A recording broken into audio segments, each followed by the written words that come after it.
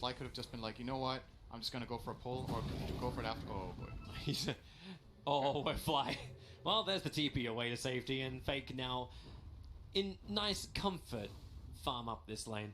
Flies back And next Yang, to RT. and He's Yang's, like, bro, Yang's I know already how got you the feel other now. one. Your high five, bro. Great pull, bro. Great. Oh wait, no. Left him hanging too long. So someone else getting clipped this time. That's pretty cool. Bottom lane? Nothing's happening. Okay, mid lane. Nothing's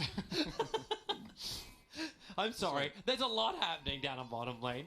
Chris brambling up again. There's farm to be had. There's items to progress into. There's never nothing happening in a game. And look at Fade again. He's putting a lot of emphasis up top on blocking this camp.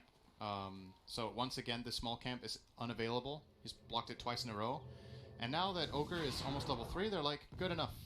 Enjoy your time, Yang. Get your levels. I'm going to go bottom. And I'm going to secure Troll's lane and start just giving us a huge advantage down here. He's going to find an Arcane Rune on the way.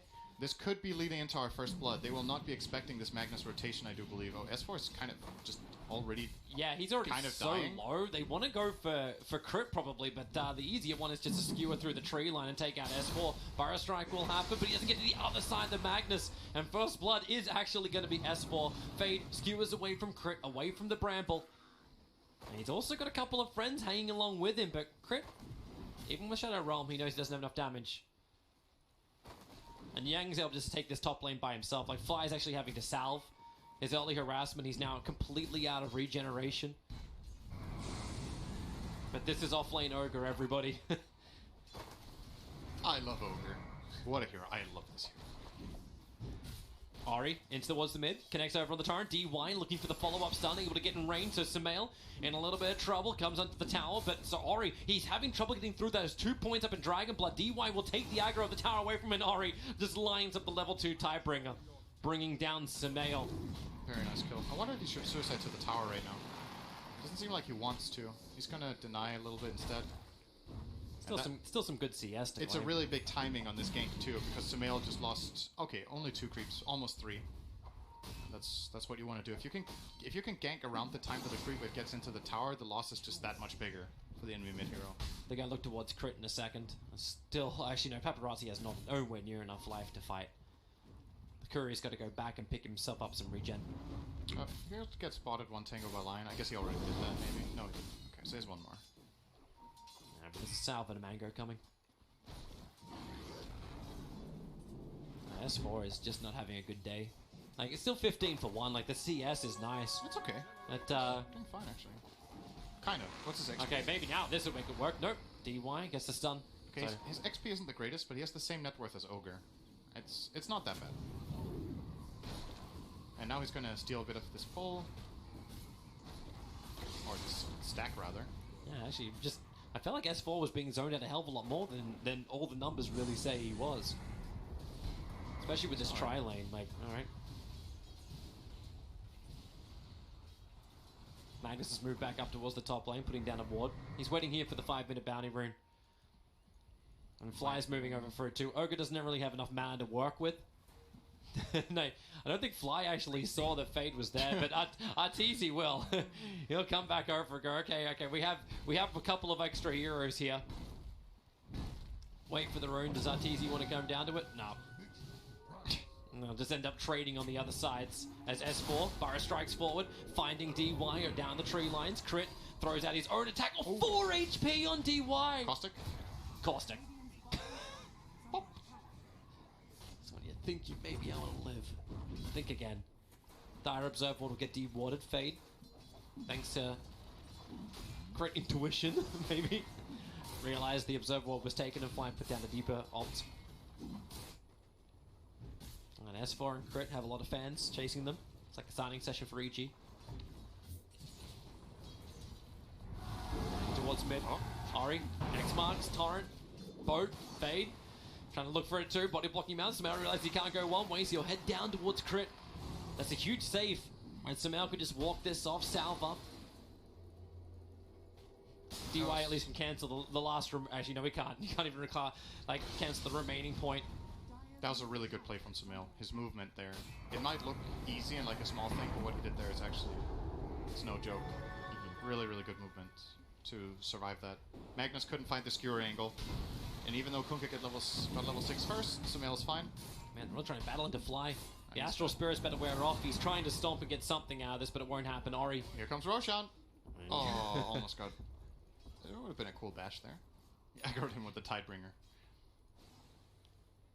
So 4 kills in 6 minutes. It's that slower kind of pace game that we were expecting both these teams to play. But the Vici Gaming game plan is progressing very nicely right now. Troll and Kunkka both having great farm.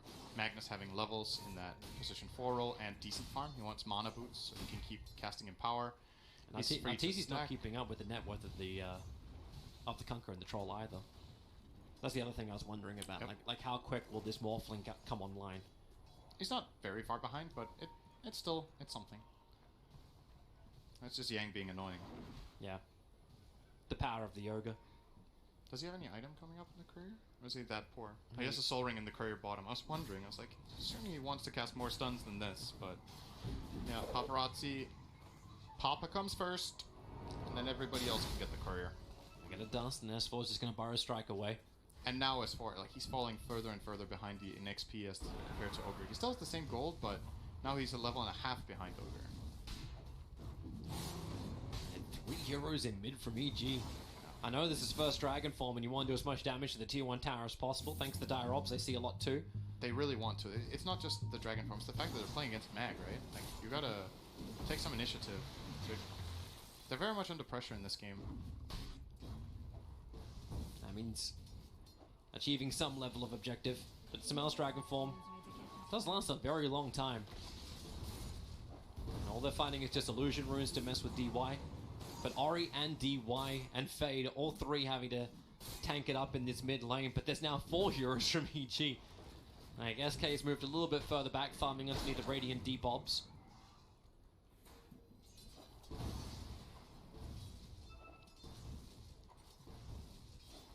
They need the Dragon Tail stun from Sumail to start this off. Fly Spirit, Dragon Tail stun, but Sumail just lost his Dragon form, so he won't get the range stun anymore. Yep, this is a really great spread of heroes. I think this is the perfect map spread that Vici Gaming can have right now. They put Magnus mid to get some XP and gold. Oh, good range axes, slows down S4 enough, gets him in range of the X-Mark Torrent boat. And S4, nothing to really work with apart from death. Ori will claim his life.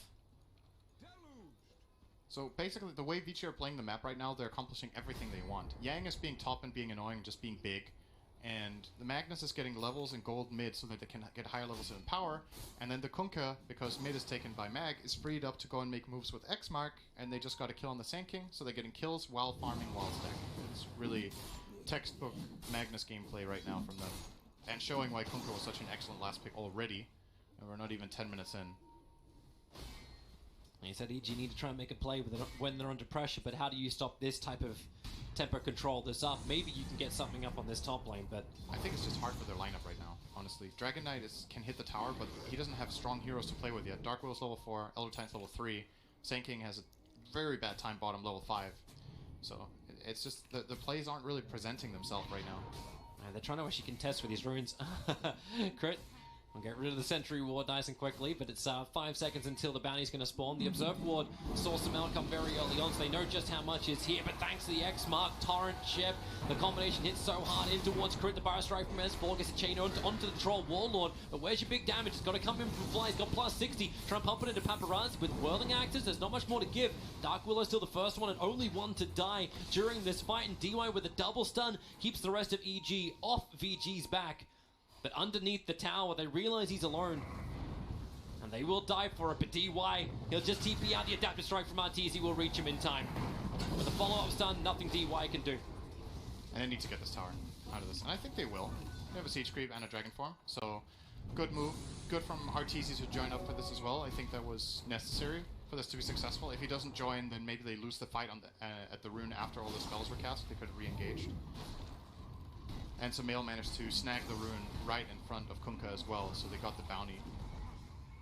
Now sinking straight into mid defense, very good. Another really good aspect about this hero that we didn't talk about pre-game, that he also brings to the table, he's a really good tower defender.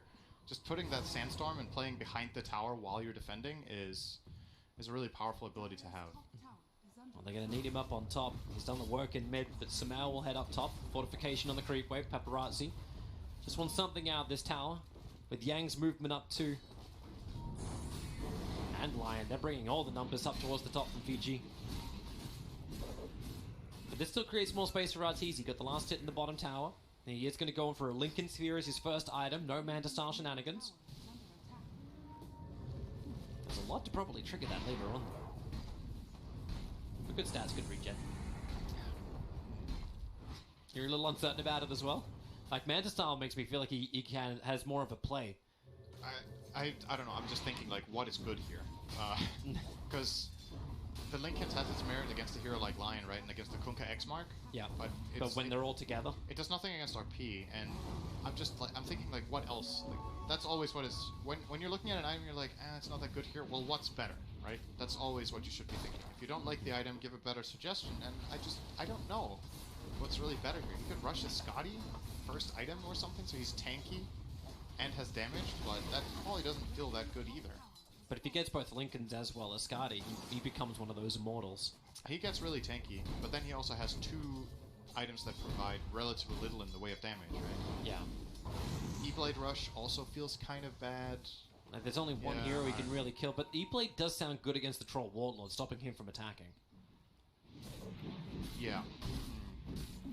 But you gotta use it. You gotta use it after battle trance, so he can burn it off, right? We're also talking about the Aghanim Scepter style build over on the Morphling. Yeah. Like, what happens when he starts becoming the rest of his team? The axe could have been interesting.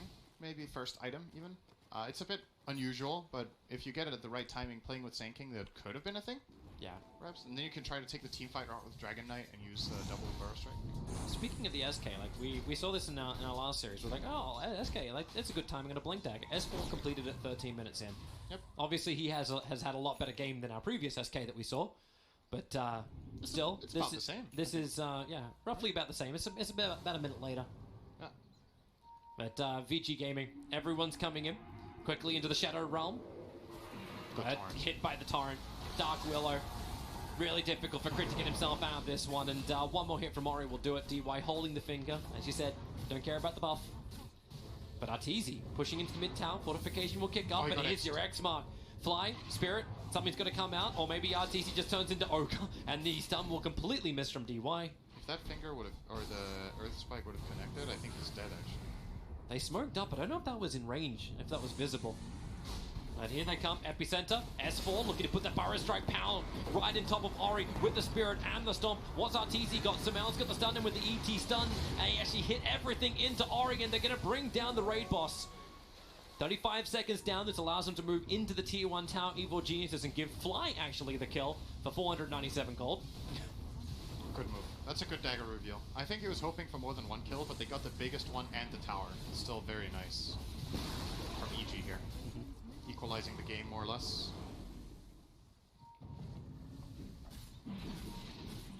With the tier 1 tower down, feel a little bit more comfortable across the map.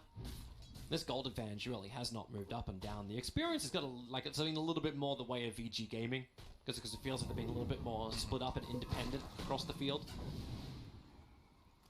They've got more kills too. They give good amount of experience. They got 1 or 2 core kills, right? They got 2 kills on the Sand King and 1 on the Dragon Knight. So if you don't give too many kills away after that, you have an innate experience advantage. So 3 runes again for Vici. I'm saying again. I feel like they got 3 the last time too, didn't they? Or no, maybe that's the one. Sumail got 1. Yeah, they battled on top of the runes for it.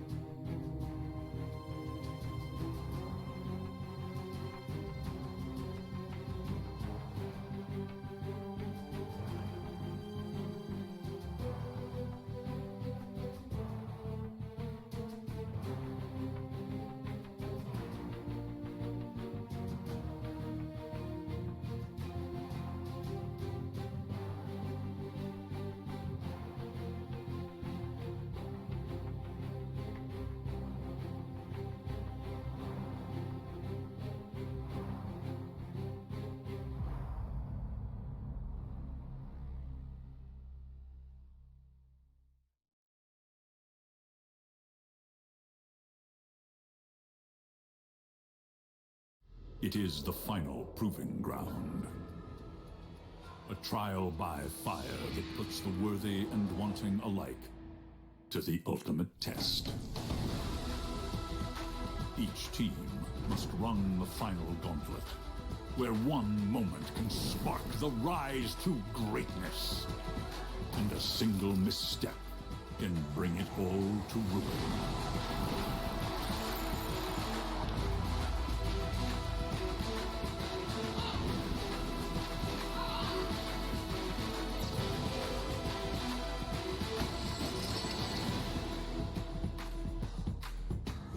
It is the International. Good morning and a warm welcome from Shanghai, where we are live with day 3 of the International 2019 group stages. And that means that today we are going to start in penciling some of those upper bracket, lower bracket teams. I can't wait. Can't wait here with Tsunami. Before we talk about today, because there's a lot to talk about for today, limited time, we're going to talk a little bit about yesterday, because yesterday was crazy day. Oh, yeah. A lot of teams that we were not expecting to do well did well. A lot of teams that we thought would do well are looking not too great right now. And this is when we're starting to, separate the wheat from the chaff in this group stage. It really is. I want to know, first of all, highlight of yesterday. Evil Geniuses return to glory. It was what a way to end the day. What a way to start the day. What a way to start the day, it's true. They started. We're bookending it. I mean, we started with, oh my god, it's the drama matchup. You got EG, OG. They got crushed. EG got crushed by OG, and then they ended up crushing. I don't know. I feel like maybe it was the ended kick up under the bum that they needed. I think. Yeah, that's what happened. I know. So we can take a look at that as well, because this fight actually. This whole series, it looked like EG, they were struggling. It wasn't as clear-cut as they would have liked it to be, and this is a tough opponent as well. For sure. VG Gaming has been on top form this entire group stage. People have been losing expectations in Evil Geniuses, and this was the play that turned everything around. RTZ just trying to narrowly get out an Estor, and you're like, well, whatever. This is probably where the game ends. And at this point, it's 1 versus 5. Now it looks more like 1 versus 4 now. It's kind of looking like 1 versus 3 now. I mean, 1 versus 2. This is I feel like a turnaround for everybody on EG. Like that. This is the mental boost they needed, and we have that reaction. If only I knew what it would be like. Oh.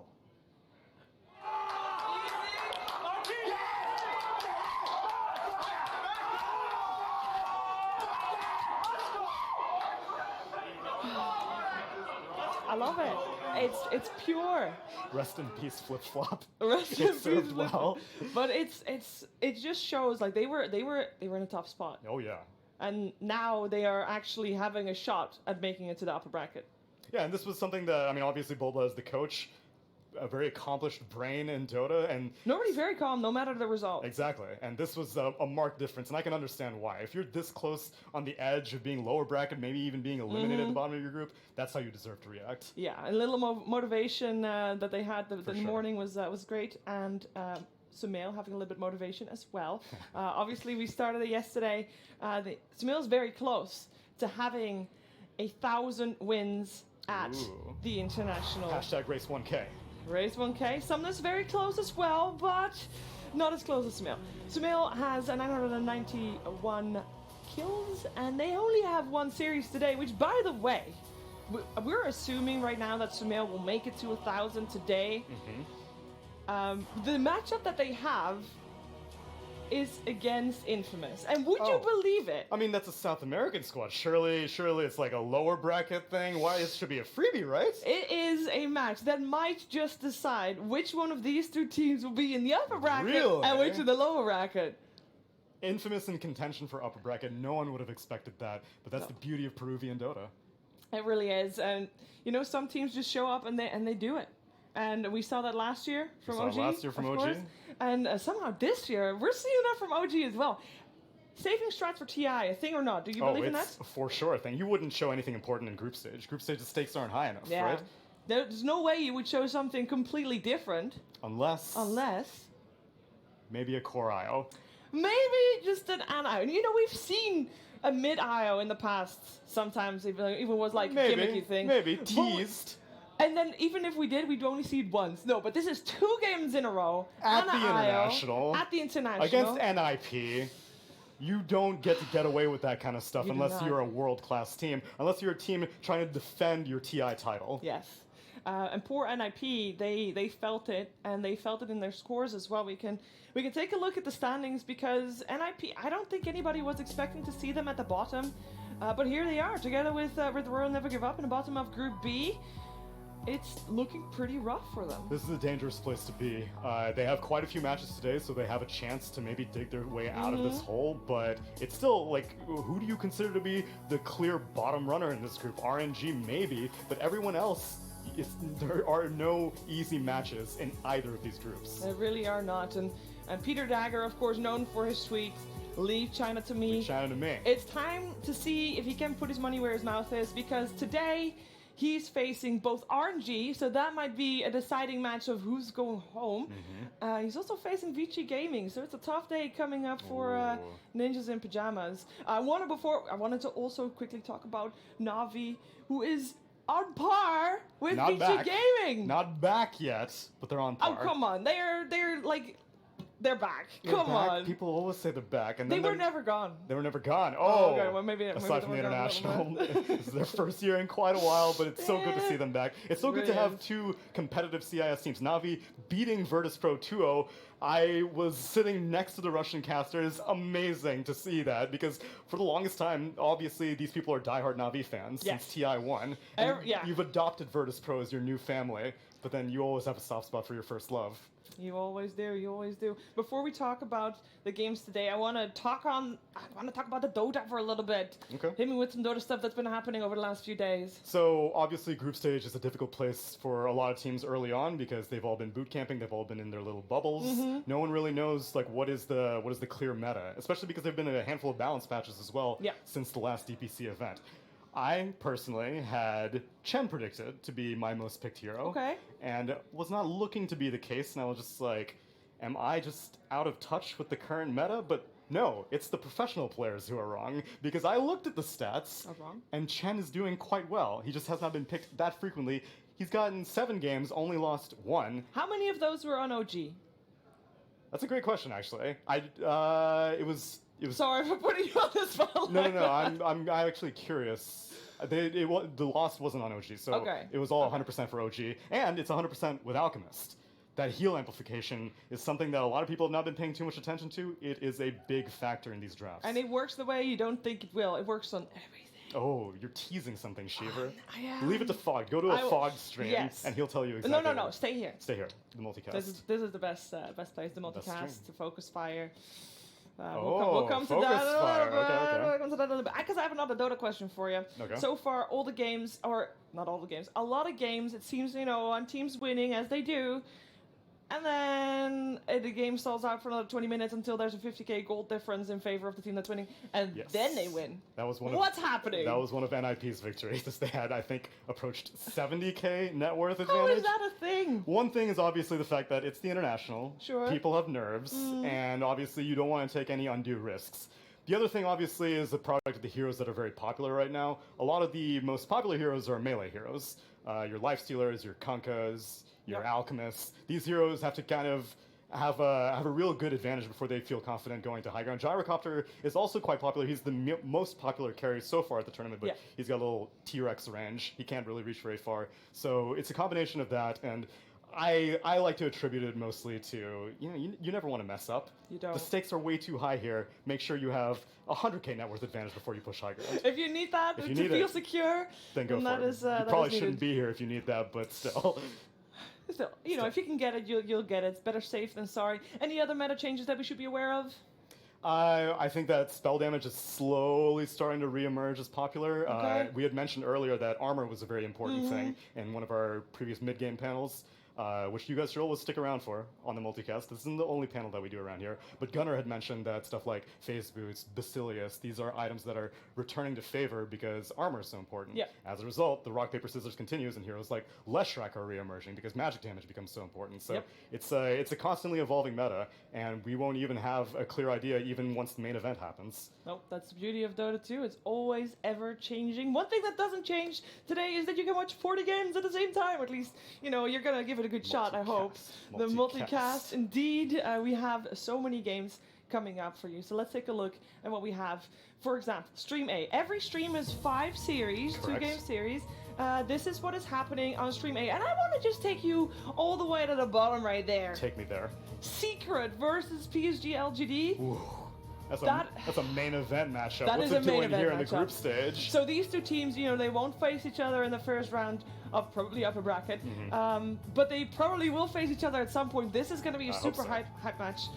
Secret and PSG LGD are right now at the undisputed top of their group, and Secret's I believe undisputed, though they are Yes. undefeated here. undefeated Yeah, as well. I yeah. think if they win here, they are guaranteed upper bracket as I well. would hope so. Mathematically, that is. Mathematically, yeah. Stream B, and 5 series for them as well. I want to take you all the way to the front of the thing. Alliance newbie. Peter may have trained CCNC too well, I guess, because CCNC is just handling this entire group so far. Yes. Alliance also is good at giving a fair run for their money. I've been impressed with their performance. Alliance played the most recent competitive tournament with the Summit, so they have quite a bit going for them as well. Yep. But it's definitely going to be an intense match. It really will. See, we got here Ninjas in Pajamas. We mentioned them earlier. They got a couple of important matchups. VG Gaming, if they can make a dent in VG Gaming's armor, which has already been done as well, if they True. can just prove that they can do it too, maybe they'll have a better Maybe shot. maybe Peter's EG roots may be able to bring him success after seeing Arteezy's rampage. I mean, Chaos has to get a couple of wins as well because they are God. at the bottom of the barrel at this point, and Group A as well. And last stream is Stream D. Has a lot of matches as well. Infamous has proven that they can take games of the best, and EG has only got 1 series today. This is that. Infamous EG. That means that it's not guaranteed that Sumail's going to get his 1K kills. It is not. This is It an is Infamous not. match. Like we said, this is a team that's competing for upper bracket right now. It is. I mean, that's crazy. It's super exciting as well.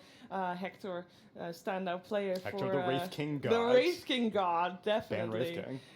It's so crazy. There's so many games, and luckily we got you.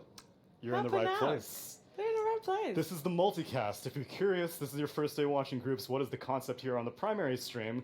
We bounce around between all 4 streams whenever one game ends, or maybe something interesting is happening, like a core IO on another stream. We'll take you there. But Yes. if you want to watch every single game in its entirety, you want to listen to all the casters and their pre-game, post-game draft talk, then you can go to stream A, B, C, D. You won't have to worry about me, but stick around here. I'll take good care of you. Yeah, and I kind of feel like multicast, Ogre gets a lot of love already. I guess. Okay. He's the most picked hero right now That in the is group true. stage. That is Together with true. Elder Titan, shared first place. We got to give some love to Windringer Focus Fire. Because you can focus real good on all the 4 streams happening right here. Okay, that's better than what Red Eye had on day 1 and 2. I mean, that's not hard to do, so. No, it's not. That's why I'm so glad you're here, Shiver. I kicked him out. Yes, and I made Tsunami stand on the box. Don't expose me like that, Shiver. All right, so on the multicast you can watch everything, and when it comes to Arcanas, you can also let us know who you voted for, because I'm really curious to see what the stands are, and we won't be able to see the results obviously until they're revealed. But I want to We know. keep bothering the Valve employees. They refuse to tell us. They refuse to tell us, but let us know what you voted for. Also, let us know how you are trying to watch 4 streams at the same time. I'm sure that Take there's some going to be pictures. some guys, some girls that are having a mad setup. We give extra points to pictures with cats and dogs in them, or any other pets. Yeah. Please. Right? I gotta see the Cats or dogs? I'm a cat person. Most people wouldn't expect it, but I'm a cat person. All right. Make sure to go to all the social medias. It's all Dota Instagram? 2 Yeah, everywhere. take some Instagram, pictures. Twitter, Facebook, Sorry. Tinder. Hashtag TR9. All right. So the first game that we've selected of the first round of games is Secret versus TNC. I know that's at the same time as Alliance versus Newbie, but you can watch it on Stream B. I want to know why Secret TNC. Why did you choose them? It's the most competitive match in my opinion. Obviously, a lot of people want to see if anyone's going to be able to finally break Secret. Their undefeated streak is too good to be true. Someone has to finally defeat them. And TNC, they've been making a pretty good run on day 1. Day 2 looked a little bit iffy, but you know, these two coaches on these two teams, some of the biggest brains in Dota, some of the biggest legacies in Dota. We see Sunbi right there on Secret. Yeah, and on the other side, you got Heen. Heen and Sunbi used to be teammates, so a little bit of extra Korean brothers in rivalry arms. going on over there. It's gonna be a very exciting match. Yeah, and so if you want to watch Alliance vs. Newbie, don't worry, you can go to that on Stream B. Or if you want to watch the entirety of this game, even though I'm pretty sure we're going to stick around for the entire thing, that'll be on Stream A. But Yes. multicast, focus fire, whatever it is. Yes. Right here. There's two people that can tell you more about Secret versus TNC, and that is Gods and Lacoste. Hello, ladies and gentlemen. Secret versus TNC is going to be the game that we're starting the day off, and what a game to begin the day with. We've had some fantastic Dota so far over the last 2 days of the group stage here at TI9, and day 3 promises to be another day full of spectacles. We're starting with Secret TNC Armody Pixel here with Fogs. What can we expect from this series, right? Secret looking pretty hot, looking not too bad at the moment here in the group 8-0, stage. you know, It's casual for a puppy. kind of a good start for them here at TI. Yeah. TNC sort of on the middle ground, but definitely a team that you can never write TNC off. Even against the teams like Secret that are yet to lose a game, there's every chance that TNC could take a game off them. Oh, for sure. It's all just depending on what kind of drafts we get and how comfortable TNC is playing around that one. Because I was sitting next to Heen a little bit inside of the other room, and they were very confident in their picks, but sometimes it just didn't work. Like, they had an idea, they tried it, it didn't work. That's like what the group stages are a little bit about, right? It's like, you don't want to risk too much, but you want to make sure that your ideas do work if you do make it to the main stages. So I saw them doing like some PA versus OD and stuff like that. I saw them doing like anti-mage versus Sanking. Games didn't end up working out, but they have their ideas. So we'll see if they can bring these ideas versus Secret. I mean, going against Secret, what as a team do you think you got to think about the most? Like, who are you most scared of? What sort of strat are you most scared of? What are you saying to the team if you're like, right, we're going to play against Team Secret? They're pretty much winning every game. What do we got to focus on? Oh, man, I wish I knew the answer to that one. I would probably be probably playing worth if I a lot did. of money. Yeah, teams would they'd pay you a lot of money if you knew the answer to that. Yeah, definitely, it's tough. I think you just have to. I think you focus on them a little bit, but you have to just focus on your own game and play your own heroes. And that's TNC. They have Heen, right? They're going to be focusing on themselves mostly. So if you start thinking too much into Puppy's brain, I think you're just going to get trapped. Sure. You're going to just think like, wait, what role is everything going in? Oh my God, we're mind gaming ourselves too hard. So. Well, ladies and gentlemen, we have got a draft. We'll be able to get it on your screen and see how this goes down. TNC ready to challenge Team Secret in this 2-game series, and we'll see if they've got it in them to take potentially a game, maybe even the 2. Who knows? We've had some upsets here so far in the group stage, and today could be the beginning of an upset against Secret. TNC, as I say, definitely a team that you would consider having a good shot at taking a game off them. You still have to be, I was saying, you have to address yourself mostly. Don't address Secret too much, but I think you still do have to remember, watch out for the cheese, right? Puppy, you have to be careful a little bit for these. Right away, we see the Conka ban, we see the Alchemist ban. I think that's already a great setup. You still have to watch out, of course, for the Broodmother that could inevitably come out from Secret, but I like this already. Taking out, I think Elder Titan also, we've seen this hero as like seems like one of the best heroes in the tournament as well. Super dominant. Been picked a lot, so his win rate probably doesn't reflect how good he is, but yeah, teams are really, really liking this hero. And I think Secret can run it in multiple roles. I do think both Puppy and Yapsor could play it. So. And I wouldn't even throw Zai not playing that one, too. Yeah, we've seen it in the past. We have seen it in the past, the Zai too. Yeah. So it's going to be, I was going to wonder if they take the ST2. Obviously, one of the supports that we're seeing a lot here in the group stage. It's removed alongside Mirana and Chen by Secret. So TNC, what sort of opening do they want to go for? I said, aside TNC, because we haven't got to see our TNC ourselves, right? This is the first game that we're going to be jumping in with TNC. That we are group stage. casting? Yeah, I mean, I've watched so many games in the other room, so I'm just like, wait, did I cast them? So much. So, yeah, we haven't casted TNC firsthand, so very excited to see what they do. And, you know, first game of the day as well, so they would have had a lot of time to prepare for this series against Secret. Yeah. You know, I kind of want TNC to just pick, I know it's a hero that we haven't been seeing a lot, but I want TNC to go back to Earth Spirit. Because Tim's is, of course, a godly Earth Spirit that we know. He's one of the best. And Earth Spirit has a 100% win rate so far at this tournament. 6 picks. Well, because that's the thing. We don't... Yeah, okay, that is more than we've seen sort of previously, like qualifiers and lands coming into it. You know, Earth Spirit wasn't as crazy of hot of a pick, but there's no reason why it wouldn't be. It wasn't necessarily nerfed too heavily, was it? Did Earth Spirit get changed in a way that made a lot of teams stray away from it? No, he just didn't. He's not as strong as he once was. And oh my God, they're actually opening up with the Invoker already. There we have it. First pick Invoker now. Ooh, the flexible picks. You have no idea where either one of these could go. Could we see we've seen what Liquid and OG.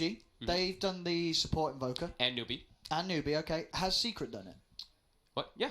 Yapster played it. So everyone's doing it. Yeah, Yapster. So Remember they ran the tri-lane. Okay. They had tri-lane with CM, Invoker, and... Oh, yeah, you're right. Plus, I can't remember what the last hero was. Literally everyone is doing the support Invoker. Three teams at least, yeah.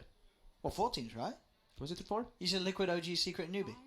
Liquid? Did Liquid do it? Maybe Liquid didn't. I don't think Liquid did it. Maybe Liquid didn't do it. I don't think Liquid did. Maybe they'll do it today. Maybe They'll do it. Yeah, there you go. But yeah, very flexible opener, right? We saw Yapsor play the Tiny yesterday. Yep. We've seen a couple of core Tinies as well throughout this tournament. Invoker, we've seen him mid. We've been seeing him support as well. So yeah, a little bit flexible picks here. Even though I'm kind of thinking that that's gonna be actually we don't know. We can't actually assume anything. You don't know. And obviously picking it first is highly likely that they leave it open to go in whichever role they feel fits best. TNC, they'll double it up with the Grimstroke. Always fans to see that one. Still think that's one of the strongest supports available. And you have that Ogre, a lot of single target that's going to get doubled up. Yeah. You're going to have the double Fire Blast down the line, get that out. He's going to have 2 heavy nukes that are going to be duplicated by the Soulbind. And it's a great hero to throw Inkswell on. You're speedy, running. and you're in the front lines always, so you're able to connect with that one. This could be a dual lane, potentially, for TNC if they want to be able to go for something like that. There's a lot of pressure that can come out between these two, if it is a 3-position Ogre. But they could still just throw that Grimstroke as a 5. And I've got a dumb question for you. Seeing as it's 9 a.m. in the morning, nice and early, how does multicast work with Soulbind? It only works... It doesn't double, right? I don't think. So you're saying you cannot multicast on the second? I think you surely they can, individually but it's just multicast. it's an individual. So if the first one multicast, chance. the second one has a chance to multicast, but it doesn't. It's not like if this 4x multicast, this one 4x multicast. Sure, I'm and if the pretty sure first about one doesn't multicast, the other one can. that. The other still. one can multicast. That's how the game should work. Pretty sure about That's that. how the game should work. We found some crazy interactions in the last few days that we've been really enjoying, at least for Dota. So we'll definitely get to see it in action this game. Yeah. As there will be many times, I'm sure we'll see some Fire Blasts laid down. The fun one is target. with Ignite, with his W, because it goes everywhere. It casts the second one, and then they all fly all over the place. The second one spreads as well. Everyone's covered in fire. Yeah, everyone gets covered up in fire. So that can be a pretty cool one as well. I like it. Yeah. I like Grimstroke quite a bit too versus Invoker. It's just annoying, right? The Phantom, in particular, can be pretty obnoxious versus an Invoker. Yeah. I see Secret coming out with Lifestealer ban. Actually, we're seeing quite a lot of Lifestealer bans, I feel, here in the group stages, which is, I don't know, I felt a little bit surprising, seeing as Lifestealer wasn't necessarily the carry that... it was, and then it wasn't. It sort of fell out of favour. But a lot of teams, I guess, drafting in ways that Lifestealer would be very strong. Obviously, you look at Secret's 2 openers, exactly. Lifestealer just ruins both of these heroes. Yeah. I like the Slot band coming out there from TNC. They have Ogre. They have the beefy frontline hero. You're going to be able to build up those S and shift stacks, so do like that taken out here. Grimstroke also doesn't really fancy playing versus Slot too much. The Phantom can be, great because you can't dispel it with the Dark Pact, of course, but you attack so fast, you're able to take that one off, and you can... Yeah. It's mostly versus the Ogre, though, but... Next bound for Secret. It's going to be. See if there's any other big heroes they want to take away from TNC. I guess because the Ogre's shown, you're not worried of a Doom Grimstroke. No, that seems dead. I haven't seen Doom, dead. I don't think, at all in this. Has Doom been picked? We've not seen any I of the don't games, think I've at seen least it, on the games that I've been able to catch a glimpse of during the day. No, maybe there was one game that sort of sneaked past us. So they banned both. They banned both the Jug and the Lifestealer. So both the heroes that can just get out the Invoker combo. Yes. So I think this is probably Yapsor's Invoker then. Yeah. I think. I think it looks to be with the way that they're banning. Unless they want to make it so that the core Invoker just has a better game overall too. So it's still flexible. We still can't really make a full assumption. As we'll find out soon. Which roles these are all going to be put in. So not just yet, but soon. And obviously the Puppy CM. They ran that before with the support Invoker. That is the one that they had with it as well. He loves the hero. Really does. Works well whenever they can play in the tri-lanes as well, that I've seen. When they did do that, Invoker CM +1 tri-lane. I was like, this tri-lane looks weak. And I actually talked to Insania from Alliance, and he's like, that's exactly how we thought. We were like, their tri-lane looks weak. Let's fight it. And it actually wasn't really that weak. It ended up being a bit stronger than I think people had originally thought. I love being able to talk to the players about all that. Super nice having them being very open with all of us. TNC, third pick. See if they get themselves more to sort of combo with the Soulbind, more single target damage, and see how they want to sort of, what sort of approach they want to go for with their carry lane. Do they just pick? Because they know that Secret's likely to be throwing these heroes against them in that laning phase. Yeah. Do they just pick their other support and then just make the ogre the offlaner here, and then they hide their other I'm sure cores? the- It's the like all about ogres- hiding cores right now. It The seems like. ogre's probably going to be offline Yeah, anyway. that's what it feels like. But it's like this draft right now. I'm looking at it. It's all about hiding your cores. Yeah. Like we don't know what Invoker, we don't know where Tiny is just yet. Ogre, we don't know just I yet. mean, we have seen some mid ogres, right? Did we? In like one, Fada played it. He was offlane though, I think, didn't he? Oh, Didn't did he playing end up going it offlane in that I game? think so. Okay. So there's the other one. They take Oh, the other the support, double and it's- chain frost, yeah. Oh, we haven't seen that in ages. No, huh? not the double bouncy balls. I love it. No, and that's also Double chain an frost. ogre with a lich armor also is pretty scary. With And Lich double Armor buff, and Inkswell just and running in, invincible, boom. so the one thing is Tornado's really good versus both of those. You dispel both. Oh. Oh, don't tell TNC. Don't, You or dispel don't- the armor. They don't know. They Yeah. don't know. Tornado's really good versus both though. Yeah, Yeah, the that's Inkswell true. as well as that lich armor can be dispelled from the tornado, which is really nice. Even Bloodlust, Invoker can dispel all of those with a tornado, which is really strong.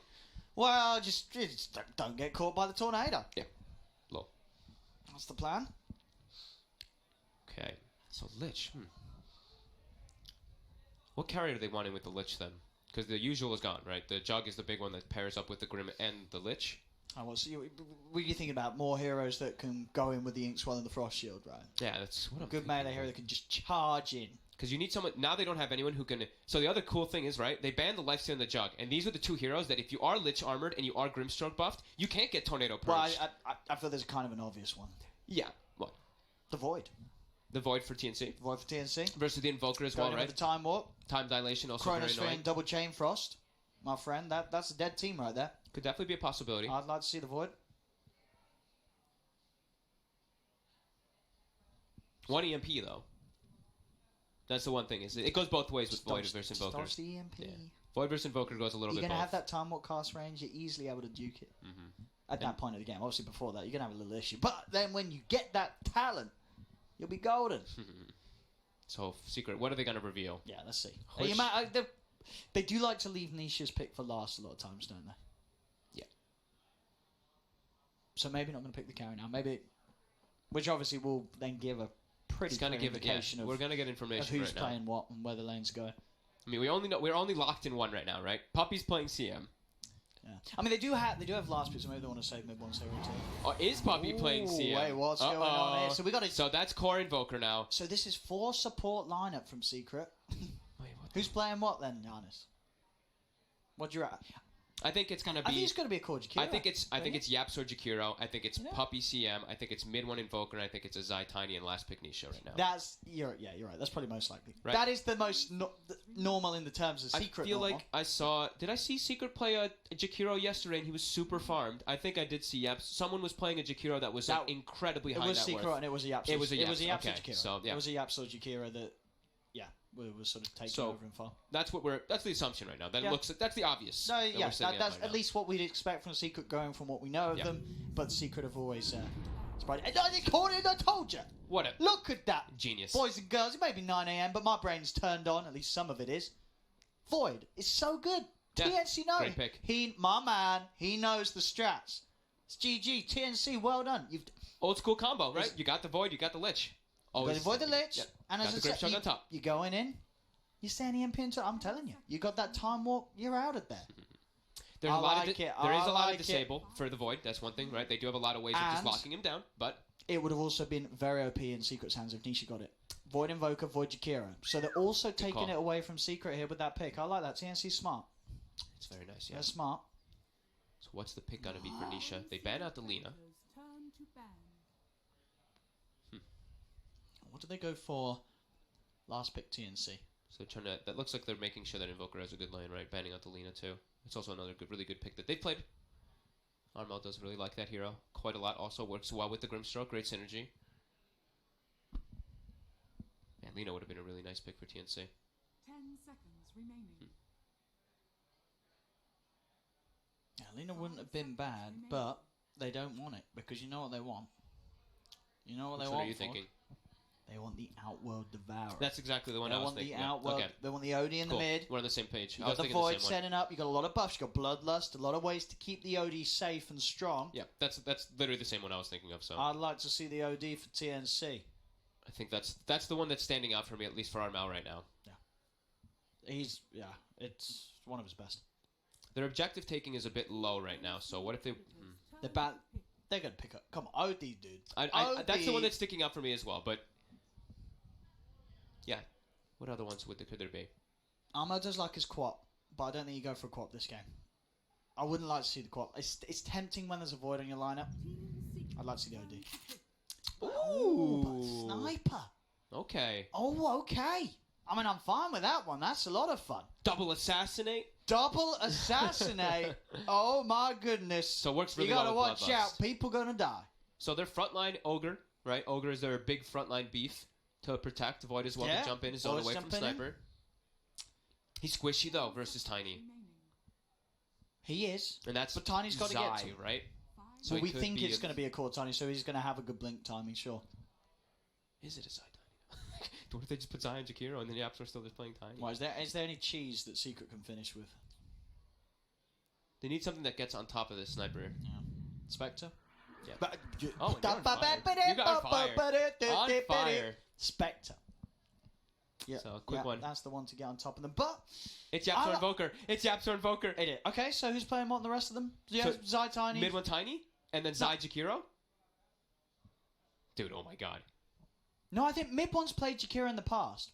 Mid One has definitely had a game. I remember one of them. He's doing it again my here. God, He's doing he's it again here. I actually told doing you, it. bro. Mid One Jakira. I can't remember when it was. I feel it was like back at one of the minors. We saw Mid One play Jakira. Did he win that game? I want to say he did because I remember it. So I feel like I wouldn't remember it if it was garbage. I think I remember it because he won. I remember him playing that. But this is exactly what I want to wake up to, and I think everyone in Twitch chat and watching on whatever watching sites you are, you're going to agree. This is exactly what you want in the morning. TNC with the right banger of the draft, Void, Sniper, all the combos, and then Secret with some smart stuff, some new stuff, some little bit of revisited stuff. So we've had Mid-1 Jakira in the past. They're bringing it back, and let's see who's going to take it. Wow. Okay, I think it's going to be a close one. This is an interesting one. I'm like, TNC's got a really nice Well, draft, but like Secret, Secret. I like prefer, TNC, right? I prefer the TNC draft, but little it's bit, secret. but it's secret. It Exactly. is secret, and they're going to have that edge as they're pretty flawless in their performances so far in the group stage. But TNC's lineup, It's very strong. It's definite. It's got some good ideas behind it. I'm a little worried for Armel is the one thing, right? If Tiny gets off to a good game and then they can just freely jump into the backlines and kill Armel over and over again, their damage could have some issues. They have to land the Grimstroke and the Lich combo pretty much perfectly. So Grimstroke is being played as a 4, and I think we've mostly seen it been played as a 5, except for Jarex yesterday, where we saw him playing like 3 position in Grimstroke, and he went for the Aghanim's build early. But yeah, we haven't seen the Grimstroke Lich combo too much because people started falling out of favor of making Grimstroke a 4 position rather than a 5. So, all right, let's get it going. And I'll be interested to see what sort of build we have Nisha going for, because there is always that threat of Grimstroke getting the Ags right. Getting a Dark Portrait of a Spectre is always going to be very nice. One of the better heroes to do it on. Much later down the lines, though, right? Sure, Like Jarex was giving full front priority in that game. That might happen this game. He had a tree and protect. Tim I mean, might I guess say, he has get out my lane. He has I'm an ogre. farming. Maybe he kicks Cuckoo out of lane, right? Yeah, Cuckoo gets a Midas. He doesn't need to hit creeps. He's just going to multicast Midas. Well, we'll see. Can they protect their safe lane is the one thing I'm looking at for Secret, right? There's an ogre. Every time we've seen this ogre, the ogre +1 beats the crap out of the safe lane to a very strong portion. And it was Secret when Nisha was playing that Arc Warden versus the ogre where he lagged, 6 times? They ended up winning the game, but the laning phase was rough. Let's have a look. Ladies and gentlemen, TNC versus Secret to start your day or end your day or wake you up in the middle of the night, wherever you're watching around the world. Thank you very much for tuning in. Hope this one entertains you. And with these picks, it certainly should. Should be a lot of fun between these two teams. There's going to be so much battling up top. I can't wait to see this. This is going to be great. So like we said, the big thing to watch out for is really like the Tornadoes in particular in the early game versus the Ink Swell as well as that Frost Shield. Just being able to dispel both of them when they make aggressive plays. Gonna have to watch Yapswor's positioning a lot whenever he makes moves to defend, in particular, the tri-lane. As it looks like they're actually making Nisha go to the off lane as they're expecting this aggressive move from the Ogre, which I think you have to now. Yeah, you don't want to be in the lane where you're getting covered in ignites. I mean, they also have a ward down too, so they see the Ogre, but yeah, you have to assume that the Ogre's up there anyway. So they're doing the tri-lane with the Tiny, so lots of different instances to work well with Cold Snap. Yeah, he's stepping up. Toss back. There we have it. Cuckoo is tanky, man. Is he tanky enough as this level 1 ogre? We're going to see his Yaps on Puppy 2 try and beat him down. But indeed, as an ogre, a bit too beefy for Secret to quite Another kill him toss off. back. Oh, Zai so close to getting it. That one could potentially be if a you kill get if he AU gets back, that one. they would have certainly had it. They would have had the slow up in the CM, and Cold Snap would have been back up in 5 seconds. So, yeah, AU able to keep himself out of harm's way as he gets out of it. Puppy quickly going down towards the bottom to form the dual lane, help out Nisha. As he'll be farming up against Gabby. And we'll see how long TNC keep that trialing together, or if indeed one of those supports will head down to help Gabby out. Yeah, they're going to be going for toss-back plays constantly on Secret up top. This is just, we don't want to be pressured super hard. We're going to try to just eat your pressure by pressuring you guys as well by going for these, because you have to be very careful. Like, Tim's gets tossed back, he's probably just dead. Cuckoo, he can still survive unless they get some, like, really godly body blocks. As the tri-lane is broken, they send Lich bottom to make sure Gabby can get some farm and also pressure Nisha as well. Just going to be able to keep Gabby more than safe against these two. Any sort of threat on Gabby, was going to have the time walk, and AU with the frost shield buff to keep him safe. Just AU himself has to be a little careful. I wonder how this mid matchup is going to go. Yeah, I mean, it's interesting. I've never seen this If matchup. Sniper can sort of play the range game, it should be okay. But at the same time, if those dual breaths come into play, mid one can mess with the CS and make it a lot harder for Sniper to get those early last hits. Zai has to be pretty careful up here. It's still such a strong dual lane from TNC. The damage coming in between these two is very high for this very low armor Tiny, as you know, Yapsor does have the Ring of Basilius picked up early on, so. Yeah, anytime that nuke connects, it's going to bring him right down. And only so much Yapsor can do on the early levels to keep him safe. Yeah, but the important thing, right, is that the Spectre is not up there eating that pressure. He's bottom free farming. He's 10-1 last hits already, so that's the main goal that Secret wanted to accomplish with just this little lane suggestion that they had going on. So the rune will be an invis down bottom. See if anyone's able to make something happen with that. Yeah, going to have the CM. He's going to be able to grab it and see if he can head towards mid. Does get spotted out by TNC's warding, so Armel will start to play a lot safer in the mid lane. Top lane, a bit of a go on to Sims. Cold Snap in an attempt to chase him down. Kuku's able to slow them down with that blast. Good nuke there. Brings Yapsor down very low. Kuku won't quite be able to find him. Kuku trying to turn for the bigger kill on Zai, but Zai with the toss back will be able to separate TNC from himself. So Zai is able to get back and under the cover of the trees. Mid lane Puppy still hanging around. Said Armel did have vision of him picking up the rune. This movement from Puppy, though, is leaving Nisha very vulnerable. That 2 points in dispersion will keep him safe, though. Did he stout block as well? I think he might have. Back up top, another attempt onto Cuckoo with the cold snap. Zai punching into him. Cuckoo turns with a blast again onto Zai. Stops any sort of combo from coming out. So that move from Puppy, it hurt Nisha a little bit down bottom, right? Especially if he had died, it would have been super painful. That would have been massive. But he actually helped mid one a lot. Mid one was losing pretty hard in the last hits, and he's caught up entirely now. A bit of a trade here. AU trying to go for Nisha, but it's a bit of a bait because now Puppy's turned up. We'll be able to turn and hit back at the Lich. He's going to have another nuke in a second here on Puppy. Does he go for it? One nuke won't be quite enough, no. Yeah, AU able to get far enough behind the tower. Yeah, and he has a salve as well, too, on AU, so he's going to salve the clarity up and still at least be... Yeah, can maximum efficiency. Yeah, poison that heal. Being nice and low. CS in that bottom lane, as you can see, 16 for 4 on Gabby, 15 for 1 on Nisha. Very close between the two carries. The mid lane matchup, Armel, 12 for 7. There's mid 1, 11 for 5. Again, very close. Pretty much even farm between the two of them. Because of Puppy's rotation. Yeah, mid 1 was like, he was quite a bit, but he was like 5 and 3 or something to the 8 and 5 of the sniper. So that move from Puppy, like I said, yeah, helped mid 1 quite a bit.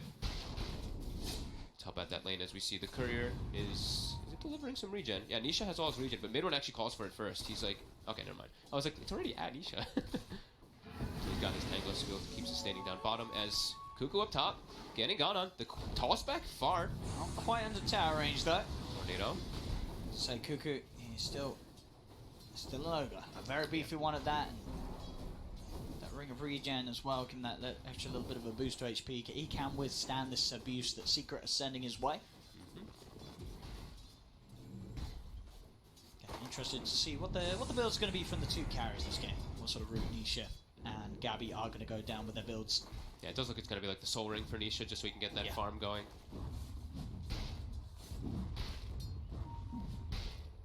Puppy. Oh. He's got a mango. He's going to be able to get that one. And that's the first blood. That is. Puppy's able to get just find AU out of position. And it's the bounty rune spawning right now. Gabby, he has to try force himself forward. Let's see if he can take any of these, Gabby. He's not going to be able to grab that one. Nisha, a little bit quicker with the fingers, will be able to pick it up. We'll still be a 2 for 2. But they get the first blood. Puppy, the solo kill. As they bring a lot of regen down to the bottom lane with that first courier usage that I was talking about. He gets his boots down, Puppy as well. As top, I mean, Zai's still farming really well versus that pressure lane. He's actually having a great time. 30 last hits in comparison to the 19 of the Ogre. So, yeah, this dual lane that they put up top has done a great job to absorb that pressure. Yeah, not as quick of a start for Cuckoo. Yeah, Midwin's still doing great. 17-9, 21-12. Still sniper favored, but yeah, not too bad for Jakiro. As I'm sure Paul, Red Eye probably losing it right now, as he does not like the core Jakiro. Mid one. And this is why. Big He's dive. getting dove here. Mid one. He will turn. Assassinates out. The fairy fire. One more right clicking. The fairy fire. He's not going to find it. Mid one's in the trees and he lives. Oh my god, and now Zai rotates it to And Armel. there's the turnaround. They found AU. They'll find Armel as well. Fairy fire. He lived with what, 9 HP, 8 HP, maybe less? Fairy fire, then instantly pops the salve as he turns the corner before the frost shield ticks hits him, and it doesn't actually connect on him at all because of it. Oh, what a play there from mid one. What a rotation. 4 heroes teammates, collapse. yeah, coming in, making sure that not only mid one stays safe and has the time to duke it out, but also the possibility to turn around and get those kills. Have a look at this again. Look at this, the fairy have fire. a look at his HP. Watch this fairy fire. 250, 240, Oh. 170, boom, Oh, 6 HP. Ooh, that was close. And the frost shield wears off as he turns the salve on. I So felt that. beautiful play there. Assassinate, nope. Oh, and Not mid one today. gets the best spawn possible for himself here as Jakiro. He gets the Prowlers. So he can use Macro Pyro and Prowlers. And farm Easy that up. ancients. Yep, easy ancient farm for Jakiro at the 6-minute mark. What's he going to go for? Does he just buy arcanes for himself as a Mid-Jakiro? I'm wondering if he wants to tank up, if he wants to go for something like that Okay. Veil or something. Oh yeah, Brown Boots Veil could certainly be a thing for It's like, Mid-Jakiro. does he want Veil? Does he want Atos? Yeah. Does he want mobility? I'm not too sure which one he's going to prioritize Gabby. this year. He's got time walk back up. As he will be able to jump himself far enough away. The Atos is probably unlikely, but like Yule's is also really good because you're playing versus Void, so it's good Yeah. for catching, but also good to remove time dilation. He's just got a lot of catch from the rest of his teammates. Yeah, that's the one thing. Go focus on other things. Cuckoo just getting his mana taken out by the MP. He's got the stick charges. We'll be able to get one more stun out onto Zai. Another nuke. They'll try and chase him down, but mid one's coming with the rotation. Dual breath down onto Cuckoo as the 3 will surround the Ogre. Toss up from Zai and Cuckoo will fall. Secret able to keep Zai safe. Mid one coming into the neighborhood to make sure that trade favors them. Yeah, Veil sounds pretty solid, but yeah, we'll see. Mid one hasn't queued anything still. But yeah, nice rotation. Mid one just walked over from while he was farming. Maybe he's There's saying double. he wants some Midas. It's like, dude, I'm doing pretty well. I mean, maybe. That's also I'm definitely a saving up that possibility. gold. Definitely a possibility.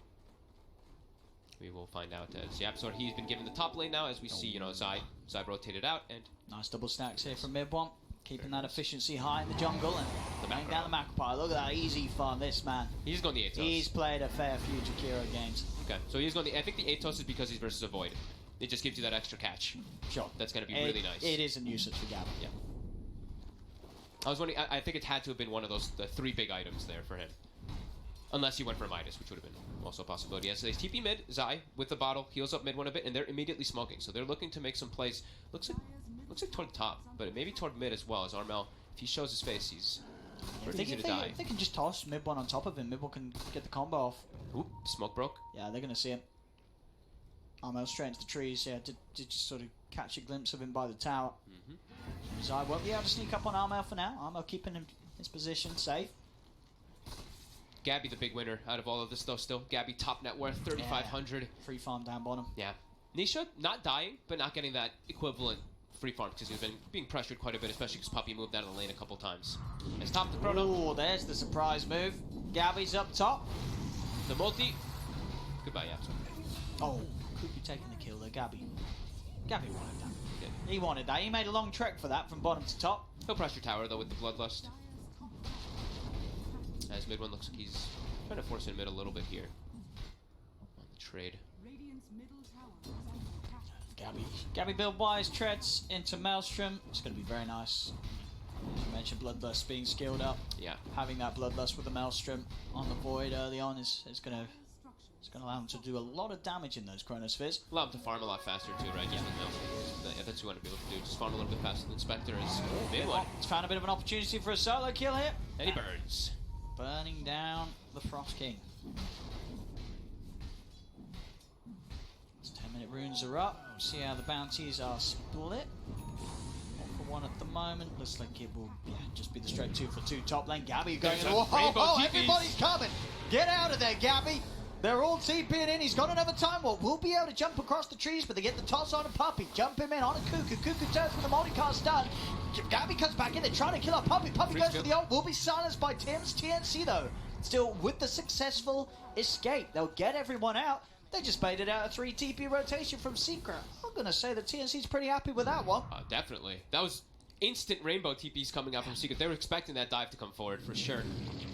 I mean, that was so quick. I mean, is it as a team, is that them all saying, right, we all need to go? Is that everyone just going and then, oh, we maybe didn't need to all go? Maybe they thought they needed everybody in order to just go for that, because it was 3 heroes. I mean, that it was there, Gabby diving it was the tower. Gabby. It was the carry. Yeah. They have a shrine available, though. We saw TNC, they back up, use down, everyone's fully restored and able to continue this pressure. But hey, yeah, successful bait there from TNC. Yep. And Gabby's going to soon be able to make a play again. He's nearly got the chrono at bottom. Bottom. Nisha, he's trying to go in onto AU and Cuckoo. Tower gets denied. Cuckoo will be able to take that tier 1 away from Secret. Oh, he's 10 HP. Nisha, gotta commit. Cuckoo's still alive. Frost shield. Nisha, he's got it. He's in, one more touch, we'll find it. They're still trying to see if they can find Cuckoo as well. Also bringing in Yapzor. Cuckoo's got to stay on the run. He's got to keep running.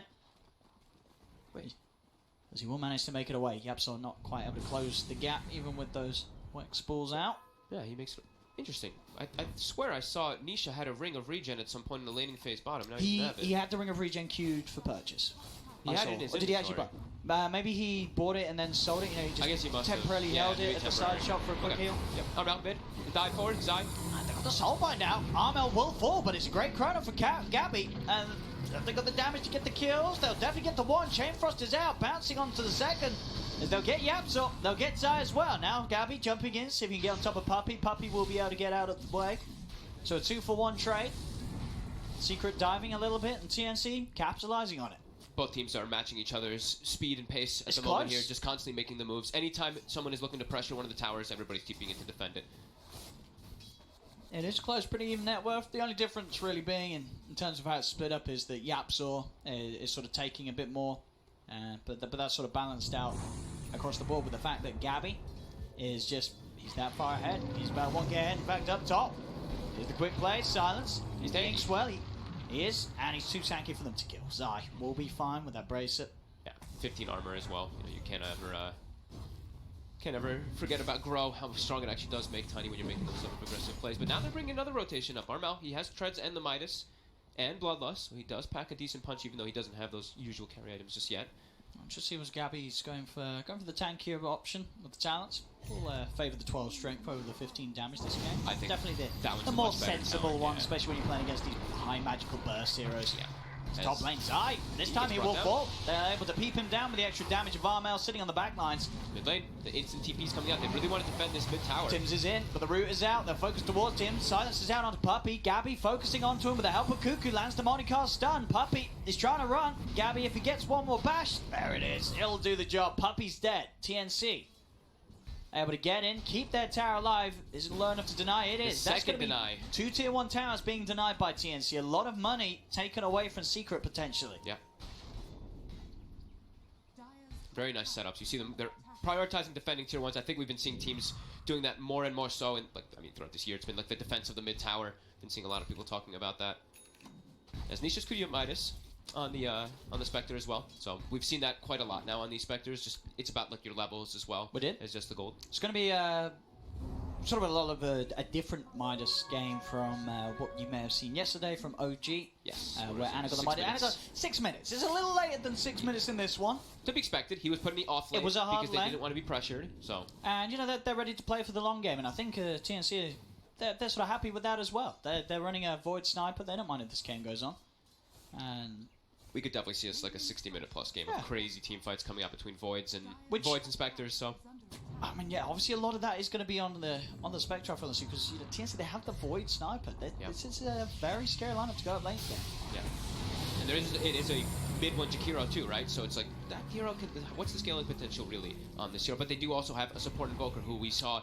Could Especially step up into, MSS when he was playing with Newbie, when he was playing Support Invoker yesterday, he hit 25 and he was doing so much work, even with Cataclysm. And you're like, Support Invoker Cataclysming, like that's pretty devastating. So, late game, It's pretty hard to look at it. I think TNC's I like just because Void's easier. Void's like super easy to play, but Sniper just dies to Haunt. So we have to see how the fights will go down because it's really going to be up to execution. But in terms of scaling, though, TNC, they've got the mathematics are behind TNC. They have an Ogre with a Midas. You've got the multicast. They've got a Sniper with a Midas. He's got that cooldown reduction. So as Midas efficiency goes, TNC's is going to be through the roof. Especially because one's a multicast.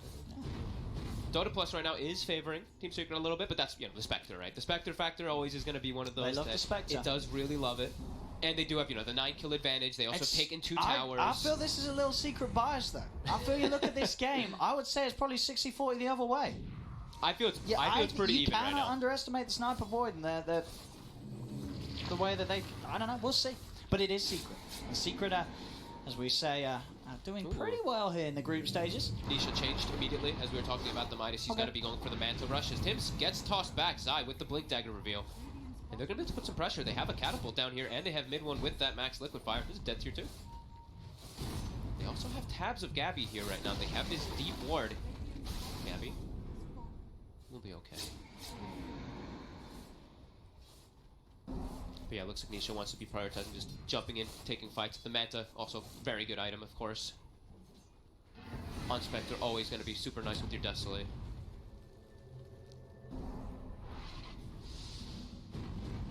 They're going to have the double Maelstrom, double Midas. Lots of damage going to be coming out from TNC for sure with the Bloodlust as well. And TNC are happy just to farm at the moment. Secret, they're the ones who are definitely going to be looking to hunt. They've got a Haste Rune on Tiny, they've got the Blink Tiny. They have Tiny and Jakiro as 2 of their callers, so they're just like, Nisha, we're going to make all the space in the world because you are a super carry as expected. Sure, but, as you said, because he's going for the Mantra, not Midas Radiance, it is more of a build where he's expecting to fight and get in there rather than sort of play the more passive play on a Spectre. I mean, it's very Secret, right? They always want to be fighting. Yeah. So far, 10-5. TNC, they've not really given up that many kills. It has just really been Tim's getting caught out by the Secret movements, whilst the 2 carries farm away very happily, both Gabby and Armel, staying at the top of the net worth. And Cuckoo's going to start climbing up there with that Midas. They're all building. Looks like they're all queuing up those BKBs next, huh? Yeah, all 3 cores have queued up BKB on the side of TNC. So they're looking for a timing window. They know Secret's going to be hunting for a fight. They want to be prepared. And they know that... BKB just ruins Secret's Look at lineup. Secret's draft, exactly. They have their physical damage is not going to be online for like ages, honestly. Like for another 20-30 minute Spectre. He does do some, but it's not really what Spectre's jam is. You're not all about your physical damage. You're all about like your damage, your magical, and your little pure that comes out, of course. Yeah, sorry. Still hunting though. Spirit Vessel was finished. A lot of extra damage that can come up. Great ways to be able to catch the Void as well. Here they go with the Atos. Try for Gabby. Throwing pretty much everything down here. The Burning Mana, but he still gets off one of the Time Walks. Pops the stick. He's still burning in the Macropire. Will get tossed back into the Tornado. Gabby will fall. They get the big kill on the Void. Also finding air on the backline. They'll now start to move in. Nisha tries to go forward. Will be silenced. Backs away. Doesn't want to dive the tier 2 tower for now. Ice Path won't quite catch them. Nisha watching from the sidelines. Doesn't want to go down off the cliff. Dagger still on cooldown for now, but they get that Gabby kill. Now Zai behind the tower finds the opportunity, blinking, toss back Cuckoo. Cuckoo's going to go down as well. Armel will be able to snipe Zai in return, but Puppey in with the ult. He's melted. Down a 4 Yep, so as diving. 4 are dead. So tries for the blind tornado. Armel makes the read, heads towards the top tower, but Secret striking hard, getting 3 of them, 4 of them in fact out. Ayu's just respawned, but they make that quick play, the play that they were certainly gearing up to go for. All because of this Atos build that Midone has gone for. They'll be able to get that far set up onto the Void there, even though I think Zai made a little bit of a hiccup there, right? He didn't actually get the stun combo off while he was caught, so he was able to jump back. And then they also tornadoed during the tossback, so there was a little bit of mis-synergy there coming out from Secret, but you can see how strong they really are right now because of how much magic damage they're dishing out. A quick 1680 damage in 13 seconds from Puppey, just being able to lay down that ult uninterrupted. That's starting up to jump up to that 2k lead. Yeah. You really are understanding now why TNC wants to get those BKBs online before because you get the BKBs and those sort of kills, they just don't happen. No. You're not going to lose anyone when the BKBs are on. Look at the wards by Secret they've got out right now. Just so much deep vision, being able to watch everything the TNC's setting up for right now. TNC, they're set up here behind Armel. Secret, they do want to fight. Mons is not available. He's getting into toss back. Onto Cuckoo underneath the tab. He's been buffed up by the Frost Shield. They have the Rod of Atos Magpie back up, and they'll look to burn Cuckoo down. With the Tornado, no escape for Cuckoo. Cuckoo will fall. Ice Power from Midbot also catches out the Void. Root will finally end, allowing Gabby to time. Will come to the high ground. Zai turns. He's got the combo, the Avalanche onto the three of them. Gabby's low. Gabby's dying. Gabby's got one more time. Can he get away? Another Spirit Vessel's down. He'll try and turn, but he's already dead. They've lost Gabby. The Soulbind. Chain Frost combo is out. The Chain Frost bouncing about, but it's only going to kill off Yap, so everyone else in Secret is still alive, and they team wipe TNC. Oh my god. The way that they're just diving forward relentlessly to get these heroes of TNC. Nisha's just diving toward the backlines, and they have so many different things to poke from far away from. And it's the amount of damage and control that Mid1's offering is the Shakira. Yeah, he really is. It is impossible to play against before they have the BKBs. Yep. TNC's lineup is very vulnerable at this moment before they have them, and Secret know it. They're pushing the issue. They know they have to keep this up, Secret, before those BKBs are out, and they certainly are. In fact, Puppey diving in towards the tier 4s. They killed off Cuckoo. Did you look at Puppey's items so far? This kid, he has phase boots, a chainmail, double bracelet. Like, he's just going in. Nah, that's a strong, he's gonna die strong this time. CM. But they're just diving forward and punishing TNC. They're not able to get their spells off. Gabby has to be more careful with his positioning in these next few fights. I feel like he has to be the backliner completely now in this Void. He gets caught by one disable and he's just dead. So now, I think farm the BKB before you try to go for any of that. How close are we to the Marmails? Just about a recipe away, and same to be said for Gabby's Void. So they should have them for the next fight. This one is so nice. You see the Tornado clips Gabby, and Mid1 with no hesitation jumps forward to make sure they can get that cash. Nisha commits forward, and then Zai, he's already hunting for the backlines to go for this, so they can continue going for this pressure forward. And TNC, they're all just caught together. Everyone's clumped up and caught by everything there by Secret. Secret playing it very aggressive here because, can they find one more fight before the BKBs are out in the course? You know, that you have to think, and you look at all those Midases that TNC built up, and you have to imagine that Secret's probably like, hey, they're going for all these Midases. Oh, yeah, we have to. Yeah, that's Secret why they're has playing to play this fast. That's exactly the reason why they decided, hey, Nisha, don't go for Midas yourself. Go for Manta. We're just going to bring the action to them, and then they're going to have a really tough time since they went for this double Midas build. And Nisha, he's going to be going for the Diffusal Blade next with that Manta, so getting on the back. Guys, it's the multicast, so I just want to give you a quick update. Don't worry, you're going to keep watching Stream A, but some downtime, so I'll let you know what's going on elsewhere, because I'm Tsunami. Stream B, Newbie versus Alliance is just as close as anticipated, so if you want to pop on over and see Anti-Mage doing things, although we got an Ogre Magi on Stream A dying, but don't worry. Stream C, it's Keen Gaming versus Chaos, also very, very close, 9-9. And on Stream D, it's Mineski versus LGD. Pretty exciting game so far, but don't worry, I'll take you back to Stream A. As they just continue to roam around as 4, looking for these constant kills. As TNC, they just can't find any. Diffusal done. Support life is going to be hard. Do they have saves for themselves yet? They got any glimmers? They have a 4-step but no glimmers, so they're both looking pretty dead to Haunts quite easily. Oh, Gabby. He's been found. He's got the BKB, but it's on its way over to him. The two supports of Secret. So they're going to easily kill him off. Gabby caught out a little too far outside of the base. My god. A Secret continuing to play fast. They're into the Roche pit as well now, Secret. They've got the medallion, right? The medallion plus the Manta with the Spectre, so that Desolate damage plus that medallion. Yep, they're going to be able to bring this one down at a pretty fast pace. It's 30 seconds. No Void. Can TNC throw anything to at least slow them down? It doesn't look like it. They're gathering, trying to smoke. They do want to try. He's dying too fast, though. They're not going to be able to get in time. He's going to get it too fast. Maybe a lucky shrapnel steals the kill, but it's not going to be the case. Secret, get Roche, and Aegis is there on Nisha. Jeez. 5k gold lead here for them. It's TNC. They have to make something happen now. BKBs are out. They've got both of the BKBs. Yep. They do have the damage. They get the Chrono into a Soulbind Chain Frost. Bloodlusted Void. I don't think damage is going to be an issue for TNC at the moment. Yeah, it's just about landing the combo, getting the BKBs off. They can have a good shot at a team fight against Secret, despite Secret having this 5k lead. And they have to make sure that they get it and they use it immediately. Because if you Chrono and your Grimstroke and your Lich don't get their spells off, and Spectre is able to haunt, he's just going to kill both of the supports, and then you don't really have that much damage inside of the draft. It's just going to be the sniper actually peeping from the back lines. And Secret, they've drafted to be ready for that physical damage. I see Yapzor, he's building toward the Lotus, obviously versus Time Dilation as well, but look at Puppey, Medallion, Phase Boots. Look how much armor all these heroes have. Everyone is starting to really tank up on Secret to deal with that damage that will be coming out from TNC soon. Puppey. poke at Puppey. Gabby doesn't want to make the jump for it. So there's 1670 HP on this 5-position Crystal Maiden. Radiant's bottom tower. TNC all grouped up here. They're really trying to hunt for something here on the bounty run. Kind of baiting it here. Gabby will walk over and pick it up. Zai still sitting on the sidelines here. He's going in. He is.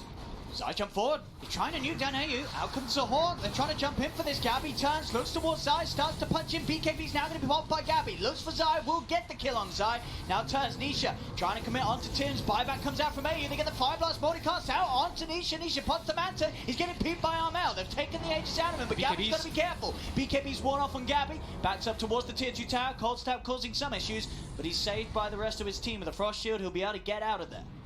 They get the Aegis. They get Zai, they only lose AU. And they didn't have to commit Chrono, so they still have it for the upcoming situations. This is how much the BKB turns things. Yeah. No longer can Zai sort of go for that jump in and start and confidently get the kills without the worry of this commitment from the Void just turning things around. He can put the BKB, start punching into Zai, next thing you know, Zai's gone. Did they end up using both of them? No, they actually didn't. Just Zai's. Armel saved his. Oh, sorry, okay. just Gabby's, yeah. Yeah, that's pretty important that Armel also saved his BKB there, because the 10-second BKBs are going to be super crucial in this game. You're playing versus this massive amount of magic damage that can get to the later stages. Cuckoo, 72%. But obviously the gold earned is fine. Yeah. You know, you don't need to worry about the efficiency when you have the multicast. It's true. You hit it 4 times and you can use that Midas whenever you want. Yeah, and he was dead a couple of times too, so they're actually giving Puppey Puppey's actually giving priority of farm for a little bit here. He's actually taking he took like that whole mid wave a couple times now, and he gets the GPM talent too. This is going to be a really farmed Crystal Maiden. They're going to have 5 cores on Secret, or at least 4 cores, and maybe Zai gets left behind if he doesn't. But that sentry that's just been placed will be revealed there. So, Cuckoo.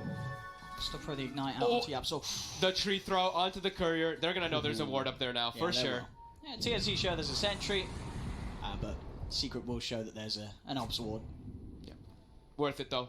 I'm sure Zai does not care. I'm sure the team doesn't care about losing a ward there for getting a courier like that. Well worth burst of gold for them. Yeah. Mid one closing in on his hex. 2000, he has the money for the staff. Oh, you see that double farm right there? Just that, ooh, nice.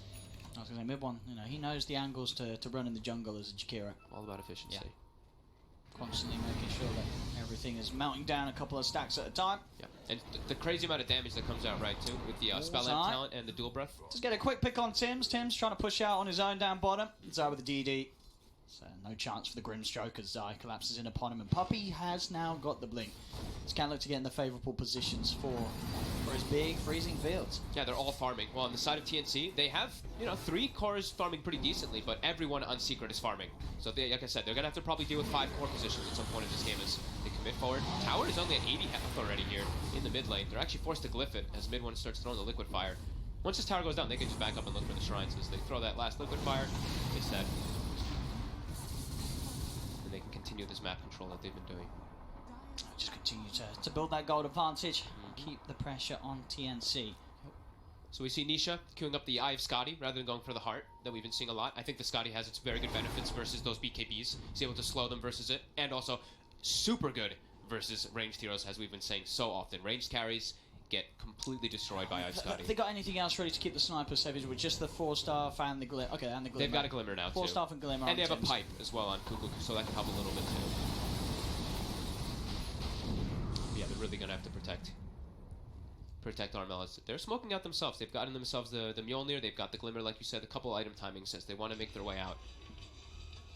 They have no information on the map at all for TNC. This is pretty much like we need to smoke out to get wards out because we don't see anything. And Secret just keeps forcing in every single lane.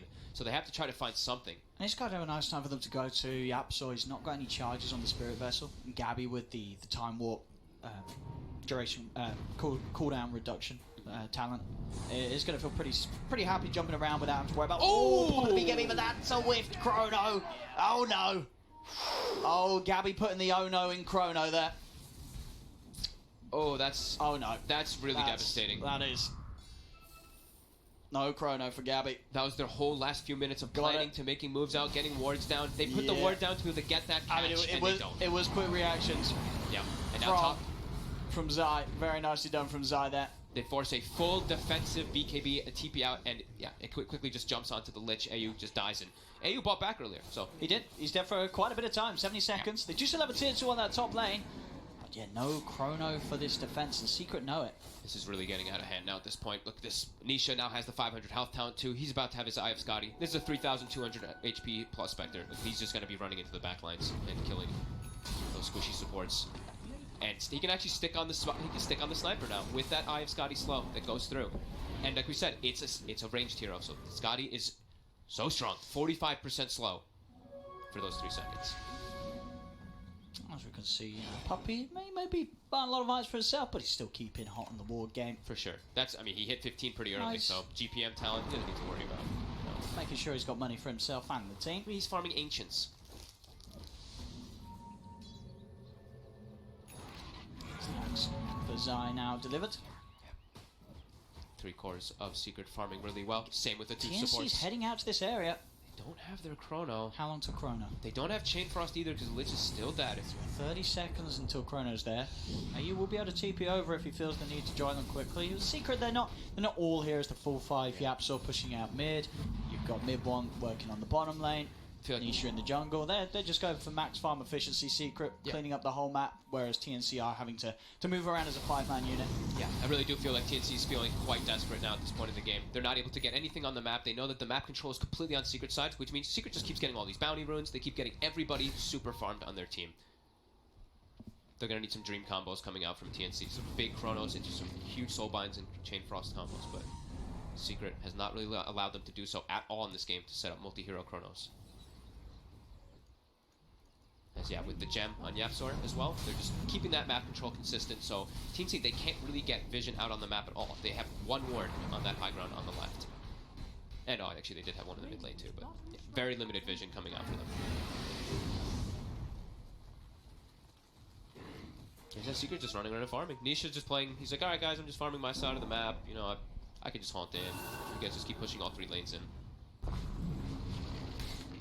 Next time as he's queued up as not necessarily the item you normally expect to see a little later on, but the Ether Lens, very much value on a Jakiro. Yeah, super good. Every spell benefits. You've got the Hex and the Atos that's also going to be very annoying to play against. Yeah. And mid one just being able to catch people from a mile off and always able to sort of sit back and make sure he's got something to throw into the chrono if there's situations where Gabby maybe has already used the BKB and then goes for the chrono. He's got to make sure that he has that BKB charge ready for when he commits with the chrono. Otherwise, a lot of problems are going to be thrown his way. Yeah.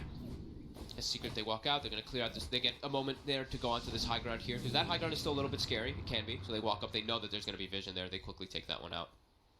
There's 1 ward left now in the mid lane there for TNC. So still pretty blind. Scabby. So the TP's Zai. Does he get him in time? Does he find AU?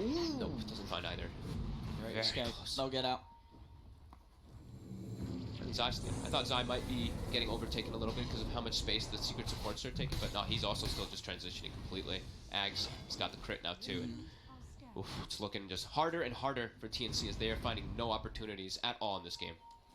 Yeah, definitely one of the ways that can now annoy the Void, even if he's BKB'd and gets a good chrono. If Zai's not in it, trees are going to be thrown the Void's way, and he's going to have to sort of duck and dive around them.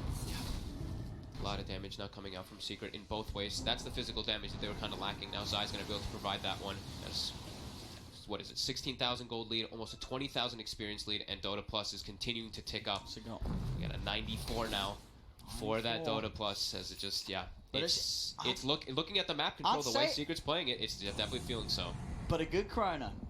A good chrono with the BKBs. TNC absolutely have a team fight in them that could shake this game right up. Are they going to have enough damage though to deal with this now? Like Nisha's starting to get pretty damn beefy. I see. They need the Silver Edge finished on Void. Yeah. Instead of going for that Aether Lens that you're talking about on mid one, he's actually switched to Aeon Disc.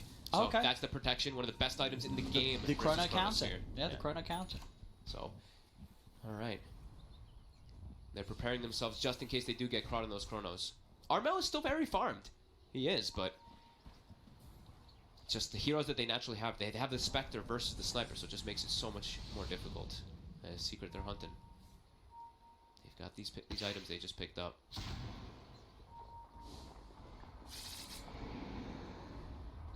TNC also going for the smoke. Go for the wraparound on mid. See if they can catch Secret by surprise. Secret not be too aware of the exact positioning. Pings are coming out. They do expect that TNC is at least on the high ground, but TNC are actually hunting in the jungle of Secret. They're smoking to set up like in the back line for the bounty rune. Maybe expecting that Secret would be on the high ground there and they get a wraparound on them, but they actually don't. As Secret, they're making their own aggressive play onto bottom already. They're showing themselves. It's just tier 3 starts to get pushed down by Secret. TNC will be able to get themselves the 2 bounty runes at least with that movement. Going out of their way just to see if they could have caught Secret maybe setting up for the top bounty runes themselves, but not the case. Secret elsewhere on the map. Yapso nearly with the Ags complete. Roche next on the menu. Full BKB, Yanisha. So that combo that we were talking about, in particular for TNC, now going to be much more limited because they do have physical damage, but a lot of their damage is coming out that's magical. Sniper Maelstrom, Void Maelstrom. They have the Lich and the Grimstroke, so that BKB Yanisha is going to counteract. High majority of it is able to get it off before the Chronosphere does hit. Almost with the Silver Edge. But how much of a difference will it even make? The question is, does he want to get it over buyback? He may kind of need it if they want to have a chance of actually being able to kill the Spectre, but it is so hard. You're unlikely to find the Spectre in the Chrono unless you can bait that Haunt out first. And otherwise, you know, he's not going to be on the front lines. And if he gets BKB off, then, I mean, the damage is going to be, it's just not going to be enough there for TNC to kill that Spectre. And I think, yeah, holding, like, the thing is, you have to think, it's like, do you hold buyback? Because also, Roche is up. You have to always play around that as well, that most carries like to save their buyback when Roche is spawned. Such a lead now for Secret. 17,000 gold lead. The carry Void, it's fallen heavily behind. Gabby is not able to keep up with the pace of Secret's 3 cores. Armel, the only one that's able to stand toe-to-toe really at the top, thanks to that cooldown reduction in his Midas. It's just cool, calm, and collected here by Secret. Not trying to make any type of mistakes, just playing it extremely safe. Start looking to this Roche pit here. Starting to poke and prod, force TNC to react. Immediately you see mid one. He's like, alright, we forced them here. We forced them toward the Roche pit. I'm porting bottom really quickly. Gonna start pressuring this lane. Force a reaction, because this tower, it's at half HP already. And Jakiro can do that split push with the Liquid Fire.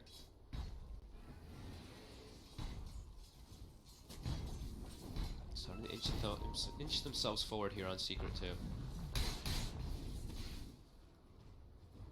Radiant's bottom tower is under attack. TNC wanting to react to this push that's going to start coming bottom, but at the same time wanting to stay, sort of being able to control and contest the Roche area. The Secret are doing their best attempts to split TNC up and force TNC to make these decisions.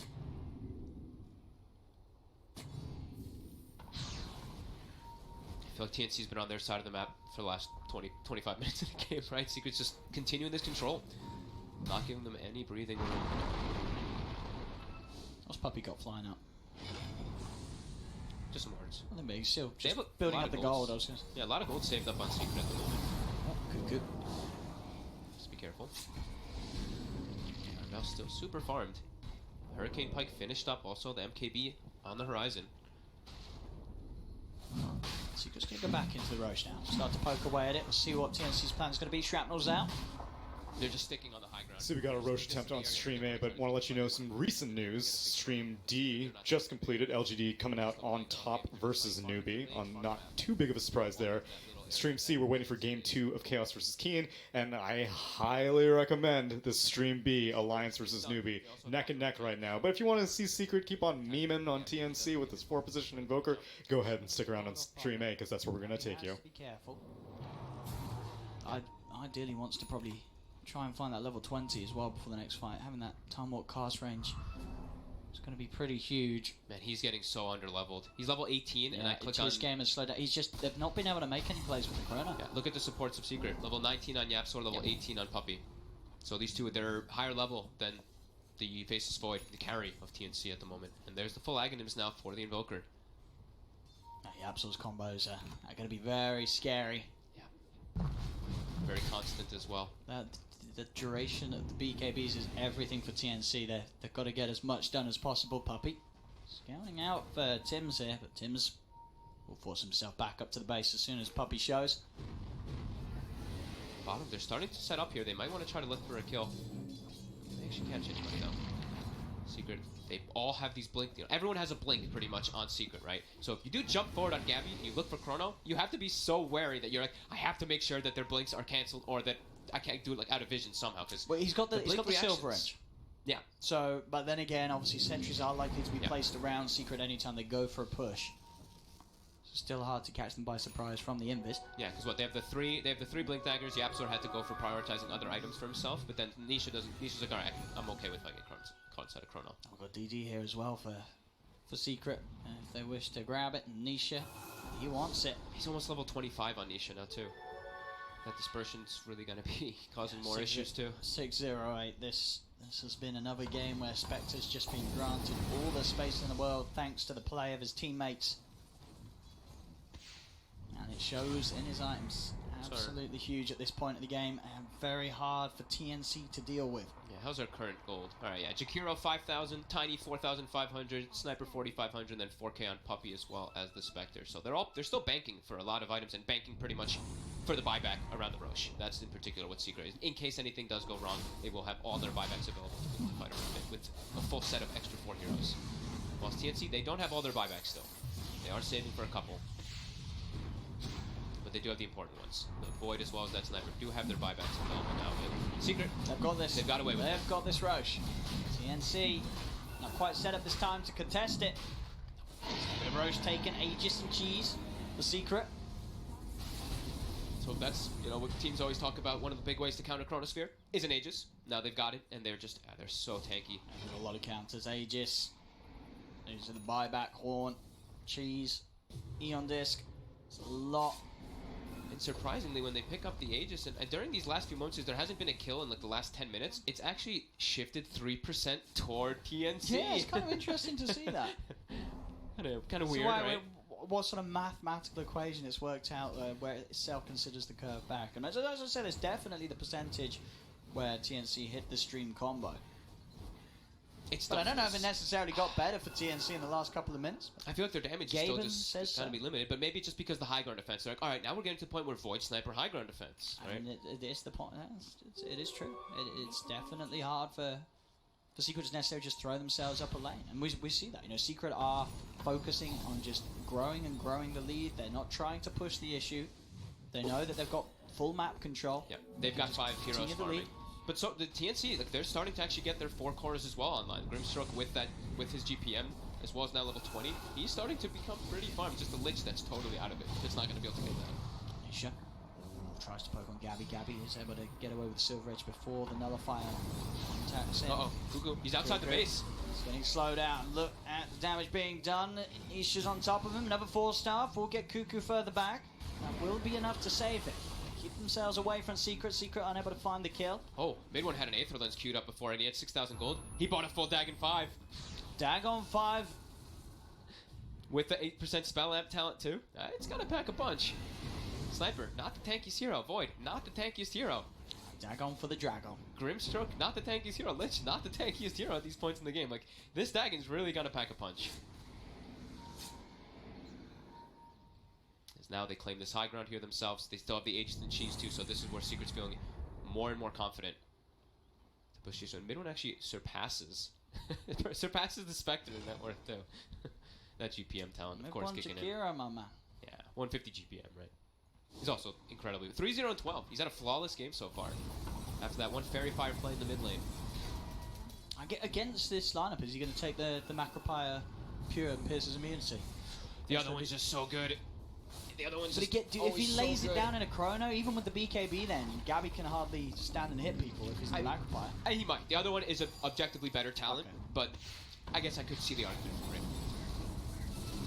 I don't think they need the Macropire Pierce immunity damage, though. I think just having that extra lockdown once the BKBs start ticking low is just way too good. I mean, the Ice Path versus those low BKBs. I guess for TNC, they're probably feeling, well, we really do want to try and hopefully wait until the Aegis is gone. They're not going to go looking for a fight. It seems a Secret, they're still not pushing it too forced. They're not running down a lane. They are opting to just continue to farm up.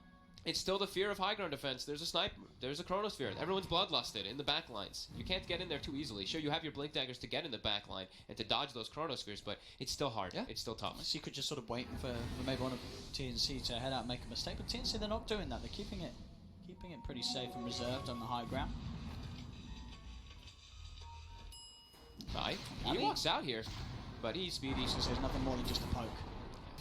They're scared to commit something there because they're like, all right, do we Chronosphere a Tiny and then we don't have Chronosphere and they just push, he buys back and pushes or something like that?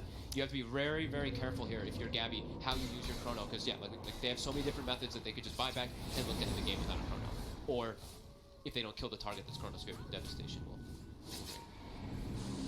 Push forward here. Secret. He gets forced in. Aggressive force onto Nisha. Gabby trying to focus, puts the BKB time won't removes the damage. Can they kill him off the ones they can? Okay. Aegis Gone, he still has the cheese. Gabby had the BKB. They dropped the Chrono. He's going to try for it. In fact, it caught Mid-One. Mid-One tried to jump in. It's caught both of them with a soul bound. Mid-One's dead. Nisha will be able to back off here. He moves the cheese in, but Mid-One blinking in there He blinks aggressively. in, and the Chrono caught them both. Nisha now pots the horn, looks to turn. They're on Going Armel. in onto Armel. Armel's dead. He has buyback available if he wishes. Now they'll turn, looking towards Nisha. Can they kill him off? He's a tanky boy. Pots the Manju. He's on top of Cuckoo. Armel and Cuckoo both with buyback. They're holding on to it for now. Oh, the tree. Buyback came back available for Mid-One, and he will buy back immediately to come and rejoin Secret on this mid-racks push. There's no buyback for AU. Mid-One, Atos, force stuff, tries to get him away, but with that reach there from the fire, it's still burning down Gabby. Gabby looks to turn, Puppy's diving, he's taking tower hits, Puppy's dead. They'll pop the fortification and start to continue to push Secret out of the base. Buyback comes out from Puppy, he wants to get back in. Gabby. They've got their Hex on Gabby, Gabby's nuked out. Instead, drops the gem as well. Gabby has buyback available. Secret focusing back towards the rack. Sama sitting back. Nisha moving in onto Cuckoo. Loads of swords upon him. Soulpine will force them to back off for now. As soon as Gabby bought back, they started to reset here, back up a little bit. They don't get the racks, but it is 3 buybacks, 3 core buybacks forced out of TNC. Secret only having to use the 1 core Mid-One and the support Puppy buyback. Yep. So overall, of course, still a net advantage for Secret, continuing to grow. Armel has to be really quick on his BKBs now. As we saw in that last fight, he just got jumped by Nisha. Nullifier, doesn't get the BKB off. Nullifier, Diffusal, gets right-clicked a couple times, and he's just dead from that Spectre. So Armel gonna have to be a little bit quick-fingered on those BKBs, even though it's not like the best scenarios to do so. As Secret, they're still looking to go for these fights. They're all TPing down bottom. Gabby has to be careful. See, Gabby. Yapster's just running in. He is. They found him. They got the silence, but Gabby's been hexed. He's been ice pumped. Gabby's in trouble. They'll try and force it back, but Zai's already killed out the 2 of them. Gabby forced again. Will be able to get himself away. Looks as if the same cannot be said for Cuckoo. They're on him with the nullifier. Cuckoo does not have buyback. They've got 2 dead for quite a long time here. Avoiding the sniper. Those 2 big cores, the only ones alive for now. Tims does use the buyback. 31k lead now for Secret. They might just force this in. They have the haunt available too.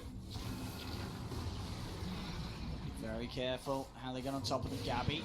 He's going to try and go for this. He's popping the Chrono, the BKB. Can they kill Nisha off in time? They've got a lot of damage with the break. Gabby, time walk just in time, gets himself out of there and kill Nisha. Buyback, Horde, he's straight back in the game. TNC rushing back towards the fountain. 4 stuff on Armel, but now comes the Cataclysm. Armel is dead without buyback. They kill him off. Zai also finding Tims in the fountain, and GG is caught. Secret will be able to close up this game 1.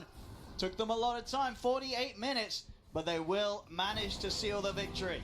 That's what we call discipline, right? You can see that TNC, they still pack a punch. Their heroes still do quite a lot of damage because of that bloodlust, because of that high ground defense. But Secret, they've got the buybacks. They farmed enough to just be able to have such a clear advantage that they have so much gold on everybody. All right, guys, I know you want to hear about Secret, but look at the stream B. It's newbie versus Alliance, neck and neck. Let's go in right now. He does have the Aegis, though. And now the turn. Call coming from Snaking. Another round of call. He has it for Yawar if he wants it. But it's already going to be the Aegis down. MSS barely living through this one. CCNC trying to be a hero finally in this game. Alliance is dropping somewhat low, but is it going to be low enough? It's going down. Mickey dead. 100 seconds. Snaking. He's not making buying it back. happen. Yet again, 4 dead. They have to buy back. Newbie, they're looking for it all. They got to buy back on 2, but they don't have a snowball safe. If they get caught out right here, Alliance could go down. Yawar, he's got to play this so safe now. He has the Manta style. He's got BKB in 10 seconds. Who is this Axe hero?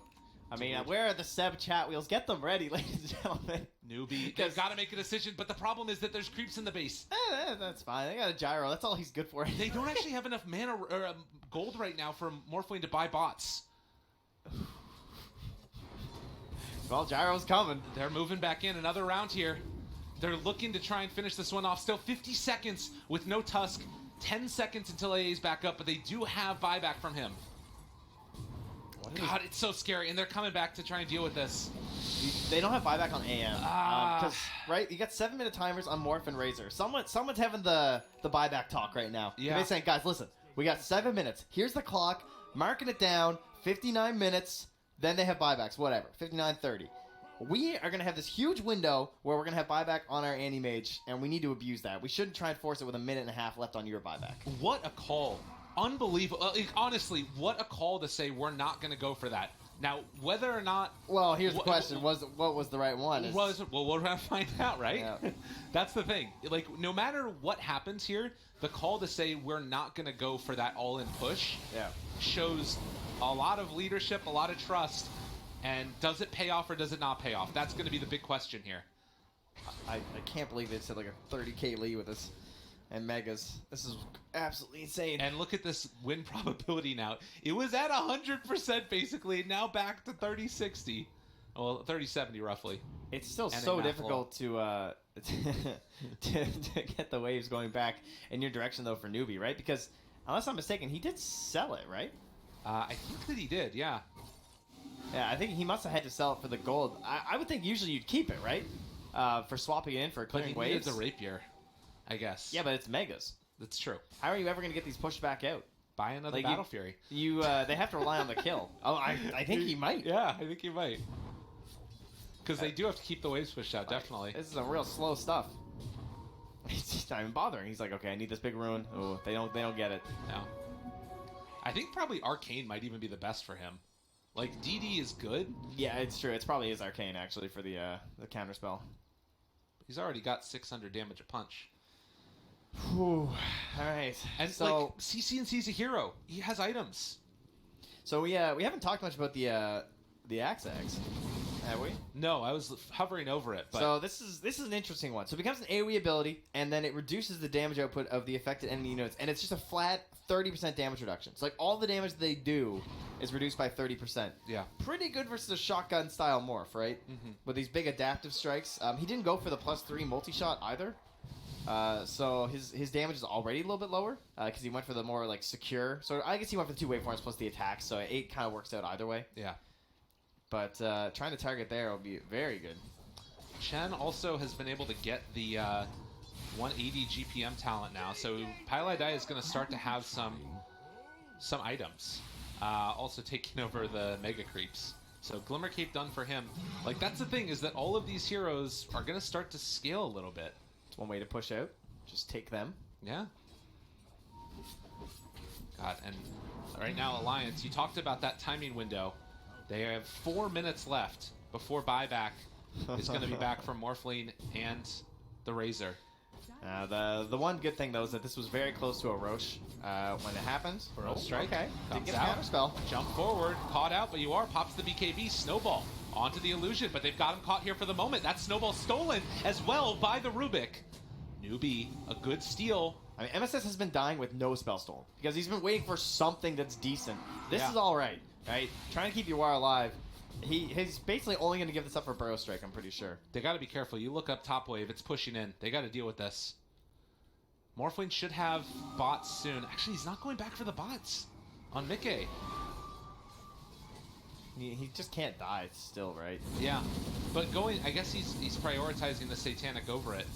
But it feels like it's one of those moments. God, I can't believe they're in this position. He has items. He's almost caught the Morphling. It's insane. Because he can actually farm Mega Creeps. Well, he was so far behind earlier as well. Like, that Aghanims has paid off so ridiculously. I can't believe that this has happened again to Alliance in these games. And now they have a second Rapier. This is the time. What do we got left here? They got to hurry. Unless they're waiting for the next Roche, which they could be. Yeah. But then the buybacks will have returned. Potentially, yeah. They've got a minute until Roche. He's just tanking the wave. Dude, this is so insane. So if they take the roast, it's like a minute and a half or something, right? If it's an instant roast spot. So Yeah. so they got a little bit. They have like a 1 minute window, basically. Yeah, if it's early. Right. But I prefer the push right now. I think this is the play. Gyrocopter pushing out all of the side waves. They need to make sure that they just don't lose their base. But they could get mega creeps of their own, and that's maybe going to be the play for them. Throwing back the adaptive strike onto Mickey. So much on this side. Burrow strike the call. It's caught now onto Boxy, pulling him out of position, trying to bring him down. Snowball, but it's going to be on to the creeps, pulling him back into the base. The glimmer of all things. Right. Saving the animate. So they had that follow-up scythe, but they couldn't get it because he got turned invis. Top lane is still pushing in. They're going to need to deal with this eventually. Mid lane, the call is going for Yawar to head up towards the north, maybe. Probably the gyro. Yeah. CCZ heads back. He's got the bots. I mean, this is kind of his job, right? Yeah. Mjolnir and Eggs. He can just clear waves forever. Roche, a minute away. Has he passed? Oh, man. He's catching him. He's going to get that Morphlin. So, again, we talked about the fact that Alliance was playing together as a team. They had, like, a bunch of damage dealers. Does that change the complexion of it now that Gyrocopter has items? Yeah, I didn't think Gyro would get this big. Yeah. I mean, the guy's... He's a hero now. Yeah. And part of that is because Yuar's essentially giving gold now. Like, giving back to his team. Oh, Pylai die. Dude, you don't want... Barely living right there, and CC&C moving in. He's They got the caught DD. themselves Taiga in a lot of trouble. Snowball, but it's onto the creep. They're eventually going to be able to run him down while Yawar forcing down the rest of these heroes. So Taiga is going to drop, has buyback available. Snaking didn't want to call him because he's looking for that next. Always waiting for that next opportunity. Yawar DD. They got double Sand Kings. Chase over forward. Burrow strike there onto 2, but now the turnaround coming with that Burrow strike. There's the now scythe. Boxy in a lot of trouble. Is it going to be enough? Says Inking. He caught them all. The blade mail out as well with CC&C on top of him. They need to run away. Mickey barely able to walk out of there, but Coinfla, he's also going to die. He's gone. 2 minutes. They don't have buyback. He's going down, and oh my God, Newbie. Have they been able to pull it back from the depths? Snaking got that absolutely insane call. Yawar was inside the snowball. All hail the king, but is it going to be enough? MSS walks forward, the snowball Mickey, chain. he's dead. Take it down. It's Take it down. 2 minutes. Newbie have done it, ladies and gentlemen. What? Are you kidding me? With nothing left in the tank, but the mega creeps hidden onto the base, they're going to clip the wave, force down the ancient. And it happened again to Alliance. Oh, man, they should not have relaxed. I thought they had this. I thought that was it. They had the mega creeps. Oh, my God. I can't believe that just happened. Oh, we're back on, It's this. back on It's this. camera. It's this. That's everyone on Alliance right now. It's this one. Or maybe it's probably this one. Yeah. It's man, these games are so hard to play. Dude, all right. Real quickly, our buddy Andrew in production, can you switch back to the screen for just 1 second to look at the graphs the that we had, scoreboards the and everything? scoreboard, and the swing. Look at that turnaround. It's so low. How does it come back from there? We got the Marianas Trench going on here in this draft. It's way down. I can't believe that just happened. Yeah, it's Yawar and Mickey. I don't even want to say like one team or the other. This was an absolutely incredible game to watch and such a clinic between these two on the Animage and the Morphling. An insane battle. And snaking in the late game with those calls. They played so well on Alliance. The constant snowball saves from Taiga, but it just wasn't enough there at the end. Finding the right targets. So well played by Newbie. There can only be one. can It was only not be Mickey. one. It was Yawar. He is the Highlander. But there is only one game. There's still a second. Yeah, that's true. And I'd rather be on Newbie heading into the second one. Not like I got That's the true. point, but because I got that mental just like, whew. All right, That's they're true all enough. out there, giving the walk, the heavy breathe. So maybe expect a bit of a break between the games. That tends to happen, I find. I agree. When the players play like that. So we will be back, though. Hope you guys had gentlemen, game fantasy 2 right cards around of the either the Alliance or newbie players. What a insane game that was. Only game 1, though, as they said. Game 2 will be coming up after a little while. Stream A, if you're seeing nothing there, don't worry. Secret versus TNC is going to be coming up. Game 2 on that one. And then on stream C and D, C, we got Chaos versus Keen. D, we got LGD versus Mineski. Which one of you guys? Which one of you guys want to go to? I don't care. I'm going to Stream C. It's my show. It's my multicast. Let's go to Stream C. Being high skill, it's about them just being unreliable. You can also get Axe, even though laning Oh yeah. Axe against Jug Shadow. Well, Axe could be fine as well. Yeah, it looks decent for sure. Maybe something Chaos want to consider banning out. We'll have to wait and see. A lot of offlane is still left in the pool, and 11 is one of those players who has quite a wide variety of heroes he does play. And Keen Gaming had the pick priority. They chose second pick, which means they will have the last pick. Well, there's always a chance we could see Kunkka go in the offlane as well if they want to use that last pick of the draft to go for their mid. But for now, waiting on Chaos to take their ban and pick first. Chaos themselves looking for an offlaner. So both teams looking for, well, theoretically they're offlane. We don't know with Keen. With Chaos, we're pretty sure what they're doing. They think it's mid. Yeah.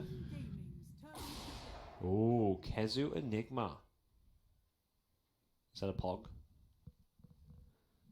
Yeah, we'll have to see. They definitely need something that goes through BKB and spin. Any kind of ability, since you're playing against Enigma, you can't just let him have a free blink BKB. It's gonna come to that eventually.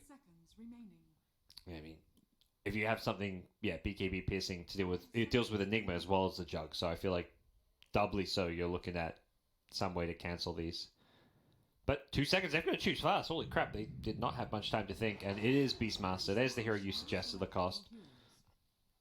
Maybe my Dota team with you drafting maybe is we going could make far, something something happen. You just need to step up. Okay. Increase MMR by 200, get it to 4K, solo, and we're good. Okay. Because your high skill drafting makes up for my low MMR, so I'm here. Exactly. Okay. We're just going to outdraft everyone. 4K MMR is the baseline. Got it. All right, I'll get OD Pixel. I think he hit OD Pixel 4K as our recently mate, as well. sure. Yeah. He plays some good mid pudge. Can you fit that one into the draft? Without a hook. Yeah, exactly. We had that discussion, and Grant just looks at me because he knows I spam a lot of pudge, and like, yeah, Lacoste will not agree with that one. Yeah, we're talking about, was it? It was Jabs who played the safe play pudge. And it was like, oh, he got hooked. That's a mistake. Jeez. Anyways, luckily there is no OD Pixel playing in this game. Maybe unluckily there's no OD Pixel casting it, but we'll do our best to make up for that. It is an Enigma game, looking like some potentially big explosive team fights. Chaos with Enigma, Death Prophet, Jug have three heroes that can definitely death ball down, take objectives, play at a pretty fast tempo if they have a good lane stage, and it should be a better lane stage than last game, you gotta think. Yeah, now they have this Shadow Demon, as you mentioned, a lot of heal from Death Prophet.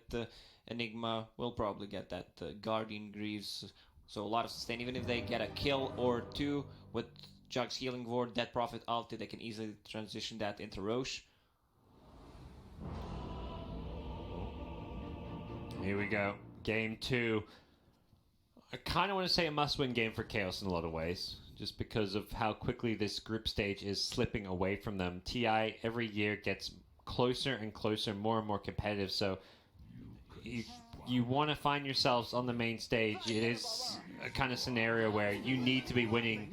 Well, I think last year one of the groups, the lowest wins the team had was like 5 wins or something, so right now just one win is not going to crack it.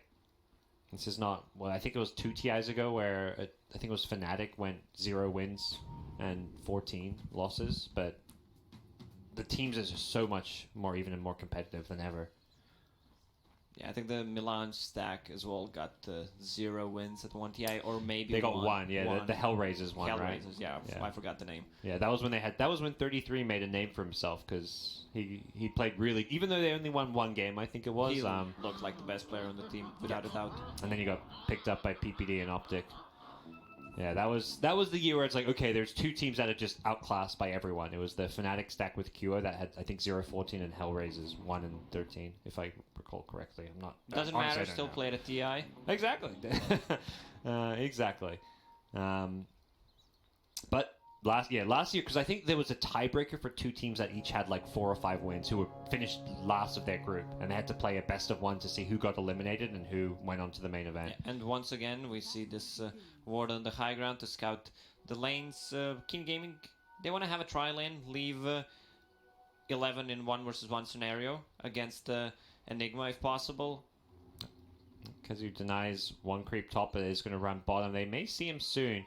I think the Jug managed to avoid that ward when he went for that one. Enigma's going to TP to the bottom tier 1 tower. That means TP's on cooldown if they do find Kezu here. And they're going to see him without a TP here, so presumably they know that he TP'd to get here. Kaka's trying to kill the courier. This is actually really smart because of all the lane swaps. You don't expect her to be there, but he's not using the courier right now. Yeah. That's just he doesn't need it. So, I mean, often you'll just leave it by the tier 3 tower. It does have a salve on it, so I think Matu just waiting to bring it out. Matu does not have any gold. Okay, he bought a flask. He bought his flask, yeah. He's just leaving it at base. Not even bringing it to, like, the tier 3 tower, which is where you sometimes see it camped. He's like, nah, not risking it. Or he's just waiting to have a flask plus more items as well. But, yeah, until Lena shows on the map, it seems like he is not bringing that courier out. Top lane? Oh, top lane. Milan, he missed the roll. Oh. Says sorry. Let's play some Dota. I agree. That's where we're at. Keen Gaming with a Game 1 victory. So far playing the better Dota of these 2 teams. Back about Kezu. Not an easy time for him. He's playing into a tri lane, so... I think it's still fine if you are sacrificing Enigma's lane. He will eventually get the farm, will deny a lot of XP every single time the conversion is up. He will deny the range creep. And they're also tri-laning, so a lot of XP will be shared between these 3 heroes. Yeah. Oh, Matu having a rough time. Only now he's finally bringing out the salve with some other items here. I believe he wasn't sure where those supports were. That's why that courier hasn't left the base yet. But he's suffering in terms of regen because of it. Kunkka, though, does need to be careful. The salve is being popped now. He's going to cancel that salve pretty quickly. Got most of the regen from it, but not all of it. He still needs to bring some regen to this lane. Yeah. Only sitting on half HP. Once Kunkka hits level 4, Dead Prophet could actually die. And there's no Spirit Siphon charges left for a little while here. Double dash harassing just him. keeps finding him, yeah. Matu's getting bullied. He buys another flask. Even when he's getting this regen out, he's losing the lane by being forced to buy all this regen, and he is just not taking much damage himself. He's not buying that much regen for his lane. Although I believe, yeah, he's got some more Tengos in the bracer. 4. He could have tried to land the torrent. Wants to hold on to the mana, I guess, or at least keep Matu scared. In some ways, it's just as okay to have Matu sit here on no health because he's not CSing at all. Milan's going to TP on mid. Oh, what? Milan TP'd, he just wanted to use the healing salve, but the courier also delivered one to Matu. I don't think they can kill him, but they can He's got a harass bracer, him. yeah. Do some damage here, we think. X back into the turret, gets a Tidebringer. The body blocks is nice, but Yi does have salve tangos. Once a hero buys a bracer, he's unkillable. Yeah, particularly a strength hero in the mid lane, like DK's, Kunkka's. That's a... Top lane, 11. They still have Disruption. Yep. That's going to be a first blood. Yeah, leaves it for Faded. Nicely played by the Chaos off lane. Gives him a little tip. He says, I've got you this game at least, but this was also last game as well. We saw Old 11 give up first blood and then come back in and dominate the lane, so far not quite been the domination that his Abaddon had. Only 1 CS, now gets a couple underneath the tower, so tough lane for the Beastmasters so far. Old 11 not quite getting the matchup that he perhaps wanted himself at least, but this is probably what the team wanted because PA, Old Chicken, is free farming on PA down bottom. Young 11 is one of the players that really shines in 1 versus 1 scenarios. Kaka has that stunned. They're going to change target. Go for Kaka instead. He goes for the TP out, and the damage should be there. Yeah, they get the kill. He doesn't have TP now. And well, Faded. Calm down, Faded. Yeah, he does not have enough gold to buy boots. Just buys budget boots, aka Windlace. Kunkka has the double damage on the mid lane. That Prophet only level 4. Kunkka doing a really good job. 29-9 against 21 and 2. Yeah, imagine Death Prophet's bought a lot more health regen. No, probably not. It's only 200 net worth difference. So not the biggest discrepancy. As we'll see Bounty Rune spawning soon. It should be Oh, 2 he's gonna hit him. apiece. That's that Prophet. X, one more hit. One. Nah. Doesn't have it. It's the level 3 cooldown. No, not quite. He could have waited this full creep wave, get to level 6 with the ghost ship. She just dies. Bounty runes. 1, 2. Should be. I was thinking it was going to be 2 apiece with Chaos getting both top, and Actually, they're 3 leaving for it 1 now. Isn't it? They haven't been picked up. It's only. It's 1 for 1 so far. I'm blind. Yeah. I was just looking at the chat. Oh, okay. Yeah. No, they're just still sitting there. Chaos grabbed the offensive one top, and Keen grabbed the offensive one bottom, and they're making rotations before grabbing the others, it looks like. I think Dark and Milan, they're spotting each other here. King Gaming rotating towards the mid lane, but that movement is scouted out. There's 11, still just level 3 here. So yeah, leaving these bounty runes, maybe looking to bottle them up a bit later on. Let them stew, you know. Aged fine wine, these bounty runes. They get better with age. Are you a wine guy? Can you feel the difference between Chardonnay from 2006 and 2018? Oh, 2006, that was a good year, Lacoste, let me tell you. Especially for the white wines. Yeah, the white wines, the tannins of the Chardonnays with, you know, a hint of the great florally essences. Perfectly matches with a nice cut of 10-year-old aged salmon filet mignon. It's just a delectable meal. What about Lina Mignon? That's what Misery's after. I'll have some Lina cooked medium well, please, but Kaka says, I don't think so. And it's Faded who's going to fill himself up with a nice cut of Lina steak. Yummy. Man, I'm hungry. I didn't have breakfast today. What was I doing? Now we're talking about food. Now we should stop. Yeah. The viewers are just like thinking, what the hell's going on here? Kazu's hit level 6. He's actually done rather well in this lane. 18 denies, of course, coming out from the conversion, but that's a lot of denies. Mid lane, there's the boat on Dead Prophet. Oh, the rotation's coming in from Chaos, but the kill's already happened in the roll from Milan. Not going to latch on in time. Kaku's going to turn and fight as the 3 charges the Fiery Souls, but will be Chaos just backing off, and Matu having a rough time in this mid lane. This is why Enigma is such a strong hero, because you can't really shut him down. Even if he doesn't have a good laning stage, he will always find farm somewhere. Oh, Chicken just sniped a courier, by the way. Casual. Mid lane.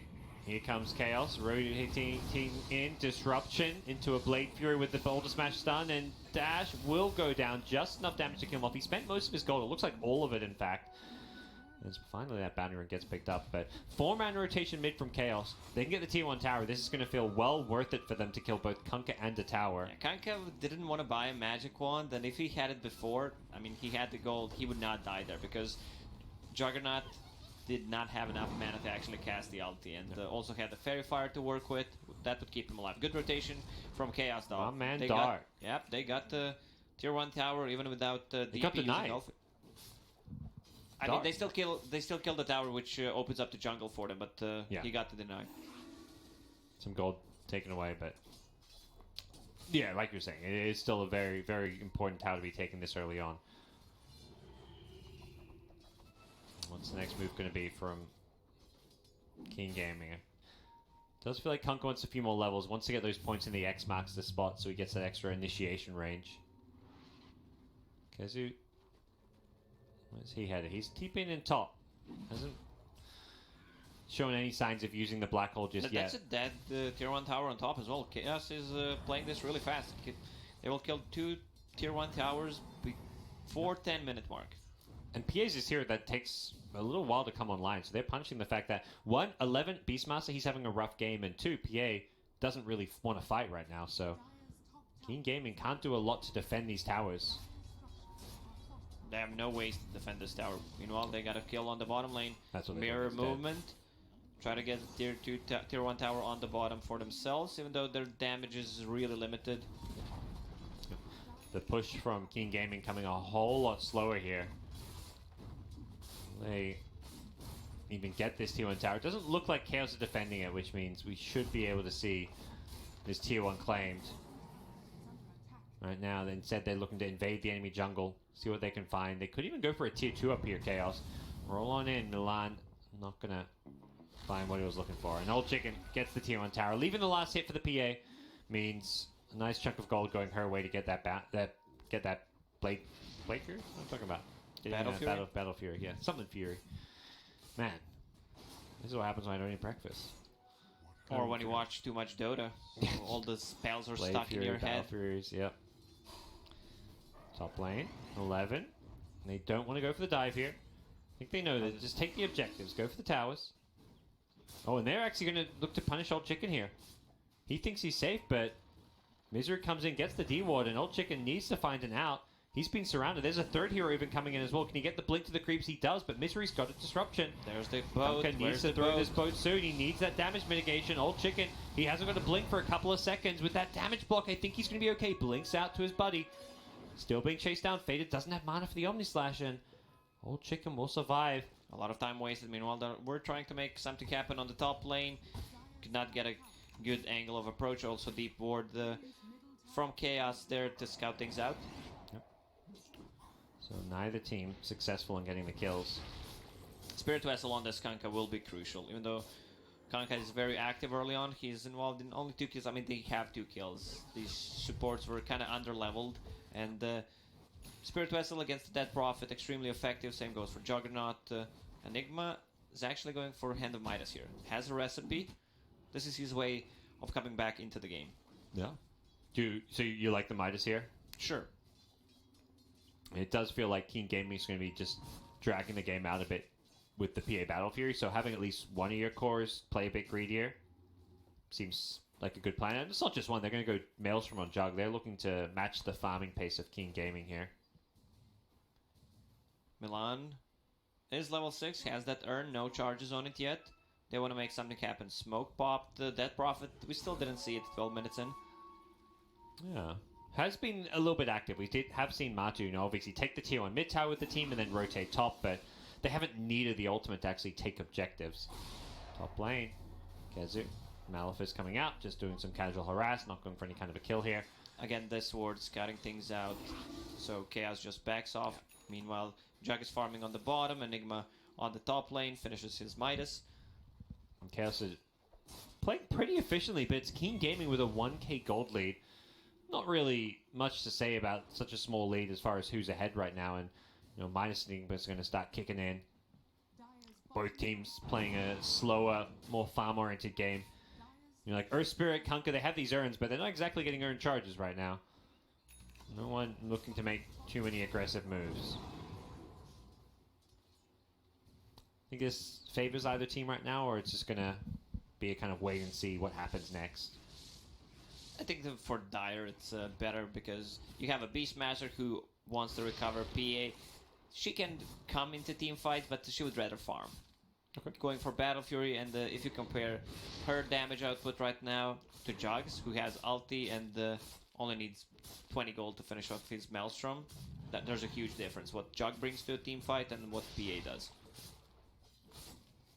Well, just using that blur to farm some stacks here, so not the best stack farmer without a Battle Fury, but the fact you can farm these stacks without taking damage and just spamming that Phantom Strike a bit for extra attack speed is really nice for the PA. As she is keeping up with the Jug, both those heroes at 6.2k net worth. There's going to be a roar, the first roar I believe we've seen all game. Catches up Misery, who was coming to invade, looking to do a warding mission, You do not want to fight near the shrine. Yeah. There's also some Boris slows. They hit the LSA from afar. Is any more damage with the Witch Doctor Death Ward? They're going to kill him off before he can pop the Omni Slash. And there's going to be a third kill as well. Keen Gaming fighting at the shrine, healing them up through the Magnetize. Absolutely fantastic decision from them to take that one. And they've got level 4X. I believe they're going to catch Kezu. Yep, they've got him with the X. He pops the urn offensively as well. Torrent going to follow up the X as well. Defensive disruption with the Soul Catcher on old 11. He's going to be forced to retreat. He's taking a lot of damage with the Shadow Poison. He's going to get brought very low. He's going to tick out. I believe he might be just okay. Yeah, he's going to heal himself through that one, and they did end up catching up Kezu. They've killed enough. 5 people. They should just back off right now. Kanka has to earn charges Dash to work is like, I'm going for this one. Oh, on the back lines, also Laguna Blade. Kaka. All right. Does he go for the TP out? Roll is on cooldown. Is he going to make it? You betcha. And they're not done. They've got a Centaur stun. They aren't stopping. PA's gone in with some crits here. Matu's in trouble as well. He's got Exorcism, but I don't think he wants to necessarily use it. Both ready in 2 seconds. Oh my gosh, this is looking so bad for Chaos. They're just getting picked apart one by one. They need this Kunkka kill. They need something. Faded, he's already used Omni Slash and didn't kill anyone. The roll will hit, and they do bring down Kunkka in the end at least. One kill going their way. 1 kill, but 4 bounty runes for Keen Gaming. Also, Jug used the ulti and it bounced off to a boar.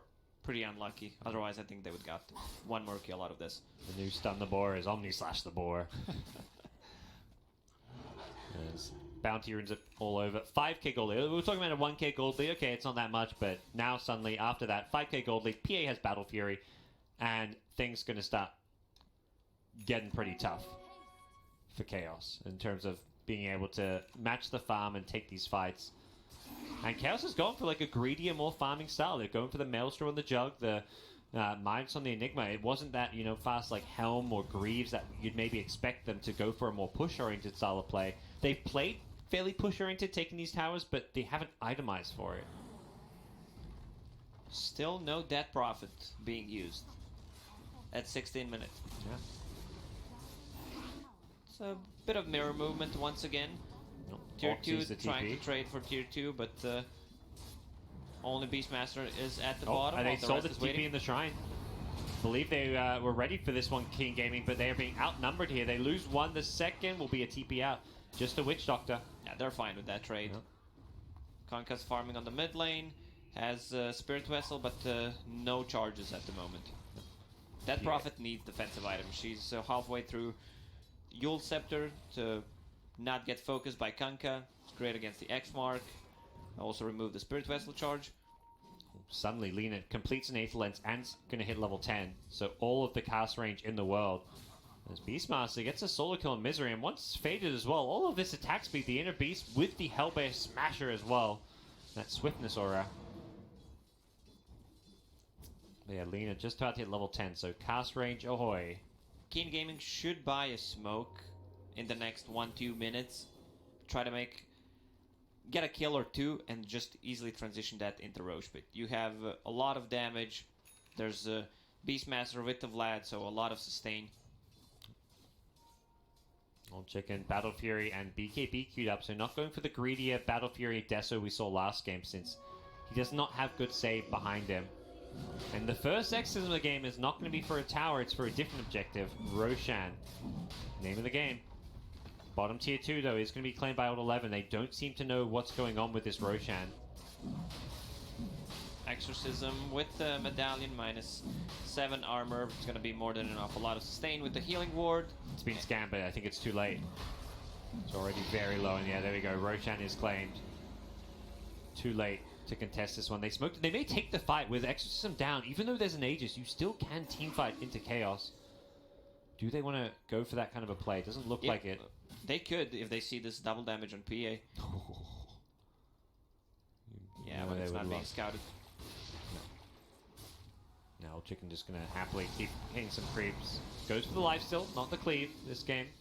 Not playing against that illusion-based hero. Wants that sustain and the ability to just hold his ground and fight into someone like a Jug or a Death Prophet with Exorcism on. And look at Young 11, 4th on the net worth right now, level 13, needs 1500 gold to finish a full Solar Crest on top of Vlad's and Helm of the Dominator. That's such a big item to have on your PA. He loves this Helm of the Dominator. 2 games in a row he's picked it up. Just really loves that aura, the attack speed as well as the health regen aura and the ability to play around the creeps. If you have, you know, good micro and know how to utilize them, they can really boost up what you bring to the table. And if you don't have a good micro, you just get the Alpha Wool. Yeah, and then follow your hero with it. Yeah, of course. He may even want the Alpha Wolf anyways. That's such a good creep. The Swiftest aura is like, it's only 15 attack speed. Alpha Wolf is great. Especially with Phantom Assassin on your team. I mean, you have the Inner Beast for attack speed, you have this extra damage. Same goes for Kunkka. Well, Old chicken. He's like, can I farm this bottom lane? I think I can. They're not playing around here. They have dire vision up top. They did see a few of these heroes. Oops. Speaking of vision, we have to quickly toggle that one. Good old spectator fog of war. There we go. Yeah, that was quick. You learn fast, Parker. Made this mistake many a times. That F1 hotkey to toggle vision between teams. Bounty runes on the top. Still uncontested. No one is going for those. It's really hard to play when enemy has better vision. Right now, there's 1, 2, 3 dire observer wards plus a hawk. Yeah. Oh, that hawk was in. I was like, how's that hawk gonna die? It was a sentry. Yeah. This bottom lane is just a free farm lane for Old Chicken. He's going between bottom, mid, wherever he wants to go. Faded mid actually got brought very low. That was a Laguna Blade being thrown out. Using that long-range LSA to initiate. They're going to try to go in here. Exorcism is, yeah, it's back up now, so not sure this is the time you necessarily want to be fighting with a cast. Yeah, it's bounced between two. I don't think you want to get baited in, though. There is a blink on Enigma. Blink Black Hole is what you got to look out for, and Chaos immediately smoke up. King Gaming will need to kill a healing ward in a team fight, so either with Boar or with the unit that he has from Hell of the Dominator. Plays out the bottom way. PA's gone top, has the Battle Fury completed, so Old Chicken's ready to fight. Although he's also have to keep farming. Level 3 Coup de Grace is a nice boost in that crit damage, as well as a Desolator queued up as the next item. Radiant scan will be on point, but the bottom lane is pushed in, so they know something is up. Keen Gaming, he's reading the map movement really well. Faded with the Aegis in the front lines. That's the other reason Keen Gaming didn't hard commit for a Jug, is that he is playing with an Aegis, so... Still a minute and 15. Yep. That's probably a tier 2 tower they may want to give up, but they're going to catch the backline team. Misery gets deleted before he can even use a spell. He did not react to the rotation from behind. Milan. The Hawk spotting him out, and Milan dead as well. He instantly buys back, but Milan, he does not have a buyback. Matu could be in trouble now as well. Watch out for that courier from the trees as Kaka. Can he hit this LSA? The Yule's just going to set up the LSA, and Matu gets stunned. There's a Laguna Blade to follow this up, but the damage just isn't quite there. They don't want to commit with the buyback. Earth Spirit did end up getting just enough gold for buyback, it looks like. So 2 buybacks. King Gaming can go back a bit. 40 seconds on Aegis. 2 buybacks committed. That's They're so fine good with for that. Keen, yeah. I mean, 2 kills with buybacks, and you're buying time for Aegis to expire. And these are low cooldowns. Roar, Laguna, Boat, they come back up pretty damn fast. And we're going to see Chaos, as a result, back off and realize we can't actually take this fight. They were just positioned in such a way that they thought they were safe, but the Hawk from Keen Gaming on that cliff, scouting out the Shadow Demon, set up such a nice initiation. We're still yet to see a black hole. I mean, we're kind of yet to see an exorcism as well, I think you can say. Yeah, you used one, but it was just for Roshan. Chaos are just not They're finding not or using taking their fights. spells. Yep. Yeah. It is. And that's the Aegis gone. Now, Keen Gaming, they can feel they're much stronger at the moment. They need to care about Enigma's blink. You have Lina, who has that Ether Lance. She also has a blink dagger. Sitting on half HP, though. Casual. Well, Enigma BKB timing is perhaps where Chaos look to strike with those black holes, though. That's where you almost need to be using the Roar to cancel it. He has a Blink Dagger on Beastmaster queued up, perhaps for that positioning to make sure he can get that Roar off. Man, his PA is so farm right now. And farming in such a way that she feels really, really scary. Like, the Jug is farming well, but feels like this Mionya Yasha, like, this Jug is still very squishy. If the He PA... is, especially when PA hits level 20, the extra armor corruption, on top of level 3 coup de grace, or coup de grace as I called it before. Coup de grace. Coup de grace? I don't know. Here we go. Boat initiation. Matu gets disrupted. That's going to help keep him alive a bit longer. But Faded, he gets roared up. He may die in this roar. He needs to get an Omni Slash off. Where's the black hole? It comes, but it's too late to save Torrent Faded. finishes. And Kezu, he's got a great black hole off. He's going to kill off the Beastmaster, but Old Chicken is staying alive. He's going to just turn and fight. With that lifesteal talent, he's healing himself back up. Old Chicken's BKB. The timing is just perfect for Keen Gaming to take a fight. The X is there. It's going to pull back the Earth Spirit. Misery, he gets blinked on by the Lina. 1 or 2 more right clicks. It should be a full team wipe. Yep, they do get Misery and Milan with the X. 5 man down. If somehow Jug lived there and got the ulti off, I think they would have got maybe 2 max kills out of those, and now it's not looking good for them. Probably would have been enough to kill the P8 because that almost Chaos has to gets go through wiped the... versus Keen Gaming on Stream C. What's going on, everyone? It's Tsunami. You're watching the multicast, and since this game might be on its closing moments, I think we may want to move on to something else. Stream D, if you're curious, is also reaching a conclusion potentially. It's LGD versus Mineski. LGD up 15k net worth right now, and FY right now putting Mineski 6 feet under, it seems like. Stream A, we got TNC versus Secret, Game 2 underway already. But I gotta find out the thrilling conclusion. Alliance versus Newbie on Stream B. Let's go right there, right now. 23. Oh, okay. That's a missed opportunity right there. Yours level 25. This guy's hardcore. Yeah. This guy's just playing some Dota. Well, movement over to try and secure the rune. Taiga gonna see if he can get it, but Pilot Die with the bottom blocks means it's going to be 2 apiece. Get the laughs going. That's the way to do it. And that's part of this whole strat here. Yeah. So a centaur in the pure, like, trying to help my laner out.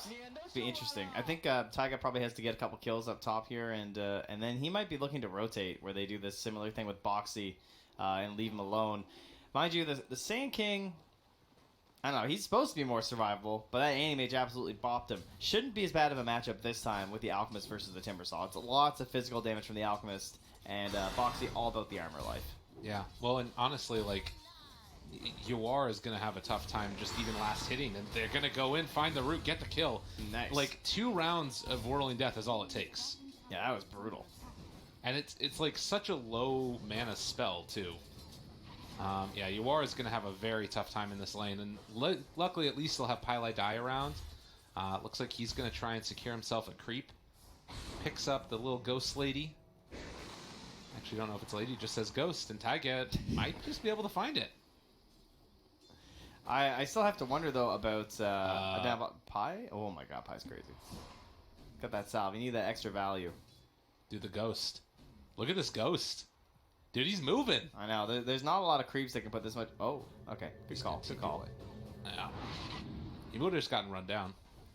But Mickey's last hit should be pretty difficult, especially once the level starts stacking up here. I think he started with the press of the attack, doesn't have the odds out yet, but once the odds are there, the Centaur won't be able to do a whole lot. Yeah. Trading hits, building up the retaliate stacks, then they'll walk away. Without the Dark Willow nearby, though, this is not as easy of a kill for Boxy. Yeah, and Taiga's in the mid lane now trying to tilt things in favor of Koikfa. You have extremely long range on the Bramble, and then they're going to try and use the Bramble. Okay, they're start with that instead for the toss back. Nice. Bramble's laid down. CNC, though, able to dodge through it. Well played. Fancy footwork from the Lesh. I think they needed to... he should have pre-laid the Bramble, right? And then stood on it. Yeah, that's a good point. Now, one thing also about this rotation is Boxy needs to dominate this lane because they're not getting kills on Yuar anymore. If Yuar is still able to get some amount of last hits, this lane is kind of a failure if that happens. So they're going to get the toss back onto CNC again. This time, pulling them forward. They're going to have the roots. So much damage. The walk through, throw the tree, get the kill. That's what they need to do. Yeah, very good stuff here from Alliance. Taiga he loves this Dark Willow. He's so good at it. Yeah, Hero's quite strong. But yeah, we can see already having a much rougher time of it, Yuar. And if he's not careful, might just get brought down again as Taiga is rotated up top. I think he had like 2 kills already at this point. Yeah. Last game. Yeah, he does not have many options here versus this Timber. So this is why I wondered about lane shenanigans. Like, are there going to be swap ups here? Because at the moment, it doesn't seem to be the case. And that means Snake King needs to get into this overwhelming odds. But it won't be until at least level 4 that he's got 2 points in it. And he's not even opting for that. He's just going for the pure trades over and over. Probably because there's not a lot of point like trying to harass out a Morphling like that with like spell spam. Because you know he's just going to regen through. Yeah, that's a good point. It's a very different matchup there. And Pile Die up top. They're going to send Taiga through into the woods. Yuar is just jungling now at level 3 and going to head over the Cursed Crown. Is he dead, actually? I don't think... No, he's out of mana. Okay. Yeah, if he had the Brambles, maybe they could have done something, but no such luck. And going to be chased off to the other side of the jungle Meanwhile, CCNC maybe going to be caught again. Looks like he's okay. So far, so good for Snake King, but he and the Lesh are the main ones having a good time. Well, last time, Snake King had to abandon his lane at level 3. Now, you've got your Alchemist abandoning lane level 3. Now, they managed to win that game, but of course, it's still not an optimal situation here. And we all know the Alchemist is quite the hero. He's been having a hell of a tournament, but even he has a hard time recovering when his start is this poor. It's true. And now as Boxy, you're like, okay, I got a Timbersaw game. Like, I'm just getting behind this tower, I'm clearing these waves, I'm forcing down tier 1s, and then I'm going to the other lanes, and I'm doing the exact same thing. He needs to just get super aggro, super farmed, and start playing with Taiga, and he can take over and win this game. It's interesting, though, because he's opting right now to head over and stack up the camp, get the bounty runes. Obviously, it's really important to do that. Take it away from the Alk. They're fighting bottom. Dude, 4 bounty runes going all in. Yeah, CCC made the rotations instead, going down the bottom. But, I mean, that's what you have to do, right? Yeah. And that's worth it. To die is insane if you get 4 bounties. So no benefit at all for UR right here, who is going to be chased back all the way to his tier 2. Boxy not giving up. I think UR is just dead. Yep. And now he's got Chakram. Now you can't come back. You're out. Chakram is GG at that lane. Like, he goes back, gets Arcanes, has Chakram. Yeah. Like, he pretty much has to go mid. This could be okay. Quakeva trying to look for a toss back. CCNC playing it really close, though. And so they won't get anything done there. A nice little stack up of the hard camp. Pilot Edge is trying to hold on to this tower if at all possible. You know, Mickey is still just kind of fine. He's 22-7. Of course, he's getting beat here by the Legion, especially because he's the worst support in the lane. But now they're making that rotation. And there's Mickey's first kill. Yep.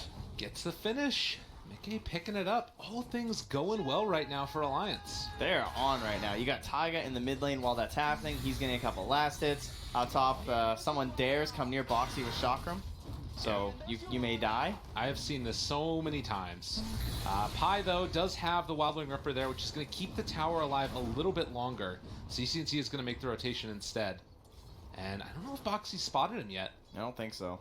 Chase forward, looking for the catch. They don't hit on the Split Earth, though. And now with not enough mana, CCNC not able to get that kill. Even with the Split Earth, I don't know if he gets that. That's a pretty tough one to get. No. And now Taiga runs into him. Probably just going to be some harass damage here. I mean, that's a 600 HP less track, but he's putting the hurt on him. Yeah. He's saying, yeah. Oh, don't give away that word, though, Taiga. Nice, nice. Oh, yo, the toss forward. Oh. Trouble. CCNC trying to run away. He hit the shrine. Oh, he's got that regen. Oh, and the miss uphill. Oh, man. That was really close. Getting that bonus regen. Taiga's got another toss here. He got to be careful on that double back. Yeah. But Boxy's gone. And is also a little low on mana. So this is the thing that I want to know. How insane of a hero is Auk? Because I don't think he's this insane. I'm pretty sure he's going to have a very hard game. I agree, but I feel like it's one of those things where... I'm pretty sure I'm going to hit this win plus thing, and it's going to be like 78%. Okay, 67. That's a little lower than I thought. But I think this game is super hard. And now Boxy... He's got the Timber Chain now. Chase hey, what forward. up? Gets the kill. Boxy all over it. Excuse me, did you miss the sign? This is the Boxy lane. No noobs permitted. Bunch of newbies over there. That's right. Mr. Newfoundland man. Some newfie newbies. But yeah, I agree that this game looks incredibly difficult for newbie to get back online in any way. But I mean, how do you do it? Isn't that the Timbersaw classic though? That like you get crazy far ahead. Is he calling UR? Oh, I thought I saw him call somebody. Oh, all right, he called CCC. I thought this was a stack for UR. You look at Pilot Die, he's been putting these camps together. Yeah. This is what they need if they're going to do it. I feel like I've seen this so many times with Timbersaws, though, where you get, like, a crazy start like this. Maybe you start building into, like, an early Bloodstone. You feel like you're invulnerable, and then you just die once or twice. Here's what he hasn't done. And this has been one of these questions that I still don't know the answer to since I ever started watching Dota. He didn't take the Tier 1 tower. Right. So, oh, well, are they going to get Taiga? I think he's quite dead. So, let's say you killed this Tier 1 tower. Because he could have taken this tower. Yes. He can sit behind this tower, and this tower will die. If you take that tower, then the creeps move to the Tier 2. And then rotations can come to the shrines, and you're almost vulnerable as the Timber, and you give somewhere for your enemies to farm. As long as this tier 1 tower is up, however, no one can play here. This is like the Thunderdome. You got trees on both sides. There's no other place to rotate other than coming in directly under this tower. So it's kind of like, what do you even want here? I mean, you can see Newbie are trying to save it. So they obviously want the value of the tower, but at the same time, this whole lane's been dead for almost 5 minutes now. It's true. Where no one's lasted it. Yeah. It's a very weird thing about Dota. The problem is, of course, if Foxy does take this tower, he's supposed to then rotate to the mid lane and take that tower. And that's the big question that... Well, and it looks like they're still going to be able to get him even behind the tier 1 tower. So right, that was nice. That's the rotation we're talking about, and that's the Timber Sock problem, really. You feel like you're completely invulnerable, and then suddenly people rotate and you realize you're not. Yeah, the level starts stacking up a little bit on the supports there. And he will have a problem when the Rubik hits 6 too, right? Yeah. And now he has it, so he can now actually put some good pure damage back into that Timber. Still no spell stolen. Newbie picking up 3 bounty runes. A nice little chunk of change for their Alchemist, who's been left alone a longer and longer period of time. He's got a Bracer, he's got Phase Boots, he's level 6, and he's got his eyes on a Radiance. Yeah, they're taking a couple camps down, right? Throwing some blocks in there. Trying to reduce the efficiency, but Yawar gets it dewarded. Yeah. Also get some gold off the Sentry Ward, because why not? Yeah. Ow. CNC moves in again. Trying to get aggro with Boxy, already down somewhat low, but Chen moving in, and the relocate, they bring him in! Snake King able to make it happen, and they're going to try and kill off Boxy. Isn't it enough? Yes, it is. But they do lose the Chen. Whew, man, Timbersaw is so wrecked by Leshrac. There's so few heroes that have that much magic damage this early in the game, just trying to work through. I mean, I guess the Edict even is the physical damage too that you're working with at the same time. But you can see he did 2,204 damage. Yeah. Pulsing through that. I mean, you see the Chen and the Legion. It's just like, yeah, nothing. Well, he also had a couple of the turn on and turns off for Pulse Nova, so when you do that, that initial damage is a little bit more. Yeah, exactly. So that's one thing that you guys will see, especially with CCNC, is like the only times he doesn't toggle it is when he doesn't have enough mana. He's had that discussion before. Yeah. Like that's one of the reasons why you want, as much as you like the arcane boots, you need them so you can toggle. Yeah. And burst as fast as possible.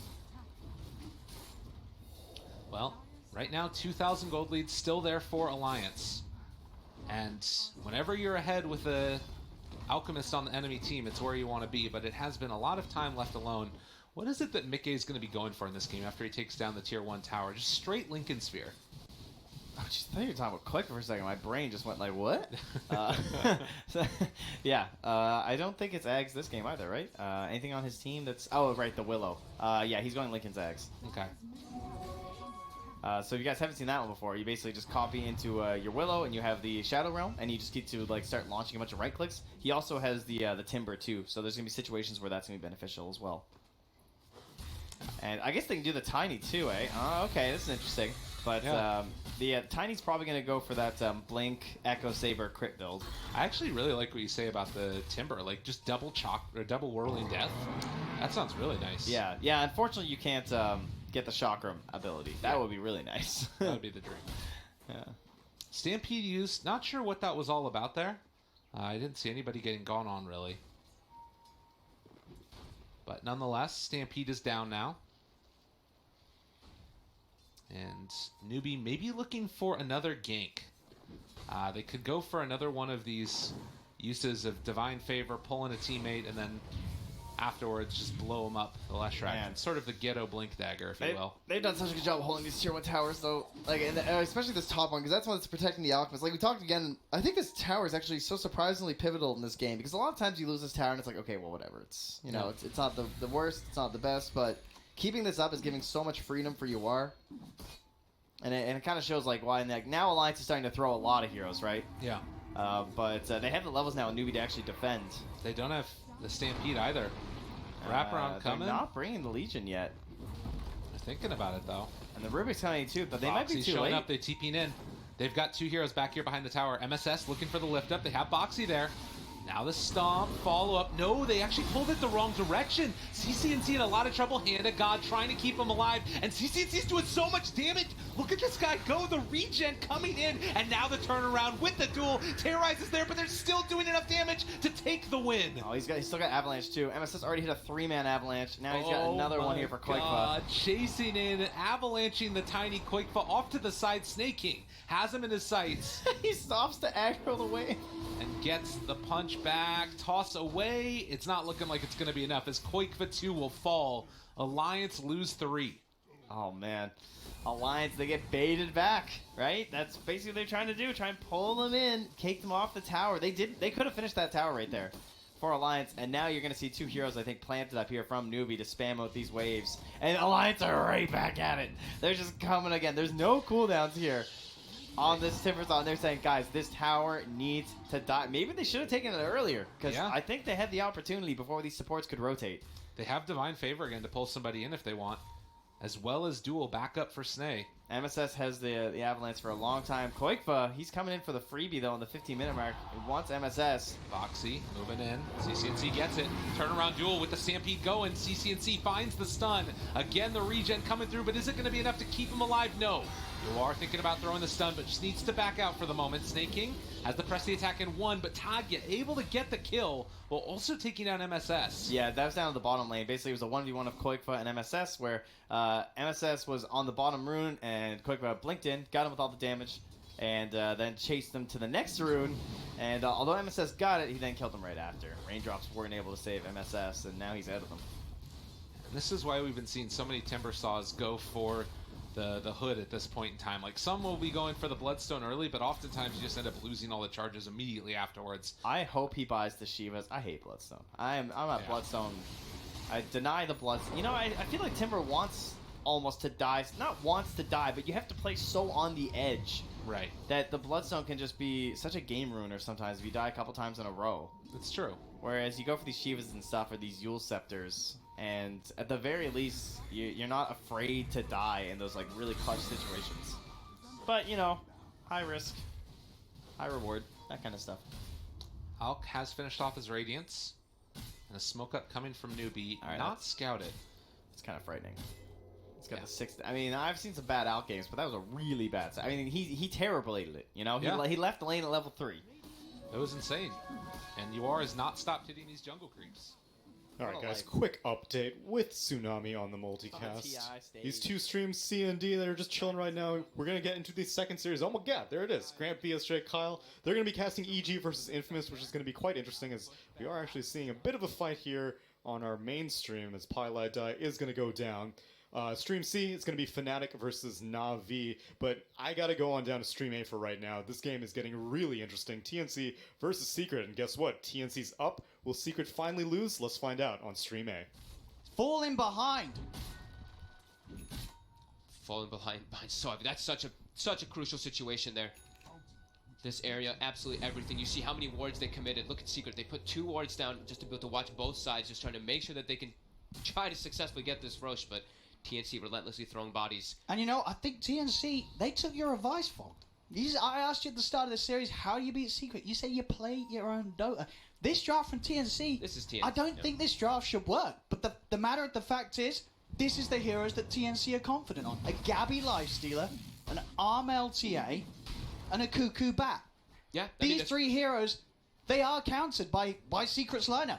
But it doesn't matter, because this is what TNC do. Yeah, Cuckoo's had a spectacular performance so far on this Batrider. Just building up for the tank, building up for getting into the front lines, rather than going for that Blink Dagger. He doesn't go for the armor build this game. He went for the Spell Amp because he wanted to just do a little bit, because he's the only magic damage on his team. He wants to be able to at least do that. But yeah, he's just running in, charging in, starting the fights for his team, and causing havoc. Secret, they're just in a little bit of a panic inside of that situation around the pit.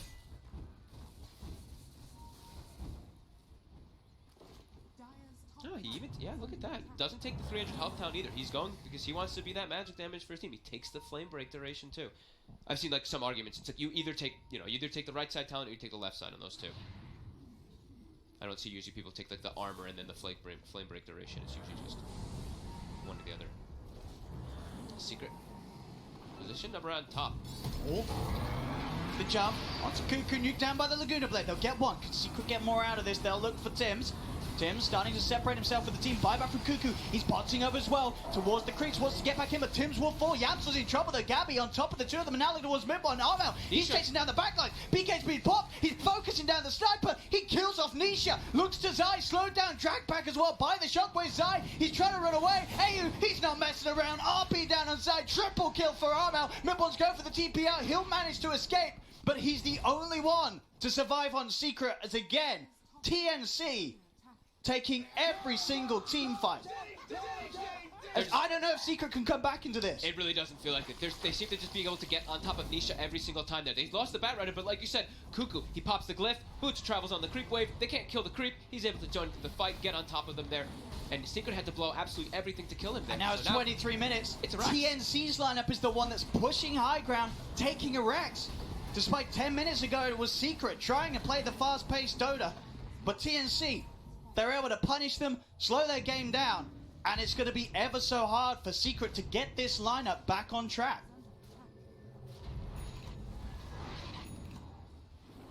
Quick surge of momentum there.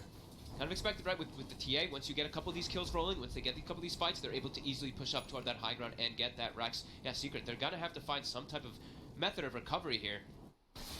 Kind of just have to sit back behind each other. So, I mean, mid one, he's now a glorified support. He really is. And Zai, who's having this incredible start, right? Super farmed in this game. He's 2-4-11. He's also been getting caught out here. So we're going to see this one again as they blow everything to kill Cuckoo. We see Zai, he commits forward to try to protect, but Gabby, during the demonic purge, he's able to still commit onto mid one. I mean, and look at this one. Tim's just throwing his body. He just Yep. makes a beeline straight towards Nisha. So Nisha has to shoot him, and Nisha doesn't have the opportunity to focus on any of the bigger kills, the bigger cores. And it buys that time. Tim's, with the selfless play, Tim's certainly impressing this game. A couple times, right? Even around the Roche pit, he just walked in and died for his His team. positioning, the places in which he dies, they're perfect. He's now infested up on Armel. They're jumping for Yapsor. He's just dead. Deleted. Oh my goodness, Secret, they've got to run. The hunt is on. Midbone tries for a TP, quickly cancels it. Says, I'll take the walk back home instead of taking the TP ride. The Stampede will get him back to the high ground. Gabby, that was actually pretty close. Oh! He's fine. He's got an arm there. Dude, He's got the toggles, bro. I think he just hit like... That looked like a 1 HP. He popped the rage late. That wasn't that. We'll probably check the replay. He was really low. That was a little bit scary. It wasn't that low, was it? Aegis timed out as they were going for that play. That was actually kind of close for Secret to get him there. So now Secret also, they should be aware that they actually haven't dewarded this base ward yet, but with the way they jumped Yapsor, you have to imagine they know that's there. I haven't taken him out yet. Yeah, they put down... Let's have a look. Let's see. Ready, look. Look, Demonic Purge pops. Right? Demonic Purge pops, Assassinate hits. 15! 15. 15, that was close. It's low. That was close. I mean, Gabby was like, well, yeah, I was fine. I'm fine. He probably didn't expect the Assassinate and the Purge to hit at the exact same time, Sure. so he looked like he was not yet popping the rage, but yeah, that was a little scary for a moment.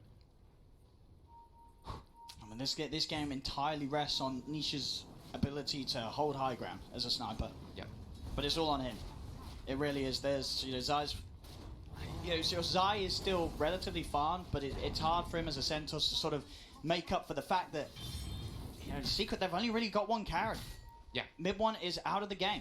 They've got a lot of things to amplify him, right? They're even building the Solar Crest on Yapsor, but both Yapsor and Zai, who had that fantastic time bottom, they've been slowed down so hard. Mid one also top. They're looking. They're ready to strike again. AU with the blink. They've got the blink on the mag. They Got still that have ward the still. ward This in is the giving, base. it's giving them so much vital information. Cuckoo, he's looking for Nisha, he's in with a 4-star, Zai will be there with the counter play. Armel, he's going to jump in, look for the backline, straight on the Puppy. Puppy has the disruption to hold him back. Puppy will be able to get away. AU looks for the RP, won't be able to find it. Stuart's in, gets swapped back. AU swapped in underneath the tier 4 towers. They'll kill off both AU and Cuckoo. This was a dive too far from TNC. Tim's also. Tim's, he's found as well. Secret will shut down the offensive. Oh, he still didn't have the blink dagger on the back. That was one of the most ambitious plays I've seen actually from Cuckoo in this one. He just force-staffed, like he was trying to go for the grab there. I mean, the TNC fans out there will recognize that's a bit of the old school TNC showing up. That one was the little bit of a come on TNC, come on now, that's not the play. Yeah, that one was just way too far forward here. That's a little bit of a crawl back there for Secret. They're gonna take as much as they can from that. 45 seconds, no Batrider. They know the Bat used buyback earlier, so they're gonna take as much as they can out of it. Pushing far forward. As a full butterfly was finished for Nisha now too, so he's still packing a punch. He is. And he needs to. As I say, he's got to make up for a lot of the lackings of the team around him at the moment. Yeah. So they still do remain 11k behind. They still do hit absurdly hard, right? They still do have mid one he has 40 armor on the bench, so he's still very tanky too. And Not a lot of sitting HP though. Yeah, not a lot of HP, but he just has to sit next to the sniper. And sniper will be doing insane amounts of damage. Be hitting like plus over 300 or something like that. Especially once we start getting more levels coming out on the bench. Since he's level 16, we start seeing the auras get leveled up more and more. At level 20, get that extra damage.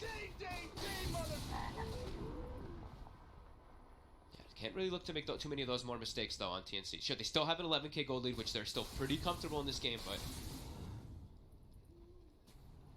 can't give up too much versus a team like Secret. As Cuckoo. He's going for the BKB. Still no blink. As we said, he'll probably get it afterwards. Eventually, versus that Venge, it's still going to be hard. BKB will at least protect him now a lot versus all the stun and disables that have kind of been bringing him down. He's still very low armor, only 12 armor on the bat, but this is going to allow him to like commit a lot more forward and do the damage inside of the lineup. As TNC. Got a full AC now finished on Lifestealer too, so yeah, so much minus armor coming out from them too. Yeah, that landing stage is just a distant memory, really. Really is. Gabby is perfectly farmed for 29 minutes in. Secret. Now being held in their base. That ward was its full duration. They're gonna look back and I can't believe we didn't D-ward that. That ward did sort of bait. It baited a bad play. It did. So maybe see it's the 500 IQ player. It's like, well, we'll leave this here because TNC's probably gonna throw. And that was a little bit of the case there with that last jump from TNC, but you learn from your mistakes, and it's likely that TNC won't be as over aggressive with their jumps anymore in this game. Still impressive to see a base ward last for a full 6 minutes. As they're going to turn themselves into pushing down the bottom side, a little bit of a safer one. Secure themselves some bounties as well. Looks like Secret, they might want to set themselves up here for the top one. No, Yapzor just going to grab it himself. So as we said, Yapzor, he went for the medallion build after that Aether Lens. He's going back for the, like we said, Solar Crest, as we've been seeing him do, and a lot of these support positions by Solar Crest to just boost your carry. It doesn't matter what hero you're on, just buying the good items. Yeah. So that's going to be, throw everything on Sniper and just pray that Nisha can carry you, as they're still falling further and further behind, as this time TNC is the ones dictating the pace of the game after that early game. And they're controlling the map very nicely. I mean, they're going to take this Roshan very easily. Yeah. There's no chance of Secret getting out for this. Free Aegis and Cheese for TNC. Double Bloodlust, double Empowered, of course. Just using the rage there, making sure there wasn't going to be a surprise jump. Stun from any of the members of Secret, but Secret there holding themselves down, bottom together.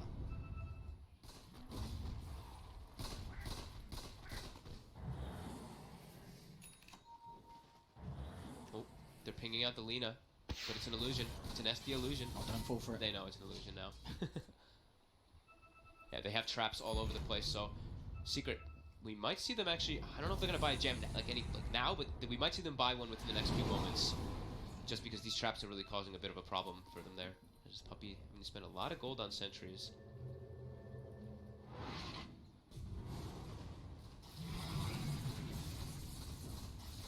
TNC there. Their better interest is just take this tier 2 down bottom, at least have all 3 lanes pressured in really before trying a base jump again. Yeah.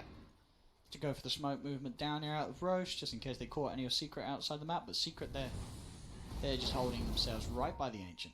Like you said last game, right? They're just trying to, you look at their lineup and they have great ways to scale. They have the Bloodlust, they have the Empower for both cores, and you look at Secrets, they only have technically, I guess, the single core. Even though he's gonna be really buffed up and all that, they're probably looking. They're like, we can play this carefully. Push the towers, take the shrines, farm up the map, get ourselves all their next big items before we really just force the issue too hard. Well, the tier 2's taken. Every lane now exposed. Pushing in against Secret. They're getting close to what their next timing is the double MKB timing on TNC, where then they can commit forward and not have to worry about Nisha's butterfly, as both of them do have it queued up, and they will just continue that map control as Secret's just trapped inside their base. Holding on to this ever-growing lead, 18,000. Nisha has the Satanic complete. Took the knockback talent too. It kind of makes sense versus Lifestealer and TA, right? Especially because he's just like, it's all about him. Just that extra little bit of pressure to try and peel the lifestealer off targets, push him back. Yeah. So there's the one. And having that Satanic, of course, just good for a number of reasons. One of the many, AU has been the one to look for him with the RP. At least now with that status resistance, there's that chance that the stun will wear off and he can turn, hold his ground, and heal back up. I think the one scary thing is that they know that Armel has neither of the saves. He has a BKB, but he has no Aegis, no cheese on this TA. It's the life sealer with both of them. Mm-hmm. So here they're getting all these items out. You see the MKB finished on life sealer, MKB finished on TA, and also the Bat Rider Blink Dagger. So they've got these 3 big items coming together. This could be where they try to force it. I mean, it's sort of the way they've been playing right TNC. It's always been Gabby, AU jumping in, forcing the fight. It's sort of left for Armel to jump in and pick apart the pieces after the rest of his team's committed. So Armel's very rarely been the focus of Secret's damage, as TNC have just been able to throw everything else in the faces of Secret first. Yeah. That damage definitely coming into play. Even though he has 40 armor, you're seeing how much the Venge does buff up that sniper. Still packing a punch. Sure, despite the lead that TNC have, they do still have to be very careful. This is Team Secret, a team that really hasn't lost a lot of games. And we've been seeing a lot of comebacks. We've been seeing mega indeed. creep comebacks aplenty, and this is a 20k deficit still, but you gotta be careful. Gotta be careful at TI. High ground is still a doozy.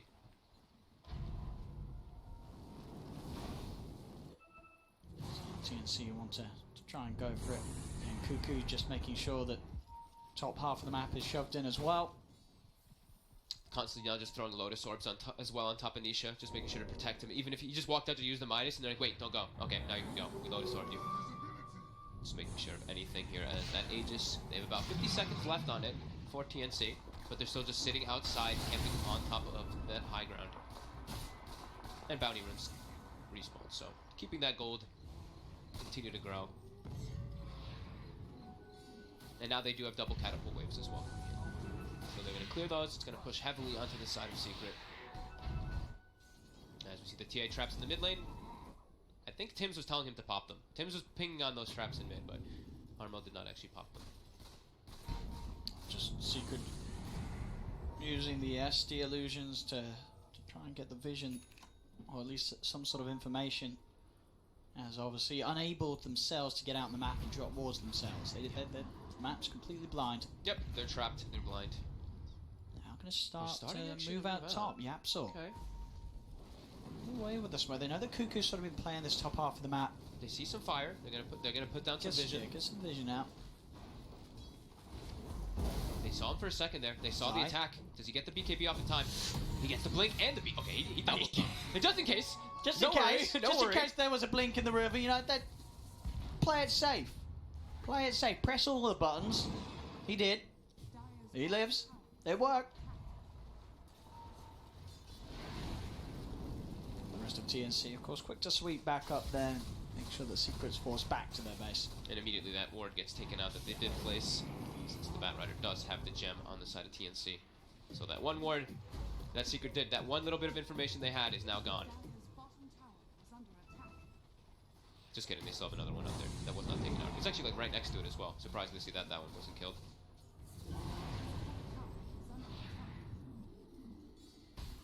It's a lot of patience from TNC. They're just sticking all near each other. Just don't let anybody stay alone, because that's where someone gets picked off from like a Venge swap or just a quick catch. So everyone just stick together. Still just be careful. I mean, at this point, it probably is just going to be a wait till the next Roche for TNC. Yeah, there's no reason at all to push before the Roche is up again. You're out farming them in every aspect, right? You're farming 3 lanes, you're farming both jungles, Go for the next Roche. and you're getting the bounties. It's going to be what the Axel refresher, so... Yep. Look at this, the circle's drawn. Look at Cuckoo. He's like, that's probably a farm the whole map circle. That's what I would have to imagine it's got to be. I mean, what are they hoping for, do you think? Getting an axe, giving it to Cuckoo? Just everybody get next set of items. Why not? You have such a big lead, keep growing it. Whoa. You've got Secret trapped in the base. Sorry, something just weird happened on the screen. I don't know if the viewers at home saw it. I did.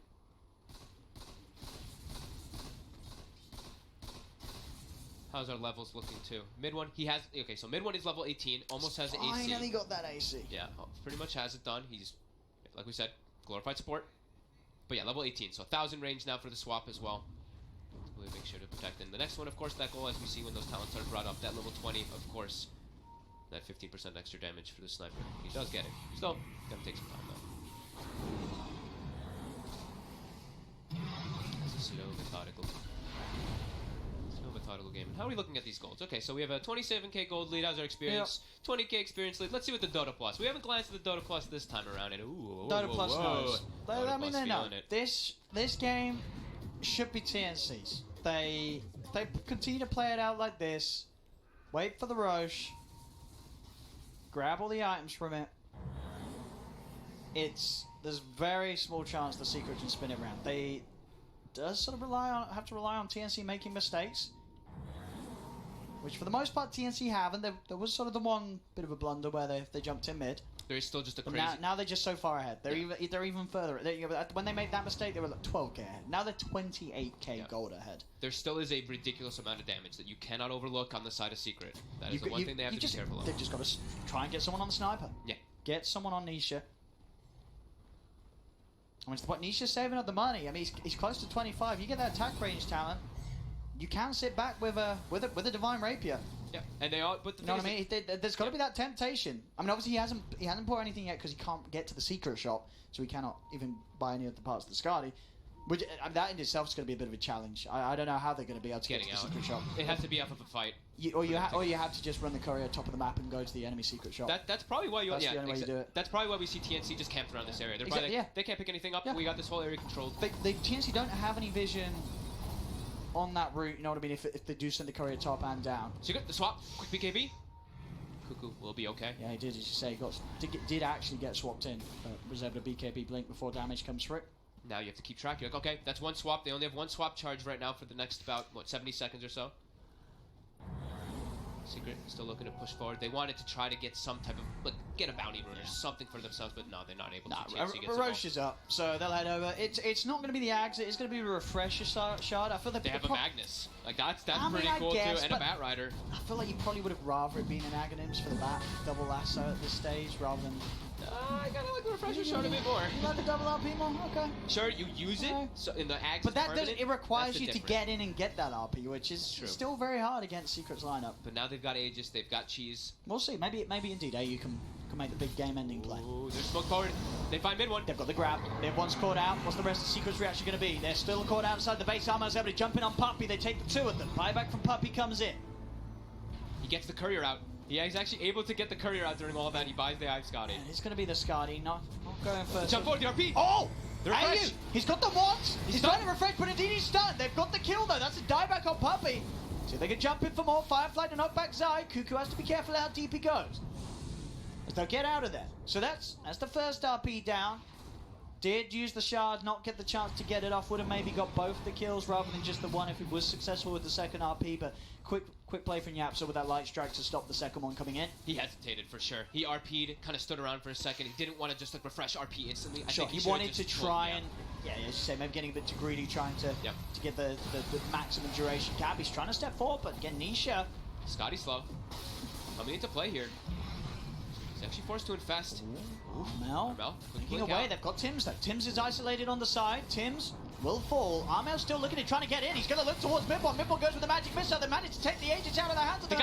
He's still alive. Lasso drags it back. Midbon falls. Zai turns towards Armel. See if they can get these kills here. Nisha's just trying to hold his ground, but Gabby with the rage heads for Yapso. Yapso's dead. Nisha, Zai, they're turning the stop. Gabby's in trouble. Gabby's shot down. It's Nisha with the triple kill, and he may not be done yet. The multicast come out, but it was Lotus. So Nisha's ready to turn. He looks to Cuckoo. That's going to be an ultra kill. He's not done yet. Stepping forward. He's just shooting them all. Nisha, he's got a goddamn gun. And Zai kills the rampage. Zai, come on, Zai.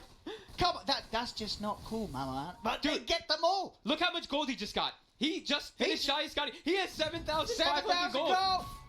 Oh my god. Oh no.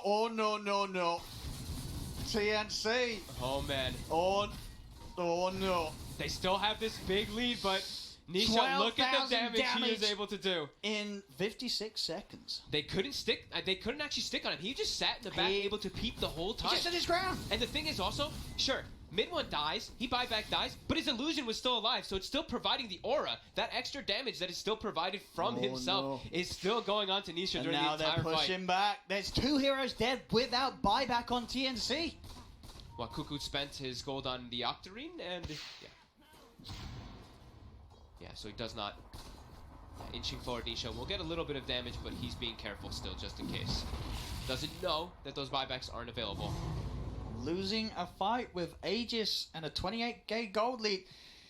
That's not great. It's a Gabby. You know, they are to run down sort of the back line as the supports, but Nisha, he just sits there. I think his hands are off the keyboard. No, he could Satanic here. And Shrapnel, so that's not true. No, he's able to just literally just peep everybody with all the space he was given, and that Venge illusion still just buffing him up. That's a bit of a question mark for Zai right there, I'll be honest. What even got the Nisha, kill? It didn't even look like he attacked, though. It looked like he was still like mid-animation of the attack. He's a very silent lad, but you can know in that moment, he doesn't he care about roared the at kill. Zai. Why would you steal that? That's. I mean, this is pretty significant, though. Now Zai also has a full heart. So this front line is super tanky on the side of Secret now, too. Yeah. He's also now level 25. Hoof stomp duration, the usual. One to be picked up, as we see it is there. Long duration stuns coming in, 4.25 seconds. My god. Nisha with the full Mjolnir now. Oh my goodness. Mid one about to be level 20. He's queued up the Aghanims as well as expected on the Venge, so he's just all about being able to buff up his buddy. The Nisha sniper. Yeah. And then again, this is sort of a similar feel to like when Nisha's gone mid in the past before in his Deucer. You know what I mean? It's these sort of heroes that he just carries the game as. What do we got? He took the Magic Missile cooldown instead on mid one. Instead of going for the Vengeance Aura. It works really well with your Aghanims if you're able to get it too, because you just are able to shoot 3-second cooldown missiles. It's probably overall the better talent, because it's just insane how strong it synergizes when you get your level 25 as well, and your Aghanims. Let's bottom the bounties. Secret, they're looking to actually push themselves out forward here and take something here. Zai's going to jump in. And you going Light Strike. He's down to them. Gabby does get the range up. Focus towards Zai, but they've lost AU. AU bites back immediately. He's starting to shoot on a Gabby. Gabby's able to jump inside Armel. Gets slid to the side with the 4-star. Back off. There's another buyback.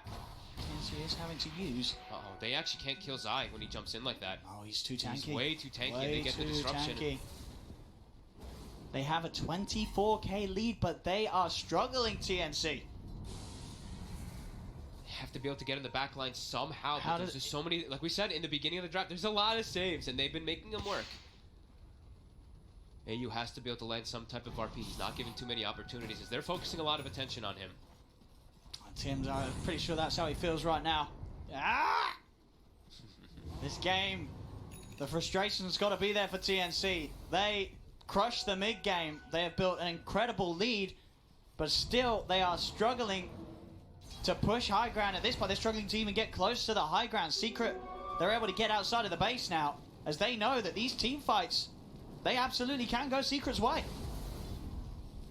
Cuckoo, he should have like the constant Firefly as well with that level 25. Yeah, he has the permanent Firefly now, pretty much ready for himself too. So he'll always be able to go for those catches. And they're still just trying to farm the map, but yeah, like you said, Secret, they've gotten themselves outside. So now they can at least control the bottom side. We see they put heavy amount of ward emphasis, tons of ops wards and sentries, just needing vision for the fight. Dire's top tower is under attack. TNC set up Zai. He's pushing forward pretty far. Zai. He's got to blink up in 2 seconds. They're hunting. He's popping the Stampede to try to kite them out here. He knows they're coming. Can they find him? He's sneaky. Is Cuckoo going to get him? Oh, that's so close. Out of there, Zai. Into the trees and back to the base. That was very close for him dying. I mean, he does not. Very close. He doesn't have buyback either. Ooh, Zai. Really playing at risk. But he did clear out the double catapult wave. That was he was making sure to do.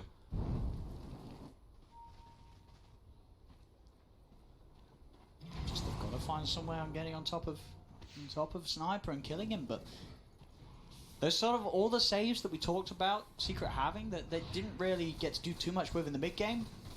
They're getting to do a lot with them now. Yeah. The stampedes, the disruptions, the swaps, all this sort of chaos makes it very hard for TNC to reliably deal with the Sniper in these fights. Yeah, Lotus Orbs, Prison Guards, there's everything. Solar Crests, just all these different things. They've been having 4 staffs now finished up on Yapsor. A little bit, he's had it for quite a while now. if there's anything to just protect Nisha. Armor versus Nisha here on the farm. See Nisha 5k lead and the creeps killed.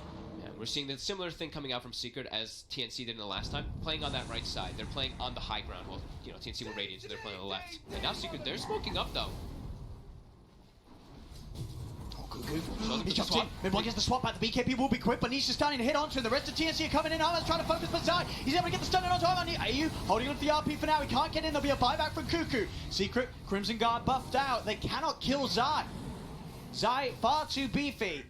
Mid-1 is the only one to fall on Secret. There's the jump, Cuckoo. With the buyback, he is able to get the grab. Can they kill him in time? They're focusing Nisha. Nisha slides down the low ground, but they killed the sniper. TNC, that's the big kill they need to open up the fight for them to move over and clean up the rest of Secret. Cuckoo, Tim's on top of Yapso. Yapso trying for the TP out. May not make it home. TNC have cleaned them up. They do it. Cuckoo with the buyback, catching Nisha, dragging him over to TNC's half of the map. Literally on the perfect spot possible. How long for buybacks? They do have buyback on mid-1 in about 5 seconds, but there's no Zai. And AU's still got the RP. They get a blink RP sniper, it's game over. And he almost was able to get in that last fight. He actually got hit by a Maelstrom proc, and then he had to stop cancel his RP. So they're able to now finally claim themselves as second racks after a very long time of being held off. As Cuckoo gets the final clutch jump. And another big jump up in gold lead. Yep. 37,000 gold lead now for TNC. Yeah, 4 buybacks from Secret. We'll see how safe they want to play it, if they want to force it. You said they're going to know that 4 buybacks are unavailable. Wait for, I think you wait for Roche. It's you have to know it's 2 going to minutes be until coming up Roche. pretty soon. Because they have that time in the play. If they can go for the Roche, those buybacks are still going to be down for at least 3 minutes, right? They're still considering going while Zai is dead for 40 seconds. Can they grab mid-1? Steps forward. Gabby will show himself. Nisha's starting to poke in. They've got to all focus on Nisha. All focus on the sniper. Okay, they forced the glyph. Still sitting here in the area. Press the issue forward. Zai's coming back in about 20. Roche, 1 minute 30. They have a trap in it, so the one nice thing I guess they do, they'll always know when it does spawn instantly, so. That's how we're gone. Zai back in the game. Bounty rings are up. Yeah, they'll back off. So they were just trying to get as much as possible out of when Zai was dead. Get the game back to the point where you're keeping Secret held in the base, and as we say, get that Roshan. It is going to have the Aghanims. It is going to have the Refresher Shard.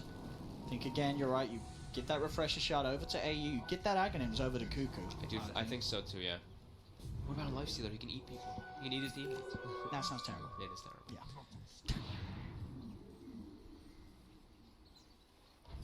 Yeah, no, Cuckoo been having such an incredible game. 5-9 and 18, but he's really been dominating. I think it's his best hero. Everyone knows the Cuckoo bat. Yep. It's a thing of legends, and it's a thing that they did keep sort of hidden in the draft, right? They saved it to the last pick when they had picked the Ogre first. Yep. So sneaking it past the draft, getting it in. And look what item it is. He sold the treads. It's the rapier. Yeah! Let's go. Nisha! He's got it. He's got the deeps. If they can keep him safe, he's gonna hurt. He's really got it. I mean, he was still pretty hitting pretty hard before. Now he's going to be killing targets much faster. The Lifestealer is going to get brought down at a much faster pace. He's 31 armor, but yeah, you see Lifestealer also. I was going to say, I think Gabby's going to queue this up soon as a Blink Dagger himself. Just any way to get on top of Sniper. Everybody having the Roche Blink. is up. TNC, they've got to go for the Roshan. Getting the trap set up around the area, also putting a high ground ward. There's no way Secret come out to Roche, right? No. TNC is just going to get this. Yep. Too risky for them to make their way out there. They still have, how many cheeses they still have from before? They still have, they still the one, bat. Right? Yeah. Here we go. Who's going to be taking it all? Wait, who took the axe? Did they give it to Tims? Did they give it to Tims? They gave it to Tims. They gave it to Tims. Okay, because he is Blink. Dude, that's disrespecting Cuckoo, I think. You want to give the double lasso. I thought so as well. Yeah. Tims is feeling himself too. Yeah, Tim says that's mine. I mean, he's got his 25 talent. I mean, it doesn't work, of course, on the unrefined Fire Blast, but he does do a lot of damage. He's been found outside of the base. Puppy. I think you let this man die. No buyback. 100 seconds. Tim's trying Trying to look to lead in for more. Just get the multicast off onto mid one. Hate step as well. Mid one's in trouble. He's outside the base side. Jumps in. He gets the loose up on the 3 backline. His Invisible Blade drops down as well. They manage to shoot down the TA. Nisha doing the damage with the rapier. Double kill for Nisha. And TNC, they've got to retreat. Cuckoo forces up to the high ground. Zion Yaps are trying to chase. He's coming back forward. He stepped in. They've got the nullifier up to Zion Tibbs. He's in. Multicast on Nisha. Nisha forced up to the high ground. Yaps are trying to do his best to save him. The life strike will hold back the ogre. Buyback comes up inside Nisha. Turns. He shoots. Gabby's on top of it with another fire. Cuckoo now lose as well. Nisha is dying. Nisha is dead. With that buyback, Hex as well onto Zai. They'll move in for the cleanup as TNC will finally close up the game. 61k lead is needed, but they have done it. They've taken a game off Secret. They made Secret lead finally in this tournament. 9-1, I believe, for Secret as TNC with this draft after a very, very rough laning phase start. This mid game was played so well by them. They controlled the game perfectly, and Cuckoo on this back finding the clutch pickoffs for his team. Yeah, brilliant game from TNC, and you know, one of the reasons why they have the adoring fans that they do. This is sort of the play. This is what they're comfortable with. This is TNC in their element. It's not a draft that made a lot of sense. There were a lot of things that we were looking at in that drafting phase said, this shouldn't work. But I guess we forgot it's TNC. This is what they love to play. Yeah, and they got a pretty good surge of momentum when they had that mid game for 20 minutes. It seemed like they just got full control after that one big team fight that they were able to take successfully versus Secret when they didn't have the Stampede. So yeah, TNC really taking advantage of their timings and really controlling the map really well. It's discipline I saw from them in this game. Yeah, ending the streak of Secret. About time. This is going to be quite a morale boost for TNC going into the rest of their games, right? Knowing that you have this victory against Secret, and it was a careful one. They made sort of that one bit of a hasty play, but they played it so safe, sort of in the same style that Secret closed up game 1. Yeah, pretty much the exact same thing. We saw Secret camping the right side on the high ground, while TNC in the last game they were camping the high ground on the left side, so both teams were really trying to do everything. But yeah, TNC, discipline. Like absolutely. I said, definitely disciplined. Just providing the upsets that TNC has historically done at TIs before, and they're doing it here in the group stages. See if they can do it again down the line, and see if at the main event they're going to be able to do some more of these crazy plays to propel them forward. TNC finally proving that Secret are indeed mortal. Taking one game off, finally turning Secret's score right now to 9-1 in this group stage. But you are watching the multicast, and I want to go a little bit more in-depth this time because we got a lot of interesting games coming up in this second string of series as we see. On Stream C, it's Fnatic versus Na'Vi. Definitely some group stage implications for this match as Magical, you are dead. On Stream D, it's Infamous versus Evil Geniuses. That's the one we'll be going to, but I want to clarify something. If you only want to watch Infamous versus Evil Geniuses, I suggest going to that stream dedicated. That's going to be Stream D, because I'm going to be talking a lot. Because this, like I said, next series of events, next series of matches, really intense, a lot of implications, and I want to keep everyone updated here on the multicast on what's happening. So, on Stream A, it's going to be Virtus Pro versus OG. Might have to tune in every once in a while, see what they're up to. If Anna pulls out some other Core IO shenanigans, I got to get a peek at that. Stream B, it's going to be NIP versus RNG. But for right now, temporarily at least, we're going to tune in to Evil Geniuses versus Infamous on Stream D. Running down here as Got well. TP, EG. He's dead, trying. I think. One more hits a bash. There will be, but there's going to be crit. He has TP'd in. He's going to throw out his ulti. Schofield is here now. Throws the stun out. Will hit crit. Arteezy is going to run back in. There's a TP, but it's a long one from Sumail. They're trying to chase on. Arteezy now attacking Schofield. Fly actually dies up top. And they will be able to get Schofield, possibly. He's going to use another boulder. There's going to be the Carapace, but crit picks up the kill. And that was a one-for-one trade, actually, because if Fly ends up going down top and losing all his creeps, honestly, so probably good for Infamous. It's a lot of time Arteezy's not farming, too. Yeah, but it's big for EG as well, though, because they're also ensuring that there's no other move being made in the middle area of the map by Infamous, and they need time. Oh my goodness, the Ravage from afar. He throws up the aim smash. Oh my goodness, he pops the BKB and dies instantly. They don't even get the tower yet. Chris Luck, he's getting over the TV, and it looks like he will make it. No one else is here, and look at their ping. That was a Ravage from... That was actually sick. That's why you need a 4-step, pal. Yeah. Would you have got out of that, you think? What? He can't even take himself seriously. BSJ, he's grinning over here. If a teammate had a 4-staff, though... exactly. But the Shadow Blade done on Sumail, by the way. That's... Just first item, Shadow Blade. Okay, explain to me why. Well, Invis is good, Grant. You proc... You can E out of Invis, and it does a ton of damage. And eventually, I guess you get Silver Edge for the Huskar. you don't have any like elusive heroes on your team. That's so true. it is making them have to deal with that Shadow Blade invis and like the threat of like a +1. Like now all of a sudden Earth Spirit's a huge threat on the map because you have the Shadow Blade on AA anytime he's off map. And you've got to assume that you're going to be targeted in every fight by Yeah. Infamous, and it's difficult to itemize to stay alive once they catch you, so you just want to ensure You literally can't get caught. It's just a difference in philosophy. Like OG, honestly, myself as well, I prioritize like, okay, let's build like raw stats and survivability items. Sumail has always been more flashy, the pioneer of like, the Yules and the SF. Like he loves to just effectively outplay his opponents, abuse mobility and positioning versus just raw survivability. So it's just a difference of opinion. You guys know that Whisper just picked up a full BKB, by the way, in his stash. So we've got 2 Number one BKBs net already worth on in the game. Radiant. Yeah, he is owning. Just uses Midas as well. And check out his talents, Grant, because they are incredibly strong. Specifically, the You 1,000... like the health regen over the day? That's a misclick. That's a misclick. What? The 8 health regen? Over 25 damage. It feels, especially versus AA, it feels... That has to be a misclick. Like, because I always think about talents in comparison to gold, right? 25 damage is like 1,500, whereas the health regen is like 800. It's not... It hurts a little. You're able to farm a lot I guess more you do effectively, yeah. sustain on the map with it, but like I feel like I've never seen a starter ever take that. Yeah, and love this creep by Fly. Folk prioritizing this Ice Ogre, or Ogre Frost Mage.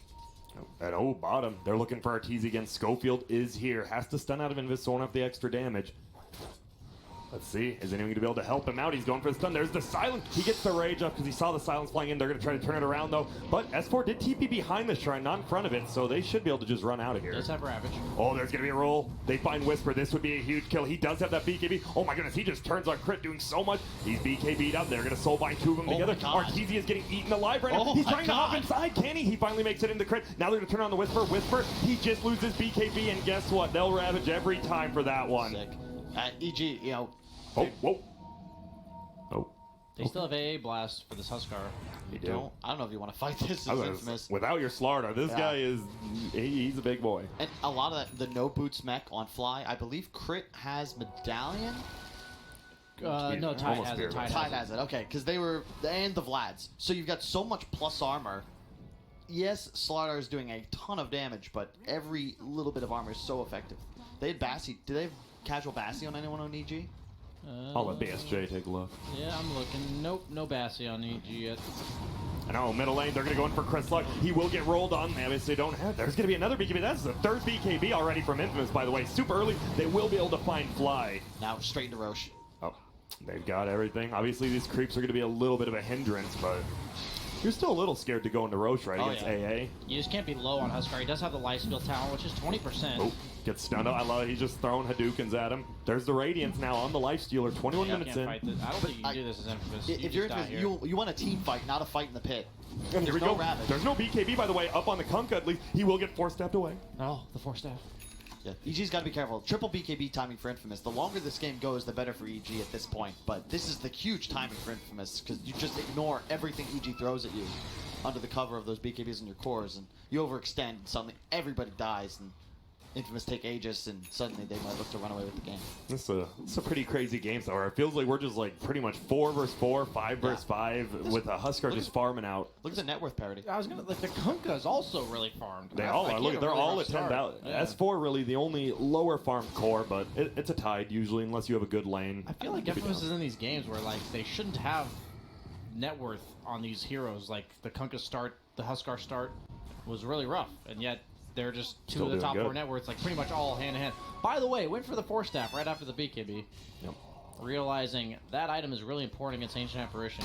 I'm with you on Force. I just Pike to me is just so expensive. Yeah, if you want to go for the full Pike, that is a big investment. They're going to move in. There won't be a mech being able to be used by Flying. Look at the Soulbind actually goes back onto him. They're going to throw out a double silence. They're just going to run away. Ravage will be up in 5 seconds. And Whisper, he does use his BKB, and these charges do matter. Like, late games usually, at least we've got the BKB, but they're losing a few of them. Middle lane, they actually want to fight. Huskar has to leave the Roche pit. Here's going to be a boat coming. S4 really popped the Ravage. He doesn't want to commit it too soon. There's going to be a Gush coming out. Chris Luck does have his BKB now. They're just going to try to run away. And Feels like EG's just baiting out a BKB from Whisper and then from Chris Luck. They're doing a great job. They have a great read on how Infamous is trying to play this game. They know this is the power spike. They're looking to force an engagement, get kills, and go Roche. And EG, they're not making themselves scarce. They want to ensure Infamous is chasing them, but they have no intention of team fighting unless they overextend severely. And they are also constantly putting a chin creep in the pit. Yeah. So they always know whether or not Huskars are going to try to sneak it. It does go pretty fast. Magic resistance on Roche nowadays is only 50%, so the Burning Spears actually do tick it down pretty fast.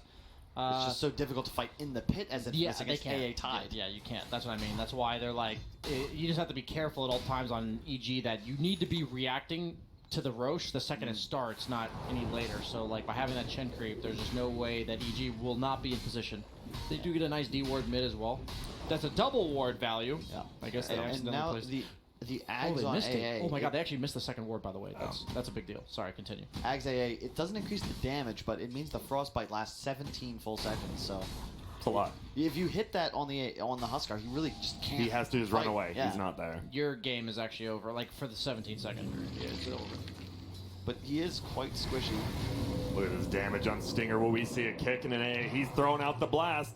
Will it Kobe on over? It will, and that's an Aghanims. He is going down. I feel like he We'll could watch have him. dodged that.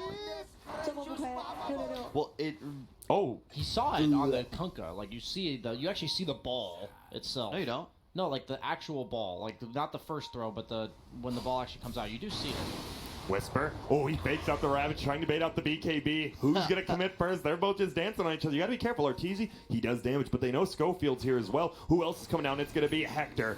There's a full Solar Crest now on the Tidehunter, which is scary. He's got to be really careful about toggling Radiance in these engagements. Middle lane now. It's actually going to be Chris Luck. He's used his BKB. It's Fly as well as Crit plus Sumail trying to bring him down. Do they have detection? They sure do. AA Blast is going to fly and does it hit? Yep, it does, and he's going to probably dead. go down here, especially if this roll hit doesn't. The Kunkka Dodges boat, it. the boat's fading off. He's going to die to his own boat buff. And he will. He goes down. Sumail gets the kill. Now they're chasing after Schofield. There's a Shrine. Will he pop it? They do pop it. And there is no AA Blast. So Hector, he should have a pretty free time. But Schofield, guess what? He goes down. And Hector, he's all alone. He's like, wait a minute. Uh-oh, this ain't good. They do bring over the Grimstroke. But now Whisper's here. Nice double stun coming out. There's going to be the Inkswell as well. They put two together. There's going to be a Ravage. No BKBs left. There goes Hector. They need to get Whisper next. He pops his BKB finally after. Will they at least get crit? Whisper wants to. And Whisper, he's still going in. S4 almost goes down. But that feels like the first real bad fight for Infamous You're there. seeing all the damage mitigation Kyle talked about with this armor. Exactly. Pull the items real quick, Grant, because this Okay, is wait, the I'm key. gonna bring this up. A lot of damage done here first. A lot of, and we've been talking about this actually. Gold change not that big, but look at the experience. That was a full 6,000. Oh my Another kill goodness. for Sumail. Oh god, what am I doing? He died over here. He just got ran at. Yeah. Can I just say? I'd love to bring up the items for you now. Can I say?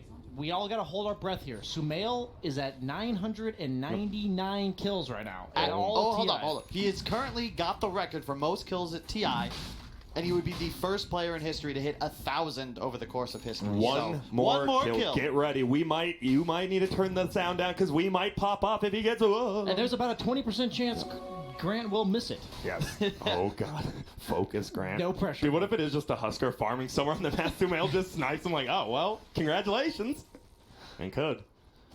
I personally want to see it to be like a triple kill with one blast, you know? That'd be pretty cool. Blast through it, you know? All right. He does take the evasion. We've been seeing a few other lifestealers going for the open wounds talent now, but evasion. Huskar does not want to buy MKB, Slardar does not want to buy MKB, and Kunkka does not want to buy MKB, so all three heroes are annoyed by this evasion. You can feel that because Infamous wasn't able to get the fight they wanted. Like, look at the net worth all of a sudden. EG starting to pull ahead, and this is the danger of going second out of BKB on 3 cores.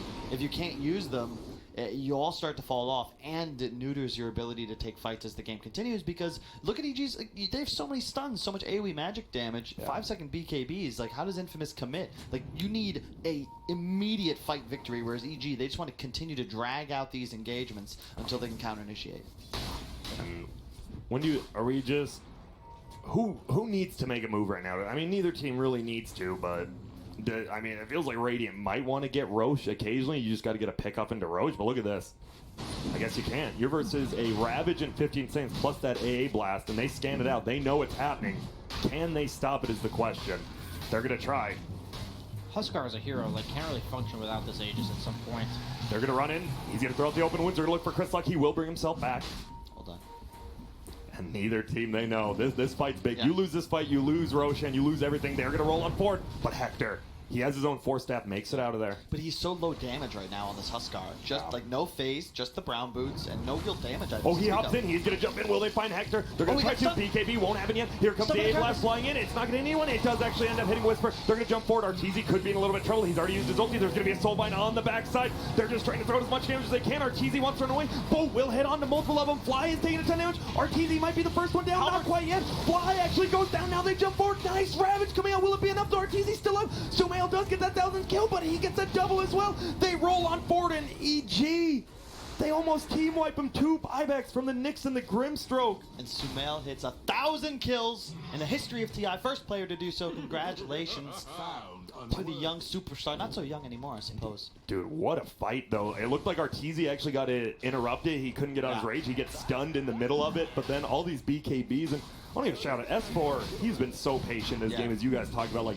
this Ravage means so much. They're going to try to go, and they need to be careful. S4. EG, they don't need Roche. They just need to make sure that they don't allow Infamous to get Roche. Because to your point, BSK, if you want to win this game, you need Huskar to have an Aegis. And we see the fight right here again. And you actually see Tide was silenced by the Grimstroke's Phantom like until the very last moment. And you're talking about the problem with damage on the Huskar. And you see it here. He's amped and he's still hitting for barely any. But yeah, he's been silenced this whole time, gets stunned by the boat, and the silence doesn't get purged by Kraken Shell. So you're just sitting there, gets the Ravage off, right, like you said, very last moment. And that, like the Solar Crest Vlads, makes the difference there. Arteezy living on a sliver of health for the entire duration of that fight. Dude, I didn't realize if you ulti on Huskar and you do get Ravage, like, it just didn't hit. You just get stunned in midair. It doesn't even do the damage. Yeah, the one thing I will say is, what was I thinking? Well, I was going to mention, you have to be careful as Arteezy when you infest to initiate. Yeah, that's what I was thinking. Yeah, because you could see there, he had preemptively Carapaced, and there's no way as Lifestealer to like hop out, because the Radiance tick happens immediately, right? It's the infest tick that gets you. Oh yeah, exactly. The infest damage actually procs on Carapace, so you take a ton of self damage, and then all of a sudden you're obviously stunned in the middle of the map. Yeah, it's really annoying to play against Nyx. Even if you are infested in somebody, like even if you're playing right-click Lifestealer, because you have to be very careful, like you said. Like if you mess that up, and right there he kind of did mess it up, but his team was with him, behind him, like ready to back him up. So you kind of want to turn Radiance off when you infest, but it's counterintuitive, right? Yes. Why you buy? It's really annoying, right? Like it's just not fun. But at the same time, you do scale way harder on Radiance Lifestealer than you do on the right-click. So that means that's like, with this item build that he's going, he is really their only late gamer. Like, Sumail's kind of like an anti-carry in this game. Like, he makes it really hard for the rest. So look at his talents. But I'm saying he doesn't carry the game. He, like, makes the other team not carry the game. I want that level 20, the level 25. Yeah. Both of them are insane. But the AoE cold feet is, like, absolutely absurd. Especially against all these melee. Is it viable to go the Ice Blast kill threshold against a hero like Huskar? Yes. Is that a thing? But I don't know, man. The cold feet, cold feet's pretty insane. And 7-second cooldown. Look at the W now gives plus 38% magic damage as well, because of the talent. Yeah, that's a lot. That's a lot. That is indeed a lot. Yeah, and when you have an Earth Spirit, you have Spirit Vessel, you've got Life Sealer, tons of AoE magic damage. So it is a 5K lead for EG. Chris Luck, we see him. He's going for that Daedalus. Huskar on the other side of things going for that Assault Kyrus now. Doesn't even finish it out. He just puts the Ogrex away. He's like, I'm not getting you. Sorry. I will say, though, Huskar goes late game a lot better than I think people give him credit for. And especially, again, the level 25 talent, Burning Spear's pure damage. That's a ton of damage. Holy crap. I think you've got to be a little cautious on EG. You've played great so far, but I want to see them steadily start to put a little more gas into this game, because just sitting back and farming, I'm not comfortable with that if I'm an EG fan. Cause do you just want to go whenever Ravage is up, kind of go, or? I would just like to see them like get aggressive on the map, like fight around objectives, and it looks like that's exactly what they're going to do now that they have the BKB on the Tidehunter. Because you are stronger, you will win a fight at this moment. Quiz question for Kyle without looking: how many nice job. How many auras does Infamous have amongst their 5 heroes? I'm going to go with the 0. They have literally 0. If you look at all their heroes. Yeah. And the difference maker, like they are building AC on the Huskar, but you have AC on the Lifestealer, you have Vlads, you have the mech in the Greave. Is it the Greave? No, it is the mech though. And you have the Spirit Vessel that's, even though it's not like an aura, it's like it makes it harder for somebody to play the game. There's so many more team items. It's a huge advantage at this point. Like just Vlad's AC is 14 armor shift in a fight. Like, that's insane. Not counting Solar Crest or the life mech, heal. the Chen heal, exactly. There's just so much innate sustain on this EG lineup thanks to these builds. I'm not a huge fan of the Slardar build, by the way. He went for the Echo Saber, which is like, man, you just have 3 carries now, which I don't like. And here we go. There's going to be a big fight going on. Stinger's actually going to 4-step downhill. Crit. We'll see him. Roshan hasn't gone down quite yet. There is going to be a boat. He is going to pre-beast, though. They're going to jump forward. Oh, Arteezy does get it. Here comes the AA Blast. Let's get it. Whisper. He's going to go down immediately, blown up. And, I mean, you had to do something there, and they tried, but it looked like about half second too late. Yeah, I've played a lot of Slardar in my life. AA is such an impossible matchup. Do they have detection? Sure do. There's the dust. Ewell's into the air as well. He'll get frozen, and they're just going to right-click him on down. There's another roll. Right-click into it. Huh, Ewell's doesn't purge cold feet, huh? That's interesting. It was like, aggro Ewell's. Oh, it was an aggro Ewell's. Oh, okay. I was confused about that for a second. And now this one is great. It's funny, the gold lead actually went down from EG because they were farming the map, but you've got an Aegis, and Arteezy, he just doesn't care. He's like, I got the Aegis, I am God mode right now. Instantly hitting the tier 3. And you just don't have damage on Infamous anymore to kill this Lifestealer. You got the evasion talent too, so 48 armor with the Solar Crest on. That's a lot. 50% evasion. There's luck. He's trying now, they run forward, but Stinger has a 4-step. You need a Huskar MKB, but he's just got, honestly, too many utility items. Like, when you have to go BKB and Force and Halberd, like, you don't hit that peak timing. It's near 35 minutes into the game. He's yet to finish a true damage item. They were thinking, they're like, do we finish this? I guess. Yeah. They'll run back in. That's a full set of racks down. You still have the Aegis as well on Lifestealer, who's getting close to level 25. What do we got? Anything big that could just like shift this game around right now? Slardars, you talked about, has to get the MKB even though it doesn't feel great. You just need damage. Yeah, everyone needs MKB if you want to do damage on Infamous. Another huge item coming out from Earthsphere when he gets it is the Lotus Orb against Slardar specifically. Like, it's just another armor item, and it's another item that makes it even harder to kill targets in general. Like, whoever you focus, they're going to be, like, they're going to remove the amp. You're not going to be able to use any direct target abilities on them. Like, it's just super annoying. And I like what EG's doing here. They're going to kill Tower, kill Bottom Shrine. I expect that maybe the next round of items they'll pick up, they can look to just go high ground once again. They are in an incredibly strong position. Yeah, you talked about you didn't want to slow down. Guess what? They take one fight, and now they have a full racks. They just smoked up and did their thing. I don't think Pro Dota works when you have 3 heroes building right-click damage. Like, that's what Infamous has. Like, you'd much rather have like mixed damage, like you have the Lifestealer plus AA, and then you have a bunch of auras. I don't mind the. I just think you need somebody to be more selfless, right? Somebody's got to build the team items. That's what I mean. You have all this physical damage. You need a Vlad's. You need an AC, and obviously the Huskar has that, but he's the one I think you want to have itemizing for true right click, and he's got the only team fight item they possess. You have a Lifestealer versus Huskar. Oh, man. He gets silent, so he can't X himself back. There will be Eels in there. Here comes the AA blast. It will end up hitting. S4 gets the kill, though.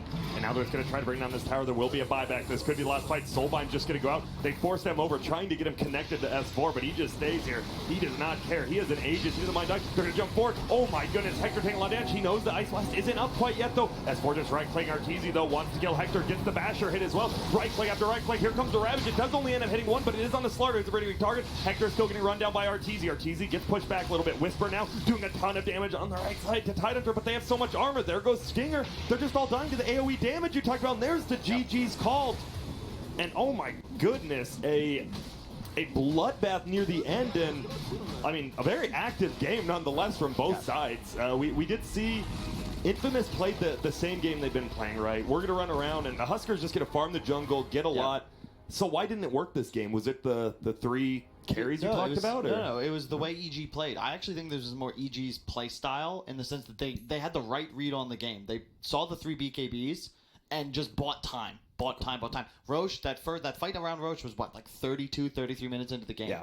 Like that's what the dream is for EG, because you don't want that fight. Okay, it doesn't even matter if you win it. You don't want to have any business to do with the Roche pit. It's about playing proper EV, low risk, just make them chase you. Too. You know they have BKBs. You know they're trying to fight you. So just sort of dangle, but refuse to tangle. There you go. And also, the one thing I want to say is that for Hector, his hero at no point in the game is the strongest hero in the game. Yeah. Because you're against Ancient Apparition, Huskar will never be the end-all, be-all carry. And I feel like in the other games, once he hits those items that they were waiting for him to get, he is the strongest hero. And in this game, since you had to build so many items to protect yourself, you're not building items that make you feel good about the game you're playing. More damage, more mobility. You saw in the Wraith King game, you just go in like Blade Mail, Silver Edge, AC. Doesn't care.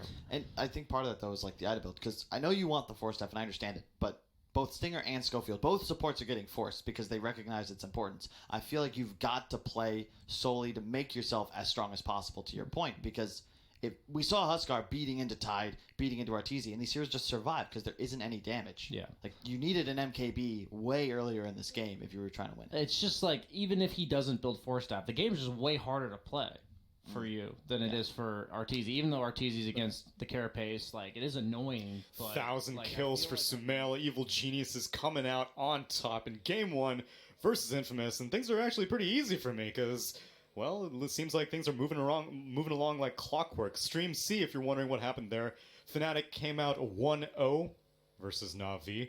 Stream A, as we see, it's going to be the start of VP versus OG, so we might be going back and forth between that and what we're going to be going to on Stream B, which is NIP versus RNG, which you may not be interested in if you just saw those team names or if you just saw Afu dying, but you should be interested because this is a fight for survival. Both these teams, exact same score right now in the group stage, very bottom of their groups, and they need to hope that they get a win to make sure they're not eliminated. It's Stream B right now. Good for RNG.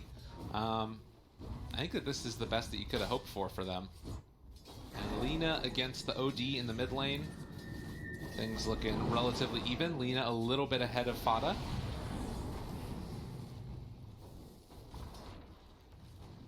Yeah, should be Lina favored. Really, nothing that OD can do that like punishes her that hard compared to all the other heroes he's good versus. Lina just sort of like that dominant laner that should do well versus everyone.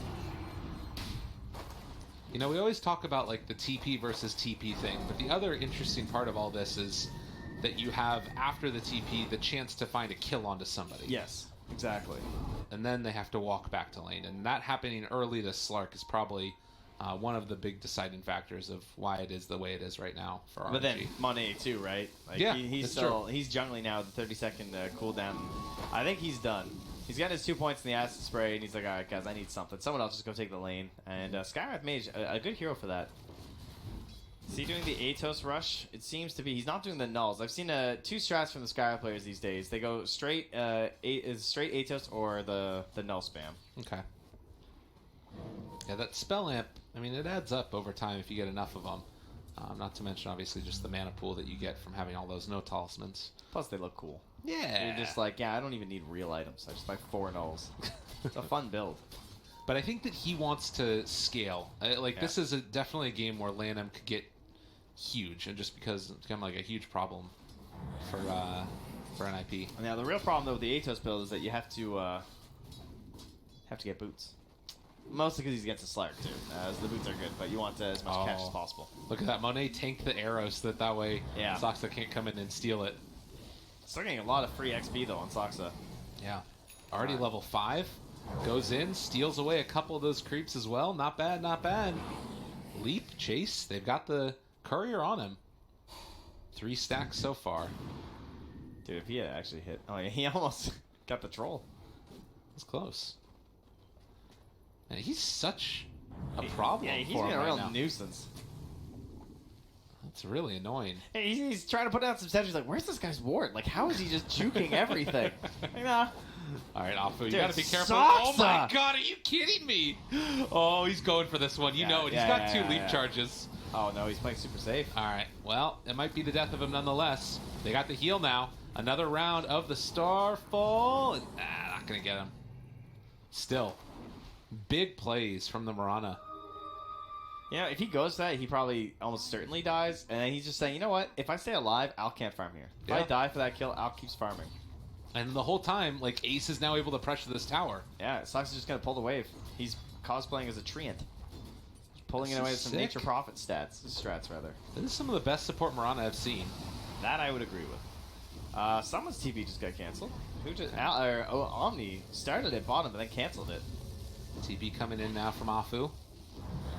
Trying to keep the pressure on, keep this catapult alive, see if they can finish off the tier 1 tower. If you can finish this one off. Hope for a deny at this point. Oh, and they don't even get it. Yeah, Monet almost timed it with catapult. Arrow connects, he walked into it. Yeah, I don't think you can... No one else is there, buddy. Whatever.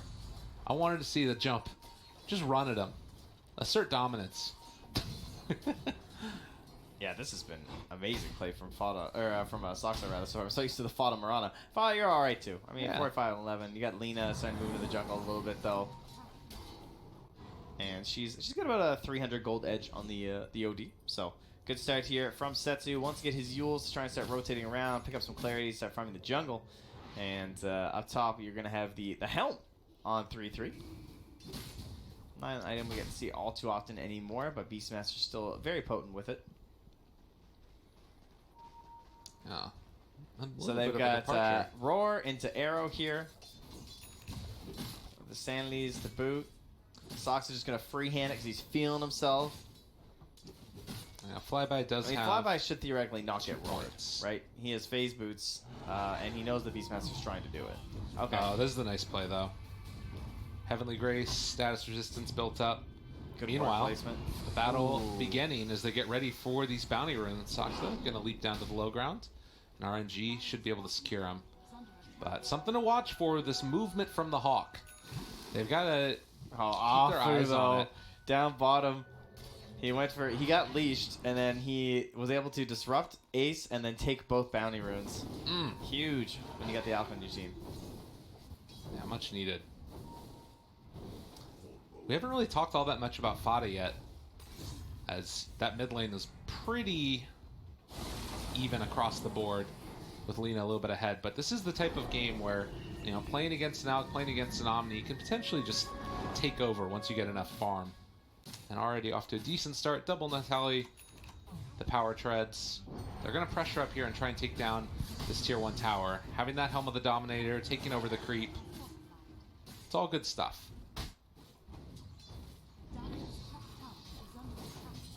So Ace is getting a lot though. Yeah. I mean, you see that the Alk's 1300 head, but you're like, oh yeah, that's an Alchemist. Like, this is a Slark who is really farmed, and we'll have his Midas pretty early. Already has the phase, has the wand, he's been playing very aggressively. I mean, is this a game where he's going to be able to kind of take over, do you think? It's not a crazy snowball start game at this point, because he's not, he doesn't have like those 4 or 5 kills or something like we have with the UR Animage, but yeah, he's gonna have a good game, more than likely, unless he just starts like dying.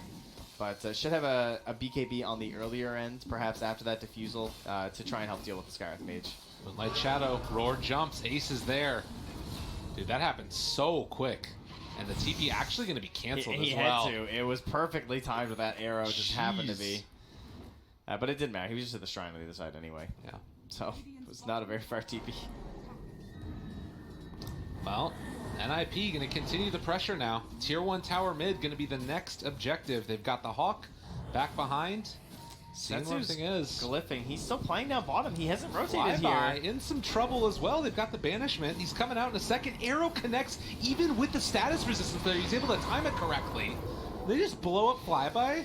PPD does go down to Setsu, but NIP are not stopping the push. That was a good kill on the Warlock, though, because maybe that allows them to defend this here. If they can clear it with Setsu, he's just waiting for the mana. That's the thing that's holding him back right now. He's only got 1 Dragon Slave.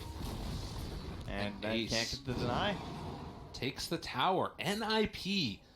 I mean, and I think the majority of this is just this Beastmaster who's had a really good start so far and is kind of able to be that constant push that goes. Like, it's the Beast and it's the Marana. Yeah. They got a perfect first Moonlight Shadow. Soxa forced the Alchemist in the top half of the map where there wasn't really that much there. And he couldn't be involved in any sort of engagements at the bottom after that. And now this is going to be the big difference between what happened last game for Alliance and Newbie versus what's going to happen now, because they've taken those tier 1 towers much earlier. Now, UR was able to recover. They still lose this game, but he's able to recover. He gets a 16-minute Radiance. With Monet not able to really play that top part of the jungle, you've got to expect that this Radiance is probably going to be a little bit later, as they're going to keep putting it on here. They have the arrow. He's waiting for it here. He's got a couple good eyes here. They There's broke no the vision smoke. on him. They broke the smoke, they know. Soxa gotta be careful. Arrow dodged away just at the last second. Afu is still there as a defensive option if they need it. Peter's just holding it. He's Dude, saying, I don't want to drop this thing down. Because I don't think they can contest either way. Lanham, he's moved into position now as well. But they just don't have any lockdown. They don't have any team fight. These heroes of RNG don't do anything. Yep.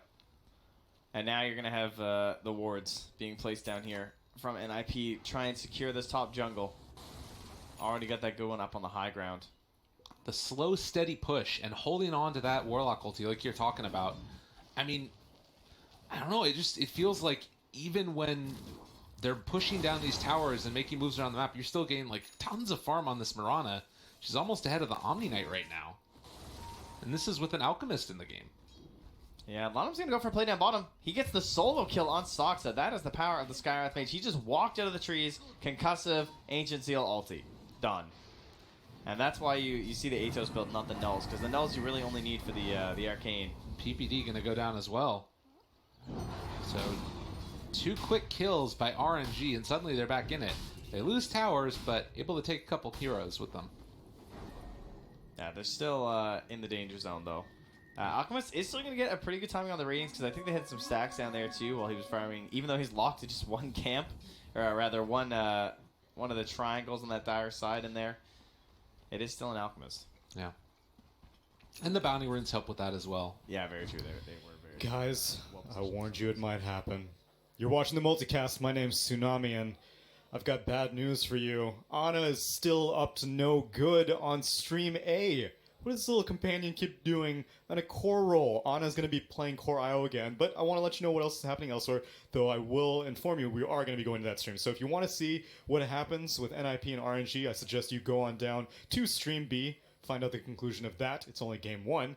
Stream C, we got Fnatic versus Na'Vi. Draft just completed. Fnatic winning 1-0 over Na'Vi. They're going into game 2. And draft has yet to begin for Stream D, the EG versus Infamous game, where EG went up 1-0. But I gotta see this Core IO. NIP did not have the solution previously. Will Virtus Pro prove them wrong? It's Stream A. IO is going to go for the Dominator plus the Aghanims, right? Now we're going to go toward the later stages. How does this hero work when you attack tethered allied targets with Pangolier and stuff? How does this ability work? There's no way that would. I don't think that would do. What anything. about with if Tree you Volley? Swashbuckle, Tree Volley Doesn't count as attacks. I don't think it counts. So as attacks, okay, right? so those I two. don't think that so would this do time anything. around, well, we'll see. Maybe this is. I think it might work with Pango. Well, you think you just Swashbuckle? Because Pangolier in It is ready? attacks. So Pangolier, if you have Searing Arrows in ability draft, you proc Searing Arrows on and Impetus on every single of one of your things, on one of your attacks. If So I'm that's feeling the it might case, work with the Iron. You might be right. Swashbuckle and So what about attack star, when you have allies target? What if you have an Aghanims on Pangolier and Yeah. you're tethered? Do you shoot out attacks all over the place? No, if because some of those attacks don't hit anything, right? But what if they do? Are you just shooting like crazy all over? Someone is We're going to gonna find out. We're gonna find out. Hopefully we'll find You out see, because that's obviously- level 25. Obviously, as professionals, we know the answer, and we've seen it a million times before. We just want to keep you viewers on the edge of your seat so you get rewarded with the surprise once the level 25 comes out. The only reason I'm throwing these out there is because the way that OG drafted their games yesterday with the carry IO, They it was had about that it. They had a steroid. They had the Wind Ranger in the mid lane, then they had the Troll Warlord. They had this hero that he could tether with, so that when he hits 25, he's able to go absolutely crazy. So I'm throwing some stuff out there. I could be completely wrong, but I'm hopeful to see that if it works with Swashbuckle, I'm super excited if he gets 25. I was going to say, he does have It's to get 25. Yes. Yes. He does have to get, which he did, was it in both of the games? No, the second game he did not He hit did not 25. get 25. No. It does take quite a bit of time to get to that level. Or maybe he got it like right at the last second, but yeah. Sure. Aggressive tri-lane, aggressive quad lane actually here positioned by VP trying to put the pressure on right away. It will be spotted though. His OG though perched himself down bottom instead. Thompson is also smoked up, so OG, they were smoked as well. I hope somebody gives me that answer though, because I know in ability draft, since I play a lot of Dota, ability draft, if you have impetus as well as swashbuckle as well, you proc individual impetuses on all of that as well. So that's why I'm feeling like swashbuckle counts as individual attacks. It really just depends on how it's coded. Yes, that's what I'm thinking about. This one's up to the Valve programmers. How have they made the game? I'm super Did they curious intend to make the game and the way that it's going to play? We'll see. Hopefully we get Sure to see they did. 25, but we'll get there if we do. And Now let's just get there. Ice Rock Let's just watch knows. the beginning. He's watching. He's like, well, I know. The stun coming forward. They've got the slow as well on No Tail. The tether movement speed though, we'll be able to keep that Elder Titan safe. As it's 3 bounty runes for OG. Alrighty. So it will be at least VP claiming this one right here. But that was 2 stuns committed also in this aggressive tri-lane already from Ramsey, so that's already 130 mana. But yeah, they're really trying to put the pressure onto this IO. So that means Pasha probably going to have a bit of a rough time down bottom as the Omni Knight, but he'll still get something. He's an Omni Knight in the safe lane. Even though he's versus an Enchantress who's going to be dishing a lot of harassment out versus him, he'll be able to get experience. And a couple last hits whenever it's under the tower.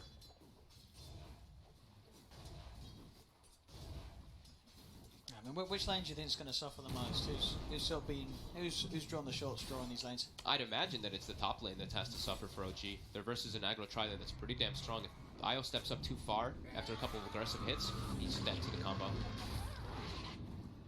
But that being said, also, yeah, No Tail, since he's versus a tri lane, he's always getting the triple Astro buff. So it's a lot of damage he's punching out as well.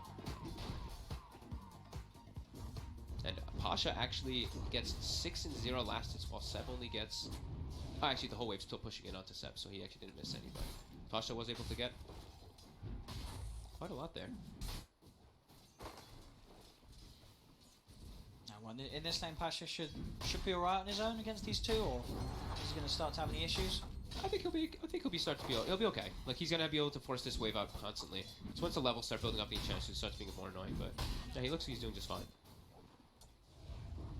So these 3 lanes right now for VP set up very nicely. They're farming across the board, and they are putting pressure. Only 3 last hits on Ana. Harassment on no one, but no one's prepared. He's got that salve ready and still a shared tango. Tiny, doing tiny things, of course, in the mid lane. Rarely heroes that he doesn't do bad versus. Still the same kind of thing as we've seen from the Tinies for over the last year plus. It's an attempt here from Ramses. He's going in with the Inkswell, and that'll do it. First blood for VP. Yeah, they're able to get in and on top of Io. As you say, this is the lane where OG's going to struggle the most. Yeah. Pasha now getting beat on quite a bit here. Jerax is able to get the procs as well. And he's actually pushed up really far forward. Pasha's dead. Seb's the one to claim it too. I think that was 3 lucky shot procs by Jerax there, with that Orb of Venom as well, so. Kill for a kill on the side lanes. In both of the situations where each respective team's outnumbered. Look at this, Thompson Haster, and he's running up top. He wants to help out this tri lane. Yeah, he's going to get some action here. Toss over. One more punch on a Roger. That'll get it. Inkswell will be attempted to be juked out by Thompson. In fact, no, he doesn't need to. He's just going to continue to try and run in. Punch down the AA. Solo's trying to turn, throw what spells he has available out. Tree's picked up. Thompson tosses over, gets the double, doesn't quite get Solo, but he's certainly set up for the cleanup. As Anna and No Tail come round, and they end up killing off all 3. Thompson. That's such a Thompson move, right? He's just like, my top lane's going bad. I gotta help him out. I'm going in. Gives up his life for the better cause to help and save that tri lane. The madman. And he comes right back to the mid lane. So has TP available, of course, and he didn't actually get set back too much. He's same experience, same last hits. Very much. I'd absolutely value trade there from OG. Sure, Thompson dies, but he's back up to full HP and mana. And back to the lane quicker than he would have been if he walked back himself. Yep. Ana still, of course, suffering in last hits, unable to really get much of anything anyway. Only 8 still for himself here on the IO. Missing a couple here under the tower. We'll get that one here. Bottom lane Pasha still finding a very good amount of farm. In fact, still to go out farm set. Top lane. With a fight attempted from No Tail and Ana with the help of Jerax's rotation, and it will get them the kill on Roger. OG continuing to sort of pour resources towards that top lane and strengthening the toss back. Thompson. Toss back underneath the tower, blocking him off as well, getting those tower hits in. Thompson quite got the damage to finish off, firing the bottle charges. He's got another toss, he's diving. Okay, he's not. He was thinking if he could get in for that. It's not going to be quite the case. They're giving on a TP mid now with Roger, refill the bottle so no one can keep inside a lane instead of having to go back. So he'll at least stay as the slash in mid versus Thompson. But Thompson's committing forward. He wants to go for the kill. He's in. Combo. Is it enough damage? It is. He just walks up and takes the life of no one in that solo kill. He puts the loser down, of course. I mean, that's a 1v1 heads-up kill from Thompson. He did the math. Continuing to make these plays from mid lane to top lane. He's involved in 4 kills before the 5-minute mark. And now top also, Jerax looking to commit forward on these bounty runes. Jerax taking a ton of damage though. He will die for it. See if OG can find the trade. They have cornered Ramses. Ramses popping the stick charge. Can't get away though. Ana and No Tail will be able to find him. Sure, Jerax dies, but the killing off VP's position 1. Yeah, they're getting tons of trade kills all over the place. Let's see. Pretty damn good start here for OG. That being said, VP, still, they're looking very good inside these last hits. You see Pasha is free farming down bottom. Lesh No one's still having a good time in mid, but he's gonna have to tank up. I think buy the bracer, buy a raindrop. I think that's like the key things you're always gonna be want to do versus a Tiny, as Thompson is looking to just go for this pressure nonstop. So the HP that Thompson has, there's no way that no one can really nuke Thompson out of the lane. Yeah. He can stand his ground, take the CS. Start to move towards top once again with these movements. Jarek spawning out solo. I mean, Ramses has 28 last hits, but his farm is pretty poor because he just died twice, and he's had to just kind of commit to help out his team a lot in this aggressive tri lane. He's not doing so good. See both sides. Look for the rune. Oh, look what he's got again. Thompson. He gets another haste rune. Oh my god. The second haste rune this game, and that's going to allow him to get him by the shrine. Shrine will be popped. Roger does stay alive for now. Jarek's trying to finish him off. Will be able to break the cold feet by swashbuckling to the side. Thompson continuing to chase with that haste rune. Will be able to run down solo. And Roger too. He's going to continue chasing for this one. He has another avalanche in 3 seconds. A toss to Roger. Thompson will give him some mercy instead of diving and maybe dying for the kill. 2 haste runes left. They're still pinging top. They want Ramses. He steps back into the stomp, and there's a rotation. We see Thompson's wrapping around. Setting over. Like a shot procs there onto Ramses. They get the toss into the avalanche. Thompson, he's got his eyes on both of them, and he's going to be able to get them. The setup again from this Tiny. Thompson popping off. And they're looking, and Noto even tips no one, because he's just like, no one's just sitting in the mid lane passively while Thompson's just running around making all the space in the world. This is the point. And he's and got Roger another. as well. Thompson. He's killing everybody. He's gotten the 2 best runes in the game for himself as well with the haste runes, but oh my god. This is the point where if you're VP, you're pinging your mid. You're like, dude, their mid is just ganking and destroying us. We need help. But as a Lesh, he can't do what Thompson's doing for sure, but it's got to be frustrating for VP to just see Thompson have this freedom to run up and down from top lane to mid lane, causing absolute havoc. And they're just continuously running at them. No. Look at this, they already have the Dominator now finished on Ana. He's starting to get aggressive, he's tethered up. They're looking to make all these tri aggressive lane plays. is absolutely over on the top lane. This Sven's game is starting to feel pretty damn over. He's level 4.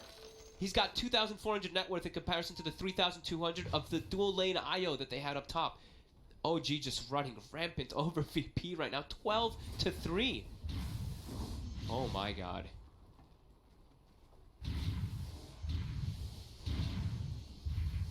And the rune again, they're setting up for it, so 4 seconds till rune spawns. They're not set up. VP, we see no one is running toward bottom. Is he going to be able to get a lucky one? Nope, Thompson gets another one. Again, and it's a very good one. An Invis rune. That's a kill in a bottle right there if he wants to go for it. All of VP, they're just positioned all around each other now. We see the 2 supports level 3, Pasha's level 6, but this is now, Pasha can't lane bottom either because Enchantress hits 6. This is looking extremely problematic right now for VP. So what Thompson's saying, he's going down bottom, nobody is around there, so won't be able to quite find a jump. No one's going to be playing just the farm game now, it seems. I was saying I'm very concerned for VP because they only really have the setup from the Sven, and now Sven's been shut down. What do you expect? You want Ramses to run around making plays for your team to set up for your Leshons? It's not what he wants to be doing. So they're going to have to start making these moves around the map that are a little bit awkward for no one. I feel like he has to start to become that space maker for Ramses. And he doesn't have setup if Ramses isn't there, like we mentioned in the draft. OG. Now starting to pressure some towers here. Seb building up tanky, of course. Treads, Bracer, Raindrop, like we were mentioning. And then he's going to be going back for a hood just so he doesn't have to worry about all that magical damage that VP does have. But they're just freely pushing this one. Ana's free farming. Rams is at least getting some space in the jungle with some with some stacked camps here, but besides that, the rest of VP is just running around.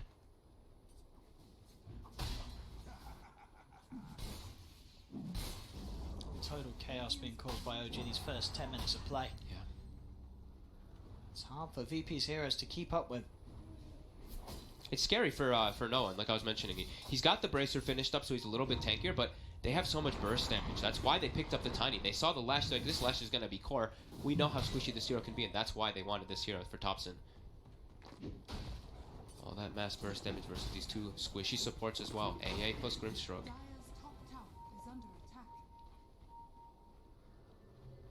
See what they can get here. Thompson just going to TP up towards the top lane as these bounty runes spawn.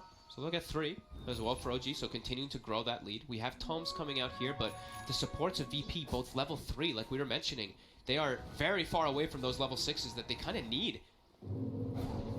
It's Roger, a couple impetus. Will hide himself in the tree line. Do they connect? Avalanche, they do. They do. They've got him. Another kill for Thompson to get involved in mid lane. Jerax is going for the roll. He's going to set up for the stomp. In fact, he's caught both of them. Gets the angle perfectly onto both Solo and No One. Oh my. Two more deaths on VP as they are getting absolutely slaughtered. You know, I really don't like saying this one, but this game is looking pretty impossible for VP to come back in it. And knowing VP, they're probably feeling pretty devastated right now. They're starting to ping their mid tower, so this is their big X factor. Can they defend this mid tower here and take a fight versus OG? It's really not feeling like it right now, as they're not ready with their heroes at all. Ramses is showing up, but this is a Sven with a Midas. So here we go, the rotation's coming in. All of OG is positioned here. See what sort of a setup no one can find. He is on top of No-Tail. No-Tail backing off the side. They'll get one. Now VP will try and chase for more. Thompson is there waiting on the high ground. Trying to run down Seb. Thompson hiding in the trees. They have to be careful once Heavenly Grace starts wearing off. He's going to turn. Impetus is out. They'll pop the ult. GA will be there. OG simply looking to wait it out. They got the silence on him as well. Anna's trying to come in with the save with the tether. They got the damage to kill off Seb. The bug's been killed. Seb is still alive. Finally falls for Jerax. The rolling thunder angle. It's on all four of them. Jerax gets them beautifully cornered against the wall. As no one's out, Pasha's going to be chased off the side. Ramses will now turn towards Jerax. They will be actually able to kill him. Despite the angle and the combo, VP get the 2 kills. OG will still find the trade, getting the double for Thompson. Well, that certainly could have got a lot messier for VP there. They do get an even trade.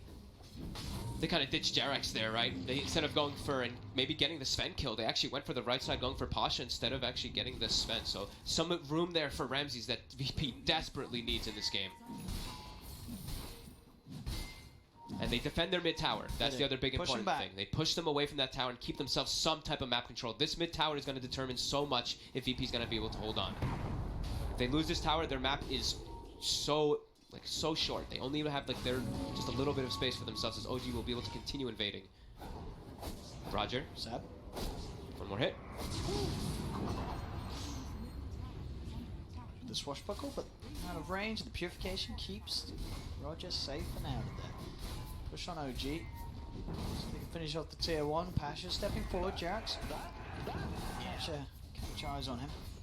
Anna halfway to Aghanims, by the way, during all the space. Since his team is the ones running around making space, and he's been mostly just farming up during all of this.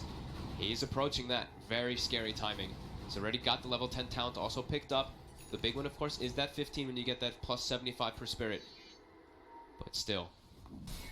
All 3 cores of OG just sitting at the top. And time is going to be needed for Ramses to start to break into them. Yeah. With that Midas. He has the opportunity to get the Midas plus an item on top and Echo Treads. He is going to be able to turn up to the fights with the God Strength and still have quite an impact. But it's going to be hard.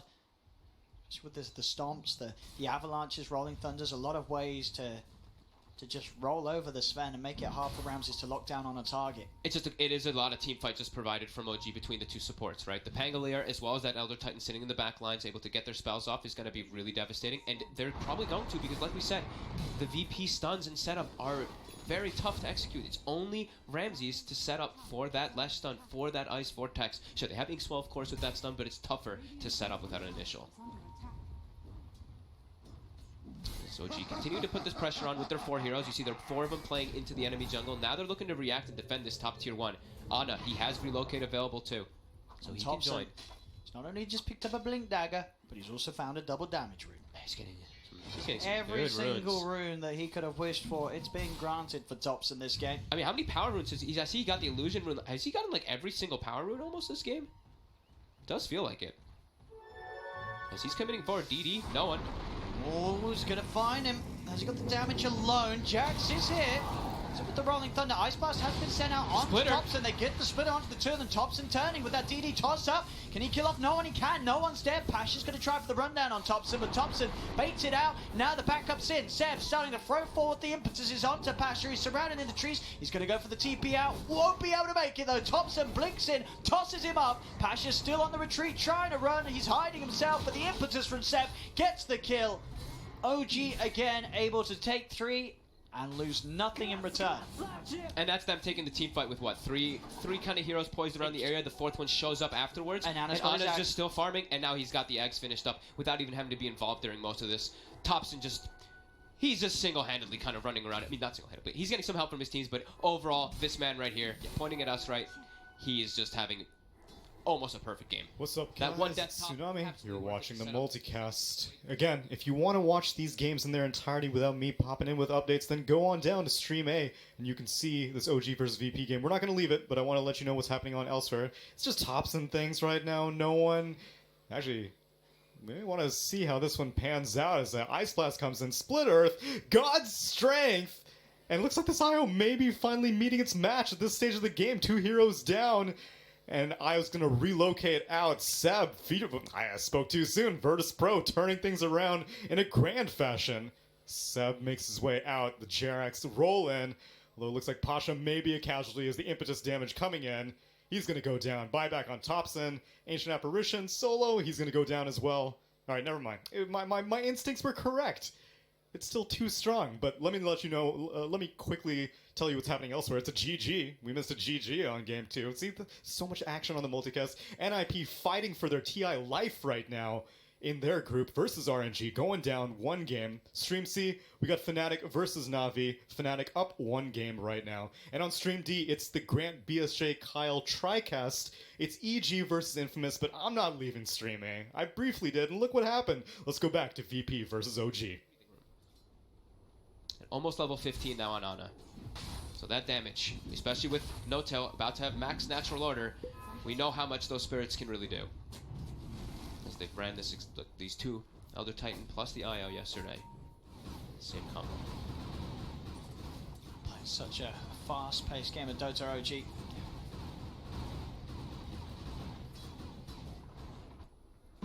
Ramsey's just still, he's trying to find any type of farm here. He's killing the Dominator creep. Will they finish it off? They will. Okay, so he gets 200 gold at least from that one. But as we see this Dota plus win probability. 88%. It's not a surprise seeing just how well OG's able to close the map up and not let VP have any sort of space to farm. Another haste, another power rune. It's every single time. He gets every single rune. Especially now. They have all the map control, so you kind of expect it. But yeah, Thompson just... And he always gets a kill. At the minimum with it. Yeah. Always manages to make something happen. No mercy. As VP, 17 minutes in, all 4 heroes positioned around each other, farming together. Deep wards already placed by OG. And there's that 15 talent, of course. So, yeah, Ana's damage in these fights is going to be through the roof.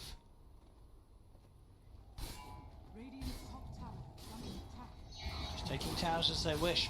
VP not in a position to turn up and try and hold. Relocate bottom. They see no one. Jerax already set up. And that's all they need. An easy one. Set up into the combo, who yaws himself up, but there's no getting out of this for no one. As any time, any sort of space is spotted out, Ana more than ready to counter that solo push-out play with the relocate. They're just going to... OG's just going to continue to suffocate them, and that's exactly what's going to happen if you split push, like you're saying, yeah. They just have so many different tools, and if you look at the map, there's just wards surrounding the whole area of VP, and VP, if you look at their vision, they don't have much of anything. It's a dark map for them. They just have no information whatsoever. They can't even walk outside, as they will just get jumped immediately. Ramsey's... What's he gone for here? He's gone for the Echo Saber, so he's got that at least for his damage, but even walking in, there's so many ways to control him. If he doesn't have BKB in this game, they have the Spirit Slows, the ET Stomps, the Pangolier Disarms, the slows coming out from everybody on OG. And OG now already setting up for this Roche. VP, what can they make happen here? They're running toward this pit, but this is a tough place to fight.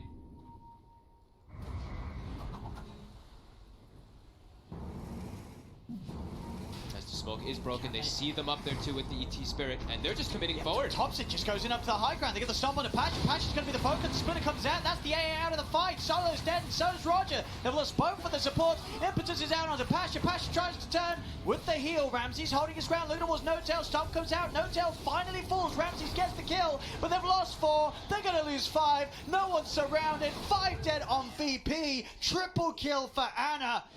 The game just got even bloodier in OG's favor as they wipe the floor with VP, step back into the Roshan.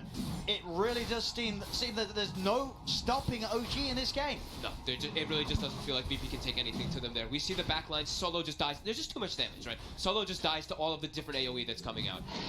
And immediately they're just going to relocate to collect some bounty runes here on Ana and just continue this gold lead that they've been They're just playing it perfectly, and there's no opportunity for VP to do anything, it seems. No.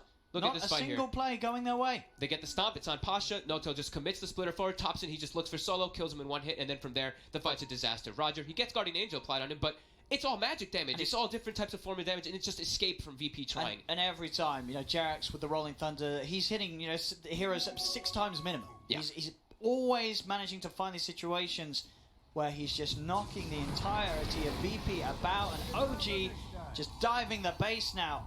Solo's dead. It's only 20 minutes in. It's 30-9. 30 kills at 20 minutes in for OG as they'll siege the high ground. Such a beastly performance from Thompson here. Like, look at this. Just jumping in, kill after kill. 13, 2, and 10. Made all the space in the world for his team. Put all the pressure onto it. Now Ramses, he's getting hit by this. He's getting hit by the spirits. The slow. He's got to back away as they will lose this Rex. And Jerax shows up after the show, and they just call it. Yeah, it has to be expected. It's over. This one. It felt over for a long time. It never even started for VP. It really did. This game never even started for them. OG ruling it from the off. Jeez. 21 minute, a very painful beatdown for VP, and OG showing us that it wasn't just yesterday that they were having a brilliant time. Today, coming into it with one of the most one-sided games we've seen. Now, not necessarily the quickest, but a game where VP felt helpless the entire match. Yeah, absolutely. I mean, Thompson, after he got this haste through top, he gets the kills. You could see, like no one was just sitting in the middle. He's like, I don't know, I can't respond to this. Like, I can't TP to this. He doesn't even have boots at that point as a left strike. He can't help out the teams. It's a level 4 Tiny ganking the tri-lane and killing all 3 heroes for that IO, turning the whole game around, doing it again. I think the best play that they could have maybe had is just like VP covering the runes, right? Just making sure that this Tiny can't just pop off getting all of them. But even Thompson then, just went absolutely crazy getting you could call it a little bit like, wow, he got great RNG getting that one, but it doesn't matter. He was the one to set up for it. It certainly helped. That's what happens. But that's Dota 2. That's Dota. There is a little bit of RNG in it. If you could, not everyone could have done what Thompson did. He had the sort of the right sense of mind to make those sort of plays. And every time. What a game right now! Someone on a IO winning again. He can't keep getting away with this. Unbelievable. VP just looked completely lost. Elsewhere, though, I know what's going on. It's Stream B, NIP versus RNG, Game 2 soon to begin on that stream. Stream C, it's got Fnatic versus Na'Vi, which is what we'll be going to. But if you're interested in that TriCast that I mentioned earlier, and you're interested in, what is that, a Sumail Shadow Fiend? That's right, Stream D's got you covered with Grant, BSJ, and Kyle, but we're going on to Fnatic versus Na'Vi on Stream C. On the high ground, trying to maybe scatter any aggressive smoke plays, but Na'Vi for now sitting in their base, playing on the high ground here. Still yet to deward this deep Fnatic ward, which is giving so much info as to what's going on in this game. Still a minute left on that Aegis. Yep. Will they be able to use it too much? If anything, bare minimum, it feels like they should be able to get the last shrine. It doesn't feel like they are going to use Aegis efficiently. They're split on the map, farming the enemy jungle. I think they're just too worried about not having this buyback on Timbersaw, if anything. And there's also waiting for BKB unless he's only 200 gold away from it. Yep. And things will settle down here as Fnatic 7k gold lead. It's been a slow, steady increase for them. Here come Na'Vi as the Aegis expires. You can see Abed drawing on the minimap, using the scan. Yeah. They're reading them so well. They're just expecting a play. I mean, Aegis expiring and Bounty Rune spawning. It's a recipe for disaster, as you'd expect Na'Vi to make a play. Magical goes charging forward. Crystallize gets the stun out onto Abed. But he pops the invis. There's the Aegis gone. They tried to go in as it expires. He's got the dust as well. He has clipped Abed, but he's overcommitted. On the backline, it's going to be Sven with the BKB God Strength. Once DJ's Tiny. Tiny's already used his full combo, though, with the pipe. He's staying alive a little longer, but instantly buys back. And Sven's BKB is going to be wearing off soon. He's got no blink. He's been thrown up in the air. The Yule sets up the split earth, and I don't think Sven's going to go out for this when the CM freezing field does get cancelled. But Na'Vi are losing this fight nonetheless. Sleep on the back lines. He's trying to catch more. It's just the Chen creeps. Yeah, but the Chen creeps are also a good chunk of gold. Only use the buyback on Tiny. Now they can roll in on the bottom lane. 50 seconds without the Sven. Abed wants to go for this kill. Has anyone else got Boots of Travel? I don't believe so. He knows that BKB is on cooldown. Yeah. He does maybe not have quite enough damage. Waiting to see if he pushes up further, and indeed he will. Charging forward. It was Timbersaw who was rotating, yeah. Just to get away. Whew. Things got a little bit dicey there, maybe. But Na'Vi lose another team fight as Fnatic will now take the Shrine. Shrine and Tier 2 tower on bottom lane. Right now, Fnatic does not need to risk anything. Roche may respawn in a bit less than 2 minutes, so they can go for it and then just close out this game. It feels like Na'Vi does not have enough damage. They don't have a hero to focus because you have Naga Siren who she's not dying. She has 3.5k HP at this moment. Timbersaw 3000 HP. Even this Tiny is super tanky, 2.5. And this is the downsides of one of the Razor's heroes. It's not this hero that packs the biggest punch. And when you pick these tanky cores as Fnatic, Naga, Timbersaw, even maybe not so much the Leshrac, you run into this damage issue. They've gone in on Ice. The low swap is there. He reflects the stun onto the Sven. He pops the God's Strength now. Doesn't commit the BKB just yet. Ice needs to find a way out. He has not got buyback. Dubu in the trees goes for a freezing field, gets immediately stunned up. And they'll get the 2 kills. Die back from Ice. He was baiting them on purpose. He did not want to kill the creeps. He was just building up the stacks because he saw them from this high ground ward. But DJ ended up as a death. He should not die there. That's also dieback. Oh, Fnatic. I mean, one of you getting caught is one thing, but DJ, there's no way in hell he should get caught out right after they... If it will be a quick Roche respawn, that's going to benefit Na'Vi a lot. Because 60 seconds without a Timbersaw, Roche may respawn in 10 seconds. Blizzy will probably be in the Roche pit, see what's happening. Abed. Chasing Abed. Abed has a BKB. He's going to have another roll. He's going for a BKB TP out. Smart from Abed. He does not want to risk anything. Yeah. He could have gone for the TP and Fog without the BKB, but there's a chance that Rolling Boulder will And find it's you. a long respawn time on Roche. 2 minutes. Unfortunate for Na'Vi.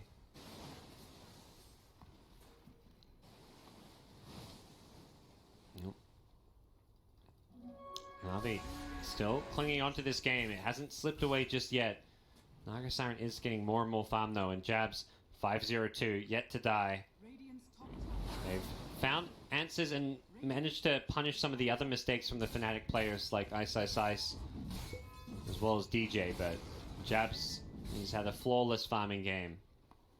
We didn't talk too much about Pangolier. He's level 18. 2 seconds shield crash in a Rolling Thunder. That's insane. With the eyes, yeah. So we swashbuckle flying everywhere. That is absolutely nasty. Has Eon this queued up at the moment? But I think he could use a bit more damage. On the Pango? On the Pango. He's now gone to a Blink. He had Mjolnir for a second, now it's a Blink. I think he's not quite sure exactly what he wants. Once you get a Basher with the Aghanim Scepter and the Shield Crash talent, you can just change the whole fight with it.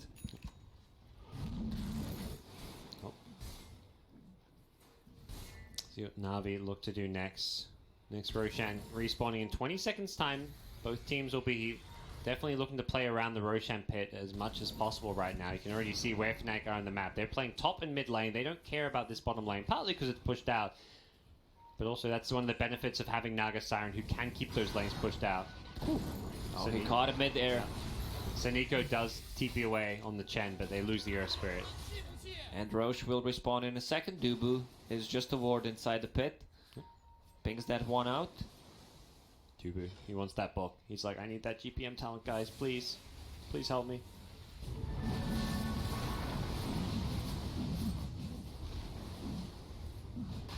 Naga only needs a little bit more gold to finish her diffusal. I mean, her butterfly on top of diffusal, Manta, and the heart. They have nothing that deals with the evasion. Sven can transition this Crystallis into Bloodthorn. Cheese and Aegis. So Abed will get himself a cheese to play around with. And Fnatic will see 8,000 gold lead. Not the largest of gold leads. Yet to take Arax as well. Just a tier 3 tower mid. But now with Aegis and cheese, they are feeling pretty damn scary.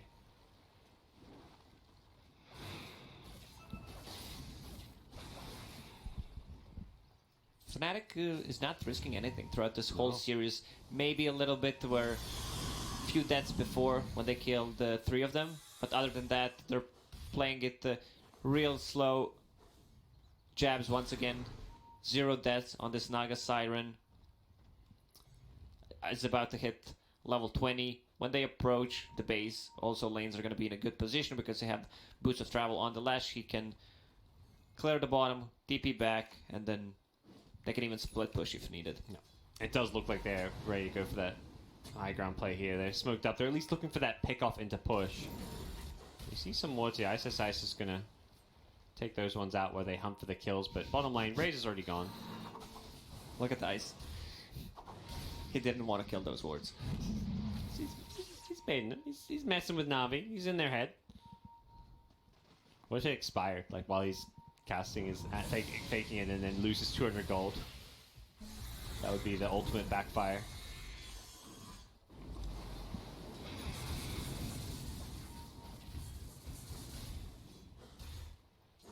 Sven is actually going for Daedalus right now.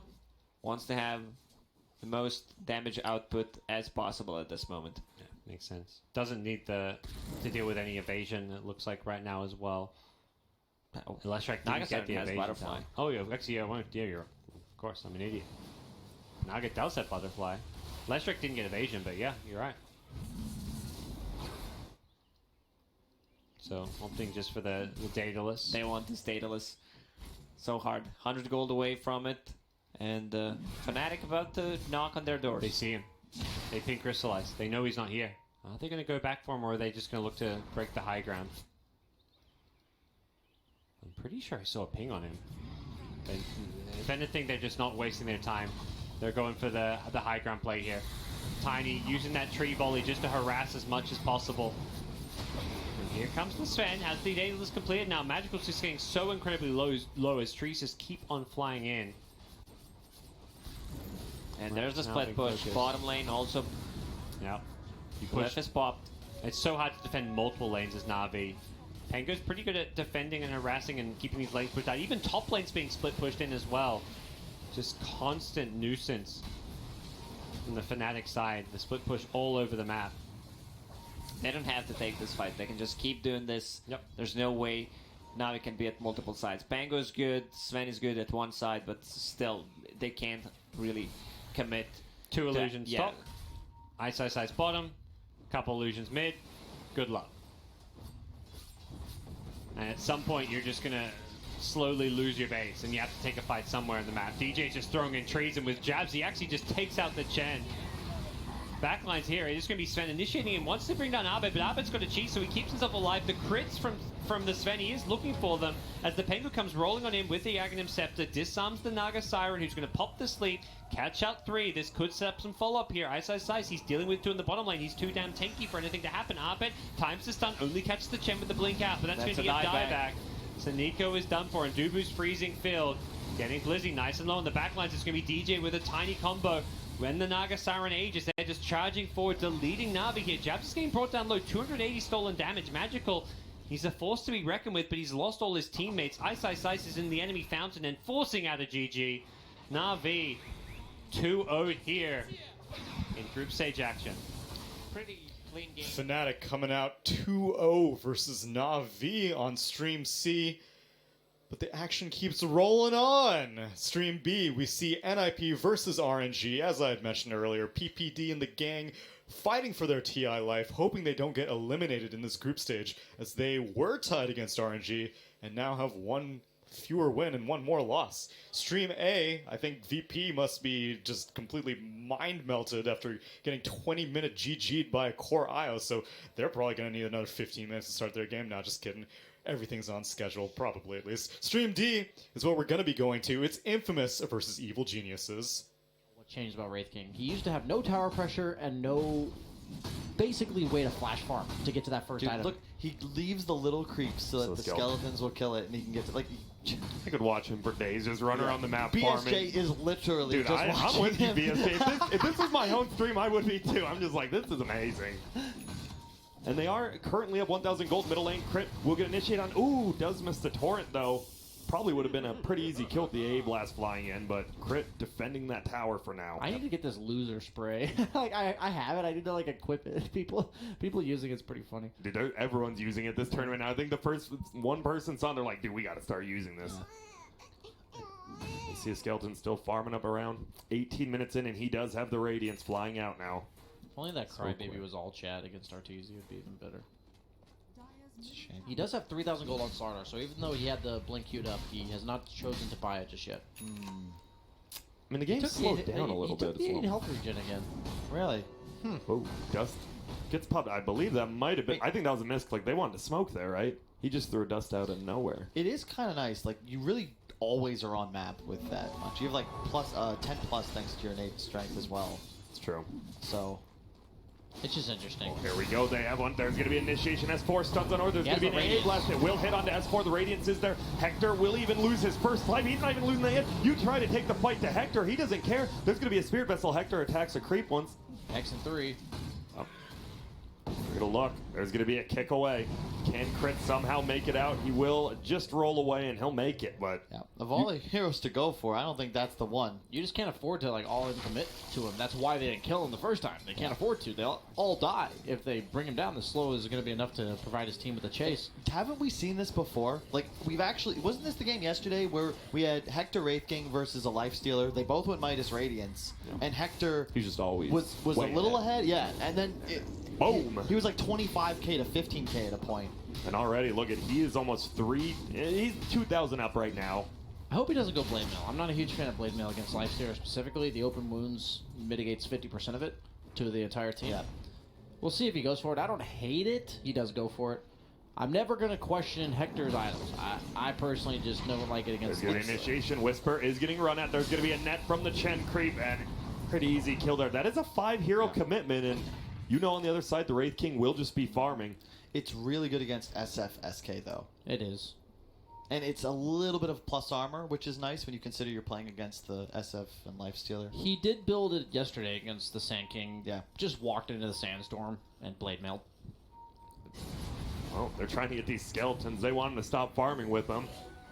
Bounty runes, 2 for 2. That will be Chrysluk getting both tops, you say. Arteezy getting both bottom. This is a dangerous place for EG to fight, though. I don't know if you want to commit too hard onto this tier 1 with Hector just standing on top of it and the rest of the team rotating around. Whisper up in 10 seconds. Yeah, with Blade Mail especially now. Yeah. This is a tough one. They do just want to get this tower. Hector thinks about getting the deny, but doesn't want to risk it. Oh, Frost Mage will go down. Doesn't even get the next armor off.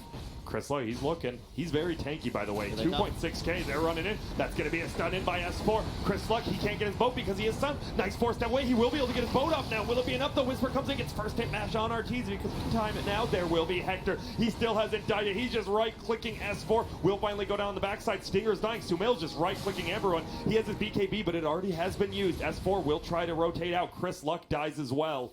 And EG, they're winning this fight. They find Schofield as well. He has a Carapace up in... Well, couldn't get it off quite in time. Yep.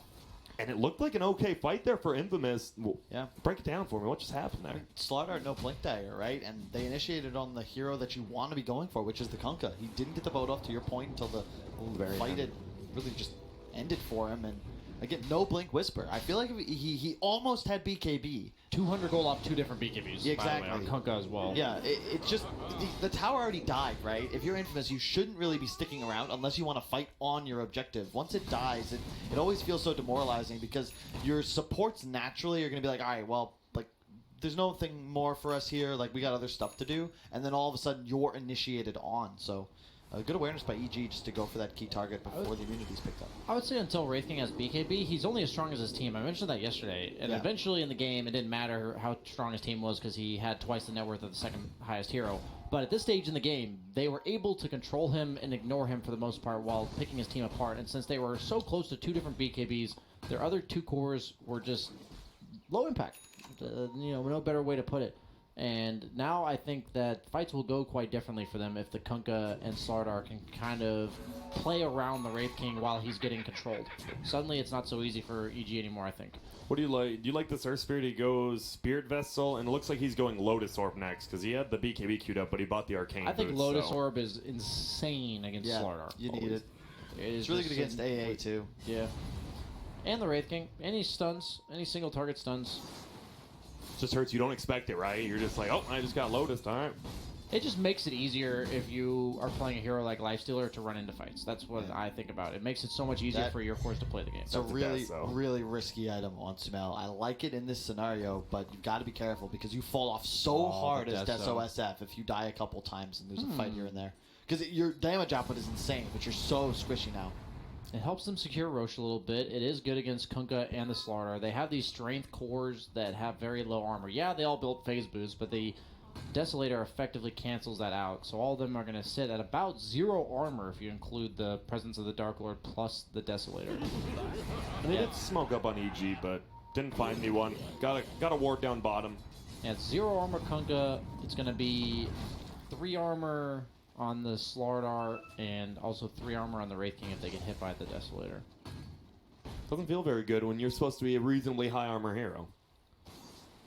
Yeah, but once they get these armor items, once they get maybe AC on somebody, then maybe a medallion or a solar, that Deso falls off like Kyle said. The way armor is calculated, minus armor is much more impactful percentage-wise amp if they have less armor. Yeah, minus armor gets far more valuable, the closer you get to 0. Yeah. But plus armor is just 5% EHP against physical damage per point. Yeah. Someone else did the math. I promise it's right. Basically what happens is you go from taking 80% to 100% instead of 100% to like 130%. Oh. Which means you're amping it by a less percent. Whatever. I'm not going to bother. It's better. Minus armor is better when they have less armor. That's what, like you said. We'll TLDR. Thank you. They do have bounty runes coming out in 40 seconds. Infamous kind of threatening the Roshan with the Slardar. Just trying to make EG react to what they're doing. They're not necessarily trying to force anything. They do get the Carapace. Oh, they didn't choose to go for the stun. Interesting. We will get Axe, but Rage. See you later. All of EG was missing, so maybe they were scared of the smoke behind turnaround there.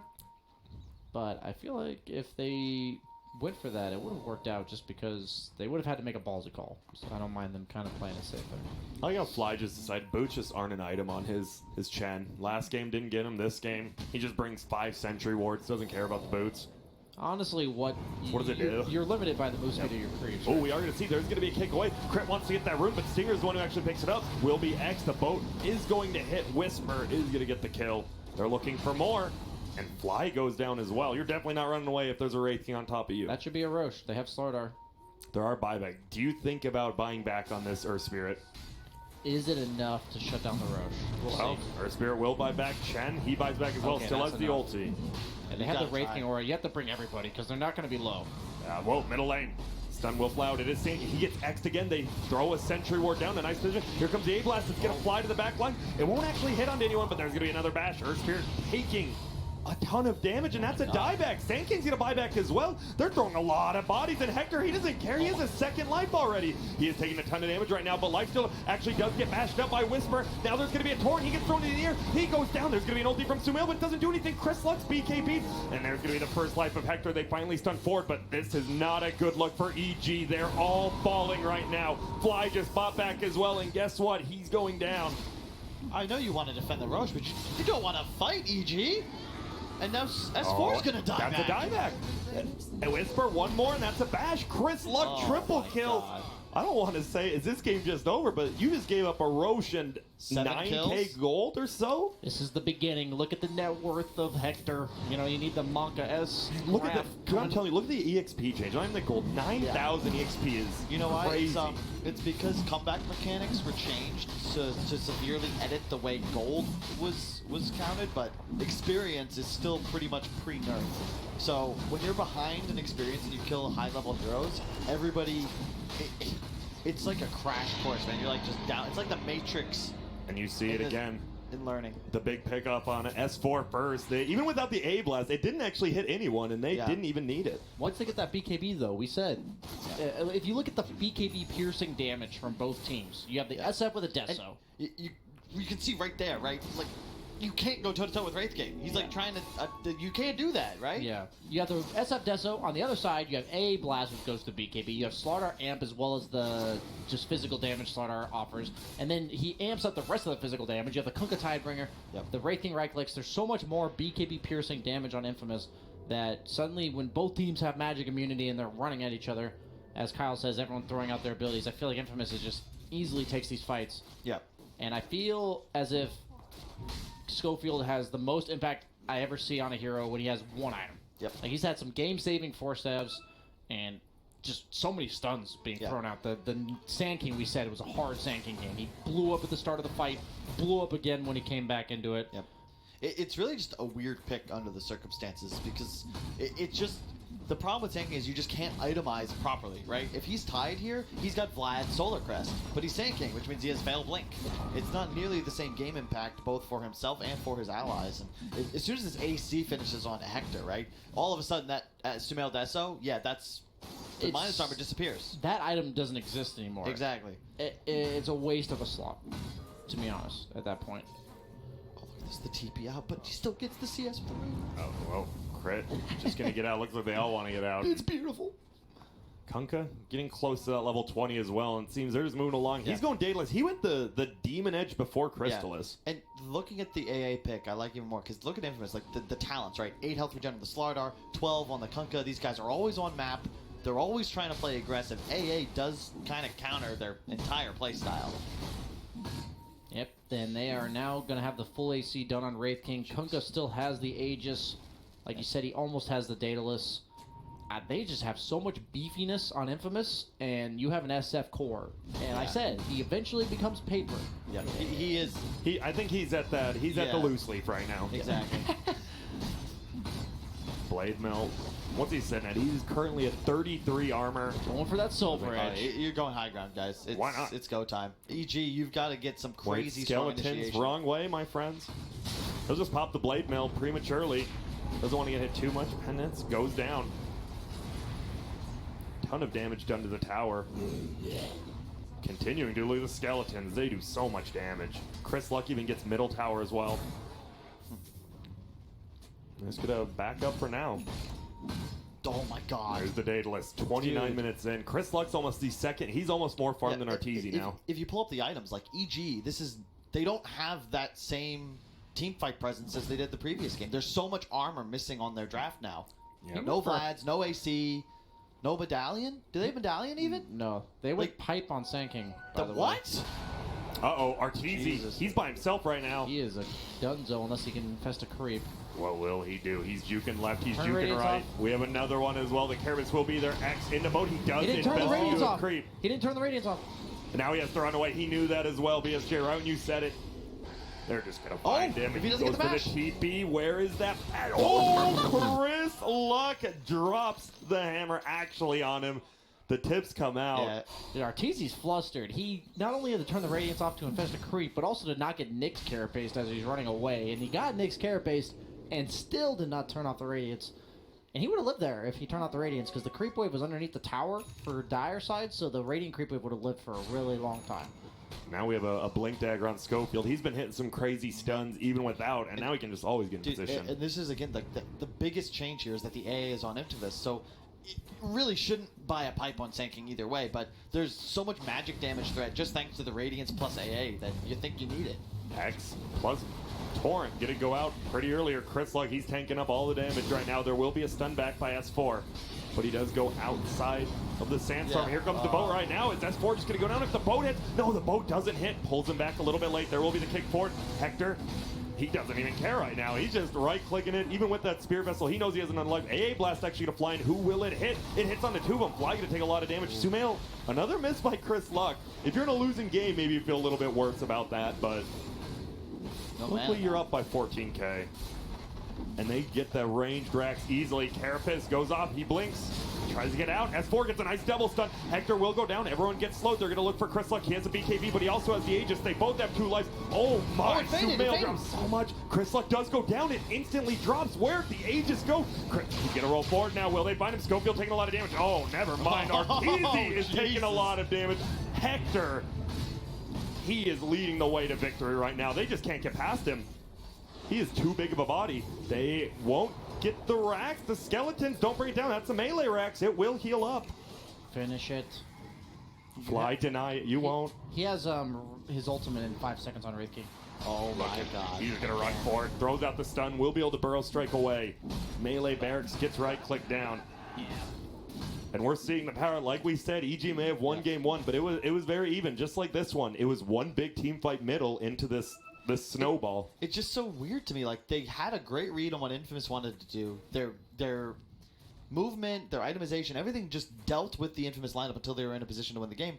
It's as if they forgot all that. Like, when you play against Slardar, buy armor. It's 3 raw, high physical damage cores on the enemy team, and you just don't have the team fight items. It's 33 minutes into the game, Grant. Part of that has to do with the tanking pick. That hero doesn't want to do that.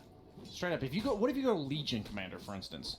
A hero that's going to have a cleanse, plus you just buy, like, Solar Crest and a Vlad's as a Legion. Like, you just buy Tanking is not good against Slardar. Yeah, it's not. It's not good against Nyx either. And it's not good against... It's really just a bad pick. I'm saying you could have gone like a Baden or Legion. Some hero that naturally purges it as well as buys these items comfortably.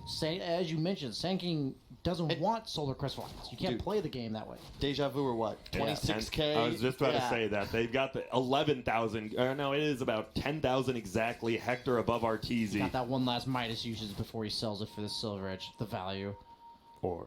You see him, he puts it in the backpack, He's summons the skeletons, and get rid of this. I no longer require your assistance. Silver Edge plus 1,700 gold.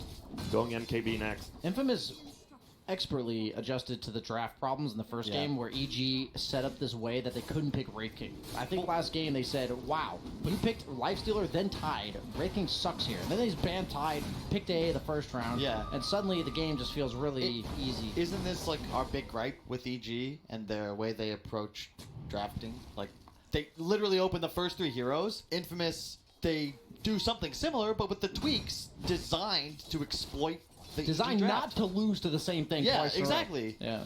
I'm surprised when I see this kind of stuff in the draft because when they picked that 3rd pick Lifestealer, I said it looked a lot less intimidating this game than it did last. Because the AA as well. Yeah, and it's just confusing to me that I can see that. And do they just not respect Infamous? Do they not know anything better? They definitely respect them. I think it's just, you trust in what worked for you, right? Yeah. It felt like, you buy the Death on the Shadow Fiend too, right? Aren't you just trying to out-tempo them and you just didn't at a certain point? Yeah. In reality, it's that same, really, Infamous got the fight, right? They didn't get in the first game. This time they do. They kill 7. They get Roche. That's what really changes this game. Maybe EG, they win that fight. They get the Roche. All of a sudden, we were singing a different tune. That's an MKB, by the way, on Kunkka. He's an MKB Daedalus. Also, they just sniped the Courier and got 4 bounty runes. This gold lead is just going farther and farther up. 23k now for Infamous. Oh, baby. And there it is, the Puddle Boy. Muddle in the puddle, baby. Yeah. How much is it? 12 armor, 25 HP regen, and 40% status resistance? Yeah. Something like that? Aren't you reading it right now? I was guessing the numbers. No, 35 HP regen. They buffed that. So, 12 armor, 35 HP regen, 40% status resistance. That status resistance is pretty nuts. I think Ags like Slardar's are insanely cool by Ice Frog here because I think Slardar's main issue as the game went on was becoming a blink, crush, die hero. Yeah. And that's exactly what the Ags addresses. And I love when they add these items that make it so a hero's late game issues can be addressed with items. I'm not sure that it's balanced, though. It's pretty It's broken. a lot of armor. It's 35 armor. No, 35 HP regen, 12 armor. Okay. It's not that much armor, but it is still a plate mail That's effectively. a lot. Yeah, it is. No, it's very good. I don't know if Whisper. it's balanced. I'm just saying it's a good Will idea. get veiled. Oh no, the You're roll not isn't killing long it. enough, and You are not Whisper, killing it. he has all the armor and HP regen. They will try to roll elsewhere. S4's in a lot of trouble. Here comes the boat. He's gonna get cold feet frozen. Hasn't died quite yet. Finally will go down. Chris Lock has popped the BKB, trying to square up against Arteezy. Bottom lane, though, it's just Purple is trying to take down Rax's. His team's getting run after, and this looks like it's going to be a kill on Slardar. He does end up going down. Schofield gonna try to run away. You are losing your entire set of Rax bottom right now, by the way. They're trying to defend it. Let's see. He's just going to BKB. I know we're missing a kill. He is going to get it. Ooh, Skeletons pick it off. Of course. They get Schofield. Long TP. They're going. Stinger's he there. could burrow strike them. Oh my god. And Hector meanwhile, had a they're long looking TP. for Whisper, who has bought back. He does get disarmed, has the puddle. He's moving around pretty quick. There's going to be stuck right from Hector. He still has the ulti, and Sumail just instantly gets blown up. These buybacks plus the Rax bottom sealing the deal possibly on EG right now. AA Blast could give him some vision if they find him, but Arteezy goes to the right. Over there, crit gets brought down. They have the X. Oh, Arteezy, you're not getting out of here. That's it. And it's a kill. 1,250 damage crit. He could have burrow striked Hector, by the way. It was a 5-second TP to the shrine because somebody had already bought back and TP'd to the shrine. Did he just... And he just didn't see it because he was silver-edged. Okay. So he didn't realize until you saw it, like a quarter second after. He's like, oh, shit, and then tries to stun him and it doesn't work. Instead, with that TP going through, they all buy back. And, I mean, it's the OG of last year, right? Like, whatever, we died. We're just going to buy back and win the fight because you used everything. I mean, that's a sick play by Hector, to be honest. The fact that he chose not to show up to that fight, knowing he can get the racks. They didn't have fortification. This is backdoor protection, by the way. They just don't care. You have the skeletons. AC. That's one of the benefits as well of the Shadowblade, because you can play alone on the map as a Wraith King far more effectively than the Blink Dagger. Really, a lot of Wraith Kings are just skipping the mobility item entirely, but Hector consistently finishing his build with the edge. Well, a lot of times Wraith Kings will go for this mid-game Blink Dagger, and the fact is Hector wants to be the hardest scaling hero in the game, and you don't scale that well with a Blink. It's not slot efficient, it's not gold efficient, and it doesn't make you farm faster. It doesn't make you do more deeps, Kyle. Yep. Wraith King, as we've seen, he loves getting the blade mills and Midases. He's not afraid to just sell them. Sells the blade mill for the MKB. Has 5K. Are you just looking at like? Would you rather have a Moonshard or an Ag Sim? I would probably say. I'd say Ags this game specifically. Yeah.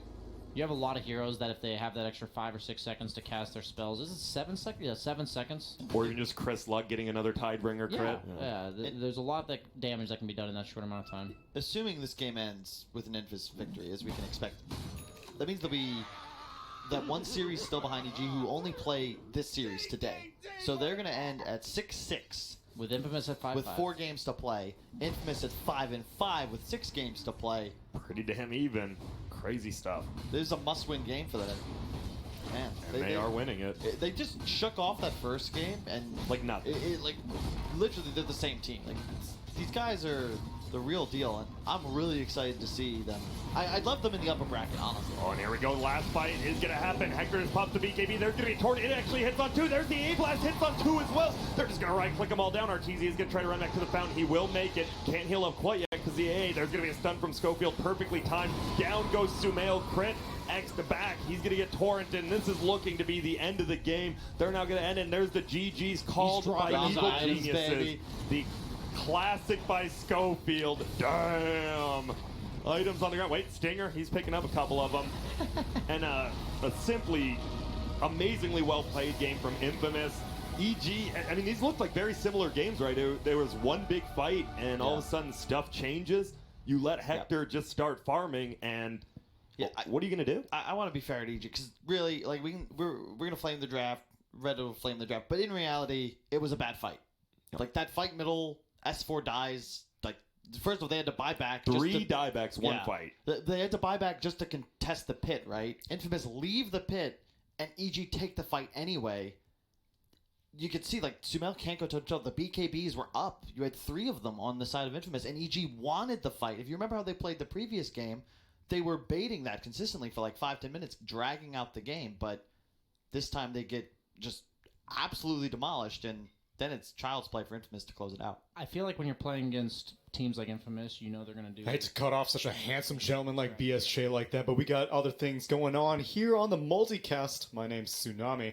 Thanks for joining me, and I want to let you know what else is going on these other streams. Stream C, it's Newbie versus Keen Gaming as we are entering the 3rd series of the day on that stream. Stream B, it's NIP versus RNG. RNG having won the first game, and NIP hoping to maybe not be at the bottom of their group so far.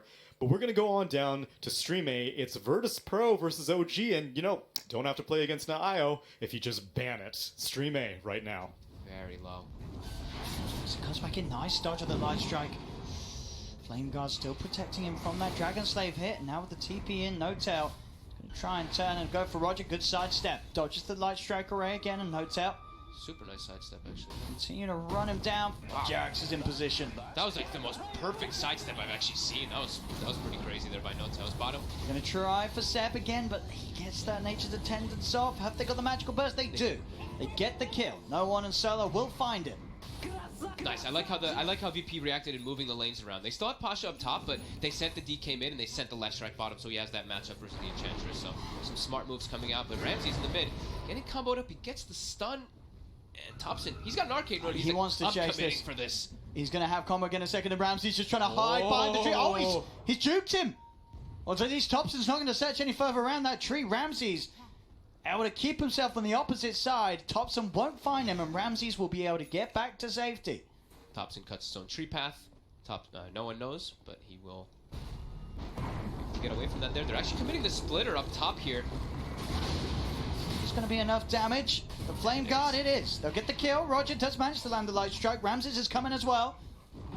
Won't go for the commitment. Back in the jungle. Solo and no one. They've got the setup with the disruption. They're straight in on top of Thompson. Thompson getting burnt down. They'll kill the Tiny. No one this time round in game 2. Getting these kills. Getting the setup. And as you say, something that was missing in game 1. We're seeing it here in game 2. Yeah. Allowing no one to have this early game impact. Just having Solo, having the support with the setup is just so important as no one. He continues to look for the pressure onto Seb while also top Ana will be able to remnant himself away. Seb being chased out here. They're really stalking him. Seb gets the heal off, gets his strength treads on as well. Got the damage to outdo the heal. The TP will be coming in. Seb trying to turn Solo, disrupts him. Stops the impetuses from flying forward. Thompson's coming with the TP. He's trying to chase. Avalanche will connect upon him as he still hides across the trees. Doesn't matter. Solo is found by Thompson as he slaps him down with the tree. At the same time, worth noting, 10 minutes in, VP were able to claim all of the bounty routes. Very nice for VP. As top though, again, Pasha, he steps up too far. It's looking pretty dead. A couple more hits. He's juking him. He's got a bottle too. He's getting some charges. Ana dropping low. And he gets the Ravage. Ana. Pasha gets the remnant away. Is he gonna actually survive Pasha here? still wants to chase it. He got so close to killing him, he won't find it. He's gonna dodge the stomp as well. Pasha. And that is the Ravage out.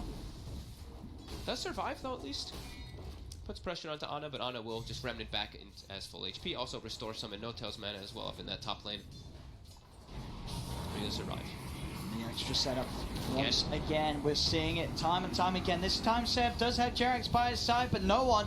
The overwhelming damage, it's too much for Seb to heal for it. Kill after kill now for no one's Lesh. It's all about these movements, the way that they switched it up, right? They actually decided, well, they didn't actually just get messed up because of like the haste runes and everything. They were much better about controlling the runes. That's the big thing I saw changed here with no one. He has the setup from the SD, but also he's played it differently. He's made sure to emphasize more about getting those power runes and just moving around the map more. Bottom Jarex. Trying to juke the stuns. We'll get the fissure out to at least block them off. Yeah, much better start this game. Absolutely. Having that SD Lesh opening has just made the whole draft look so much more effective. Thompson will find no one, but at this point, no one's got the items that he will not die to the combo of Thompson. Another arcane rune. Wow. It's got the phase boot with the wind lace that I saw him buy last game too, that little bit of extra movement speed, and the double bracer this time. So that blink tech is going to come in quite a lot later. One Roger off the side. Roger's got no one and Solo here. They may have killed the Lina, but they're ready to try for the turnaround. Jarex looks to walk in with the Echo Slam. It's not going to be enough damage as Jarex will fall for it.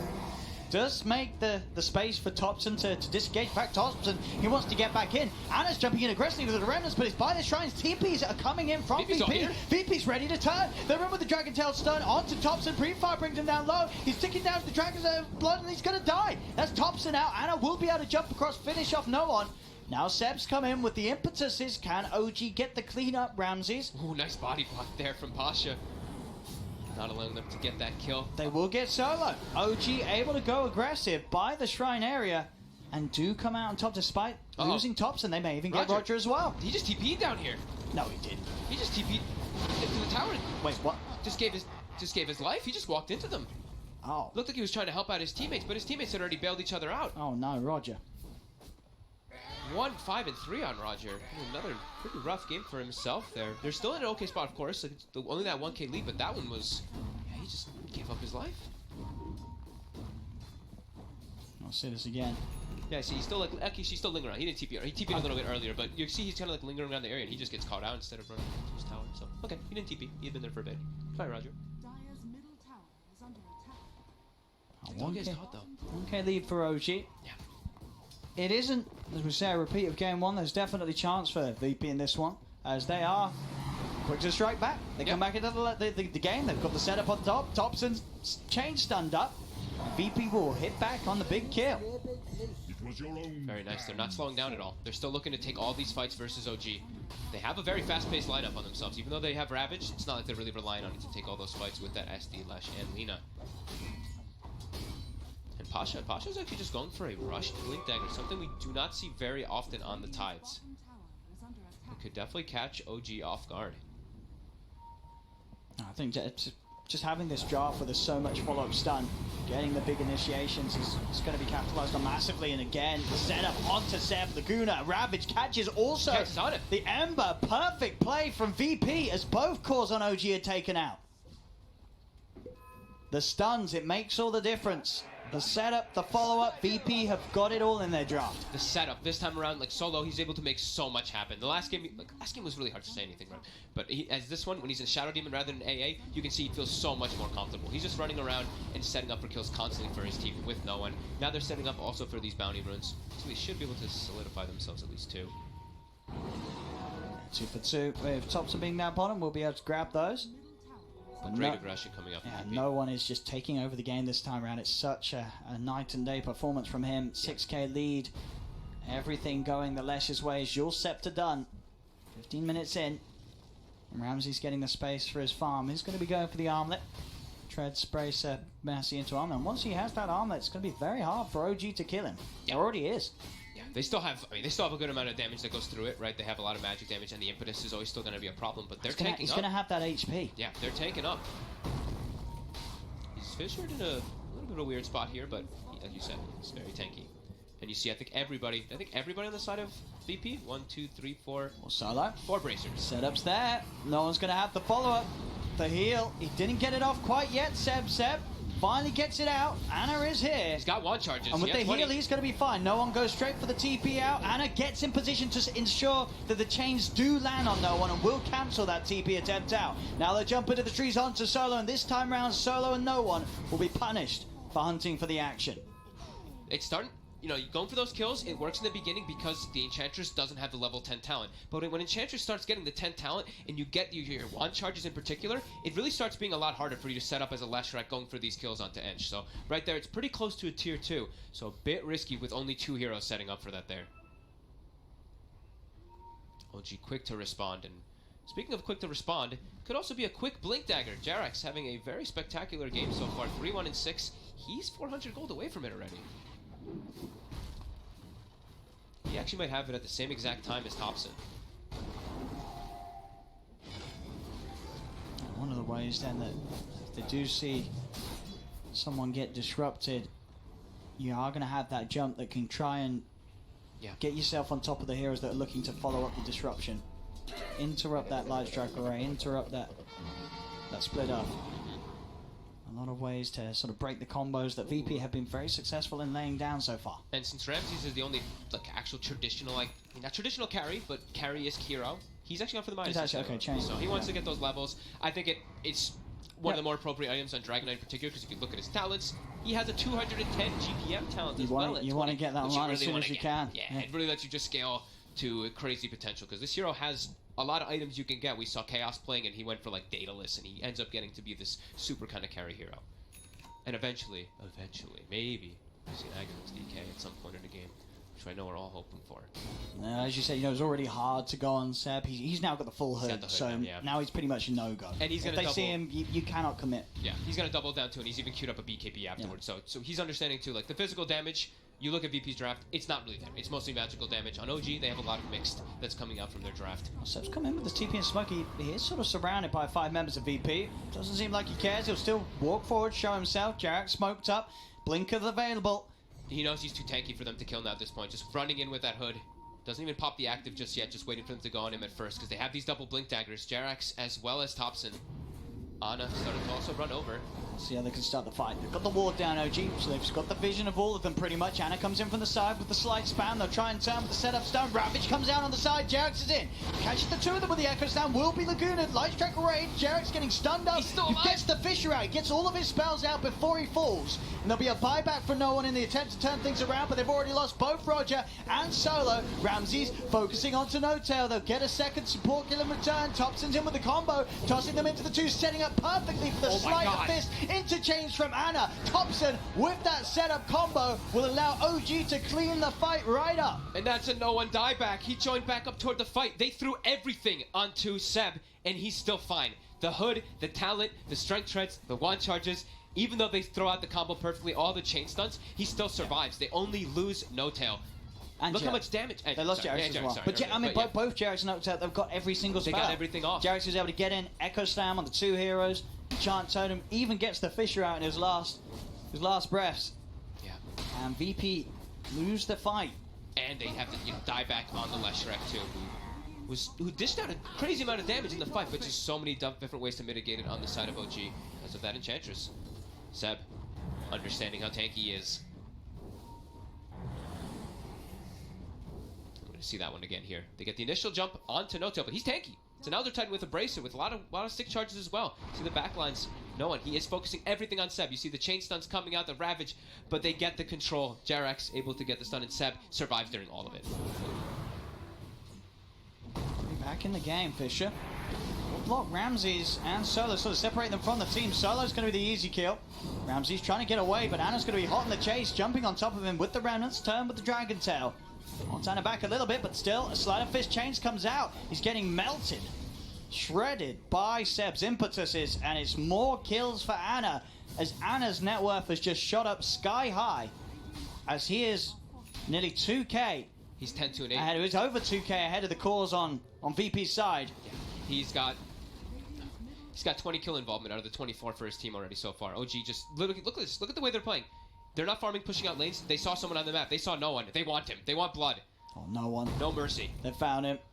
The Fissure block off no one. What's the best play he can do? He has no TP for 40 seconds. He came up to this top lane. He'll quickly be sent back as Death back to bat for no one. And look at this again, Ana. He's already setting up a Remnant. He TP's bottom, but he sets up a Remnant near his team as well. So he's going to push out bottom and still be able to join the fight around his team. And he has also a DD inside of the bottle there too. So Ana already dishing out a lot of damage in the fights. This is going to make it even more so. As you have Ramses. He had the Midas, he's going for the armlet, but we're seeing how much damage they can dish out because they have so much different forms of it on OG. Mixed, magical, just that pure damage that comes out from the impetus as well. They're even spotting out the stacks now too. They're like, oh, VP's been preparing a triple stack for that DK when he uses his DK form to farm this, and they're just going to take it themselves. And not a whole lot the VP can do about that. No. They can just watch and sap some experience. So the armlet is finished up, so decent amount tankier for Ramses. Still so much damage that OG does have. And it's amplified too, right? So, because that ET. Wow, Seb actually, if you saw, he went back for a Midas. He's feeling pretty confident. He's like, I'm tanked up. I'm ready. I don't need the BKB just yet. I want to be able to transition and scale more. They're probably feeling super confident after the last 3 moments as they jump forward. Setups there. Roger, one more impetus, and he's dead. They get the kill. They try and turn onto Thompson, but Thompson's tanky. Ravage from the side. Does it get anyone? I don't think it does. Jarex is in. Echo slams out. He'll use himself up in the air, but no one's surrounded. Tossed up. No one is dead. So is Ramses, surely. He's got the armlet toggles. He's trying his best to run away. The chase is there. Stomp is out. Double kill for Thompson. And Ana hit him with the slight before he was able to blink and Ravage. He actually hit him with the slight up on the high ground. I actually want to see it again if he had vision for that too. They're just getting cleaned up here. It looked like there was some hope for VP at the start of this game, but that hope, it's falling away. It looked like it could have been a great Ravage coming in there, but he just gets slights. I saw him slight. I just didn't see if he had vision. That was the one thing. That was a heads-up play there by Ana, canceling that. And they're just continuing to cruise forward now. They really are. Not as easy of a start for OG in this game compared to game 1, but now at 23 minutes in, it's looking to be a bit of a repeat. Yeah, at the first match. It's just relentless team fights. Like I said, you looked at the way that they're running around the map. They were just like, okay, we have lane pushing in one side, but who cares? We're gonna look to just keep fighting and bringing it to VP because we have this fast-paced Let's draft. see it again. Let's So see. Do they have watching- the vision? I think the ET maybe gives vision. Yeah, No-Tail gives vision on the side there. The Spirit hits him. He's keeping the Spirit on top, so He's the ready. blade is coming. Oh no! I don't think He actually didn't. his blink was on cooldown. It was on something cooldown. had Something had cancelled it actually again. cancelled What was it? Let's see that again. Something did interrupt his blink. VP smoking out because the Spirit had already been 3 The seconds. Spirit had already passed over him, It had already right? been 3 seconds, so. I thought it was actually the slide that had caught it. Okay. But they do find a catch here now. The smoke Aye. coming out from VP, they will be able to find Jerax.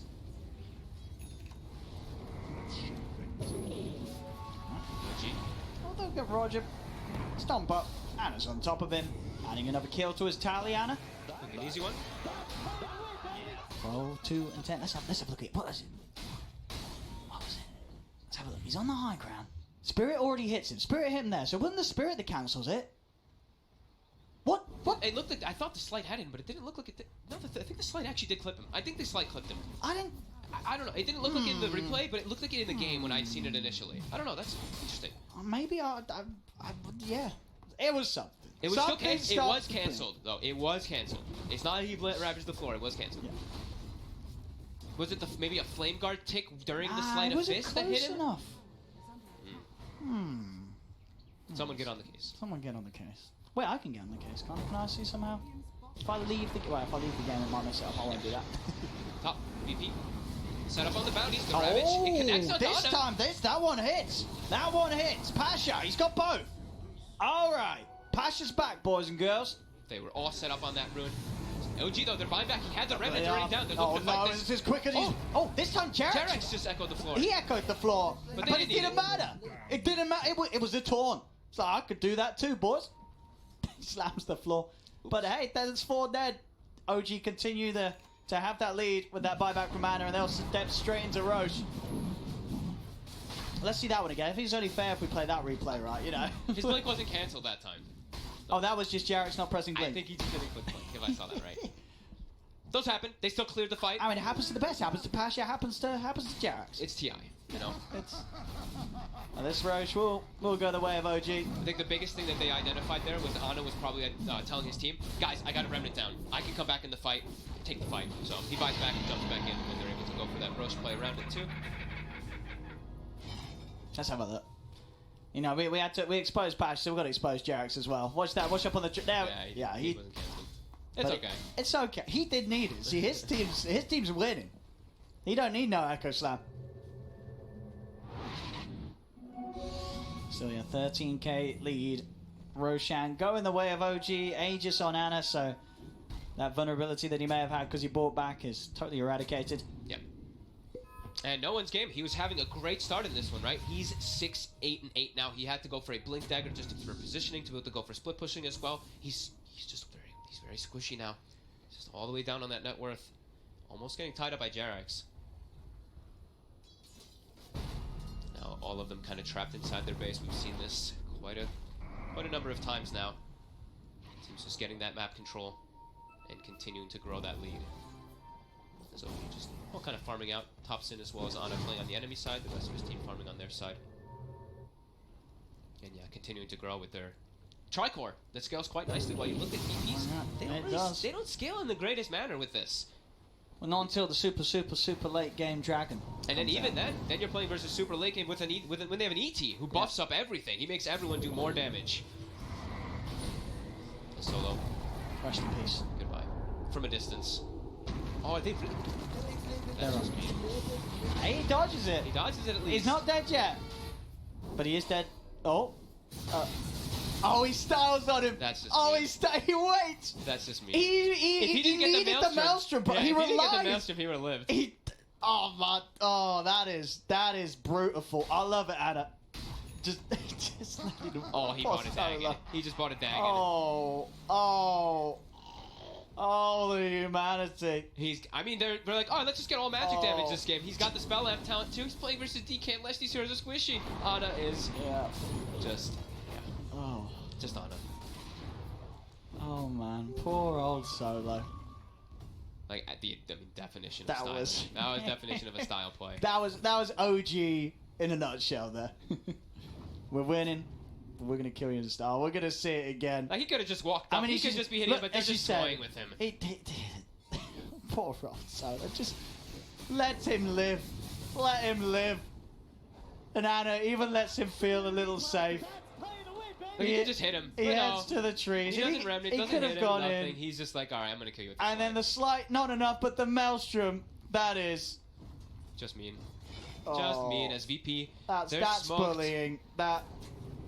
They're looking for something. Seb breaks it, immediately positioned up on this high ground. 15,000 gold lead, 20,000 experience lead. Dota plus 96%. Jarex jumps in forward. They're tanky though, so they don't kind of care. Echo Slam for what? We're fine, boys, and now no one's going to come up with the wraparound from the top. He's looking towards Jarex, but there's the jump from Anna. Ravage does catch out Anna. Seb with the wraparound. He's looking for Roger. Pashes in with the gush. There's going to be the double buybacks coming out from VP. They're trying their best to turn this one around. They do land the stun onto Seb, but Seb, the heal, the Nature's Attendance keeps him alive. Anna's falling low, but he's going to live. Finally falls, but he has the Aegis. He's ready for round 2. They do chase down Jarex, but no one is finished off. 2 dead without buyback, 3 dead without buyback. Anna getting the triple kill. They want more. Thompson. Okay, looked like he was going to blink up on the high ground He was there. thinking about jumping Nope, up there. they put a base ward. Now they're going to dive. Oh, they're diving. Ooh, the slight chains off the mark. This is the fountain, guys. Back up. OG. OG. Oh my god. They're feeling so Have confident. a bit of mercy. They're just feeling so confident. They are. I mean, they should. They're 18k ahead, 40 to 19, 30 minutes in. They are owning the entirety of the map. Everything is theirs to take. And VP back to the struggles that they had in game 1. OG they're playing on a whole nother level right now, honestly. The draft overall looked pretty solid for them here in this one too. VP kind of with a little bit of a weird one when they have this DK in the safe lane and double spell damage. You know, they don't really have this great type of scaling. If they do hit a bit of a weird time in the mid game, the later game gets super difficult, and OG just ran over this mid game in crazy succession. As now they will continue to grow their lead, picking up all these bounty runes, picking up the power runes as well. 30 minutes in. Everything coming together for OG. Yeah. Even now finishing up the pipe as well for Seb after he picks up a BKB after that Dragonlance. So killing him is going to be pretty impossible, as it has been quite a lot already. And the rest of his team also, as Thompson, 3,600 HP. The damage just isn't there for VP. They have Soul Catcher, which is always fantastic to make it feel like you have that much more, but it just really doesn't feel like they have it. So OG continue to control this. Jarex. Gotta stay hidden. He's on the prowl. He's got a Blink Dagger on no one in 3 seconds. Can he hide himself? No, look at that Midas efficiency as well for Ramses. It's been a tough one. 67%. No one? That's not great. It's gonna show. Oh, he showed himself for a second. He showed. He went for the stun onto Seb. I mean, that's never gonna work out well for you. He's got the blink out. Nope, he gets Dagged. He showed himself. He stunned Seb. There was no sort of. I think he was trying to stay do hidden. I think he was trying to do a cheeky stun into lightning and then blink and TP out, but he showed himself actually from the tree line. So Seb just saw him and hit him. And now Jarex already positioned up top. They're looking for Pasha. Everyone's starting to rotate over. OG, you know they want to constantly fight. And here comes the rest. Jarex, is he going to throw the echo? He might slam for this. He will. Slams down. Pasha's out. Jarex and No-Tail teaming up for the big boy. Back in the river. Roger also dead. OG. Completely dismantling VP. Oh, this is just traumatizing for VP. This series is one that they don't want to remember. They're not going to want to. As OG have just broken them down. It really is just no mercy whatsoever coming out from OG. They're like I said, they're just running around from lane looking for the battles. And with this now 43 to 19, 25k gold lead, 30k experience lead. Dota Plus, 99%. 99%. They're hitting on their axe. Gaben approved. There is 1% there for VP. Doesn't feel like there's even 1%. Can they find that 1%? Ramsey's dying like this at tier 4s, they probably can't. What's up, guys? Royal never give up. Just 2-0'd NIP on Stream B. That's not important to you right now, because guess what? VP just lost to OG 2-0. Wow.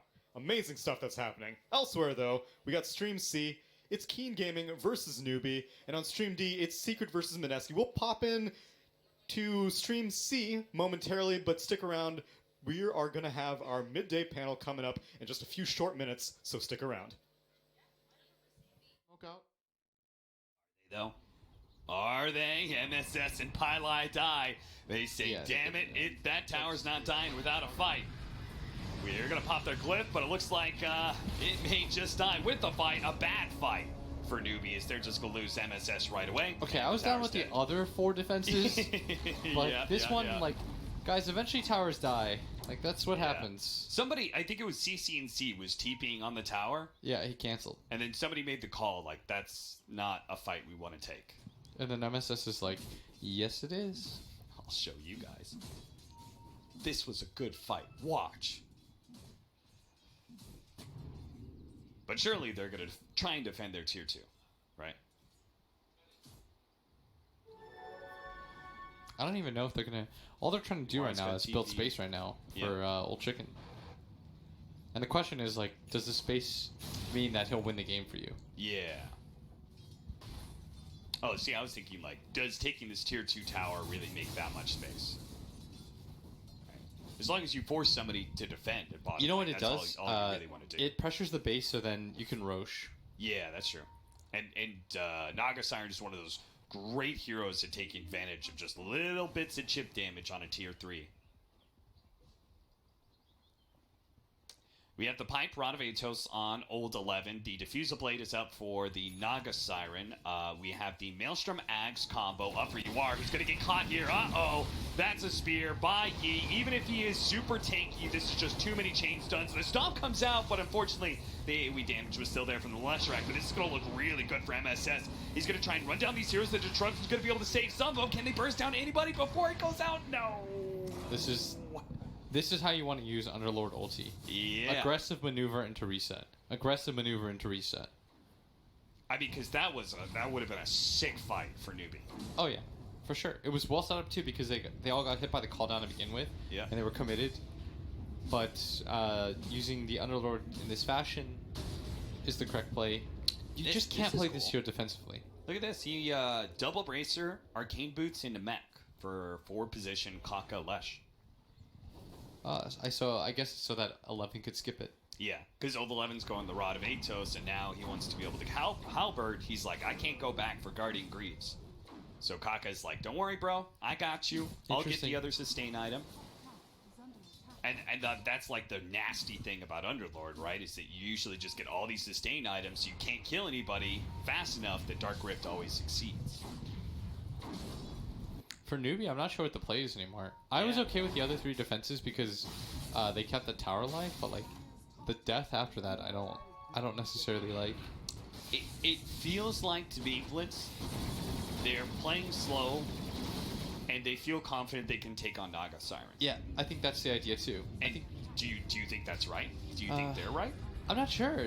It's really interesting when both teams feel like chilling is the play. Oh, look at this. Got baited by an illusion, but Naga Siren comes in and finds Pilot Die. MSS is actually going to roll back in, but Old Chicken gets off to sleep. He's still going to be hit twice by MSS here. Gets an awkward roll back. And actually doesn't hit him again, but they do manage to get CCNC, who's controlled up. The sleep into the pit, into the spear to finish him off. And now the arena to be able to catch Yuara as well, who doesn't have a BKB. He can't get out of here, so he sticks close to Stank King. Stay close to me, friend. I've got you with the heals. Kaka going to be saved by the disruption. King Gaming, they say, I got you too. Nobody will die. Wow. And this is a masterclass in how to use Underlord. Look at that. The immediate TP's out. Get in, get out, secure your own bounty runes again. It looks like the Newbie and Keen match is going to go on for a little bit longer, so we'll take you away from that in a moment. If you want to continue, of course, it is on the C stream, so you can check that out. But we are going to just reflect on what has happened today. We're going to look ahead. I'm here with Tsunami as well as Nahaz, your multicast of Voices of God. Did you hear the one that she went for earlier? Focus Fire? Oh. Yeah. But it could work, right? Because you're like focusing on different... No. So I get to be Wisp and you're Wind Ranger, and we do the We're level just attacking 25 together? Yeah, I like absolutely. it. I like it. I like this. All right. Well, talking about games this morning, let's start with the bad things. For some teams, bad news anyway. Secret lost their first game. They did. Good news for TNC. Is that really bad? Yeah, do you really? Sure, we know we separate losses, you know. You want to come into the main event undefeated, though? No, I That guess seems you intimidating. don't. That seems even more pressure. Now you got that loss out of the way. It's okay. It was against TNC. Maybe TNC might not be a threat moving forward. You got it out of your system. I think TNC's pretty good. I think they are pretty good. And you know, you lost your first game when Mid One somehow ended up on carry venge. I'm not gonna And get too upset it was pretty about close, that. though, I must Yeah, say. It was exactly, still it was. pretty good showing from Secret as well, who also ran a Jakiro mid for Mid 1 earlier. Yeah. Treat to watch. They are trying different things on Secret, and it looks pretty scary. It's funny, right? It kind of remind you a little bit of Wings, and the Mid One carry venge sort of reminded me when Wings finally picked Pudge Techies, and they're like, okay, we can't literally play any heroes we want. You cannot. We had someone else also have a different mid. We, of course, have kept track on Sumail's kill scores. That's right. And normally you'd like to see him on, you know, your typical mid heroes getting kills, but he popped out the AA. Yeah, in the mid first AA game against against Huskar. Infamous. Yeah. Mid AA gets a lot of kills, I'll have you know. He steals all the kills when everyone's shattering. This was indeed his 1000th kill at all internationals combined. First player to hit that benchmark. Yep. Somnus was in close contention, but that mid AA against the infamous Huskar proved to put him over the top. It really did. Congratulations to him indeed. I do want to say, though, they ended up tying that series. That was the only series that EG had today. And Well, they with ended up tying that series. Yeah. And Hector, once again, on his Wraith King. My God. 930 GPM last night. Over 870 again today. That guy, every so often we talked about this with Anna on his Spectre. Sometimes it looked like he's playing a different hero. Hector has reached that territory with that Wraith King. Yeah, it's basically feels like an alchemist, and he also pioneered one of the alchemist safe lane builds as well. So the man knows how to farm. Yeah, and we said before this morning, we said that might be a series that might decide who goes upper bracket, who goes lower bracket, and we still don't know because it was a tie. Right. That's the way we want to see it. You know, keep it close until the very end. Unfortunately, another team didn't keep it close until the very end because we had a matchup between RNG and Ninjas in Pajamas, who kind of felt like it only just ended, and it kind of felt like that might have been the bottom of the barrel battle. Leave Peter to China, I guess. Yeah, NIP are in a great Revenge. deal of trouble because this is the point in the round robin play where you have to start looking at who's got who left to play. And NIP's last series are significantly harder than RNG. RNG already having played the best three teams in that group. NIP, that road gets harder. Yep, another tie was between Newbie and Alliance. That means also for Group A, we got the middle still undecided. One match wasn't close at all, but we are going to put some attention onto PSG LGD because we haven't really talked about them that much because they're doing as expected, right? It's not unusual to see them winning, and they're just a good team. We have expected to see them top 6 at all majors this season. They've delivered every time. They never made it to the top though, but they're looking to be cruising through. Yeah. And when I asked you, Alan, which clip you might think of when you want to talk about something specific right here on the multicast, you said, well, FY's Lena. I mean, this is a guy, again, when you talk about Sumail, you talk about maybe guys that we expect big performances out of a TI. FY on that list. And here's his support leader. He's got Ag's Refresher here at minute 22 on this hero. Does the double Laguna into two soul-binded targets, gets those kills there, and you're going to see in a minute, we're going to have a big black hole. He is going to have refreshed his Laguna Blade and get a kill, basically 100-0 kill within a black hole here. This is the kind of game-deciding plays that we need. And we've talked all season about the big two Chinese teams, right? LGD and Vici. And the big advantage that Vici has had, their support duo has really outplayed FY and Xnova. That's the kind of play that we need to see from the LGD supports if they're going to have that top 4 finish that we all are looking for. FY's a legend, you know? Yeah. I'm not surprised that he's putting up numbers like this, putting up performances like this. If anything, it was surprising to me that we didn't have more highlights of him. I love watching highlights of the TI group stage that we have so far because we have some amazing clips, but players are not the only one having highlights because one of our own talent had a highlight today. Is today your birthday, Purge? Yep. That's right. Well, we pooled our resources together. We all got you some stuff. Everybody from the international. Did you give me the other 7 minutes of my massage? It's Toby and me in a room together. That's everything I've ever wanted.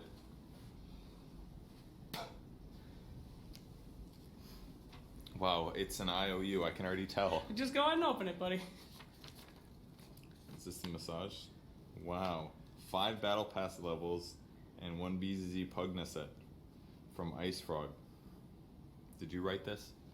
No. Did Ice Frog write this? Yes. I don't believe you. Happy birthday, Purge! Thanks, man. Where'd you get the 5 battles? You just gonna gift it from your account? Happy birthday, Purge! Say thanks to the community. Wow, thanks, community. I appreciate it. We love you, Purge!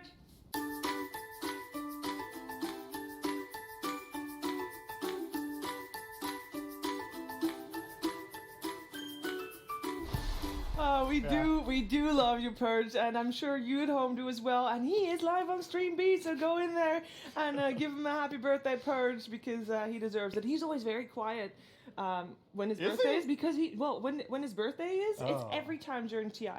But when have you ever known him to actually say something about it? He's kept it hidden. And this is wise.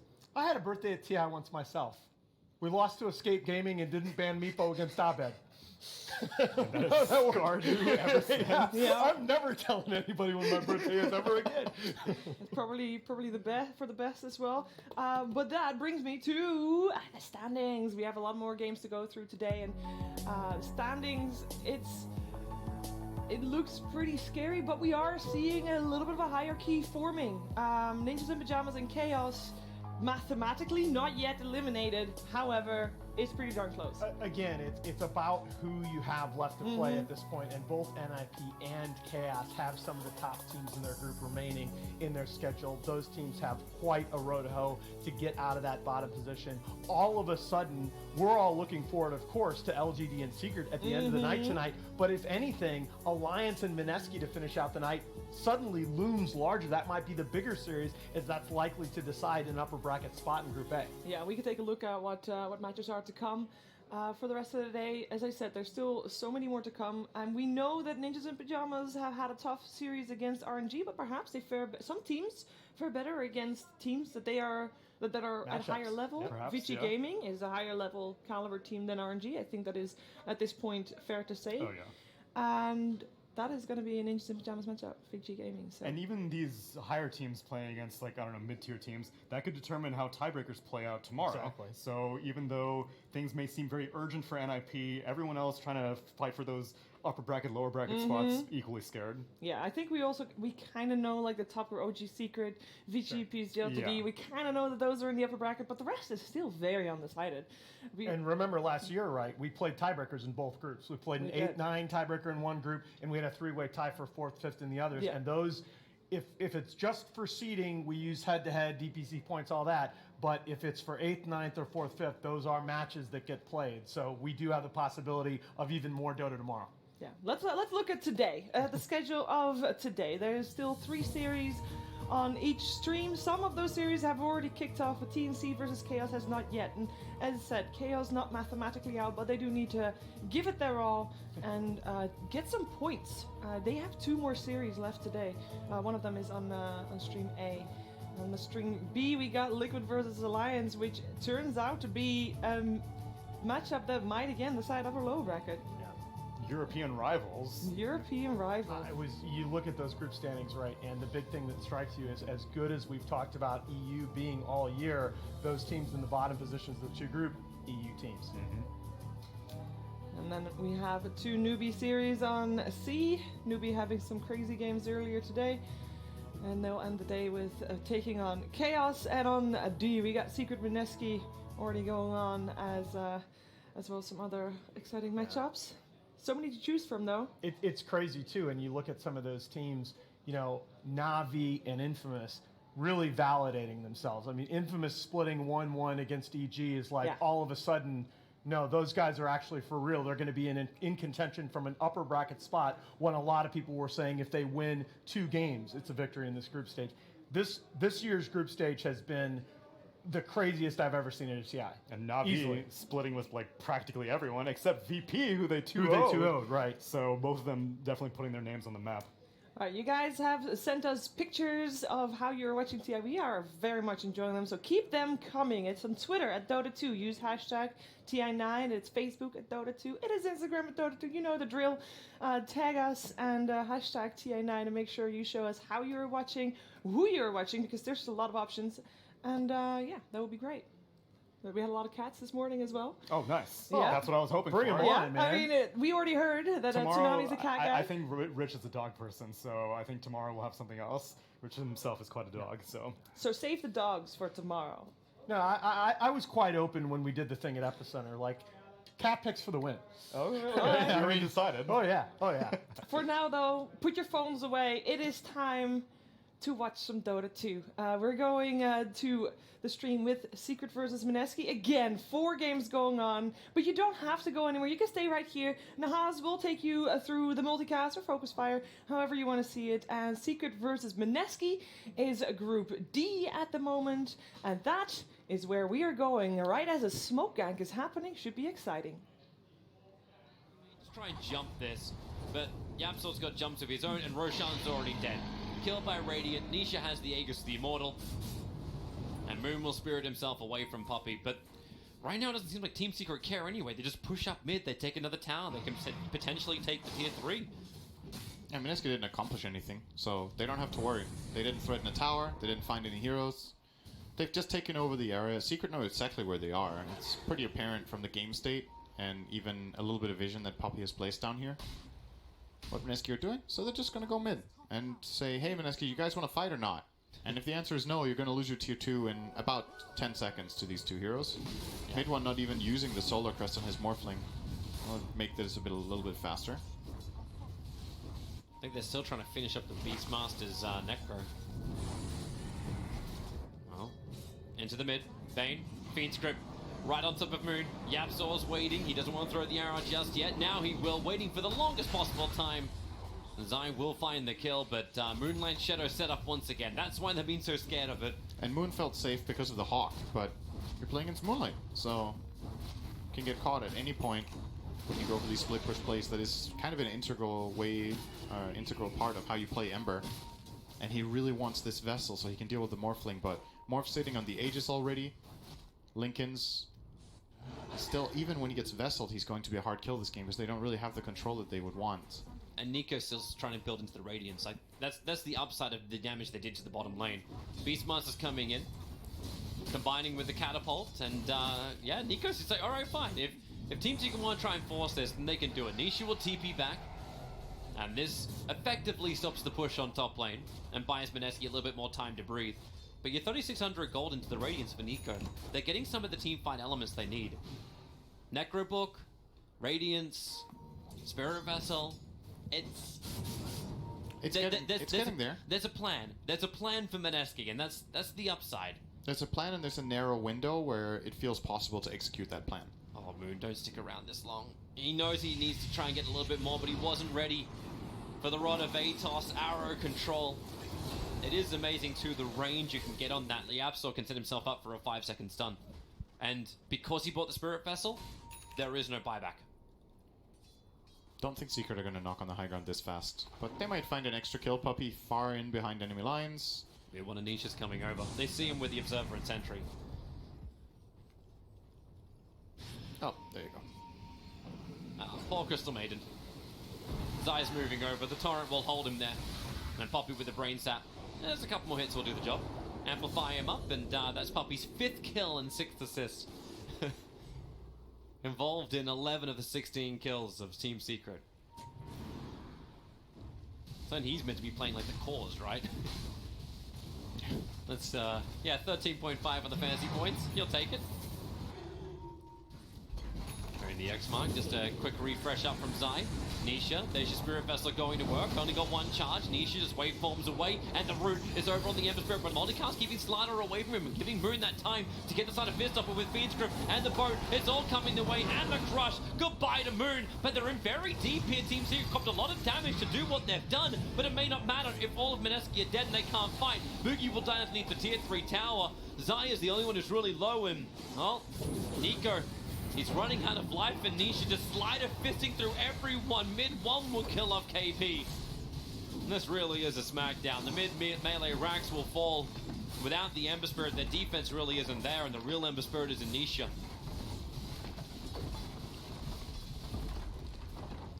What can you say, really? Apart from They're just getting GG. owned. I mean, there isn't much else to say. The tempo, Lifesteal isn't ready yet. They've already lost Elena Rax. They're going for the second one. Aegis has still got another minute left on it. They can't kill this Morphling. Yep, Lincoln Sphere is going to trigger it every time. Gonna chill. Yep.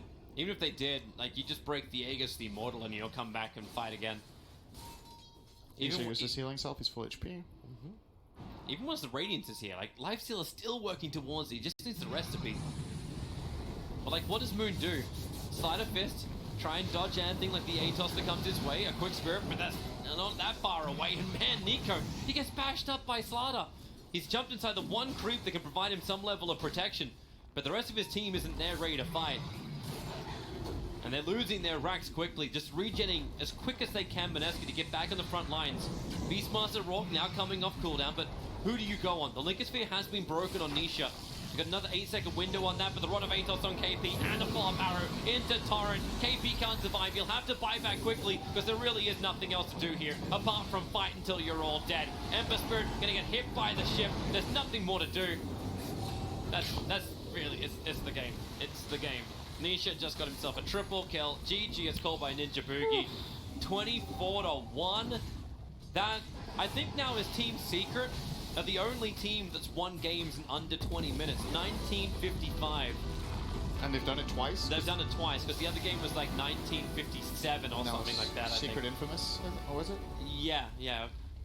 I want to say yes, but I know it was Team Secret who Not won the game. 100% on that. Yeah. Either way, that's yeah. I don't think there's much more to say about that Yeah, game. there really isn't that much depth to this game. They ran around, they got kills everywhere. The other team wasn't ready, they weren't online. Secret outmaneuvered them. Yep. Killed them a bit more. Then they killed them, and then they killed their corpses, and then they took Roshan and ended the game. There you go. Let's go next. Do this in your pubs, you win every game in 20 minutes. It's that easy. Good job.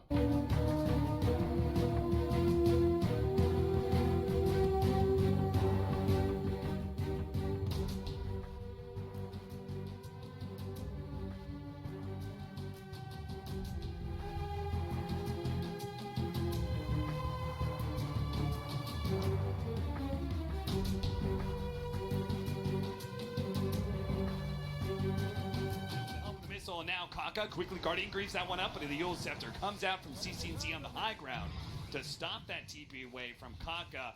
Stun out.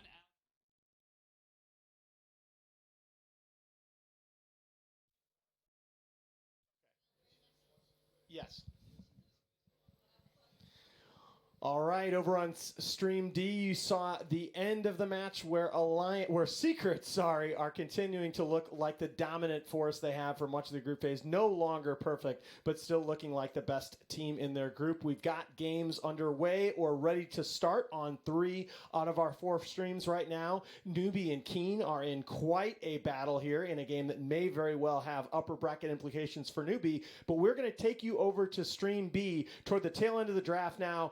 Liquid are facing up against an Alliance Broodmother and a surprise Phantom Lancer pick for Mike, the player that's been dominating on Morphling. Liquid answering with a wee Timbersaw at 3-7 in their group. They need a 2-0 in this series to keep their upper bracket hopes alive. Game, I think.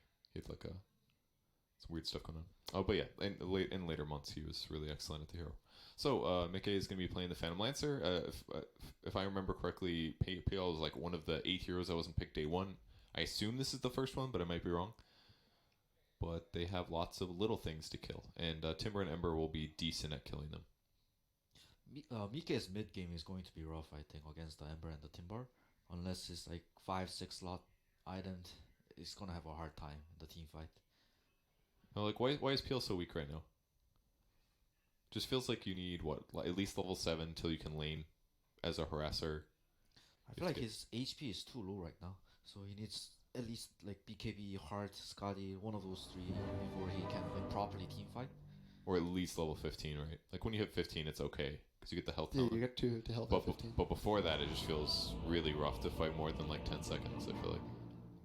Also, if the Ember gets this like Maelstrom timing and this BKB timing. The PL can't do anything. You can't doppel out of root.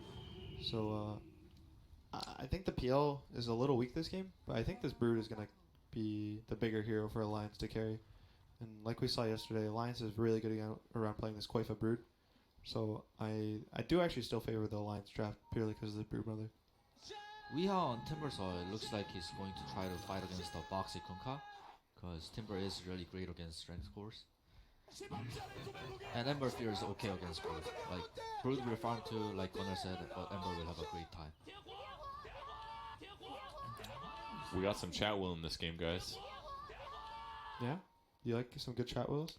I mean, it makes it difficult to complete full sentences sometimes when there's chat wailing this much, but I think you just talk over it. Sometimes works, yeah.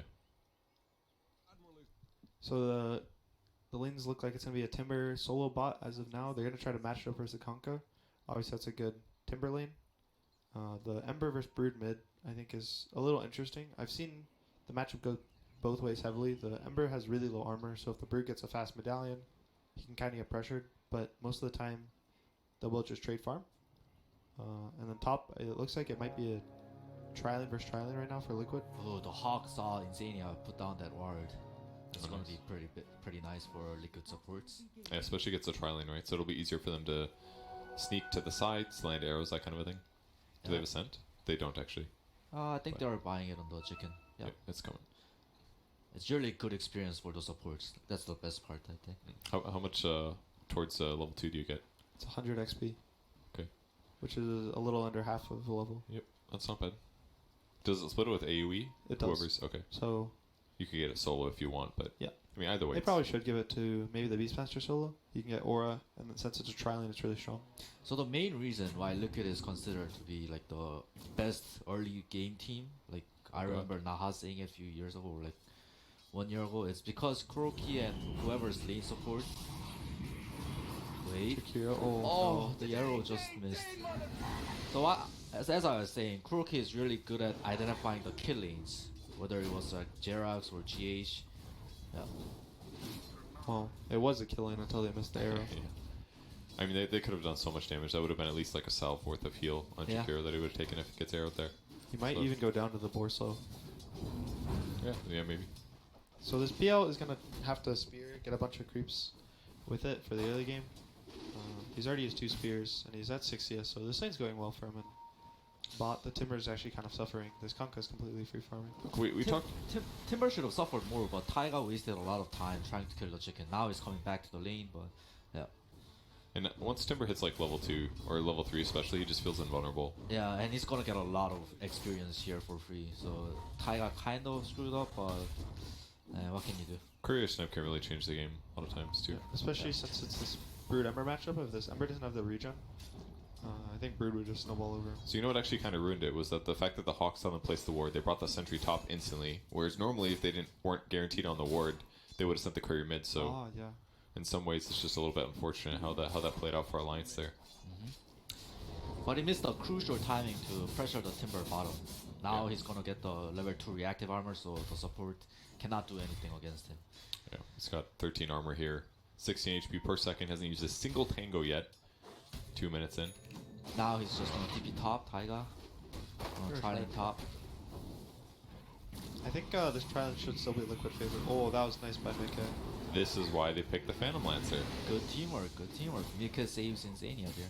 So the main issue with that is he can't do it for himself if the arrow's timed properly.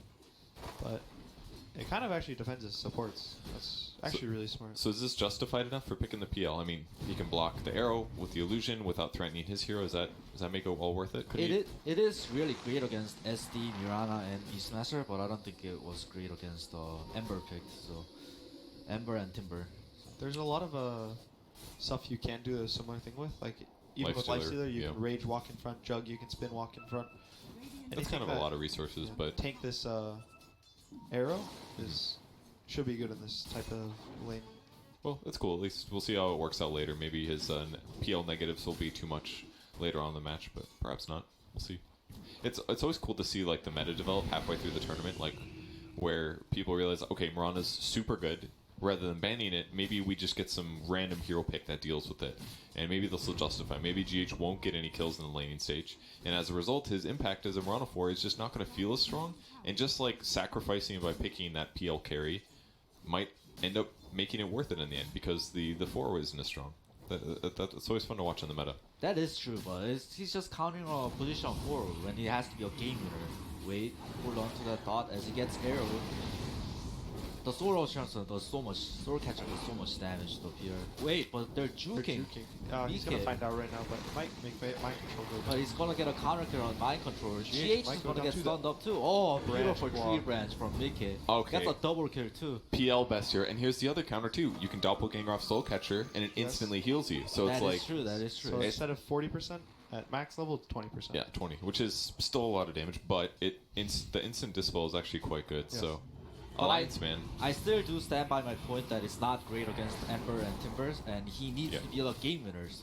And I feel like he's just not the strongest hero in the game right now. Insania goes down, but PL lived. And that's the bigger picture here. Yeah, and he got a kill, dude. That's sick. Ember is doing pretty well. 39 last hits and 2 denies. So basically, him and Brood are just trading. Yeah, Brood's almost gonna level up on him at this point, but Ember, anytime he gets a free lane, it's really good for him. That hero, like I have said earlier, his laning stage is really weak. So anytime he gets this nice early game, he is able to rotate around the map, make a lot of space for his team. It was really nicely done by Boxy there.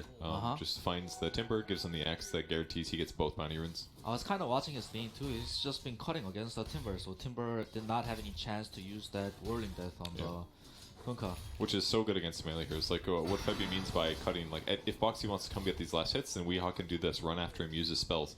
But if he just runs behind the tower and kills the creep wave, then he doesn't have to worry about Weehaw ever threatening his life like this. Because Weehaw can basically just dive and do whatever the heck. He still doesn't use a single tango this game. It's really giving him the chase here. Nice torrent. He's gonna catch up on Weehaw, but doesn't matter. Doesn't take damage. Oh, that's his first tango, dude. Pressured. Yeah. He only has 2 points in the reactive, so he actually does take some damage from the tower. Yeah, he does. I don't know. The dragon exploded, man. Oh, here he is. It looks like good disruption into arrow combo killed him off.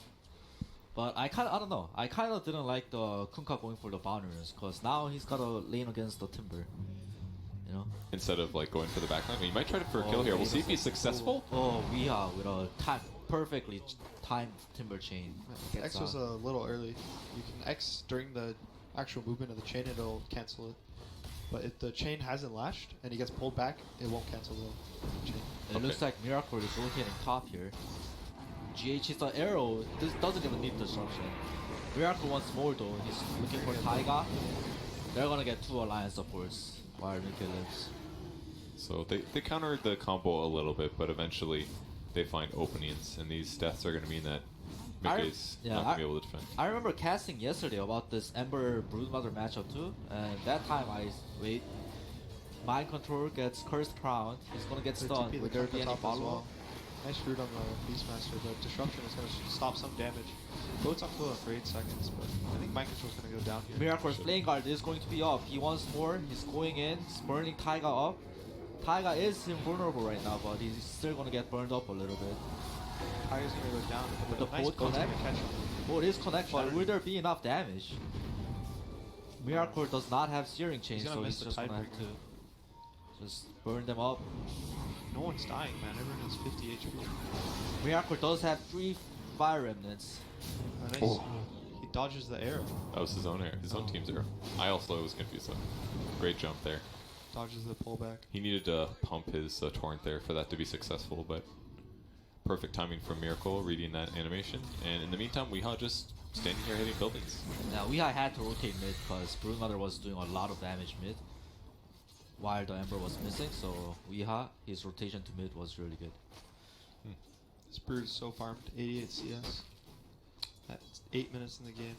That's actually insane, yeah. I mean, a lot of that's neutrals probably. No, he's actually not set up for newts yet. Oh, enemy newts he is. He's been farming the Radiant jungle.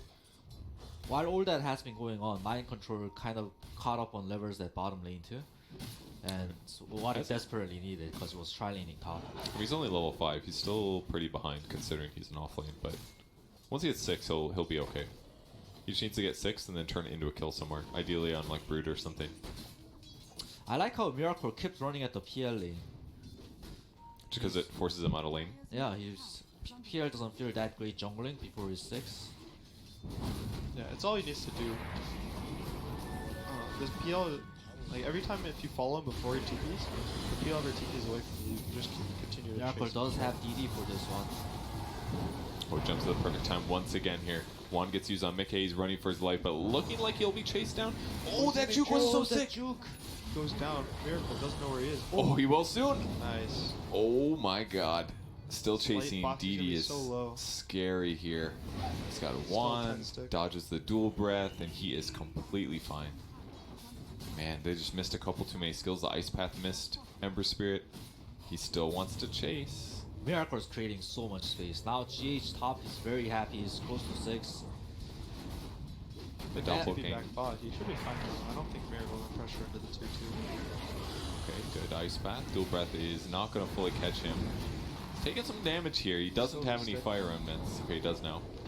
He's going to dodge the stun. Oh, he doesn't care. He wants to TP back.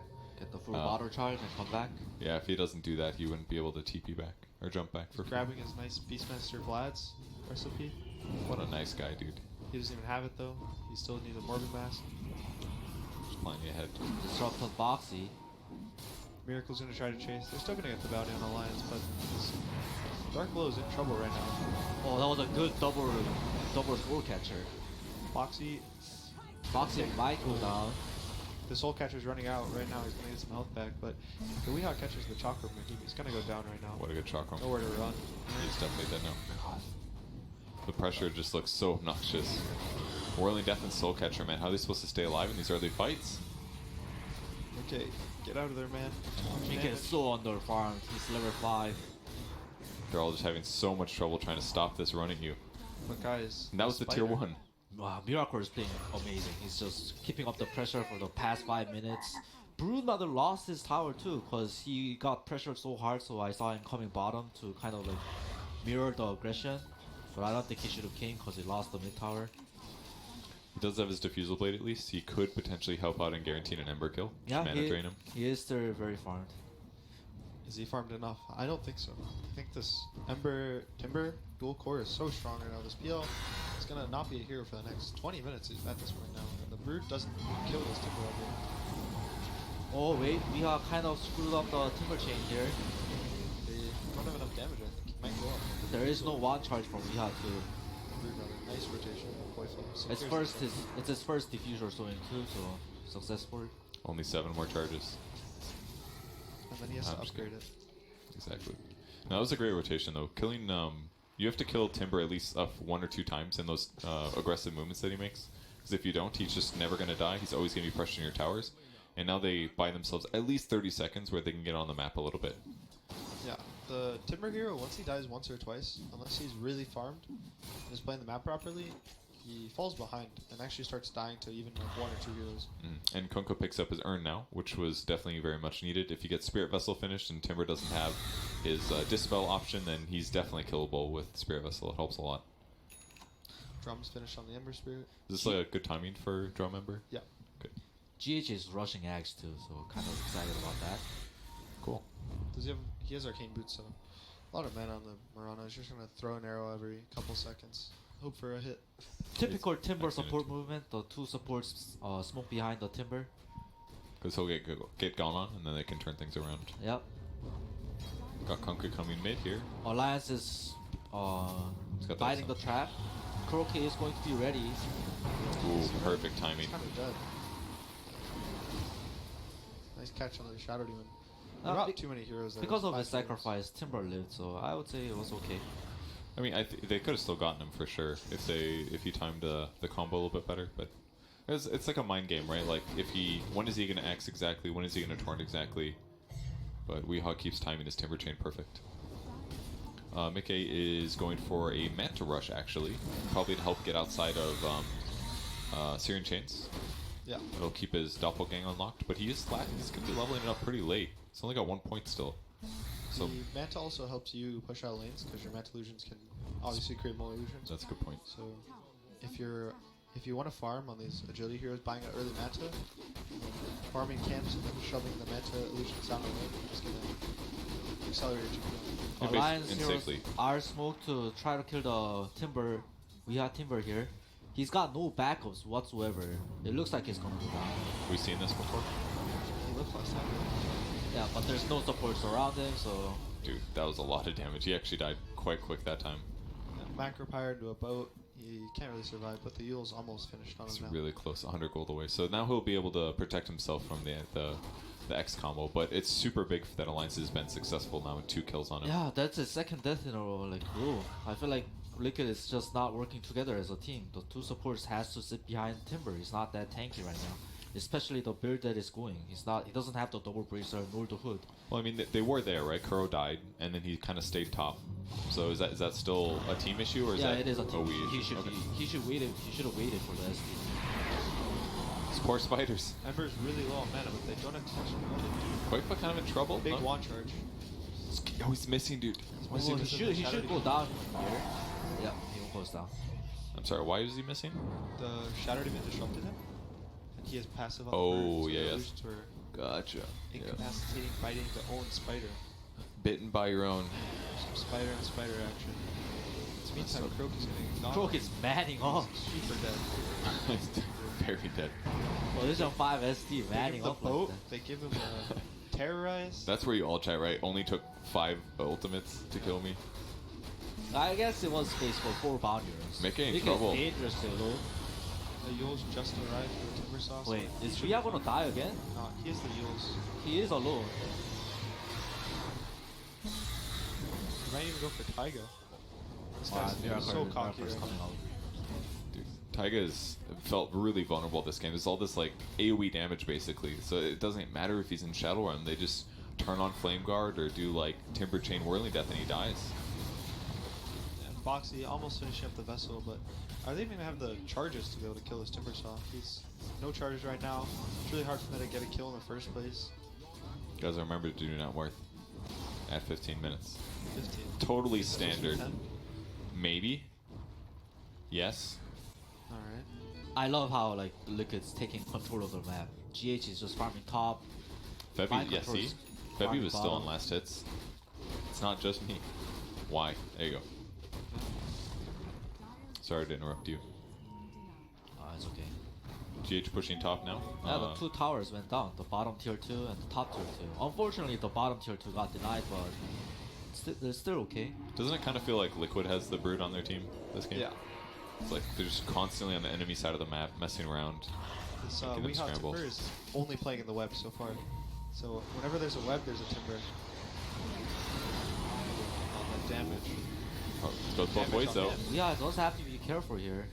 He had to be careful. It's good. Yule's is such a good Timber item actually, because it's great at allowing you to set up your combos. But if in that kind of a moment there, once you use it offensively, it's just you're sitting duck afterwards. Even using it defensively this game is really scary. If he Yules, they can torrent time, they can ice path, they can Brambling Maze on top of it. Yeah, they can even do like terrorize or something. Bedlam There's so many terrorize. options. Yeah. I just feel like we are committing too much for like these kills. He has to feel happy just by bringing Alliance heroes over, because GH is free farming, Ember's free farming, Beastmaster's free farming. All he has to do is not die.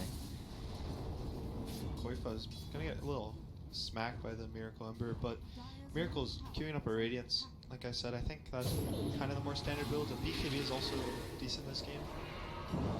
But if he's really confident, Oh, he's going in deep. he's just gonna go Radiance. He only has 1 red. Oh, the root. Would that be enough? Do they have damage? They do have the damage. Taiga does have Bedlam coming over. Oh, poor Kuro. He looks like he's gonna die too. It does look like. Rhea is dusted up. We have Boxing gets X'd up. the He has X. the Yule still. He's gonna Yule dodge the torrent, but they're gonna have It's another X back. coming up soon. Yeah, No the mana on Spirit Koifa. Tester is not gonna. Yo, X is a good skill. 8-second cooldown. Guys, just saying. Have you guys seen GH or Mind Control in these fights? I haven't. Where is he? No, they're just farming off. Look how far, dude. Look at the net worth though. He's actually quite farmed this game. Like pretty much everybody this game. The top 7 are all within pretty close net worth. Yeah, GH and Mind Control is just farming up in those islands. But if GH showed up to these fights, dude, you probably have the same net worth as the Dark Willow. That's What's I mean. more important? That's what I mean by like Liquid not playing like a team. I feel like the 3 people that's drawing aggression, they shouldn't commit too hard, or like GH should communicate, or like they should be communicating.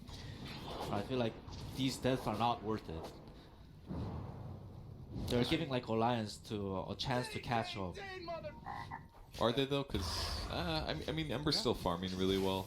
I guess like they're not blowing them away right now in net worth. That's true. Imagine if they didn't die, the Alliance net worths would be a lot lower. All right. What about the fact that they have 2 really good counters to the cores of Alliance though? Like they've got the Ember against Phantom Lancer, they've got Timber against Phantom Lancer and against Brood. It feels like they have good heroes. But the problem is that those 2 keeps dying like in the past 5 minutes. Miracle, Ember, and Timber. Their items, I feel like they can be like 1 item ahead. Right So now. do you think that they need to be ahead in farm to be competitive against those heroes, even though they have the matchup? They can be around even farm, but there's a point where this PL doesn't care about the Ember anymore. Yeah. If the Ember doesn't start changing into physical build later in the game, if he gets a heart and a satanic, most likely, his PL level 20-25, he has a low doppel, you just can kill him. Good catch. Nice terrorize. He's gonna go down again. Liquid's playing. That was really sick. far up on the map. Did you see how they did that? They did Torrent first, and once the Torrent lands, they guaranteed the Bramble Maze, which guarantees the next follow-up. Yeah, well played by Alliance. They're utilizing this Kunkka and Dark Willow really well right now. Yeah, this Observer Ward here spotting him out. 2 Mind areas. Control does have Crimson Guard finished now. They're gonna find Boxy in the river. They're gonna get a nice 5-second air. My God. Timber does a lot of damage to Strength Hero still. That was insane, dude. Soul Catcher plus Whirling Death. Just to give you a quick update here on our 4 games, all going on at once in the TI9 group phase. Mineski Team Secret about to get underway over on Stream D. Over on Stream C, though, we've got a master of a match between Newbie and Keen Gaming, possibly with upper bracket implications in the 67th minute. Again, you can follow all 4 of these games on our individual Dota 2 TI streams. Back to Liquid and Alliance. Yours instead of Radiance. Because it's been dying too much. Because the X combo stuff. Yeah. And if it goes BKB, he's too like cooldown limited, right? That's all good news for Pierre. Anytime the team doesn't buy Radiance against you as a PL, you're gonna feel good. Yeah, and Ember without Radiance or Battle Fury, he's eventually gonna feel bad against the Pierre. Makes me think that if they just didn't succeed in getting 1 or 2 kills against Ember, that Liquid just be running away with this game. Like he'd probably have a Radiance soonish. Yeah, he'd probably have about 1,000, 2,000 more gold, feeling good about himself. You know, it's 5-0 or something. I just feel like the Timber, not either Timber, Ember, like they should have died less than Mind Control should have died more. Wait, Aurora into arrow combo. There be enough damage. The Macro Fire and the Ice Pad. Oh no, Boxy's just not casting any spares. Almost looks both gonna be on 2. Oh, some Alliance casualties Koifa also goes down. Yeah, that was weird. Guess he got comboed by the Ember and stuff. Must have been. Yo, did you see GH blow up those spiders though? Just the double Starstorm. All the spiders died. They killed all of them? Yeah, it's like the whole mass. Looked like a decent solution. So Koikfo basically runs in, but then he's like, oh shit, it's just me. So he probably got like Searing Chains or something and got comboed. It's 30 seconds down for Alliance to Chorus. Liquid is going to take advantage and try to knock their high ground. Yeah, there should be a few tier 3 alliances. They have no boat. The best they can do is terrorize away. But if you use terrorize out of a Searing Chain and arrow combo, they're just throwing spares and poor Insania. This combo is so good, man. Just slight Searing every time. Yule's just gonna dodge it. Nice dodging the ice pad. Man, Still nerf Ember. Arrow is slightly missing. This is one of the great reasons to pick Mirage. It's a great re-engage tool, the Moonlight. So getting that tier 3 was big too because it opens up the shrines for Liquid to take, and after they take the shrines, they can rush a lot more easily. It's gonna be a lot more dangerous for Brood to spread out on the map and maximize his farm, because anytime they do smoke and jump on him, they won't be back up as quick. The nice thing about this Beastmaster is that it turns your cores that usually aren't that good into roshing into being able to rosh early. This Ember Timber dual core can't really rush at any point in the game, but because his Beastmaster, he's by Medallion, he can tank with the boar, he has the aura, so Radiant can now feel a little better about going to Roche once they get the map control again. How do you like the Kunkka Radavatos second item here? Obviously it helps him. Ember. Yeah, exactly. He can Torrent, or he can X, and then Atos, and then Torrent. And then the Ember can't dodge the X back. I think it's decent. Fishing for Spider last hits. Doesn't get it. More fishing for hero last hit. Maybe we'll see what he gets. Ember re-queued up the Radiance. He's just gonna go Radiance. He wanted to pit stop for this heal, so he didn't die anymore. He's doing great, 1500 gold. That's half the way there practically to the relic. So Mickey, I think, is aware that they're rushing, so that's why he's at bottom, just split pushing. It definitely seemed useful to have the fast Manta, I must say. Because like the Diffusal Rush, maybe you get like a support pick off or two, but if you don't get those easy kills, then just having Manta is going to accelerate you so much faster. Yeah, you never want to rush Diffusal. People have started to stop going these on the carry heroes. It's like the first item is your power spike. Usually they try to aim their power spike to be their second or third item, so they can keep scaling. Like Slarks used to go treads Shadow Blade and run around the map, and then they go Echo. Miracle should be fine unless they time the terrorize perfectly. Yeah. Liquid heroes are coming over bottom. Their main objective is PL kill here. They're not going to be happy with just the Taiga kill. That was a great dust, actually. Yeah, nice arrow. He's going to dodge it, but he kind of has committed himself to death. It's nicely done defending that. Bounty Runes looks like they'll go 2 for 2. Oh, mind control. Just Jack in the bottle refill. That's where you kick your teammate right there. What Mickey did amazing there was when he TP'd out, he pushed bottom with the illusions. Yo. I just love how all the combos work right now. There's so many things that GH combos with this game. Like they just have a hero that already counters the enemy lineup, and he gets a Yules because it makes sense. And now it's like the easiest arrow setups ever. Same Yules thing. Into arrow, chains into arrow, disruption into arrow, even roar into arrow. It actually makes Mirana such a better hero. So even though like the laning stage was a little bit weak, it just has become such a strong mid game too. Yeah, it's now up to Liquid to try to end this game right now. They keep killing heroes so you don't need to end the game. If the game starts to slow down, I think it'll still favor Alliance. As of now, the best they can do is kill lanes with his Broodmother. Hope he gets a BKB and I guess win a fight. They can maybe. I think winning a fight's out of the question right now for Alliance. Definitely feels hard. They need a lot of damage, they need a lot of focus. Feels like Kunkka is a vulnerability at this point. Kunkka is he needs to be the strong hero that can be in the front lines, get his boat off, do so much damage, mid magic and physical, that the enemy team has to kill him. But he has 50% damage reduction, right? But Liquid just cuts through this damage reduction with Soul Catcher and Timbersaw. So this Kunkka has to be played like a scared hero. He's gonna dump one in. I'm gonna kill these supports with it. But the Moonlight's gonna kite everyone here. Terra is gonna catch only the Ember, but they're gonna try to turn them. Mickey is really low. Oh, no Doppelganger? Wonderful arrow. He had Doppelganger already there, but maybe he was hoping to get high ground to low ground jump. Yeah, he didn't have vision. They're gonna X on Timbersaw, but he's taking the damage. Gets rooted. Oh, the first BKB from Koifa. Is that gonna be enough? Timber is really low. Nice heals. Maybe get the chain out. Oh, he used the Bloodstone. There's no more Spirit Vessel, he's healing. Oh, he's gonna live, dude. Alright. That GH double Starford does a lot of damage. This looks like the end of the game. I mean, I don't think they're gonna GG yet, but man. I think they might be forced to. I mean, they're probably gonna get at least 1 Rax, probably 2 here, but it just feels like, man, Liquid just constantly pressured from the beginning to the end. Timber defending the mid tower that one time. They were messing around behind tier 2s. The Alliance was constantly sitting on the back foot. PL's definitely feeling slow, as we kind of expected. And it was kind of cool in the laning stage, but it wasn't that effective. I think the field pick was a little interesting for me. I think they have their reasons, but I'd be really scared of picking into this Ember Timbersaw. I think the Timber wasn't picked. by the time they peel, but Yeah, I think so. just having a PL and a Broodmother on the same team, so the other team can pick a bunch of these, like, you know, Timbersaw, Ember, Sven, these type of heroes.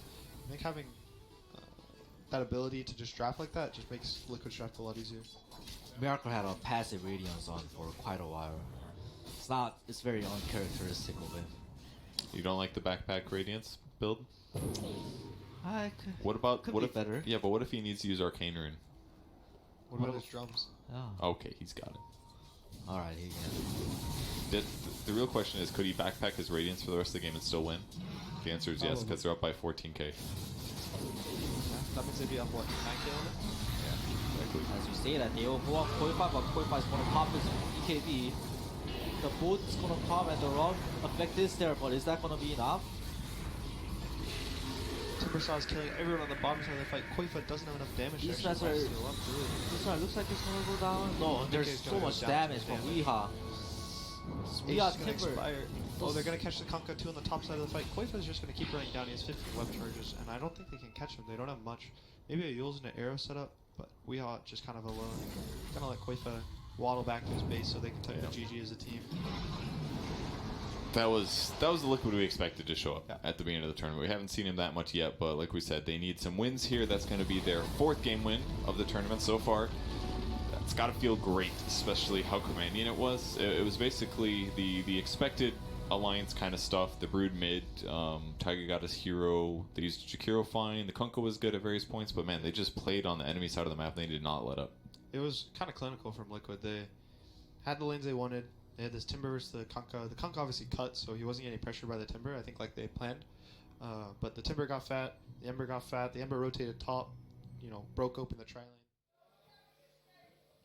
Team Liquid roar back as Mind Control goes to 50-14 career on his Beastmaster, one of the most successful player-hero combinations all time. Liquid's upper bracket hopes are still alive, but they can't afford to slip up in Game 2. Meanwhile, we're going to take you over to Stream 1 as Chaos, bottom of their group, only one win, are showing signs of life against TNC in a great game here where TNC just took a big team fight. He gets one-shotted by the Daedalus. I thought Misery was out of there.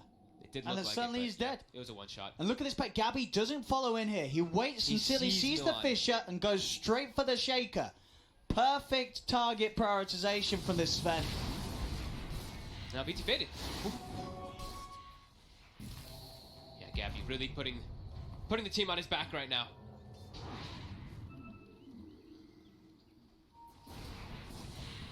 Now they also know that there is a Ags Phoenix as well they have to be watching out for, and it is a level 18 too, so that Egg, you saw them, 11 hits. Have to really fully commit forward for it, but they do have ways that they are buffed up, right? It's not just that they have BKBs, they have the Bloodlust. So Bloodlust versus that Egg is really putting a little bit of that X factor. Oh, sorry, it's 13, my bad. I know, he had the Eggs, sorry. Apology. I saw him mousing over, I was like, uh-oh. They've got to be careful, Chaos. They did have the lead at the start for the first sort of 25 minutes. They have got the mid racks, but these last few fights have been very scary. Yeah. Gabby Sven coming into his element, 10-1-4. Well on the way to AC and well on the way to level 25. He's really packing a punch. Cuckoo is pretty still under farm still. He's 1-8-11. He's really the sacrificial But lamb he's for his getting the team. job done, right? But He he's just needs to getting the job blink done. and lasso. Yeah. Doesn't matter if he dies. Just all about the initiation. The damage, you leave that up to Gabby and Armel, both with their Daedaluses, or Daedalite.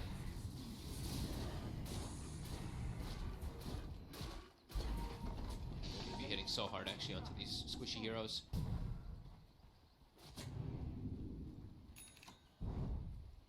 Cuckoo. He's probably going to get overtaken by Tims at some point here. Tims is actually level 18 because of his Midas, while Cuckoo's only level 15. So Ogre definitely kind of transitioning into a bit of a core here, as we have seen Tims do quite often. They need a force step though for Cuckoo. I know they have one on Tims, so he can use that to push the Batrider, but we see the situations. The lasso is still pretty difficult. They have a Yule Scepter finished up on Chaos quite a while ago, as we saw in the last fight on Milan. So it's really hard for him to actually just blink lasso people, because it's gonna get just instantly Yule's canceled. That's how we see this Midas of Tims up off cooldown for a very long time, but they're camping themselves up on the high ground here.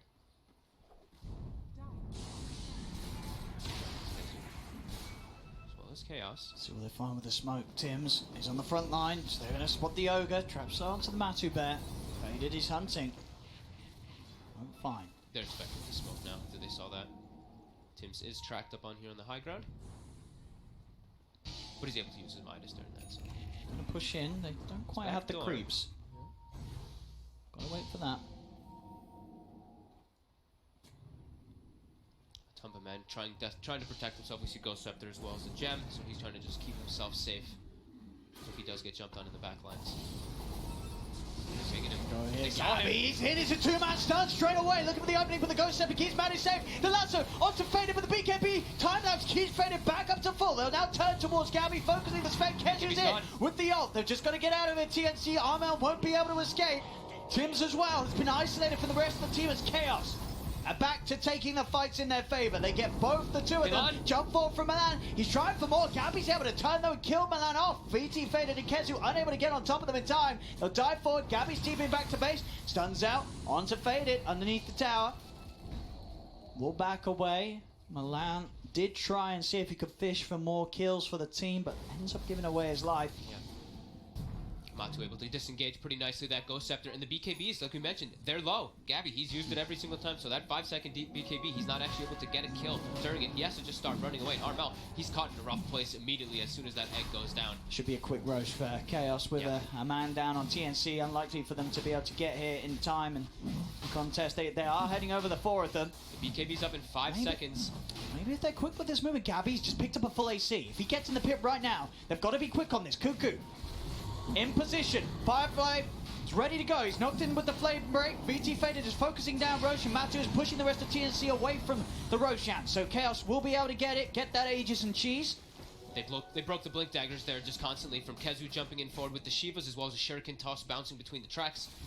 They were able to stop those Blinks from being able to jump in. It looked like TNC was maybe a little bit hesitant too because they just spent all their gold on the Sven, didn't have God Strength available, and Armel was still not alive. So it looked like they were kind of doubting if they should really go in there or not. As Chaos continue to cruise this one here. 3k gold lead. It's not the biggest lead back, but they get their Aegis, they get their cheese. Still keeping themselves in a very good spot here with their dual core, but with the Phoenix who's extremely farmed. As now Kezu also having a Blink Dagger, so being able to save his teammates in 2 different farms.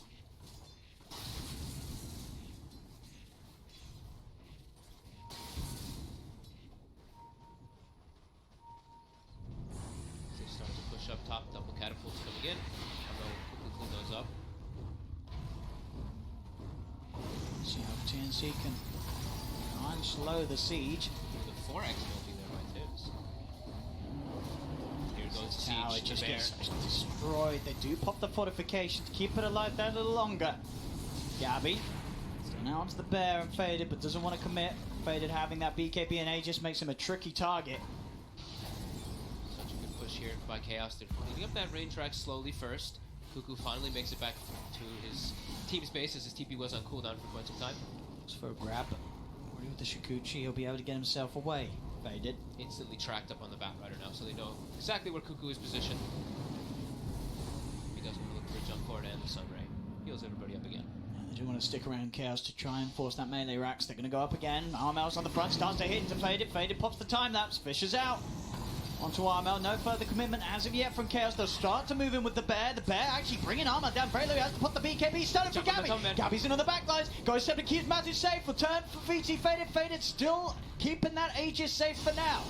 They'll have the lasso onto Misery instead, as Misery will be the one to fall. Everyone else from Chaos gets out, and the Aegis is still protected. They can still go for another push for it. Faded. We'll see if they want to wait until Misery's back in, as they do still have a fair bit of time to work with the Aegis. No need to hurry for Chaos. Yeah, they're starting to back up. They have the lanes pushing in, so they can still kind of chill in this area here for some time being. Looking to see if anyone does push out. This is their last bear for 85 seconds.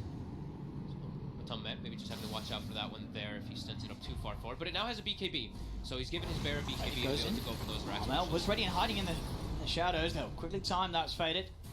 Faded forced in straight away, has to put the BKB. Looks to be back on both Armel and Tim's. The remainder of that BKB duration wants to finish off the racks, and he'll get it. The melee rack's full and Faded is out of there. The bear left behind, the bear will die. They know they have no bear right now. They're going to commit forward here. They're Cuckoo, coming in. he's chasing, jump forward. Faded still incredibly low. Get himself away, and Kezu with that sun ray stops any further jump coming out from TNC. So Chaos, they get the racks, they get out of there, and they don't even lose the Aegis. They've still got it ready to go for another push. Chaos very disciplined there with those pushes. TNC also not wanting to commit forward too far, even though they know that there was no bear. They didn't want to actually chase forward. They didn't have God's Strength still available or that lasso. Looks like they've drawn the line to try to catch some people bottom. Since they have top lane already pushed, Chaos has already pushed top as well as that mid lane. TNC's probably assuming, hey, Chaos is going to group up down bottom. Let's just bring a fight to them immediately and try to catch them off guard. And they're grouping up to do so. It's still going to be into the Aegis for another minute or so. But they're trying to catch Chaos off guard down here. They're going to expect this Chaos. There's a scan. It does clip them. Smoke out of the base. The scan does clip. Chaos knows this is coming. And Cuckoo's in. Pops the dust. They get the lasso off straight away. They try and focus down onto the Weaver. Weaver will fall once. That's the Aegis gone. Gabby keeps itself to the edge, and they'll get themselves away from the sun. The Supernova won't do anything apart from push TNC away. They didn't have to. They committed the BKB from the TA, but not the BKB from the Sven. So Gabby still has his both available. BKB as well as God's Strength. Back themselves up onto that high ground. And they're able to at least clear the Aegis, which was getting reclaimed in about 30 more seconds or so, but they make an aggressive play forward and try to catch Chaos off guard. DD rune up top. We'll see if TNC are able to scout that one out. Ramel or Gabby could have a bit of a field day with that, and there it is. It's spotted. It is They'll absolutely want to grab that right in the last 10 seconds before it goes. Maybe even hang around, see if they get another power rune on top of it. DD haste, right? That'll be pretty nice for Gabby. See? He's going to grab the DD. There's no way he gets a haste as well. Does he? There's no way. He's waiting for it. Let's see which one it is. Oh, it's an arcane. That'll do as well. It's 40-minute mark. That's so still pretty good. It was a pretty high chance of actually being one of those. That's true. Right? You get But that, that's a pretty good one to get. Arcane, if they can get a God Strength and BKB usage out of this, Gabby. Do they have a smoke available for themselves? They do. So they're immediately going to smoke and look to get something, because top is kind of pushing out, mid is pushing out a little bit as well. They have traps set up in the lanes. They have their double siege wave actually pushing out right now too. So can they actually catch anything here with the wraparound? Arcane DD Sven. The big Chaos wraparound. have got to do their best to try and avoid a fight right now. They're looking for the full wrap. They're actually expecting Chaos over here on the high ground. They're going to miss them entirely. Yep. Faded. Continue to tank up even more. It's got a full Satanic on this Weaver. That Satanic Scarly BKB Faded is not an easy kill. Definitely not. They still have a lot of damage though. That's the one thing. And even if he gets lassoed and the lasso ends, they have to watch out also for the nullifier. There is a nullifier on the TA, so a nullifier not allowing that Weaver to get the BKB up. Still with time lapse, but has to watch out for himself. To push once more Chaos. Again. And they go Forward. Gabby. They have They the come in. damage. There's the force to the side. Faded's able to put the BKB in the time lapse. Now Gabby's sort of trapped out by the Fisher. Will have to take the long walk round to get back up to the high ground, but that is the God Strength used. As Matu gets some damage onto the melee racks, Chaos reset. They know that both BKB and God Strength is down for a good minute or so. Wait for that God Strength. The BKB, also important, but God Strength is a big amount of the damage that TNC does have right now. They're going to force this issue. And they go again. The stuns are coming out onto the Weaver. The BKB Bear, he's really trying to force it in here. They force Cliff right now. There is also backdoor protection kicking in for a second. Bottom wave, though, is starting to move in.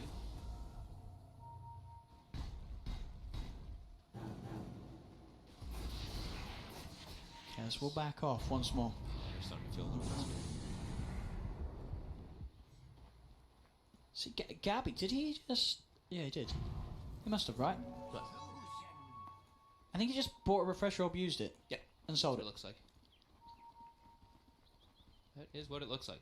But he did sell it. So that's a bit of effective net worth down the drain, right? Unless I'm crazy, right? That's what he's done. Yeah, and he used God's Strength. So. He queues it up again. Okay. Why would he sell it? I didn't see him actually do it. I mean, he must have, right? That's it. They didn't have they've not killed Rose 3 times, No, have no, they? no. No. He refreshed. He refreshed for sure. He queued up again now. Faded. He gets grabbed up. Yep, they're going to grab him. There's going to be the egg straight out. They're actually going to look to turn towards the egg with the BKBs. They're going to do a good job of taking it out. Oh, they got it. They get the egg. It's a double kill for AU out of all the people on the team. The Chad coming in big, taking the last hits on both of those. Milan, he actually gets the blink off. Is he gonna do it? Oh, no, he's not. And Actually Cuckoo, finds him. he's hot on the chase of misery, will be saved by the Bear Fearban. Okay, They did not okay. expect that. That was the refresher play right there coming into play from Gabby. They didn't. The 700 IQ play? It really is. Gabby is trying for more. Okay. Yeah, Ayu, like you said, him getting the last hit on that egg there. That did it. Looks kind of funny as he gets the double kill, but it happened to Napatumba. He's getting chased out by the rest of them. He is not going to be able to escape from here. He does not have a TP either. Gabby, it's got to start. Surrounding him. They've got him. They've got him as well. Yep, and that's a Look gem at that. hitting the deck. So they're able to pick that gem up as well for themselves. I mean, I think why Gabby bought the refresh and then sold it was because he wanted to make sure he had buyback as well. Yeah, that makes sense. Because he had about 5,700 gold. And then that put him at like he bought it, 2,800. used it for that play, that makes sense. or for the preparation of that play, and yeah, wanted to sell it just to make sure that he was going to be able to get back in case he jumps forward and doesn't actually get the chance to use the refresh BKB. And gosh, see, we got you covered. We're professional casters, ladies and gentlemen. The next level play. Yeah. And you know, he's a Sven at this point. He knows he's farming up so much gold. He can afford to sort of make that. Not necessarily a risky play, but a play that you can certainly argue was very much necessary. Absolutely. That was, I mean, a smart play. Could have been a game-winning play here again from Gabby, as he's been really putting the team on his back, like you he's said. been putting all the work into this match. 11-1 as well. Still only dying the one time in this game. Now trying to force forward his become man. Not buying back. He does not have the gold for it.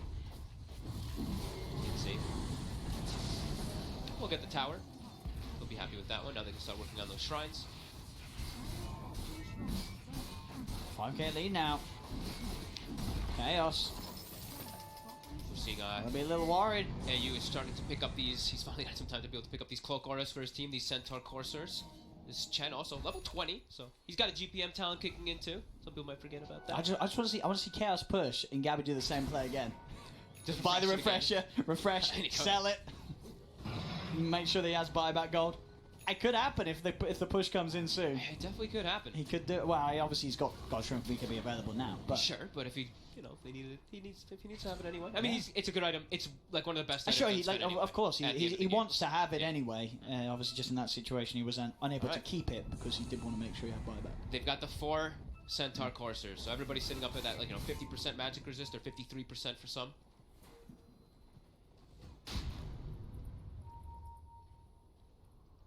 Around the pit.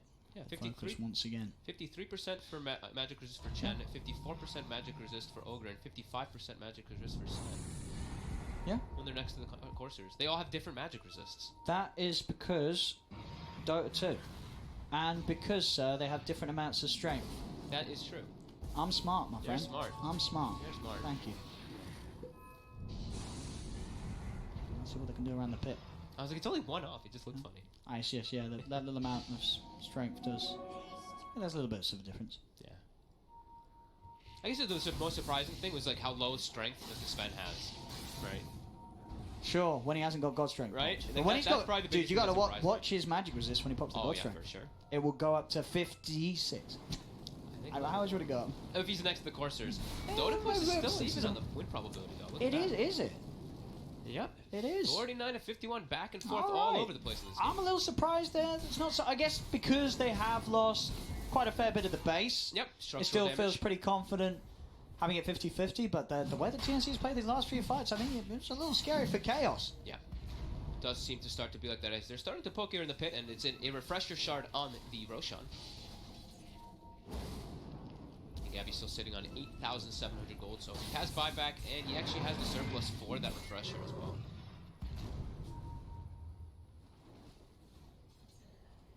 Scary moments here as they're trying to scout some stuff out here for his team. All of TNC grouped together though, rallying around those Chen creeps, rallying around all these auras. AC Vlad's Solar Crest, as well as the Bloodlust. Bloodlust not an aura, of course, but a buff, but you know what I mean.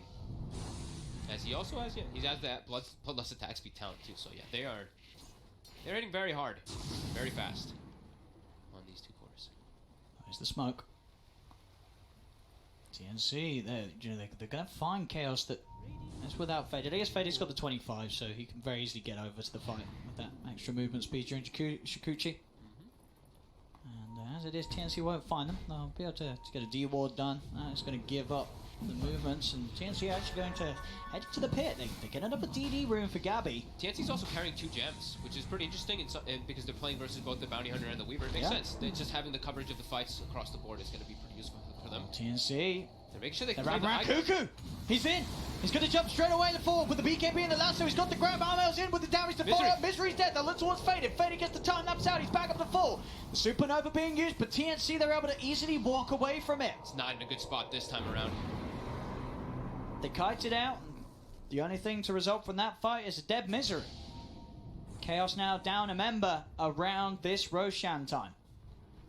They have their God Strength. It was used, and the BKB as well, but you see Gabby does have that refresher. Where do you actually put it?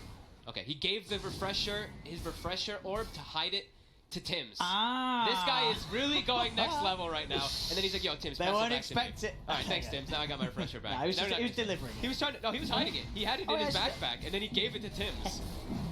And now he's putting it back into his inventory. They're committing forward into the pit.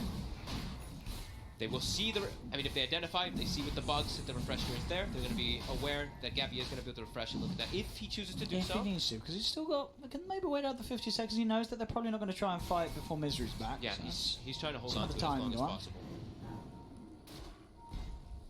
This guy's next level.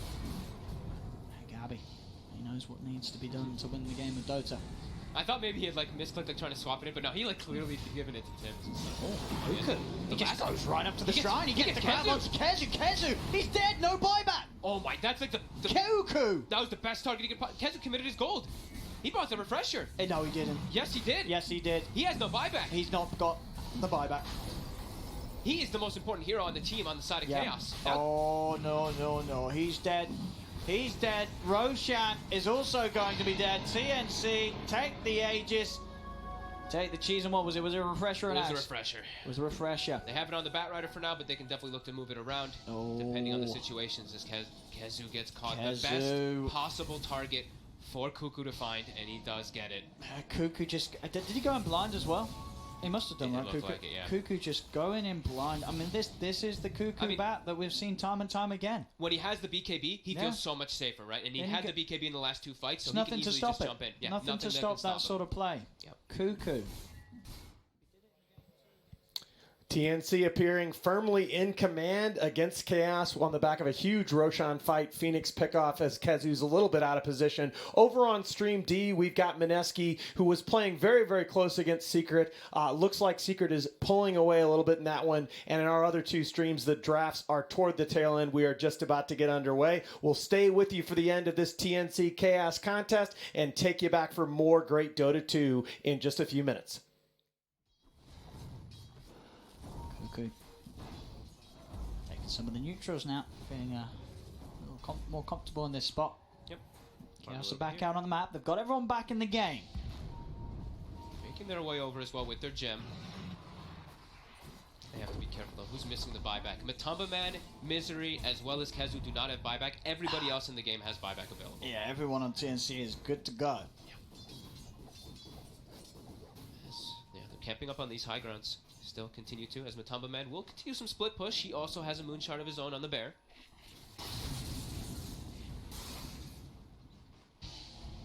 He's just Radiance burning the waves. As the line is drawn, Cuckoo. I think he's probably saying, like, I'm gonna push bottom and I have boots of travel. I can join you guys with the Chen creep at any time. So.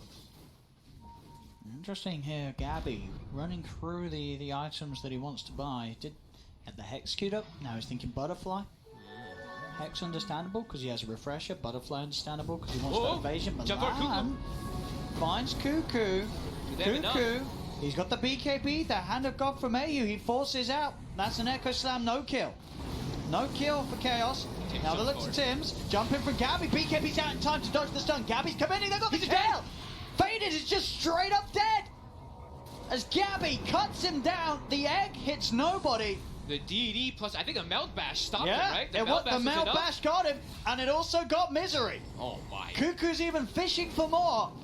As he jumps in, chases down Chaos. He's got his eyes on Milan. He sidesteps the Fisher. Lasso is out. Gabby's going to get another one out of this as Chaos lose 3.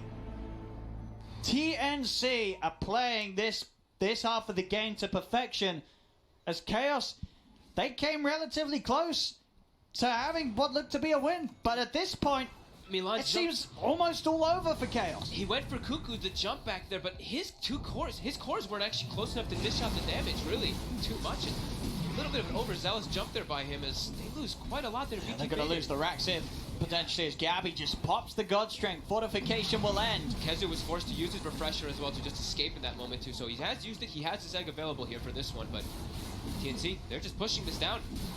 They popped their Refresher as well. Yeah, Gabby just looking to clean up these 2 racks pretty easily with this team. Yeah, that's gonna respond. The bear just gets annihilated. What can Chaos do? They'll try for the fish onto Tim's. Dive forward from Kezu. They're slowing down Armel and Gabby. Armel and Gabby on the retreat are forced to get Armel back to safety over the Fisher. They'll get out of there. TNC able to retreat and back off. Armel turns Mel Bash onto the bear. Bear's dying. It is. Kuka's going to jump in. He lassos the bear. bear. He's grabbed the bear and locked him down. The bear is dead. Matu without the bear. There's Chaos. Faded's come in. He stuns. Time that's back to safety, but 30k lead now for TNC. The base of Chaos starting to get pulled apart. They're really not having too much damage anymore. It's just everybody on this side of TNC is just crazy tanking. They're also dishing out an absurd amount of damage inside of the fights too. Look at the dollar that these lads have. Yeah, everybody is super rich. 11,000 gold on TA, Armel. What's he gonna buy? I mean, he has things he can buy. He's still got getting the Moonshard. Yep. Maybe we'll finally see the Aghanims TA. I got to see one already. Did you actually? One of the other streams, there was an Aghanims There was an. TA. Oh wow. I don't think I don't know if he even used it actually, but he did have it. 12,000 gold. Gabby also been passed over now the Refresher Shard since his Refresher Orb was on cooldown, and he's gonna get brought to bottom. So he's gonna have double God Strength, double BKB here for this fight again. That's how many bears are available. There's just one. They just have the one that's just been summoned. Aegis will get reclaimed. Goodbye, Rax. And now he's eaten the Moonshard and bought the Butterfly as well, too, on Gabby. So starting to hit that critical mass. He still has growth, too. He can still get an Aghanims for himself, too. You can. You can indeed. Pretty good, actually, with TA. The bonus damage can be kind of nice. Yeah. They back up, pick up the 4 bounty runes, and continue to grow their lead now. As Chaos, they seem to have hit that real brick wall, and it's just getting. It just seems like it seems so hard now. Oh, it does. It does. This is a situation that Chaos have been in before here in the group stage, and one that they've struggled to ever really turn around. As TNC. Looking again to show us why this team is one that you cannot take your eye off. No, and TNC better just, you know, if they do take this one, which is looking like they will, they better turn and give an enormous hug to Gabby. As he has definitely put the team on his back for this one.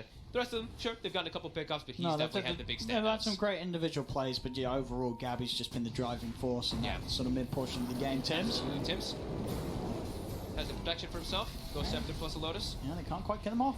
Faded. Tries to commit the dude, get the bash off, but Gabby. The bear. We're jumping onto the bear with the Mal bash as well. The bear is getting beaten down. The bear is dead. They've got to resummon.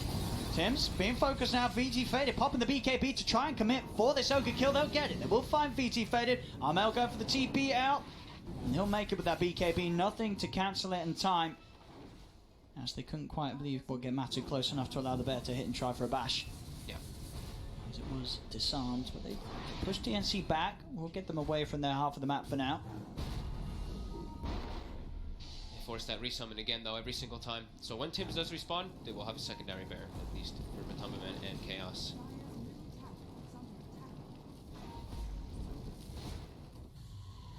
So Armel is still 10k gold over on top of eating that Moonshard. Are they going to smoke out here on the side of Chaos? I think they should. I think they should look for some type of play here while Tims is dead.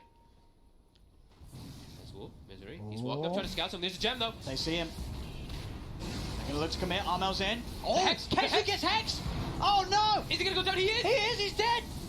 The Hex play catches him off guard, and with the drag back of this lasso, they'll find Matu too! Oh my god. What was it? That's AU with the Hex, right? And from the high ground, with that 200 cast range talent on the Chen level 10, he gets that far Hex. Kezu not expecting that one from the high ground there. Instantly grabbing him off guard. Oh my god. And now 75 seconds, no bear. We'll see it Look again. at I this. mean, This just is- look at the range. Watch the like, chat. where does that hex come from? Whoop! Immediately catches him. And the throws the pendants on him for From the faster attack an speed for his absolute teammates. mile off. Yeah. And the tip as well from AU. Yeah, of course. There's no way you can wait. You're like, wait, Chen has a hex. Oh my god, Chen just hexed me. The egg comes into play. Armel. Yeah, looking for Armel. Gabby. Gotta get caught by the stun. It's a long one too, because it is the buffed up Do they have the damage to kill him? He's going to be forced to Another safety. one. There's going to be another egg, but Armel's just on top of it with the BKB. Kezu's egg is dying. Kezu's dead. The egg's taken out.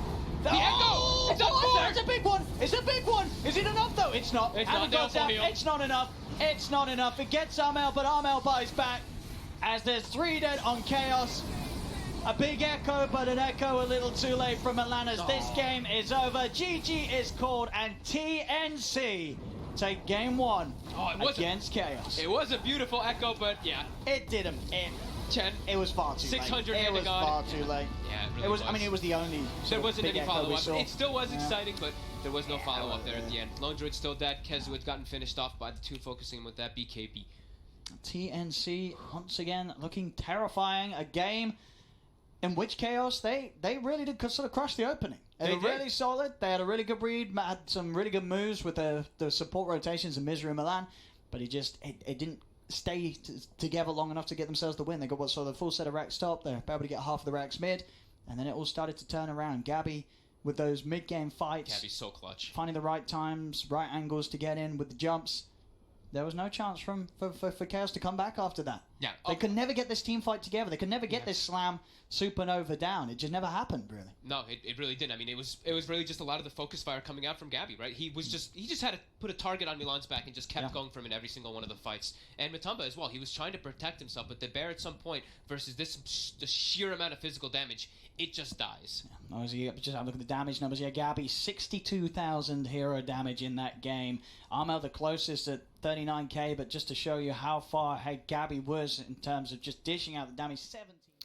All right, with game 1 finished, we're going to take you back to our quadcast here, give you a look at all the games underway in the TI9 group phase right now. Over on Stream D, Mineski has managed to stay in the game against Secret. Secret, though, just got a massive pickoff on Moon's Tiny. Moon from Mineski, one of the better mid players so far in this tournament. Newbie and Keen are underway on Stream C, but we're going to take you back to the early game on Stream B. Liquid and Alliance, as Liquid go with Wee's signature TA, but they've got to deal with an Alliance Alchemist.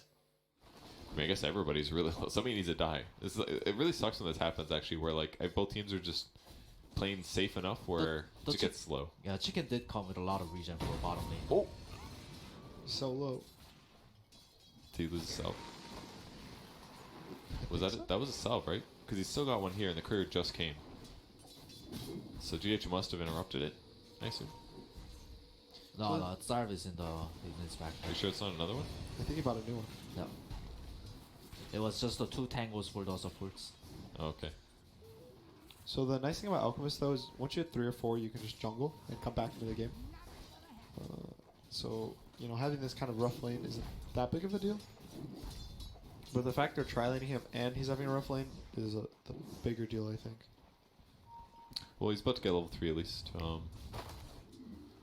See how things go. Double Null is ready mid. It's pretty equal. 19-2, 18-3. If GH gets a good rune bottom, he might get commit with it. Let's see what he gets.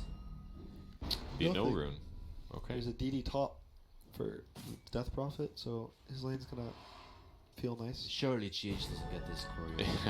I was scared, dude. What are they doing? Are they trying to find where he is, I guess? They're trying to not get it killed. Yeah, he's not gonna get it. Okay. Axe 44 last hits now, inflating from the small camp here. Camp must have spawned. Oh, I see. So yeah, they de-warded. Brought a sentry up for Miracle and cuts the other sentry away. He almost has a full Vanguard. He actually might have a full Vanguard. Mid. They're gonna go on Kroki bot. Just a little harass. That's pretty bad for He Zag, does have actually. Shadow Run, but He has no no TP. It's only gonna buy him 5 seconds though. Dead. Oh! That's gonna lead Dang them it. to getting the bounty runes. Yeah, that's really rough. One less member for the Alliance tri-lane, so Liquid's gonna get those bounty runes. At the same time, though, Boxy's gonna get both banner runes top. Or will he? He's saving it. He's letting it Quick ferment. bottle maybe. It's one of those moments where the other team just predicts that he's gonna get both, so he can get it later. Yeah. Save a little bit of time. It's more important to wait. Mickey almost level 4, but almost dead at the same time. Nice Good perch dismal. on the Oracle's actually gonna let him live here. Will Now they're GH die gonna here? maybe turn on the Earthshaker. It looks like he's gonna die with his. Nice fissure. He lost the vision of the shaker. And there's a lot of action happening at bottom lane, but not a lot of people are going down. I mean, most of these heroes are kind of defensive in nature a little bit. Like, obviously Alchemist doesn't have a spell either, so he's more or less just a vulnerable guy. Yeah.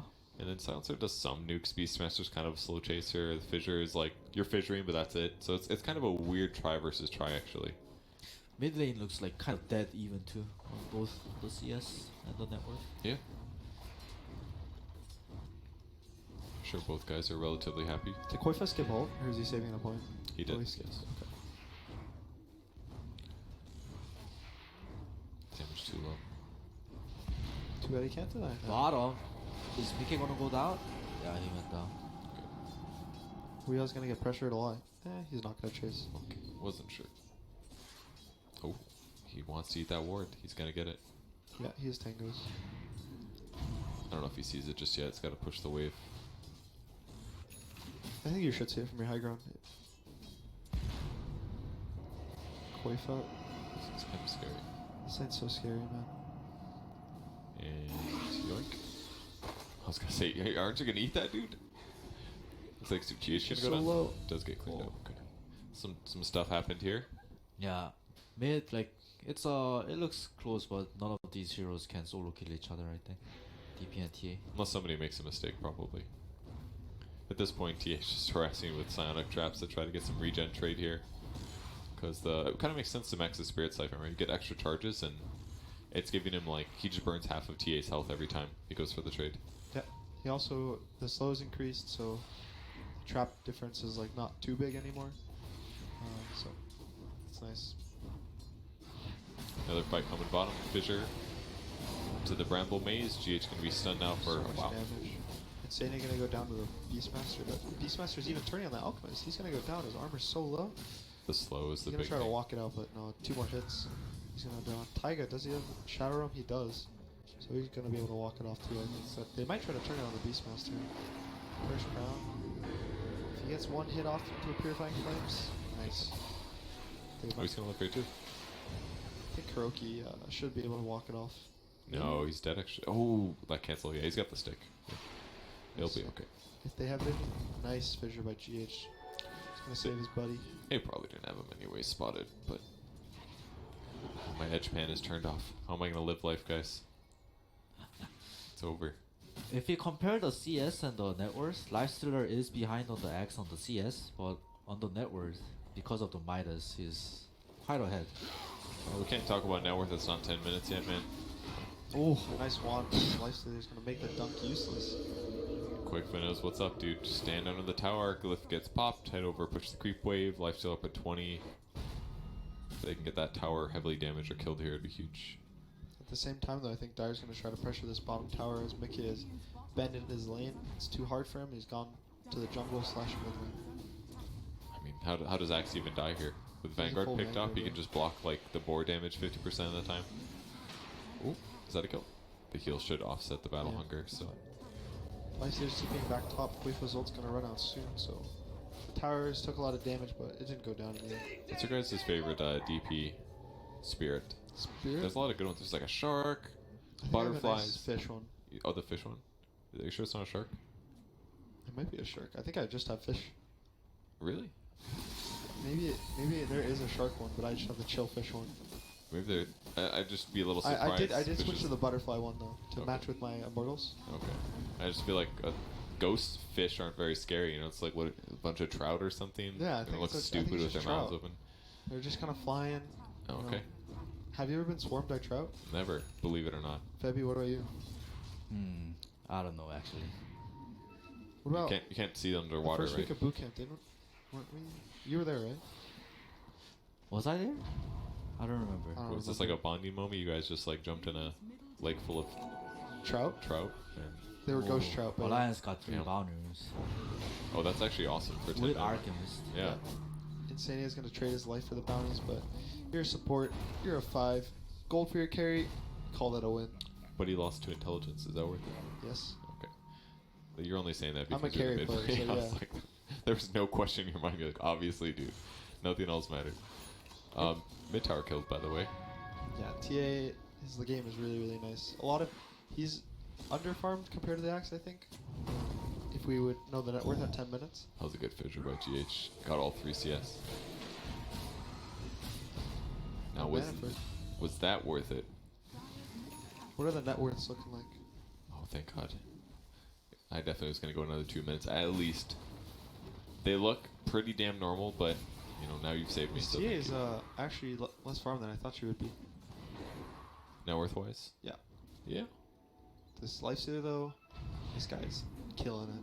So, like, basically the difference was, like, they had this, like, 1v1 with neutral kills. So they got tons of farm. And then everybody else is, like, a normal level. Is kind of what it looks like to me. And then Alchemist is only ahead a little bit because he's Alchemist. Yeah, but look at this. About to get Stacks. fat. Where's GH to rescue this? God, there's actually so many. Who stacked all this? Oh, that's right. I can check literally. Dark Willow, Dark Willow. It's literally all It's all Dark Willow. So he has almost half his Radiance done at a decentish time. So that lane bot isn't really going to matter much to him. He's going to kill them before the 12 minutes. So he's even going to farm the 12-minute double camp as well if he really wants to. That's sick, dude.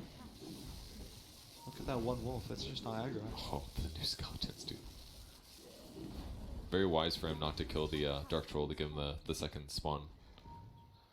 This felt good to watch. I don't know about you guys, but it's a good time. Taiga on the top lane. Tiger's going to solo kill both supports, be the king of Dota. Right now. If Earthshaker's not there, 100% that's a solo kill. Maybe. He's got a 9 stick, but I feel like he does this almost every game. Definitely didn't happen last game, but typically he does. In the games that are more even. Miracle moving in to try to contest some potential stacks, but they are long gone.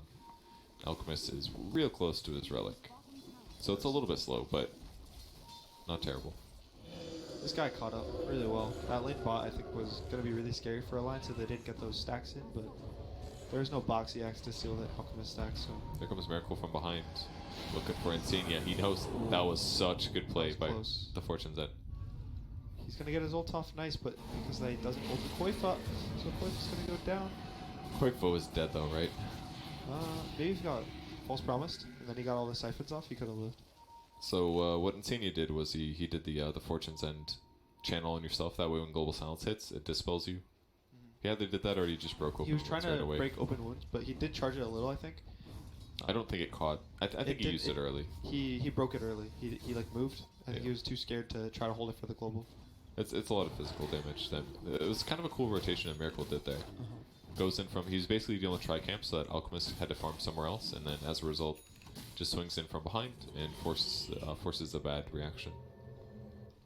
Yeah, so False Promise cooldown now for 70 seconds, so Alliance cores have to be a little careful, but no global means they can kind of save themselves as well. Don't die if there's a trap, Koifa. This is a bit scary for Liquid though. They do have Beastmaster, but they didn't take down any of the tower. Only the tier 1 mid tower. It's a little He greedy. did by the relic. Somebody had a hotkey or something. Maybe like, because they could have ran it this way, I think, and kept it alive, but they ran back. Anyways, fight happening. Mid Silencer finally gonna get picked off. Boxy blinking in aggressively. He is the farmed hero on his team, that's He's a for little sure. trap though behind the tower. Nice call on the TA. They're gonna try to go on it. GH is gonna catch him off the right side of the fight. The left side of the fight, Miracle's going on all the supports. Boxy's gonna get echoed on the right and just go down for free. Okay. Miracle trying to chase it up, but he's gonna get Curd Crown, stunned, take a smack.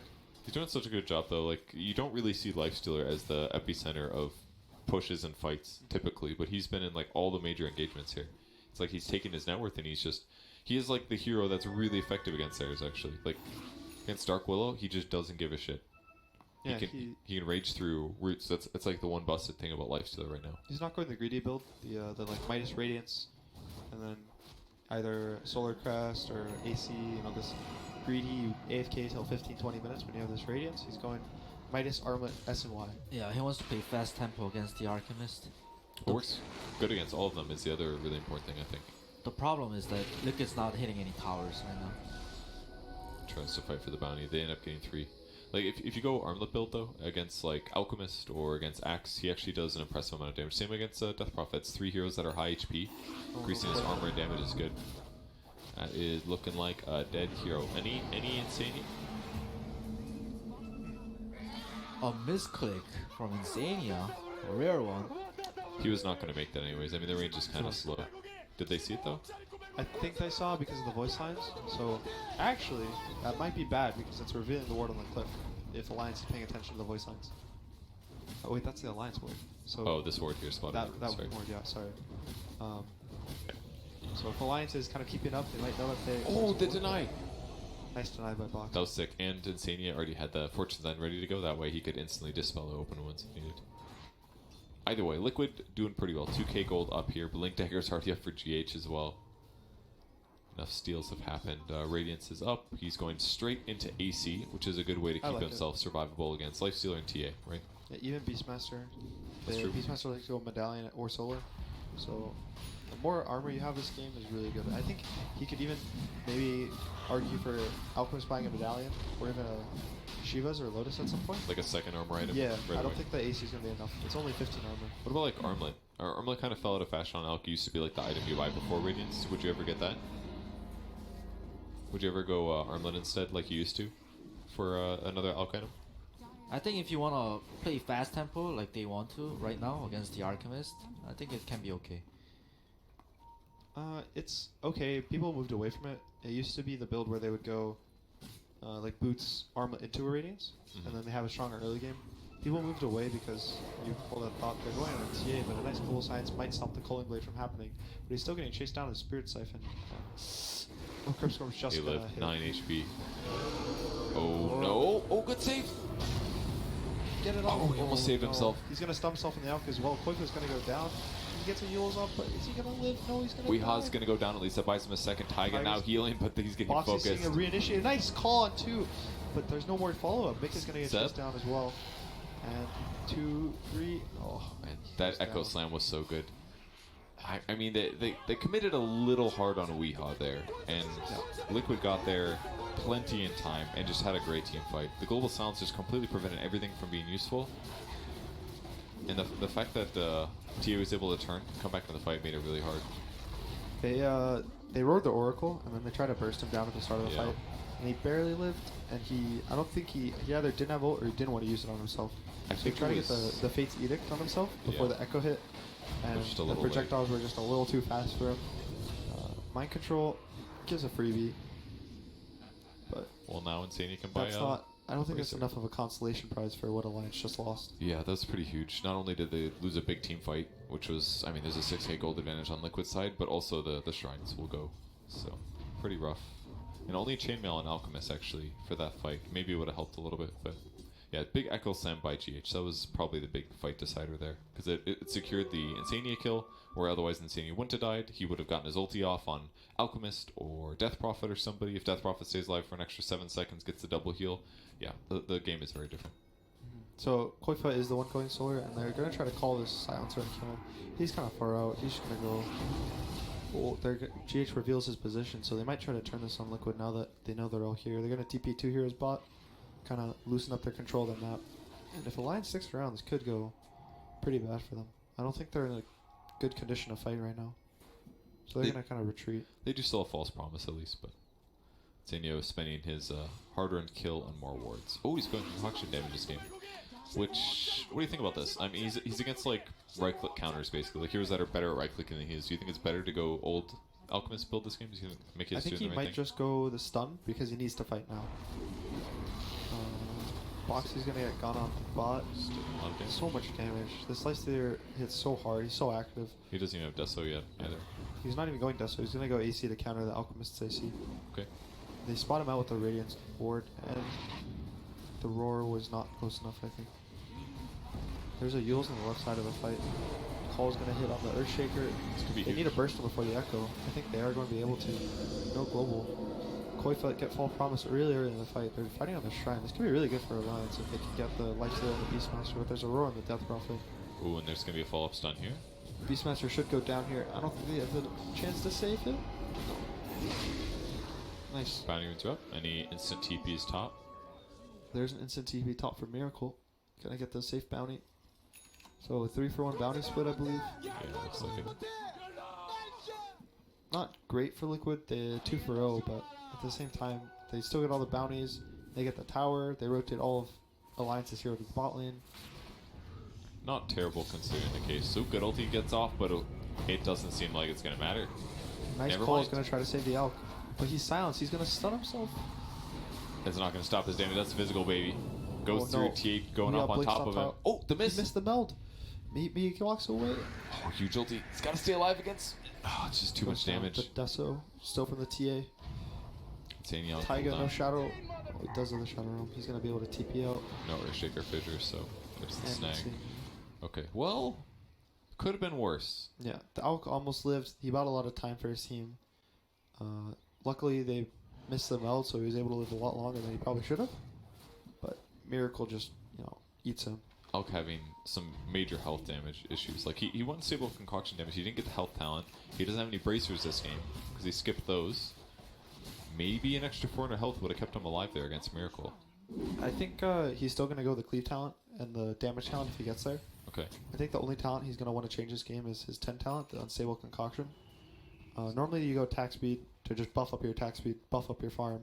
You feel stronger, but I think in a game like this where you're like constantly fighting, you're a little lacking on stuns. Most of their stuns is, call from the axe, and some of Willow's, like, Curse Crown and Terrorize and these kind of things. Having this extra control on your carry I think that's like the only way they're going to win this fight. Getting 2 stuns in a row and killing 2 heroes in a row. Gotcha. So if they can catch this Miracle Lifestealer bot, Oh, he gets the instantly rage off. If they don't find this silencer, the Alk's going to stun himself and then get bursted down by the Lifestealer. But a nice false promise. Miracle's still stuck in no man's land. He's going to go down, and a Curse Crown on the silencer. Oh, this is he's going huge. to go down. They get Earthshaker as well. They get a stun off over on Templar Assassin. He's We got are a stuck DD on the though. left side of the fight. He's going to get slowed. Boxy's blink is being cancelled by the false Arcane Curse, yeah. Ooh, goes invis, but the... No, he's going to go down. He's getting burned by the Radiance. That's true. And on the top right of the fight, Earthshaker's also going to go down to the Dark Willow. So 4... Oh, no! What? Okay. Oh, gets the Spirit Siphon though. That's going to do it. Oh, that was kind of scary. Huge win there for Alliance. Only losing the Oracle, actually. Who got cleaned up probably by Weehaw. Yeah, that's probably why Weehaw was out of blinked in position. on the Oracle on the left side of the fight. And they were committed too far, I think. That was a good timing by Alliance too, because they knew that Global Silence was down. Good fight for them. Boxy getting some great initiations. Miracle's speed with his rage there was insane. Yeah, he almost lived. They almost burst down the Alchemist, but Insania, nice position of his Oracle. Got the false promise off. The Oracle, the Alchemist was able to full heal off of it. Get a second stun on this Lifestealer, and then he went down. Crow's trying to get as tanky as possible. Makes sense. It's pretty farmed. We're seeing that a lot from position 5, I think, of Ace Boots, Buckler. Poppy did it first, but... I mean, a lot of times on some heroes like Silencer, like, you don't really need to upgrade your boots. I feel like a lot of times. And Tranquil movement speed is not as busted as it used to be, right? So it's just a trade-off of what you need. And 6 armor, even though the movement speed is kind of crappy on ranged heroes, it's just... It like, bracers and phase boosts on supports even is probably also busted. So maybe more players should do this. It's got Are you 20 saying int too. that I should do to my pubs for free MMR? Probably. As long as you don't need like arcane boots or tranquil's really bad, phase might be Nice better. Does echo Echo. on Alchemist. They're not going to be able to get the false promise off. The global silence are going to cut him off, and Alch's just going to get chopped up. It buys out instantly, so it doesn't lose any gold, but it's going to be dead for 50 seconds. No buyback. That could give Liquid a moment here to go high ground mid, but will they? No exorcism. No, they do have false promise up and no global. They might try to back check if Roche is up, which is not. Boxy also knows that. He relays the information to his team. It's pretty cool how tight these teams play. So Liquid smoked because they knew that DP ulti was on cooldown. And before, Alliance smoked because they knew Global Silence was on cooldown. So it's pretty cool how like they play so tight and play with the pressure, play off the cooldowns. It makes a big difference, right? Because if you run yourself into a bad fight, then completely changes the output of the game. A lot of Yuleses are picked up now in Alliance. They can actually fight in a global a little bit easier. Boxy in a position to go look for heroes, but they are running into darkness here. They have actually one ward on a cliff. Alliance They saw catch one. Miracle TPing bottom. Call the Wanna fight Beastmaster. this. They're gonna try to burst him down. Oh, Oh, great nice silence. silence on 2. Are they gonna be able to kill him? Nice fuels to kind of cancel the TP. They They're want gonna take him more. out. The rest are leaving. Look at On the bottom. bottom right. Taiga got TA. T is gonna be forced to BKB. If they hit him to cancel the blink, hit him. Nice hit. Oh, a Oh, call. the call. on the And a TA. core. The Death Prophet, Spirits, they're gonna try to chop through the BKB solo. Will Blink he dagger, make 1 it? second. 1 Nice second? fuels. If he gets the call to cancel the blink. Nah, he can blink. He can blink. Refraction preventing that, but It is the following root- him. Does there Fissure, blink, though? protection? 2 seconds. No, the fissure's not gonna be enough. Oh, nice usage there by the ulti, and that's with the creep wave. That's a kill. GH doing everything he can with these fissures to make it hard to get these kills, but man, what a great catch by What if Taiga that's there. a little deep in? Or is it Miracle that's deep in? They're all gonna walk away. That all started because Miracle showed bottom, and then Alliance is like, go, go, go, let's catch Liquid, and that's what they did. So that's why they did the 3-man smoke. Yeah. Let's see. It's all about the sharp timings, the sharp mistakes that the enemy team makes. 20% evasion now on the Lifestealer. The nice thing though for Alliance is that the spirits don't get affected by evasion, Yeah, that so helps. he's able to just pop his ult, do a lot of physical damage to the Lifestealer that normally would maybe get missed. Yeah, that's a good point. They actually don't have that much right-click damage. It's mostly just the Alchemist. Yeah. And even then, I mean, he potentially might go unstable cooldown. Or unstable damage, sorry. It's a good thing that we stored so much time too, because Roche was up. If he died easily, then Alliance would have just went Roche right after the TA kill. That's true. Sani also knows Roche is up, tries to deal with the trap. We went That is an Masteration. interesting talent. Do you ever... Oh, hear I it know. on It's so he can sit in the backline on the trees and charge Fortune on himself, and he now has 3.5 second window. Now Where to predict global protect silence. from global. Yeah. Liquid wants to play aggressive because they know DP doesn't have his ultimate. Yo, they needed to de-ward this cliff spot. Oh, Cool, good call call. on the Earthshaker. There's a That surprise in infested there. Lifestealer. Oh, Global nice use silence. dodge was stun. There is a global silence. BKB on the Alchemist is up. There's a global silence. Uses Make it- BKB. He gets roared Okay, though. just get rolled up when He still has his BKB, he won't stun himself. But he does not stun the Lifestealer. There's Good silence on 2. TA is getting kited so much. Oh, Insania's gonna false promise himself. He's gonna live a long time. Lifestealer Miracle gonna on the die. top gonna go down. Kuroki in the bottom side of the fight goes down as well. Weeha's gonna just try to hide in the trees, but they might have a detection. Any detection, Insania? Oh, nice Insania sentry falls down the directly sentry. on top of the Templar Assassin. Oh, Insania read him so hard. I guess they assumed that maybe he would be caught or something. I'm surprised they bothered with the scent. That was. I thought it was the next level He was juke, dude. just on top of the hero. That he Yeah. knew exactly where he was. That was crazy, dude. Weeha's like, dude, I'm gonna be on Reddit later. And he's like, oh no. That the Dark Willow kind of went on the bottom side of the fight and was controlling the supports in it. Okay. And the TA spent 5 or 6 seconds trying to kill this Oracle, and then he got Fate's Edict, so he popped his BKB, and then the Oracle just ulted himself. Yeah, and started pumping heals out right to and stay he was alive. able to live, and now they're just gonna get a free Roche. Just Do you think Miracle popped out at the right time? Because he waited a long time after Earthshaker got initiated on to jump out. He was trying to wait till maybe one more hero to make it not obvious that he was infested. I think if a support or the Death Prophet or Willow or the Oracle kind of walked up closer towards him, he would pop out. But jumping this Elk, you can't kill the Elk. Yeah, that's true. Especially once he has BKB, it would have been too hard. The Elk just is a really fast hero right now. Whenever he pops his ult. Liquid's gonna let him take the tier 2, it looks like. Solar Crest is up. BKB up next for Death Prophet. You pop the glyph though. It's gonna make them think a little bit twice about it. Yeah, when they see Miracle use that Midas like that, I'm sure they're gonna be comfortable. And Mickey's on the top lane, pushing Gonna things have up. the Basher now finished. This guy is gonna hit really hard. Probably replacing the Soul Ring. Let's see what he goes for his 20. I think it's Cleave, right? Yeah, you're right. He did go Cleave. So I think he just went that concoction so that these early game fights that he'd be able to, accomplish more than he should. It's a big difference, right? Like 16-second cooldown versus 9 in these early fights. Like It's almost a 50% CDR. You can guarantee a 2 stuns minimum, but with the other talent or the other cooldown duration, it might not happen. There's a smoke up. There's an infest on the GH life. When they catch GH, that's what it's gonna come down to. They're Does gonna he get use his the back? axe, so he can't get a blink. A nice echo on the Auk and a global silence. He didn't get the the purge on the global, so Mikke's gonna be able to BKB off the global, and Weehawk TP's in. He gets ulti too. He's still got his Aegis as well. Yeah, Hit GH, Mikke's gonna GH. heal up full HP. Instantly Miracle on the dying. bottom side of the fight. Terrorize on 2, gonna push them back. They're gonna focus Miracle on the bottom side of the fight, or is he gonna focus down Quitha? Mickey's kind of alone. And Rage TB from Miracle. Mickey's cutting down the supports on the Beastmaster. That was a horrible fight for Liquid. It was. I mean, the Echo Slam was cool. They used Global Silence, but again, it was all the focus on Alchemist, and he easily stayed alive. And he had Aegis too, even if they blew everything and killed his Archimist. And Alliance have seized the momentum here in the mid game against Team Liquid as we quickly update you on our other streams. TNC Chaos and Virtus Pro Infamous just getting underway on streams A and D. On stream C, Keen has seized control against Newbie. They're looking to split that series. Again, you can follow all the action on our individual Dota streams. Back to Alliance and Liquid.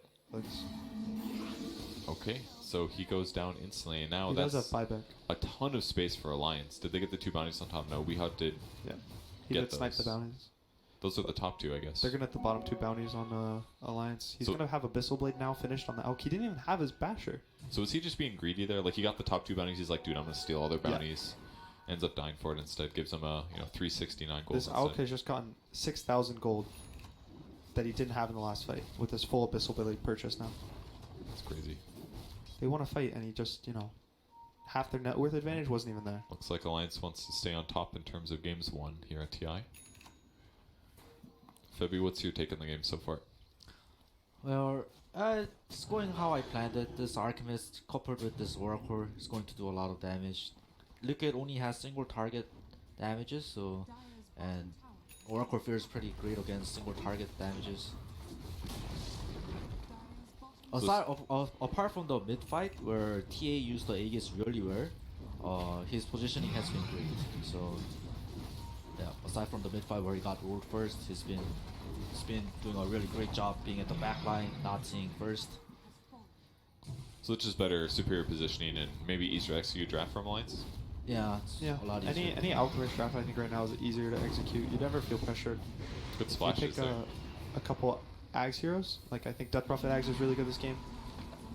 Axe Ags is still really good. Even Oracle to save people with your ult. So anytime you have Alchemist and good Ags, you feel no pressure. The game goes 30, 40, 50 minutes, even an hour. You're gonna get pumping out Ags for your team. You're gonna increase your damage too. You're gonna scale well. Give yourself Moonshard maybe. So I think this Alchemist game is easy to play mentally. I think. Knowing that they're behind, Liquid wants to play to win. They're trying to pick up good fights as much as possible. They saw Mickey TP top. Alliance needs to run right now as the smoke might catch this Boxy, a nice echo into a global. They're just going to kill him. But he's not going to care that much, I think. Insania tries to get the false promise, but they're not even going to care. He just TPs out. Quick is going to BKB, walk away. He wanted to rogue Death Prophet so bad, but the Yules came out and prevented it. Very safe escape from Quakefa there, and that's ultimately not the worst. It's definitely not the worst, yeah. They did get a catch on the Boxy, but I think that's about 3 smokes in the last couple minutes, so I think Liquid's running out of smokes or is out of smokes. And that was their only game plan to win these fights. They smoke, they catch this Oracle, they blink Echo, the Alk, and they global at the same time, so they know the Oracle is not protecting himself. And they take a big fight, because this Alk is the one scary hero right now. It's queuing up a Satanic afterwards, actually. I think, so he's going to feel a little bad that he is low on attack speed right now, because his 10 talent. So, as you can see, his attack speed's a little low right now. Yeah, but once he hits 25, he's going to be attacking like a madman anyways, right? So especially, I think, once he hits a Satanic, I believe he might look towards replacing his Radiance with a Mjolnir. Since he already has Cleave, he has right? a Cleave, so he doesn't need the AoE as much. It scales better with attack speed and his hero, and since he attacks so fast, he procs a lot more. And also, being able to use the active on yourself, when there's all these different heroes attacking you, you get a lot of damage done that way. Yeah, that's true. So I think Miracle is now purchased a Daedalus. I think Liquid's game plan right now is they have to kill at least 2 heroes, I think, in the global. Maybe 1 is enough, but... Who's the most important? Do they try to nail the cores or just clean up sports? Death Prophet is probably the most important for them to kill right now.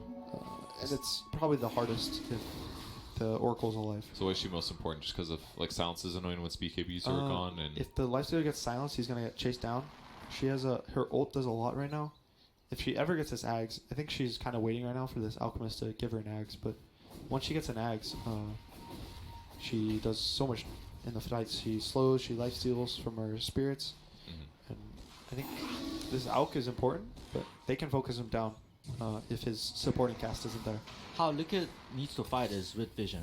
The Earthshaker and the Beastmaster needs to go on different targets. They need to go on the Axe and the Alchemist, respectively, and with the Global Silence, Oracle's not going to be able to use his ulti, and if one of them goes on the Axe, he's not going to be able to Lotus Orb and counter-initiate, and they have to kill the Alchemist within that timing.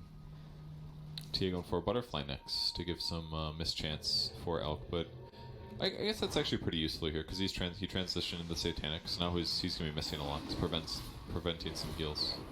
Yeah. Boxy, I don't think we've talked about him much this game, but his axes are phenomenal, I think. He's been getting a lot of catches. He's 9-3 and 10. Yeah. He's been always catching this TA, this Lifestealer, even the Beastmaster a couple times before Roar, and they, even in the middle of fights, he's always like chasing and following up with his heroes. So I think he's being a real nuisance. I think this Lotus pickup is really big too. He just picked that item up like a few minutes ago. It's gonna be really great when Kuroki presses his Global. Gotcha. Yeah, that's a good point. He can use it on himself or even the Oracle. Yeah. That's why Liquid needs to go Oh, on nice the echo on Alk. Oh, PK bead. And a Satanic, but he's just gonna walk away. A nice false promise on him. He has a basher on Alk. Bash him, bash him, bash. Oh, no bash. Bash. But Kuroki's gonna go down. Curse Crown on him. Silence on the Lifestealer, but I don't think they can catch him. He's so fast. He's gonna walk away. They're gonna miss the Terrorize. They're gonna try to catch up, but Blink's being cancelled by the. Yo, this Satanic pickup was so freaking next level. Like, there's no way that he lives there if he doesn't have Satanic. Because, like, typically Earthshaker does all 3 spells in a row, and the stun duration is, like, just enough. But as soon as he gets Satanic there, he had a tiny fraction of a second. He got his BKB on. Pops BKB, and then he just doesn't die anymore because he can Satanic and fight. Yeah, that status resistance, it really tips off the Earthshaker players, because the normal chain stun, like the muscle memory, he has to be played differently. You have to almost, like, echo instant. Like, use your spells instantly. You can't wait. You gotta instantly cast all your spells. That could have been really bad, though, if Weehawk got bashed. I think that might have either forced Liquid into allowing him to die or even trying to take the fight. He was probably missing, too, actually, because he did have Butterfly there. So it's most likely missing. Oh, okay. Catches him with Fissure and stuff. Was he just farming the lane? He was a bit cocky. He wanted to push mid lane into top push. He probably expected all of Liquid to be sitting top or something. Yeah. One of those moments where you think they're going to be where you expect to go. So Roshan is up, I believe. So I think another Aegis on either team is going to be a little more tippy than the net worth right now. Net worth's always going to be inflated with an Alk. So getting this Aegis, and Alliance knows the buyback from Axe. This is also an Axe, so it's really important for both teams. Oh, but look how hard Miracle hits it. Yeah, it's gonna take it down. Gonna get everything. Doesn't get the Axe. Tiger tries to steal it. Did get it. Not successful this time. Oh, he did. He did get the Axe. Oh, huge. Nice two-man call on both. A stun only hits. Oh, it hits both. And then Silencer goes down. He buys back instantly, but Lifestealer's going to go down his first life. We are stuck in the middle of the fight. Mika's going to hit him down. Earthshaker's trapped in the pit. No Echo Slam for the rest of the fight. Miracle running Miracle's for gonna his just life. TP out, but the Weehawk is also going to get caught on the top side of the fight. Double buyback from both supports of Liquid. That was an Aegis drop, wasn't I? I just assumed, I was like, he decided to give Axe to Dark Willow out of everybody. No. But good steal. Yeah, now the Axe being built up here. Huge fight. Yeah, Mika, I think that's Mika's Axe that he's buying right now. So he's going to give that to the Death Prophet, most likely. The Dark Willow Axe is really not spectacular right now. He has no attack speed. Once he gets 25, if he chooses to go the attack speed talent, which he might be more inclined to now that he has an Axe, he can start doing some serious right clicks in the fight. But overall, really good fight. That was a nice call from Boxy. He caught the Silencer and the Lifestealer, and they were both close enough to him that the stun hit both the heroes from the Alchemist. Or if I did receive the Axe, Yeah, so I think they're going to try to push right now, force this buyback from the TA. This Alk is so strong right now. He's level 25. He has the low BAT from his ult. They could also just wait until the Death Prophet ult is off cooldown. They might not feel the need to force right now. They're in a comfortable position. They're up 20,000 gold. When you're playing Dota and you're in this position where you just want a Roche fight, they got the Aegis and the cheese. You only had to use one buy. They use multiple buys. And you have some big ult, like Exorcism that you want to wait. You just kind of... Someone tries to usually say, take a deep breath, guys. Let's just chill. We're going to win this game if we don't do anything crazy. And I think probably someone on the Alliance is kind of telling their team to just chill, don't do anything crazy boxy. Don't try to push out mid again. And this game is looking to be in Alliance's bag right now. Is this the part of the game where you start thinking about like some? Oh, never mind. Instant initiation on boxy. That's their dieback. So he's going to be dead for a long time. But on the bright side, there's no Roshan up, so Liquid can possibly pressure Rex, but that's about the only advantage they can get here. So apparently, Connor, somebody wasn't telling Boxy to, to not push out not mid. push mid. Yeah, and they also might get a +1 on this Oracle. They do see him with the Sentry on the hill. And I don't think he's going to false promise himself. He has no TP anyway, so he's going to try to delay for half a second. Axe has no buyback. This could be a window here. Yeah. Oracle does have buy, so he's probably going to have to buy. Mickey does as well. 2 siege creeps pushing down the mid lane. They might have to give up a Rex. I don't know. Mickey's really confident to fight. Miracle does hit really hard though. So he also has a heart. Yeah. So from my understanding of how heart works, increases all regen you get. So his feast is now 50% stronger for his healing, and his open wound is now 50% stronger. So he just heals up a massive amount every time he hits. So actually killing him is going to be hard. The head-to-head fight will be Miracle favored in most cases, unless he's stunned. Unless he gets probably he needs an MKB on the Alk to be able to man fight both of them. Yeah, I was wondering about that. Is that the item he replaces Radiance with, most likely? I think that you still want the Mjolnir because of the attack speed. It also gives you like a pseudo, evasion pierce. Radiance is so good against Earthshaker and TA as well, though. Yeah. It feels really hard to pass it up. The Mjolnir is also good against TA. Yeah, but like it's not as good. Stops Blink Dagger constantly, even if you're not getting damaged. That just feels hard to give up to me. Yeah, I think he needs an item to man fight the Lifestealer, such as MKB, Blood Door, or like even evasion on himself too, because Lifestealer doesn't have a evasion pierce. What do you think about this? He's queuing up getting a Moonshard for himself before buying another Axe for his teammates. Do you think that's a mistake, potentially? No, I think the Moonshard is a lot of value on him. His BAT goes down to, I think, 0.9 with the talent on Chemical Rage. Uh-huh. So it's just worth like having him be the guy that tries to carry the game more or less.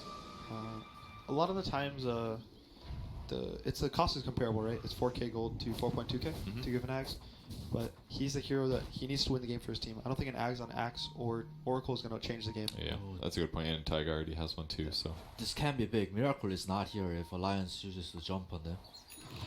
they're doing the huge wraparound. Tricamp is likely where the Dire team stands here while they siege the enemy base, but they're not defending their towers, so it's very obvious there's smoke. Nice blink call or blink dodge from the Templar Assassin. The Lotus Duels on the Beastmaster. Can they catch root it out? Are they going to be able to catch the Beastmaster? I think he's. There's stalling time for Miracle to run over. He is pretty nice echo, but the Aeon disc from Axe, he's going to get a nice call on the Lifestealer. McKay's in there too, right click in the TA, he's about half HP. He pops the cheese, but he's going to get terrorized back. He's going to go down to the Alk, I think. There's no way they have to save him. Mind control's going down on the right side to Taika. Okay, they're cleaning up. Miracle's getting called by the Axe on the top side of the fight. Can't get out. He can't get out. He's There's got no way Roar. He's gonna get bashed. There's Roar TP. Bash, Can't get bashed. He's Can't gonna get bashed. No bashes. Really? Wow, even with that 25 talent. He's got 20% evasion, but yeah, that was pretty little unlucky. There's no buyback on the Earthshaker or Echo. I mean, that's the best thing they can hope for here. It's like, okay, we didn't also lose Lifestealer. Yeah. No 1v5 Rampage moment here, but he stayed alive. Now the buybacks will come as they want to keep their Rax advantage up. Tier 3 is looking likely to fall, and there's Death Prophet ulti. Good call. Pulls him back. They're going to try to Abyssal burst him through this Rage. This Rage going to add soon, but he just jumps into creep. Make's going to be able to stun that. Jumps out the... Ooh, is this too early maybe? There is no Rage. He's going to buy back. The Lifestealer does have his buyback, so he's going to be forced to buy back soon if they want to defend the Rax. They might try to hold it without him. Kuroki is reading bottom though, guys. He is reading bottom. Okay, good for him. Let's go back to the mid lane. Oh, but his team is being ratted at their ancient. Mickey is just beating down buildings. Miracle's going to be forced to buy back. They're doing it, dude. They know Mega Creeps is not their win condition. Straight for the throne. You can't stop that. The exorcism is out. They need to get out, but Boxy's going to get roared on the left side of the fight. He's going to Abyssal the Lifestealer. A stun on the TA. The TA is going to get bursted down. The TA. Oh.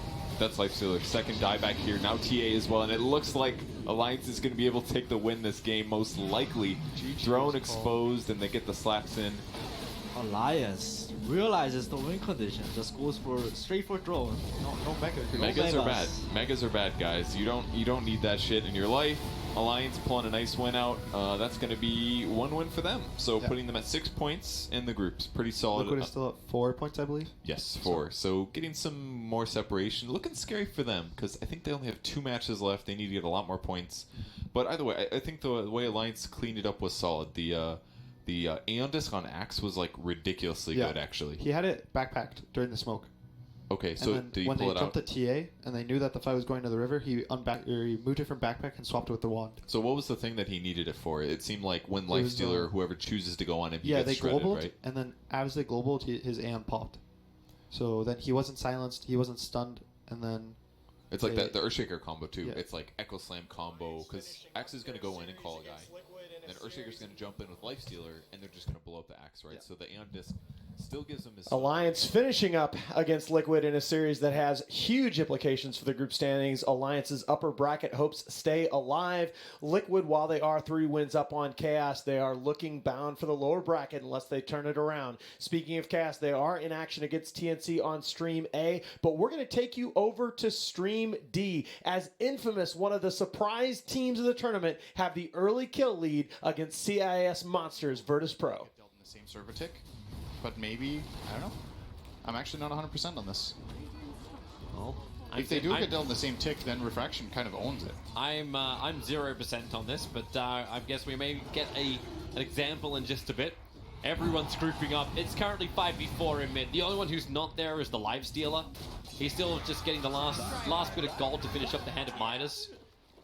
But just with a little bit of show of power from Infamous, Virtus Pro will back off. Yep, I hold their tower, half HP. Alright, Midas on the way. So just over 11 minutes for K1 to get him. Top 3 net worth currently belonging to Infamous. Chris Luck. Like, he's already got his Yule Scepter up and running. Legion Commander said working towards the Blink Dagger. Went for just a couple of extra utility items early on. And they instantly bring K1 to the top lane now. Mainly because Whisper's already gone jungle. Does feel like there's too much of the jungle to farm up. Nice loser tag. I still can't believe this is actually in the game of Dota. Yeah. Like, what exactly is the thing? It's a Legion Commander that lost a duel. Ah. With the patch on the eye and the broken tooth. Okay. And they even have LC in the game. Excellent. All memes are Is really this, alive. Are they making a play here? No, they were kind of grouping up bottom with multiple heroes, but they're not going to do anything with it. You know, Infamous are one of these teams where you watch them play, like, time and time again. It's like, oh, I think I know what they're going to do, and then they do the complete opposite. Everything makes it look like it should run this way, and then it doesn't. Torrent's going to miss on K1. Ramsey just tried to go for the blind one from the other side of the tree line. It does bring the TP of Whisper. Oh, they're baiting. They want them to roar him. Yeah. Wait for the press the attack. Is there something? No, not going to happen. Just raging up. Turns to take out the creep wave. That's 4 heroes up on top. good The Ice Ice Blast. Blast should be able to connect onto Ramsey as well as Pasha. Even with the Torrent and the Tidebringer connecting, Roger just wants to get the Laguna Blade hit into Lifestealer. But it won't happen. Press the attack's giving him more than enough life. But the dive will continue. Beastmaster Hawk gives them fantastic vision. Kunkka going for the bow combination. They go on the right target. The Legion Commander. The Roar, it does come out now. Now the Legion is gone. K1 will infest into the creep, very quickly killed off. Wants to try and outrun them with the phase boost. Cannot do so. Disruption from Solo. He actually dies instantly upon reveal. Maybe this Ice Blast is able to do so. Ooh, wow, that's actually still going to hit hard, but there's nowhere near enough damage. It's a level 1 Ice Blast.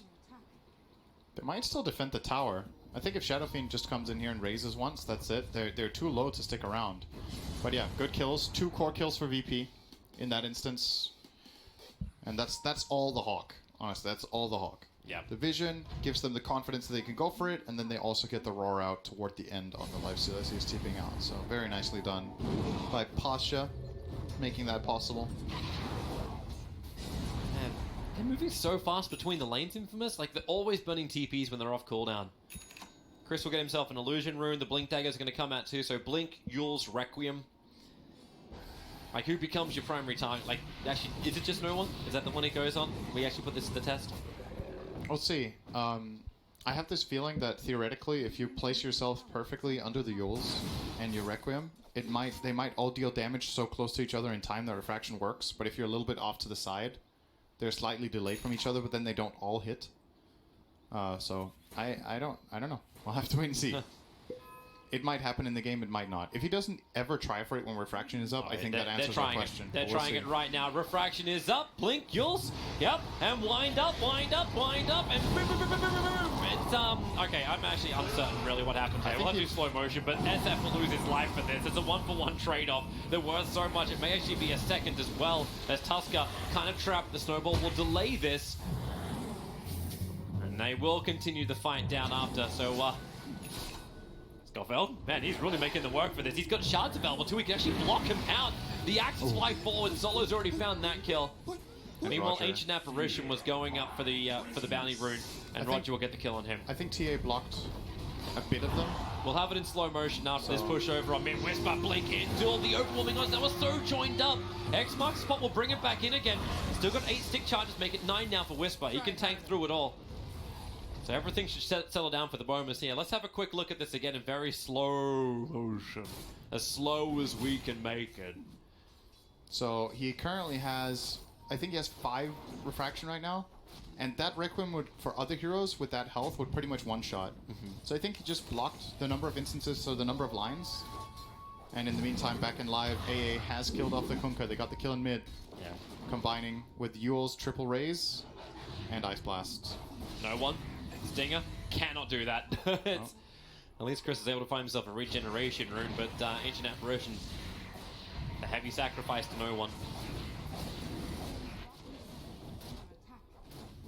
Oh, this game has been...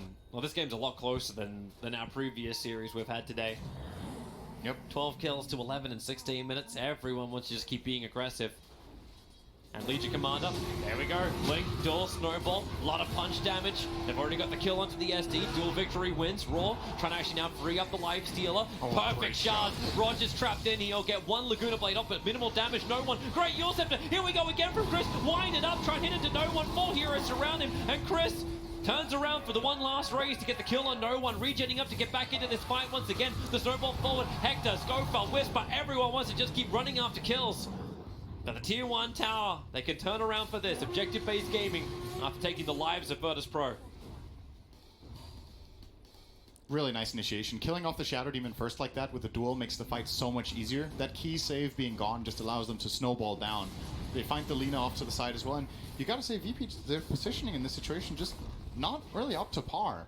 Like, having Shadow Demon exposed like this and then Lina also being able to be a collateral just shouldn't happen. And Infamous punished them in a big way. That was a 4K gold swing, I think. And now, wow, would you believe it? Okay, don't look at the win percentage. Tell me your guess. What do you think it is? I'm going to go at 90. 90, okay, that's a bit ambitious, but it's high. 84. It's 84. 84% with a 5K lead with SF in the team. Nice little dodge with the snowball. He still has to go over towards Roger. He doesn't survive this. In fact, he's just going to go underneath the tier 2 tower, into the trees. That was the only potential place he could TP away to safety. But hey, this is the way Infamous play. Supports just force the issue. I like how Stinger's also been on the opposite side of the map every single time. He just knows he needs the experience, he needs the gold. And it makes Ice Blast better too. Yep. So, increase that radius. Now 86. Okay, so the reason I'm surprised by this is that usually Shadow Fiends being ahead by some is not really necessarily that big of a deal because Shadow Fiends dying in the mid and late game often swings games a lot. So I was not expecting it to be this high. It's a 5K lead, which is definitely something, but it has to have something to do with the rest of the combination of the heroes with the Life Stealer as well as the Legion Commander and their scaling. And AA as a support has been looking really promising this tournament too. It's winning a lot. Yeah, and I'm really loving these Observer Worlds we're getting. So creative throughout the group stage. This little one seeing perfectly out the side, watching the farm areas as well as watching the river rotations. Oh, that's a good one. Just anything which you can get a full duration. Like they dropped the sentry feeling like they're being watched anyway, and they're right. It only works because this tree is cut, right? The one. Yeah, that little, yeah, I that think one there. if that tree isn't gone, I think this ward, and maybe, The, I mean, the it seems vision like was, this. yeah, that. Hey, look at that teamwork. Hey. I can't trigger my high five thing. Dire is scanning. They're thinking that Virtus Pro are thinking about Roshan, and rightly so. There's a Desolator over on the Templar Assassin. She does a hell of a lot of damage, and they can burn through Roshan quickly. I don't know if they can tank through Roshan as well. And Ramsey doesn't want to fight just yet. He's so close to finishing up the Radiance. He's TPing up to grab the Relic now. And just another 900-ish gold. If they can get a lot of these bounty runes, they'll be happy with that. Shards being planted. Skullfeld, he's coming down. He snowballs. Comes straight back out of it. Does manage to grab the bounty rune. I would laugh if he could survive this as well. Turns around for a quick punch. Oh, no. Triggered the one charge. He's actually going to walk away with this. He's so tanky. 1600 health, 2 bracers for the magic resistance, and yeah, he's fine. Yep. And they got 2 of the bounty runes. I don't think K1 realized that that everyone was up on top. Now the duel, we're going to work. Ice Blast is coming in. The Roar's going to work too, but SD as well as Beastmaster hit by the Ice Blast. Scottfeld again, trying to walk this off. He won't be able to survive this time around. The Shift Torrent combination not going to work. Chris, is it time for a wind-up into the trees? BKB wind-up. Roger's right in front of him, trying to get the Templar Assassin to point-blank range, but he can't get it. He's just a little short. Now he's got some more. Runs up the hill and away. He's still double buybacks, one from either side. Pasha slowed up. The Torrent not going to connect on anything, but the defensive destruction from Solo, saving Pasha, but the shards will still block him in. Whisper trying to move on to the next target and let Scottfeld as well as K1 finish the job. Roger hiding inside the Roche pit. Chris knows it too. Hits him with the raise. Roger wants to deny to Roshan, but not possible. Whisper just jumps in. Now they want to keep this fight going. 4 seconds until duel is up. 6 seconds for the Blink Dagger as no one hides behind. The disruption to begin with. Good observer and sentry gives all the information the VP need. And they're just going to back out. Honestly, it's a treat watching how Chris Luck is playing these fights on the edge with the SF. The thing he was going for there, really, it was a very cool idea. He had a regen rune in his bottle, so he had this feeling that he could just get enough mana while yuling up the TA to get the Requiem off fast, but he got cancelled multiple times by attacks as he was trying to bottle up. And then afterwards, he's playing on the edge where he's trying to raise this Lina in the pit and blink away from one single TA attack that's going to fly him at the same time. Misses the raise, gets out, and then eventually they get back in and get that kill, but a lot of like really small, high mechanical skilled plays coming out from him in this game, including the solo kill he found on mid to begin with. Let's not forget that one. Yeah. Against the TA. This is yeah, some good shit. Okay. I kind of want to watch the highlight reel of it later. Nice double damage room. This is always the Roshan enabler. You actually kind of wish someone from Infamous will poke their head into Roshan and kill off that TA trap. Because they put the sentry ward around the trap, they actually got the observer ward in the hill. It was not intentional. They just saw it as they were walking past it. But a good vision game from Infamous. Always finding the D wards. They saw Templar Assassin farming for a little bit too. As TA goes down the hill. Walk around the TA trap. Chris jumps in. Here's your Yule Scepter with a double damage. Requiem with Souls. The timing is perfect. Oh, and then they jump forward. The duel snowballs onto Lina. My god, they do so much damage. And then they go into the trees. Solo thought he was going to be safe. He got wrong. With three heroes down and the end of the double damage rune, they now go in for Roshan. Half of the duration of the double damage rune is still left. Yeah, they're going to press the attack Shadow Fiend for that attack speed. Makes it that little bit faster. And can't do anything about this. He's just pushing the wave. I think he's trying to go for the mid tower too. But he can't get both.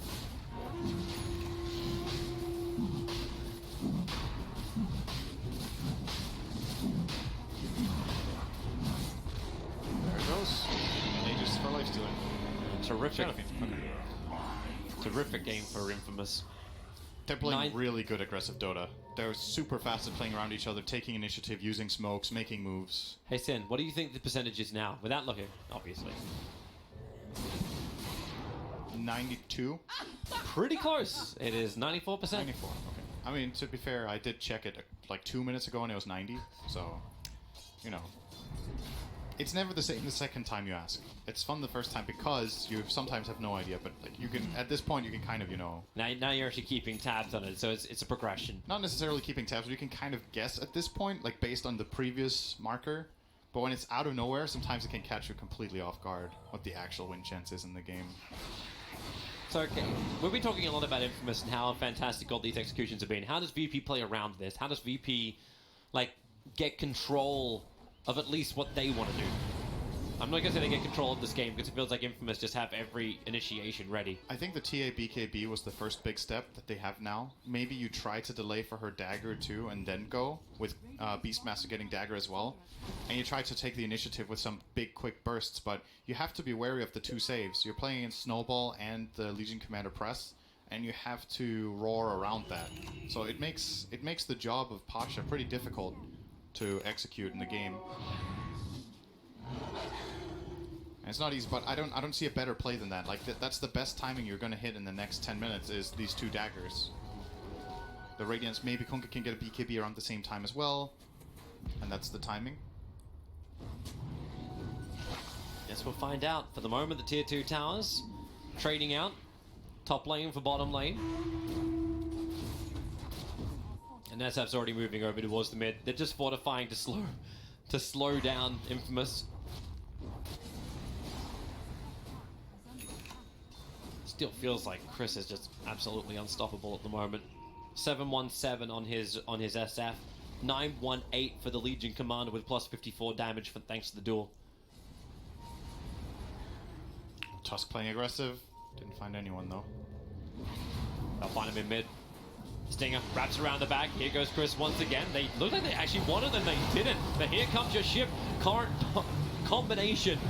A punch back out. Tuskhouse caught him way too deep. And now Chris Luck into the BKB. He's kind of got a Requiem from inside the trees. VP all still a little too close, but they break the Aegis to the Immortal. What do you want to do, Whisper? You can press the attack, potentially break him free of the initial stun. He sends up in the air, now back down again, but the Light Striker Ray able to connect, while K1 into the backlines takes care of the SD. Up he goes again. Chris Luck needs a little bit more distance, can't get the bottle charges off because VP are right on top of him. One after the other now is Infamous, who are feeding over to Virtus Pro. Whisper wants to help out. He's starting the duel against that many players. That's not a victory for him. That's a victory for no one. Plus 26. I don't know. No, I'm wondering why they backed. Okay, so I think SF jumped in on this Kunkka. He BKB'd, dueled him, and wanted to wreck him, and he was like, he's going to get disrupted. But if you trust in yourself and you time this perfectly, look at this. That Kunkka is dead. Maybe he was going to get roared. He actually backs off away from the roar. That's why. He's scared of getting roared, so he backs off. He saves his BKB for now, actually. He didn't use it on the initial jump. Now he has to use it defensively, walks back. Whisper has duel the whole fight, doesn't use it. They're waiting, and then they're waiting a little more. And, well, if you don't use your spells like this, eventually VP are going to overpower you. And that was a huge win for VP, and now they're going to keep snowballing off it. They might find another AA kill here. Yep. Perfectly read by Roger. Skullfeld, however, looking for a bit of a rebuttal. And he'll be able to claim it. Nice solo kill. Everyone's worth so much money. Yeah. I'm just a bit shocked, actually, because this is kind of the Infamous that in the past that we've kind of been used to seeing with like crazy overextension, sometimes making very bad decisions. And then in this event, they've just been playing really good Dota. And that was kind of a little bit of a remnant of the past that just snuck in. And that almost swung the goal by 10k. Reminds me of like the way Na'Vi used to play. It's like, hey guys, like we're just so great, like we're just winning this game so much. Let's just keep going. And oh wait, no. But then again, Na'Vi would have committed to the initial jump. Like, you blink in your BKB, you Requiem on the SF, and you actually take that fight underneath the tier 2 tower. Yeah, and even if you get roared, then you still go for it. Yeah, you probably still try and fight after. But, yeah, that was a bit crazy. And VP are back in the game because of this. The game was almost closing in on the end, but 81% mistakes can always happen. Mid lane again, forced to BKB.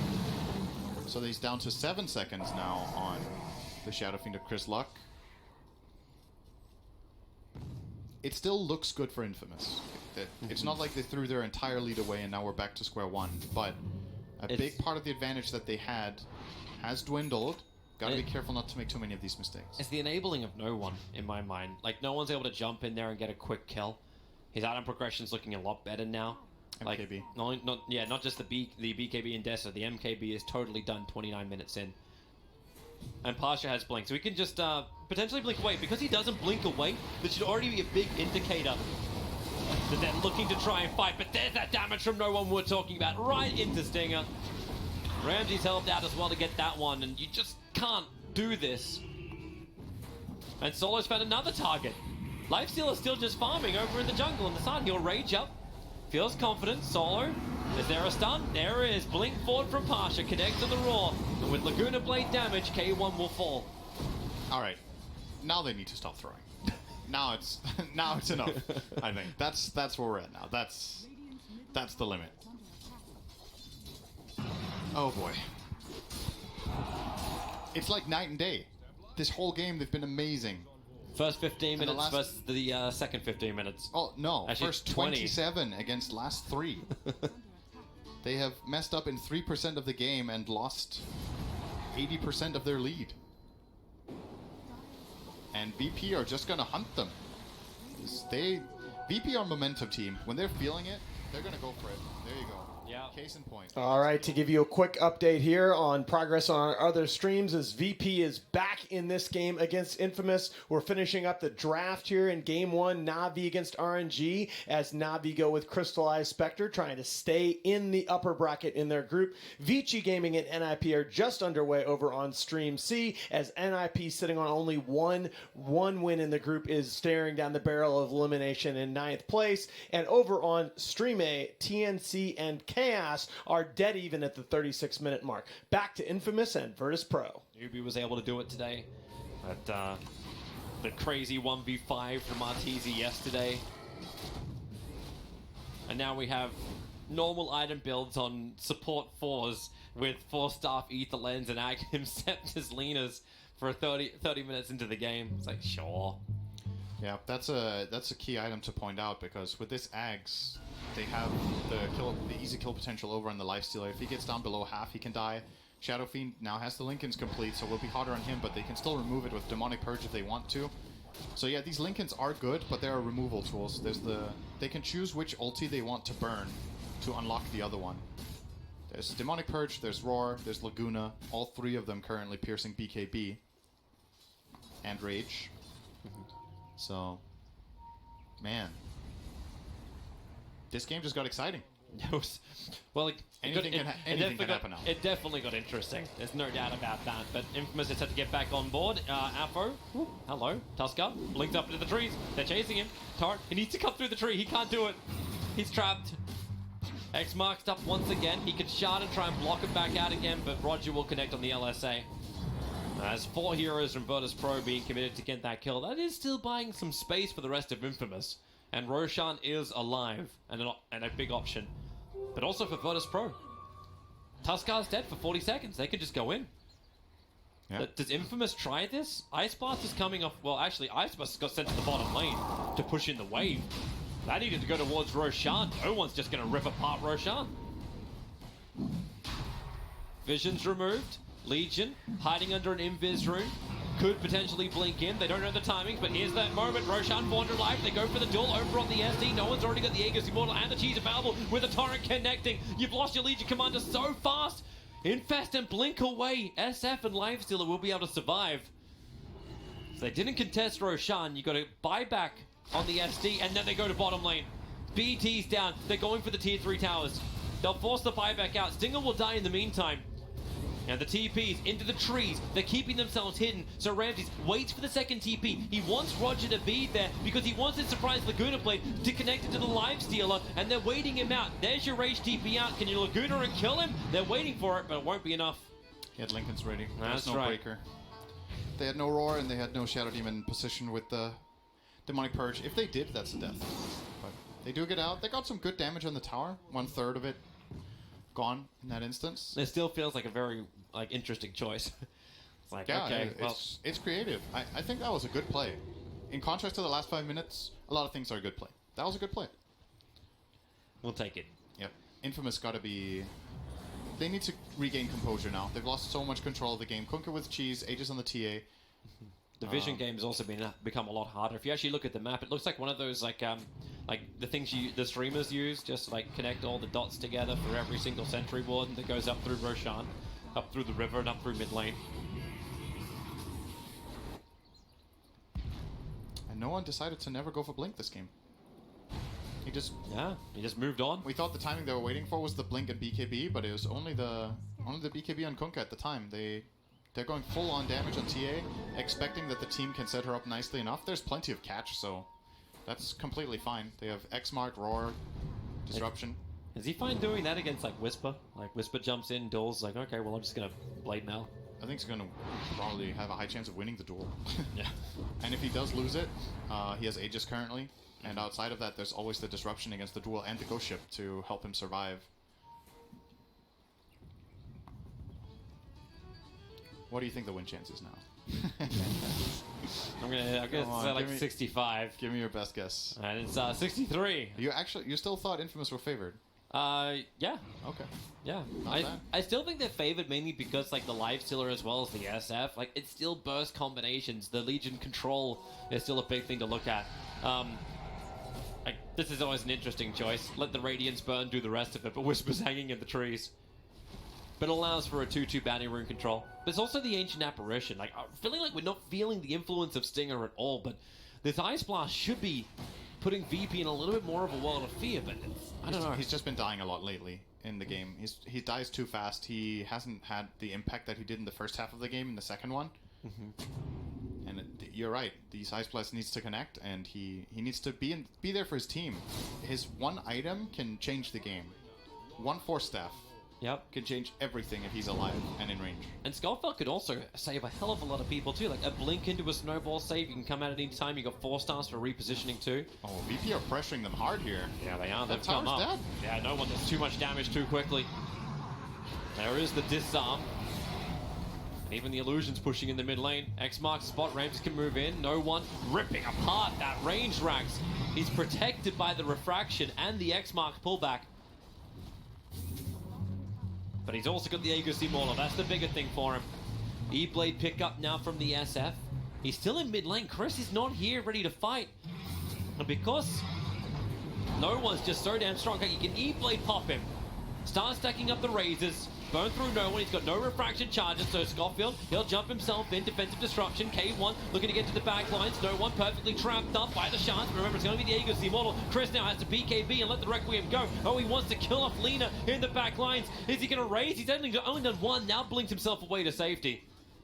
But the top rack is gone. That time he definitely could have Requiem though. Because this time Roar and Demonic Purge were used and he still had his Lincolns ready. But still didn't want to go for it. Oh, they just keep... so he wants to go for bottom lane again. Move as quick as you can, push out the other way. The creep wave's going in through the top now. And VP got what they came for. Sure, they lose their Aegis, but they got a full lane of barracks. TA sitting on 8,000 gold. He's going to hit even harder with this Daedalus coming up in just a moment. Nope, never mind, changed his mind. He's probably going to go... Is this a Manta? Is it Lincoln's? Or... Okay, it's nothing. It's a Satanic. Satanic. Okay, he changed his mind completely once again. Because nothing is stable in this game. Not sure how much I like this Satanic, though. The status resistance is good against a lot of these stuns and the duel, I suppose, But if the Ice Blast connects, like, Yeah. like your timing can be really, really bad. But again, there's more pressure on Stinger. It is, but it's also a more clean choice. Now you counter the 6k item, and you feel extra good about hitting the Ice Blast on this guy. VP are ready to fight in mid, but the top lane is still pushing in. They have to send the SF back, and that's going to be a pretty open ticket for Virtus Pro to Good fight. Hawk. The TA trap Good sees Stinger. Hawk. The Hawk's just seeing everything, and a quick blink away from Whisper. What are you doing, K1? It's like he wants to try and turn a fight. SF TPing down to the bottom wave, and they might find that opening over on Pasha, dropping him low. Defensive destruction. Chris is still waiting for the perfect opportunity. The Raid's timing wasn't great. In the back line is where the real hit comes onto the Legion Commander. She's already down. The defensive snowball came way too late. Stinger's TP out will be successful. But the rest of Infamous are trapped behind. The Roar is there to nail down the SF. They got through the Lincoln Sphere. And K1, he wants to Radiance burn down solo with the defensive disruption and the distance. He's got the life. Break the Lincolns once again. Snowball, despite a little bit of extra space, back into the TA trap. Rage is coming off cooldown in just a second. And that'll let him move a little bit faster. He's not doing the TP, however. The Lincoln Sphere wasn't there to protect once more. These fights are so weird. Chris didn't Requiem, and they mistimed a couple of things there. So the Ice Blast that was supposed to hit the Beastmaster, they let it fly over the top so the disruption could complete, but then he still fired it too early so he didn't get clipped, and he could blink. And the Shadow Demon didn't Requiem. He missed his last 2 raises on the Beastmaster that he committed to kill, And yeah, it just seems like they're not that confidence that they had earlier to just go for it and hit all their spells. They're second guessing themselves. That's really what it looks like. Yep. Infamous trying to be as aggressive as they can. Just to try and delay this buyback on the SF, but if you're going to use it, you may as well use it now, and that's exactly what happens. Ramsey's under the tier 3 tower. Tusker trying to get in close. There's the E-Blade pop and defensive disruption once again. SD makes it difficult. Lifesteal losing life quickly. Here comes your Ice Blast. It's so small, however. It will clip the back of the TA, but she's protected by the BKB. She didn't take the blast, but will have the chill effect. And, well, goodbye, Tusker. Dragged back down again, and look at Beastmaster Pasha. He has Raw, but that's very, very aggressive. Another bash off the back of the meld. The duel is out, but it won't be enough. E-Blade Pop trying to actually protect the Legion, but she's already down the Requiem. It's so far away. I need a binoculars to see that ability. That's GG. Infamous are calling it. All the confidence is gone. And VP will take game 1. That was a swing. What was it? 92, 94%? 94. 94. Oof. Well, we just proved the 6%. I kind of feel bad. I'm sitting here with this feeling of, man, that's gotta suck. Infamous, You know? Infamous were Like, really earning that. They were earned totally earning that, but they also earned the loss. Exactly. That's what you got to point out, right? They earned the win, and then in the end, they ruined it for themselves. I don't feel like Virtus Pro turned things around against Infamous to earn a crucial win, keeping them out of that bottom spot in Group B. We're going to take you over now to Na'Vi and RNG, a match with potential upper bracket implications as Na'Vi sitting at top 3 in the group right now, trying to avoid falling down, where RNG with that front-loaded schedule showing that they can compete. There's actually like full vision. There's these tiny little windows, but full vision between. That's actually so cool. That with just those 3 wards. Yeah, they're aware See that the everything. Earth Spirit just wants to keep roaming mid. Yeah. Well, a nice kickback might save his life, yeah. Unless they get a Sunstrike close. That was actually really close. If that lands, he gets a kill. That was actually really close. So he's going full exort build for the Sunstrike.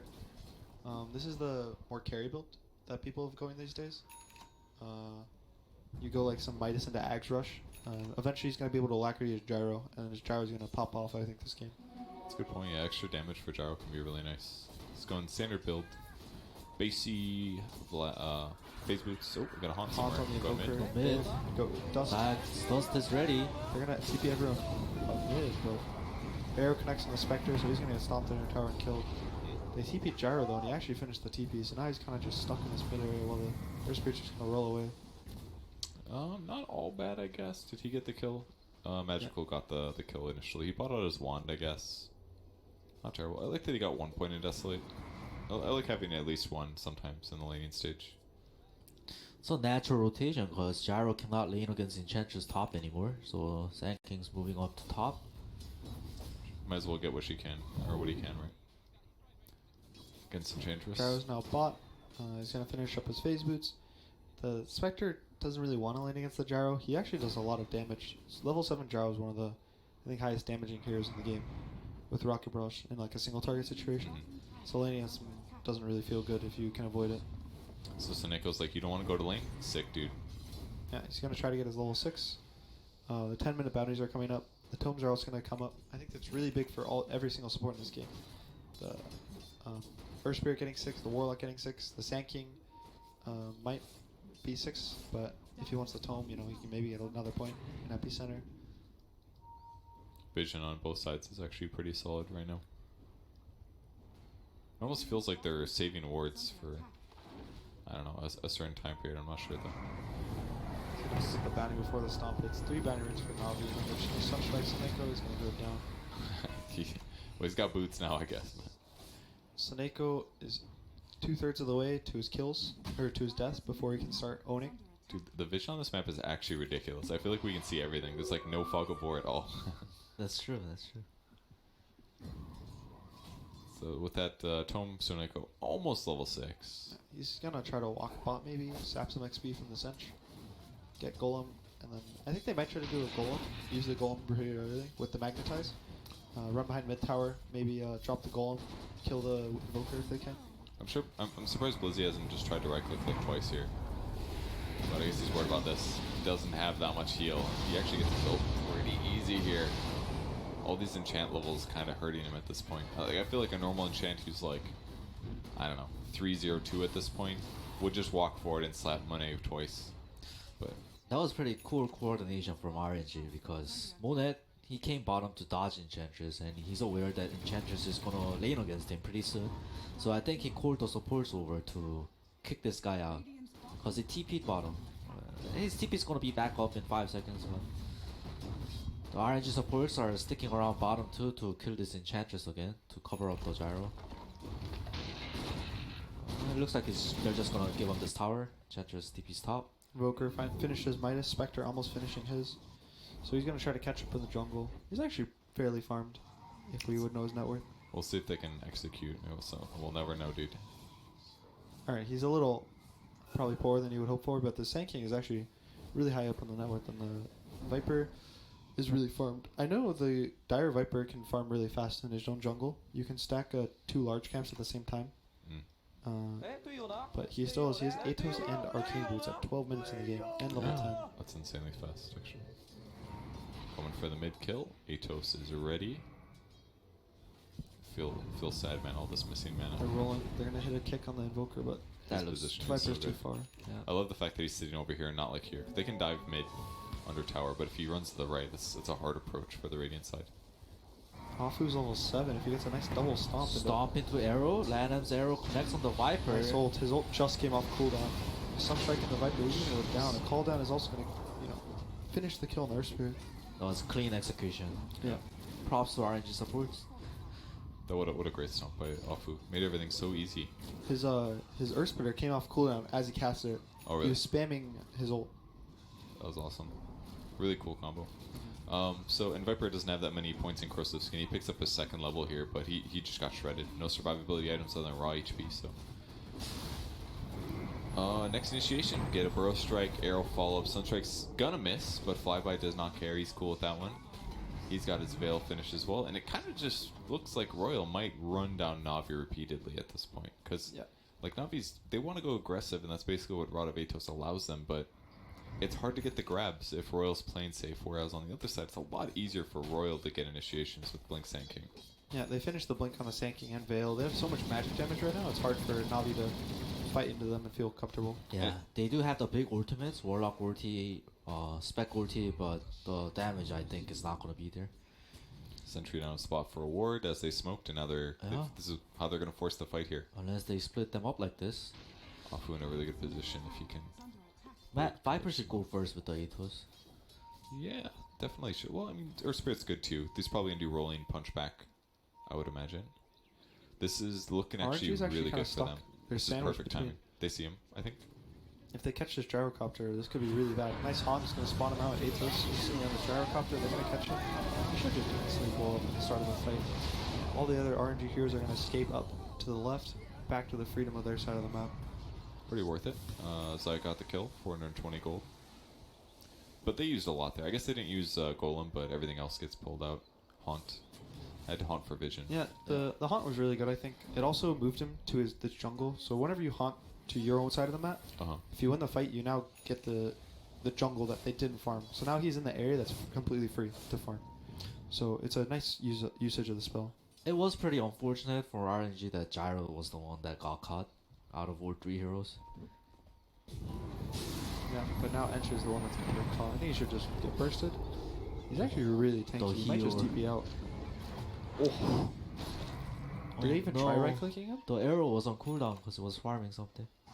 What level is untouchable? I don't think they tried right-clicking him even once. 70 attack speed. Maybe they would have gone. Zai goes on top of. So he's gonna get gone on, but Sand King's coming up to back him up. He's everywhere, dude. Yeah, this is Sand King. Flyby. Killing spree already. 303 on the Sand King. I mean, this is actually such a good combo to have Veil and Elder Tank. Elder Tank's gonna remove all the base magic resistance, so Veil is gonna just become a raw 25% damage amp. It's like a nice little increase. Yeah, there's just so much magical damage. If they push this tower, I could see this being a bad fight for RNG though. With the Warlock Golem ready, there's still a lot of damage on the side of Na'Vi. If they get a nice Fatal Bonds into a Golem with Nether Toxin on the ground. But Gyro's not there too. It's going to be a 5v4 fight. I don't think Spectre's going to want to show up. He has no haunt. They're just going to back. They realize how sketchy this is. And now Seneko pings out the ward on the cliff. They're going to try to deward this. And this RNG movement is going to feel a little bad for them. Yeah, Crystallize has got to be happy with this for sure. It's on the opposite side of the map. He just got his TP. Actually, if they would have forced a fight, he wouldn't have been able to be there. So a little bit fortunate for Navi that they didn't get engaged on. We were expecting earlier the Invoker would go Quasvex and he would get the Spirit Vessel, but as we see, like it's an Exort Invoker and Mirana's getting the Spirit Vessel, which is really good because Spirit Vessel is needed against Enchantress for sure. His level 15 talent, everyone gets the +8 Wisps talent, and it cures him all crazy Well, they see the Invoker. The Earth Spirit's going to try to jump on him. The Earth Spirit's going to get Echo Slammed and stunned, and they're going to just turn on the Earth Spirit. There's a nice arrow on the Enchantress on the top left of the fight. And a nice meteor is going to finish the Earth Spirit, but Invoker's going to go down. The Gyro's finally showed up with a good call down. Flyby getting low. He's going to burrow strike to the high ground and now get chased a little bit off. Afu also taking some damage here. No dagger for a few seconds, but he gets caught. This could buy Afu's life, with the Quelling Blade especially. You know, he's going to go for the TP. Oh, he gets out. Good escape there. Would have definitely suicided going for the tree cut, but good escape. Either way, pretty decent team fight win. It's okay. Let's trade our Spirit for the Invoker. That's going to be worth it. No haunt used. They're going to get the tower too. I think that's the bigger thing. Tower's killed. Gyro not in the fight. He wasn't in the fight. He okay. tried to catch the Enchantress, but he was way too tanky for him. Let's see. Yeah, with the hood finished. A couple of hoods being finished actually. Tried for the arrow. Yeah, Viper's going to have one too. So, yeah, a little bit one-dimensional damage. That's definitely one of the issues going on Royal's side. I mean, the Sunstrike helps too, but going to be hard for them to get these kills with these hoods. See if they try. He's got to land the arrow, I think. The arrow's so close. Monet trusted in his teammate. That was such a hard kill either way, though, honestly. Yeah, I don't think he does. He has a hood. He has a TP even from one hero. They might turn it even. RNG saved their life by missing the arrow. On the bright side, it's going to limit Magical's farm speed. He's not going to feel comfortable going to the next creep wave. He's not going to feel comfortable entering the jungle right away. So, as long as it's going after Viper and not the Spectre, I don't think he cares too much. Even if the Radiance gets a little bit delayed. Blizzy's still pushing out the top lane, also going for Midas, and they know where this game is going. They're probably looking at the Royal lineup and saying, we got our hoods, we're slowing things down, we're occasionally getting kills, let's just aim for the late game. Midas on the Enchantress Sphere is especially great because he doesn't have any flash armor abilities to clear out creeps. Do you still think it's okay to buy it this late though? I think it's okay after like one item, because he knows that this game's gonna go late and he doesn't want to fall off. Invoker finishing up his Ags already. Guy came back from a nice lane, but he might go back down if he gets killed here. Nice Atos is going to just cancel the TP. Nothing he can do. Maybe he can try Ghost Walk, but there's a nice dust. That was so much damage. I got 620 out of that with AoE gold and the solo kill. That's a lot. But we told you guys, his KDA doesn't look amazing. 2, 5, and 4, but he's a beast. Just watch out. Once he gets his blink is when he starts. Blink Earth Spirit. Have we seen this before? I think we have. It's very good. This guy is probably one of the few Earth Spirits that actually consistently. I think it's the only Earth Spirit that I've seen. Maybe you should take some notes. Speaking of notes, Febby, have you practiced your play-by-play yet today? I mean, I did it yesterday, but like Gunnar seems to be doing a much better job than me. So. His voice is kind of boring though when he calls the team fight. If I was reading chat right now, I guarantee.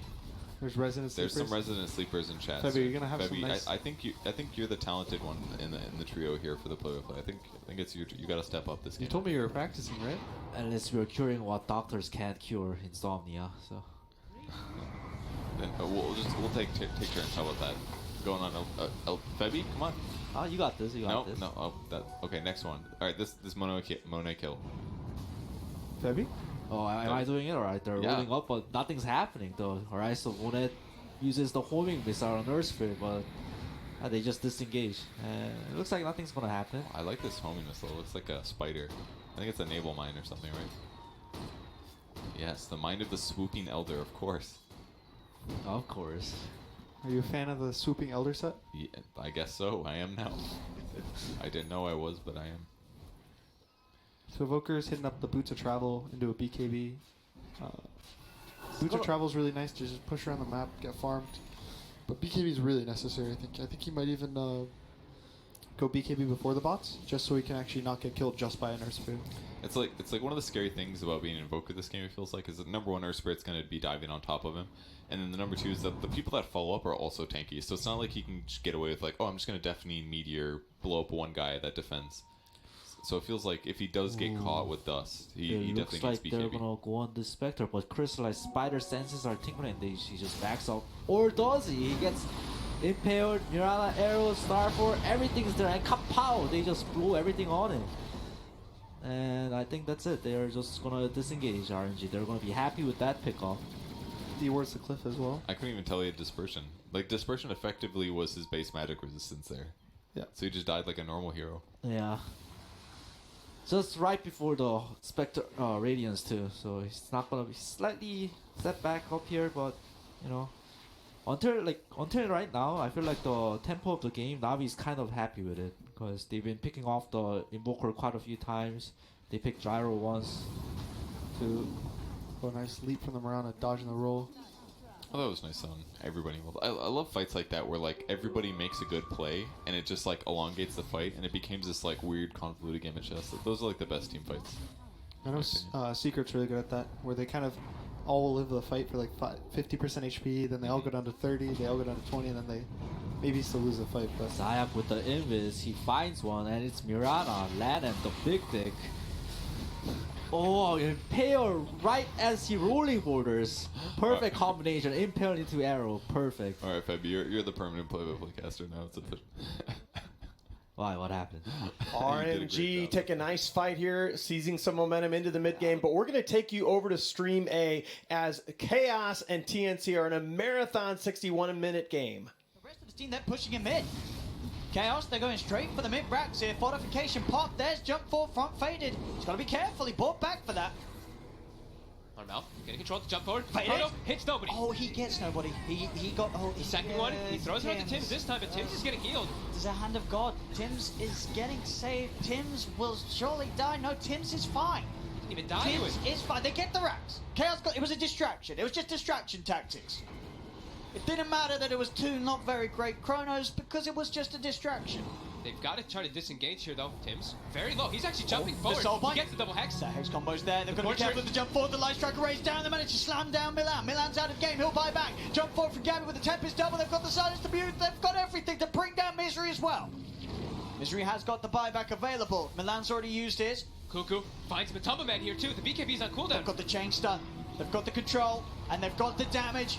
Matu is dead as well. TNC fighting back hard and ready to chase down for more. Oh my god, Tims jumped in with 180 HP to get that double hex combo off there. Milan. Now he's got the setup. He's got BKB. He's got to be careful. He did ball back. He ball back for that. Yep. Jump forward. Kazu. What they do? That's the real Gabby. Gabby. I think he fell asleep. And they get Tims too. He was just standing there. 1,800 gold for Kazu. I think he was looking at them. Don't the think he got nothing. He got nothing. And he did again. Oh, no. Every time he's missing them. God, that would have been such a big one too. They would have had two of the cores down probably if they were able to get that one there. Gabby though dead for 100, 80 as well on Tims. They're trying to save their buyback. They need a breather. This is a pause. Well, that's a BM pause. That's a BM pause. You pause after that. I need a breather. Another chrono down the drain. Oh, All right, go. They're back. They're reset. Okay. Crazy game though going on already. This is insane. So how's our buyback statuses? Let's go. Roshan a minute and a half. So 4 buybacks on cooldown for Chaos. They're trying to force something forward here. The Lina, Armel, the only one without buyback on the side of TNC. Chaos. Are they going to take the big risky play forward here? Force these buybacks, but they have to be careful not to lose heroes during it.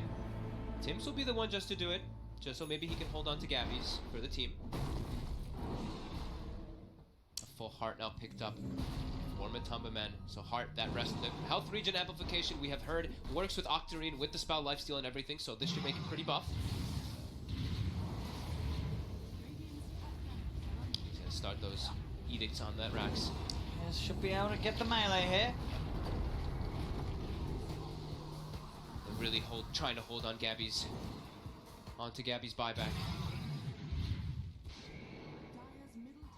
Creeps starting to get sent into the base here. AU does have the one Dark Troll Swamp Summoner hitting that melee racks for 20 damage. Oh. And now the buyback. Gabby's porting into the base. Look at the Hex on Matu. Will be taken off. Tims goes with the Soul Bind. They're TPing back. As if the base is in trouble. Gabby's Tempest double. Bring the melee instead. Oh, they caught him. They caught him. They caught him. Uh-oh. They caught him faded. Oh, no. Got left behind. Faded. He's dead without buyback. Oh, dear. They have the ward on the high ground there. They're able to catch him. Oh, no. 120 seconds. Yeah. Oh, no. It's not been a great game for the Void. No, VT faded again. This Yeah. time he's so important, Yes. and now TNC. Yeah. This is gonna be up to Kezu. Can Kezu find Gabby again in this game? Will he be able to kill Gabby again? He's got all the damage. He's got the Aghanims. He's got the 370 damage. He will be able to kill him if he spots him. Let's see.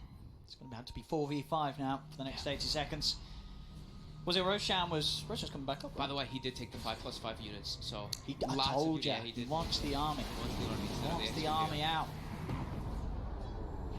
Kezu trying to push out top in the meantime. Okay. 67 seconds though. This should be mega creeps here. TNC have it At secured. least. And mid-racks falling very low. Hexes. They're jumping He forward. jumps forward. The angle, shackle shot. The ink swap connects on with the dark portrait, and now going for that top. Yeah, they're happy with just taking the melee racks mid. Yeah, Kezu was starting to actually split push onto the tier 4, so this is a Legion commander with that plus 370. He has got a lot of damage. You got to watch out for the rat. Cuckoo jumping forward, gives it a enchant totem, gives it a second one. He wants it. Oh, he's hexed. He's going to get hexed. They got the stop. Cuckoo's getting control. Matsu moves in with the BKB on top of AU. There's the jewel. Kezu. That's able to catch out Cuckoo, take down the Shaker, move over for more. The shackle connects. Momentarily doesn't latch, but it's enough to hold back AU. Yep. Misery's not done. Another shackle. There you go. The cooldown. Ooh, that's the big one. And they've got it. The Hex. Armel's It's dead. the No buyback. buyback for Armel now, and that is going to be the Void back in the game. They're up against Mega Creeps. Draw the line. That's the draw the line down the Straight mid down lane. mid. How many mega creep comebacks have we had here? This is the point where, as Chaos, you just casually say to the team, all right, well, let's end mid. Let's end mid. Just end mid. They're going to go and end mid. Send Gonna it try straight it. down. This is where Gabby set up 1 million spark This- rates. Send them up it's- everywhere. 500 spark rates. I think you're having a sort of a morale talk with Faded here. You're saying, look, Faded, if you can just get a good chrono, we will win the game. They're going to keep We this will split win the push game. going though They for just need- TNC. That's the thing. Faded gets a good chrono. They're going to keep sending all this, and if they're able to cut that creep wave in the mid lane, do they actually have any? They have no more Chen creeps set up in the area. Mid. Gabby though is looking to be a nuisance anyway, jumping forward, just starting to just poke on some heroes here. He will die with that Tempest double. Chaos. Oh, it's the full man smoke. They're going to try and set it for the jump for the high ground. There's 70 seconds without Armel. They've got a lot of team fight, even without Delina. Look at all the spark rates. They're all set up around the place. Yeah. Tims has a refresher shard, so we could see the double soul bind, double hex. 4 units could get hexed. A refresher orb. A refresher orb. Almost- Sorry, I yeah, said. come on. Apologies. Come on. No, I'm getting excited, Owen. Come on, don't break my. Spark rates aplenty, all set up all over the place here on their high ground, trying to buy time. You see the side lanes being dealt with, Misery as well as Matamba Man trying to push those out.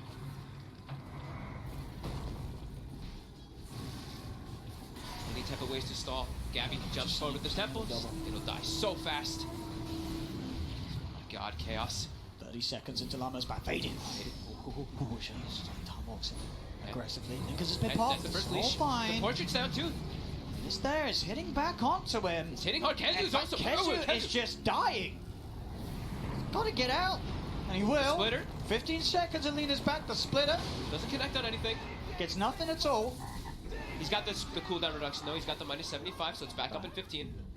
Bottom line, Tempest double again. Send it to the base. Yep, they're keeping the split push going. Armel is going to be respawning in 2. Oh, Matu needs a bit of help here. Faded is going to jump across. They won't be able to kill off the double, but the tier 4 nearly falls, but they push them back. TNC have got everyone back in the game. God. Still in this position where Mega Creeps are against Chaos. TNC still have the full set of racks safe down bottom. 69 minutes in now. to this game. It's bordering on one of the what was the longest game? In fact, I can check that out on my. We had a little bit What's the longer longest one. game we've had We so had an far? 82. There was an 82. All right, so we're still a bit off there. Definitely a I mean, possibility for this game one. does feel like it's on the verge of going one way or the other. Yeah, it's looking at the buyback status. The right? buybacks are nearly back. VT Faded will have his back up in about 7 seconds. They draw the line toward the bottom racks. Spark rates are starting to be set up. TNC. Gabby already set up to push up that top lane. These mega creeps, they will punch pretty hard onto those tier 4s as well as that throne. Kazu. He's smoked. Kazu is hitting for 700 damage right now. The base, the base. The base, indeed. Keep having to address that one there. They have the TPs with the boot to travel, so they're always able to come back. Those bounty runes as well. These bounty runes worth 900 gold each. Roche is there. Roche is there to whoever dare take it. Ags and Refresher Shard. Whoever dare, indeed. As there's anyone who would really love an axe right now. Okay, the fourth buyback is just ticked available now. Matumba Man up in 30 as well as Misery in 30. Kazu's going in. He can kill it pretty easily by himself. He takes Roche. I forgot Roche is hitting for the bottom. Abort. Just kidding. Plus 420. Abort. Get out of that. Oh, that actually hits so hard. The strong man. I guess usually you don't see people trying to solo the Roche. At 70 minutes. At 70 minutes. At 70 minutes. What sort of stats has Roche got? He's buff. He's got plus 420 damage. Yeah. 43 armor. 43 armor. Does he have more damage, plus damage than Kazu? He has... Kazu has plus 438 off the dual damage, so... Roche is almost beating him on the dual damage. He's got a lot of... Oh. Gabby, sending the double in here. Okay, just to spot things out. Keep tabs on what's going on around this Roshan area of the map. Setting up those spark rays. Now they know, so now they have a smoke available on the side of TNC. I don't believe actually, do they? Does anyone have one? I don't see anyone carrying one right now. Does the courier have one? It does not. On Chaos they do, on TNC they don't.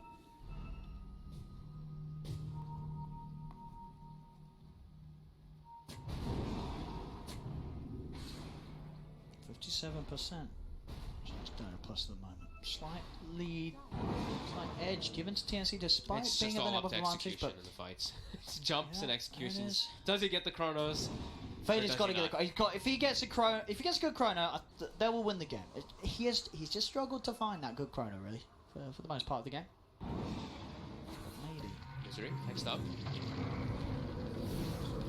Faded.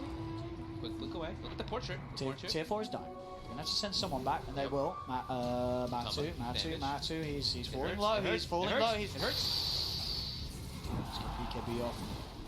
Stay alive, but have to be careful about these split push plays from Gabby. They hurt. You have to send back multiple heroes each time. One hero is not enough. This Gabby will simply kill them. The Nullify Bloodthorn combination.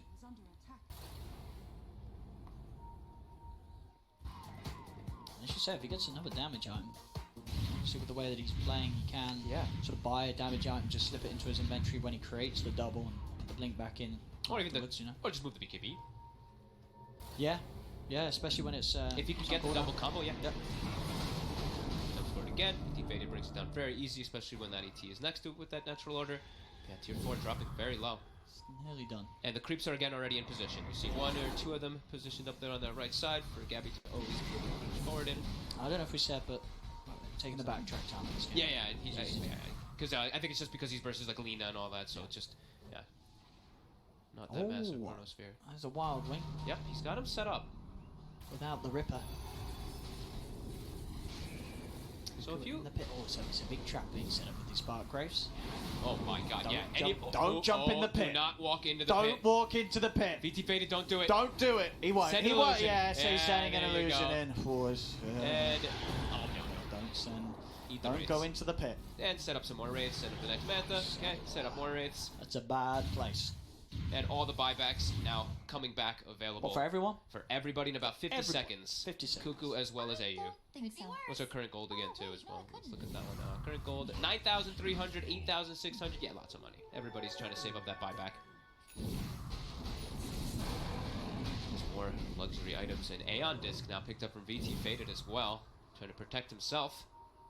But he does have to be careful that there is a nullifier. There is always going to be that aspect to be able to purge off that Aeon Disc in some situations.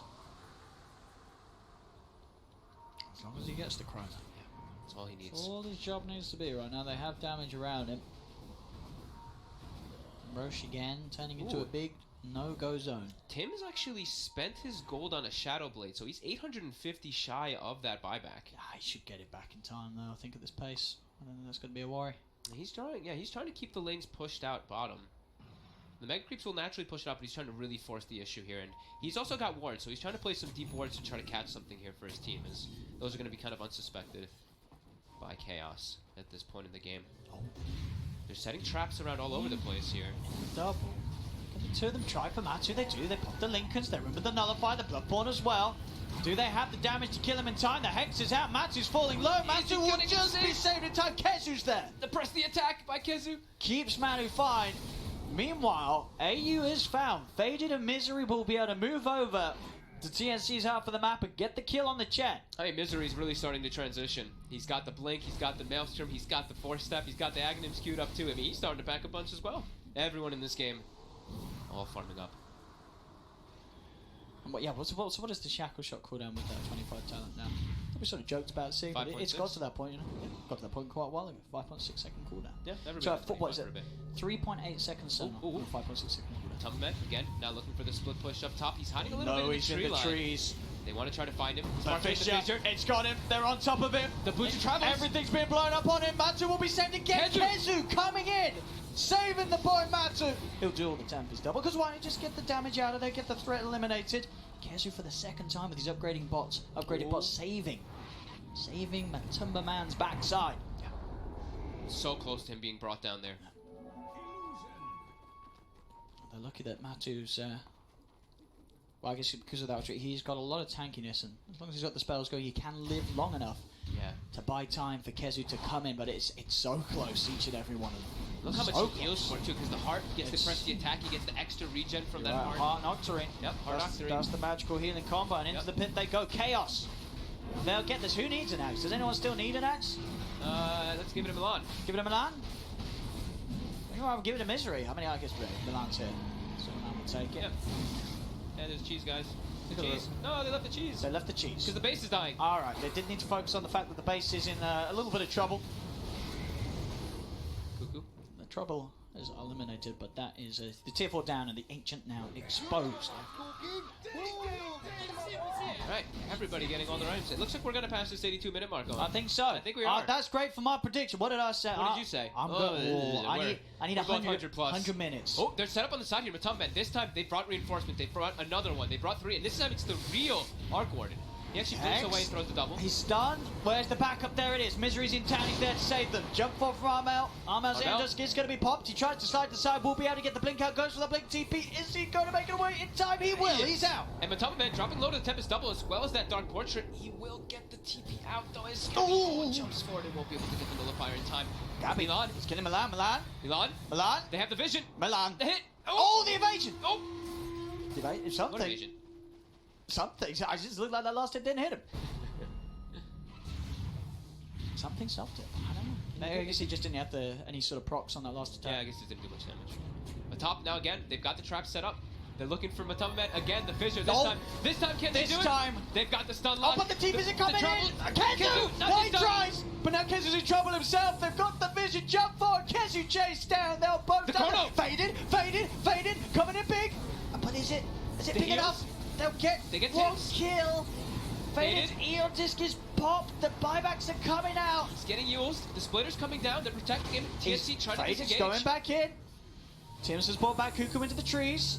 The Hex down. Faded continues to chase. Cuckoo continues to hide. Kezu finds him into the trees with the jewel. And Faded's not done yet. Looks towards Armel. Light Strike will slow him down for now. Upgraded bots bringing him more on top of Faded. Great blink from Armel into the trees. Power Shot does reveal him and Kezu. Is there anything to cancel? There's not. The Lincolns keeps Armel safe. So Armel will escape. 2 buybacks from Chaos used on that effort. Just the 1 from TNC. Chaos it is the 2 cores. TNC just Tims as a support. Now immediately starting to boot to travel into the base. Keep that pressure trying to go. Gabi, Illusion World. Tempest double will die pretty much instantly. Hellbear. I mean, it is feeling pretty hard for TNC to end the game. Lina, like, Armel isn't really contributing a whole lot anymore in the game. Like, they've got all the combos that come out. What are they scanning out for here? What's this Curry doing? He's getting a gem. Kuku's probably like, yo, is my gem still up here? Oh, and it is? It is. It is. I'll take that. Dun-dun. Save himself some gold. There's a jump forward. Wait, hold up! 1-2 swing. Kazu easily brings that one down. How much damage you got on Kazu? 504. 504. What's the highest dual damage in a pro match? I mean, it's probably absurdly high. There's probably like some 1200 I think we're one. probably over 1,000. What about the highest one at TI? Highest No, dual damage at TI? well, okay, yeah, it's got to be the highest in TI. Gotta be possible. Yeah, a lot of people play Legion. Yep. Refresher Orb for Faded has been picked up. He's got the money for that and buyback. In fact, you know, he's got money for that and buyback and a house. He's got 8,600 gold still to spend. Yep, he's jumping a lot forward. of money Faded. Pushing in the wave. Matoma Men dealing with the wave as well. They're trying to force buybacks. Get these buybacks out. As one of them. Zeus trying to save Cuckoos as long as possible. This last Rax. This last lane. He's going to get protected continuously by that bubble. They propped the Aeon disc as well, too. Now VT Faded probably feel a little bit afraid. 1 minute, or 2 minutes remaining until we pass the longest game time so far during our TI group stage. Until I get my battle pass points. Ports, Rainbow Ports coming in. Gabby continues to try to beat on the throne, but it's just not really doing much of anything now. It's just forcing reactions back.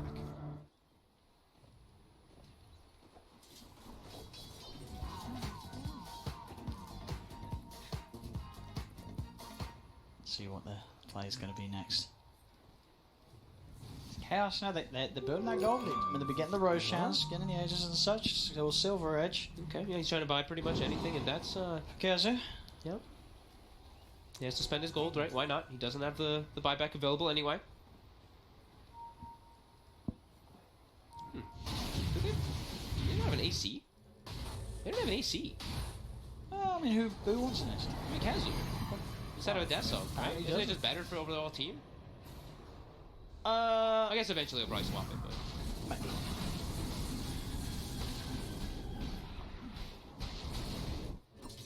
I mean, right now it's not about items. It's just about who gets caught. Who gets caught on the side lanes without buyback, and do they actually catch the Chronos? The gold lead at this point, sure, it's 28,000. It doesn't really mean too much at this late stage, as everybody pretty much max slotted. I think if any sort of surprise items come out. He's got his Looks to Agonies now, so he's got the double win run cooldown with the cooldown reduction, so he can always be running around invis looking for setup around the map too. Well, TNC's coming out. They've got a smoke available finally again. Can they actually find something with it here? Cuckoo. He sees Malad. Malad. A little bit look away. Faded. Faded. BKB. BKB. Jumps forward. Will find anything. BKB.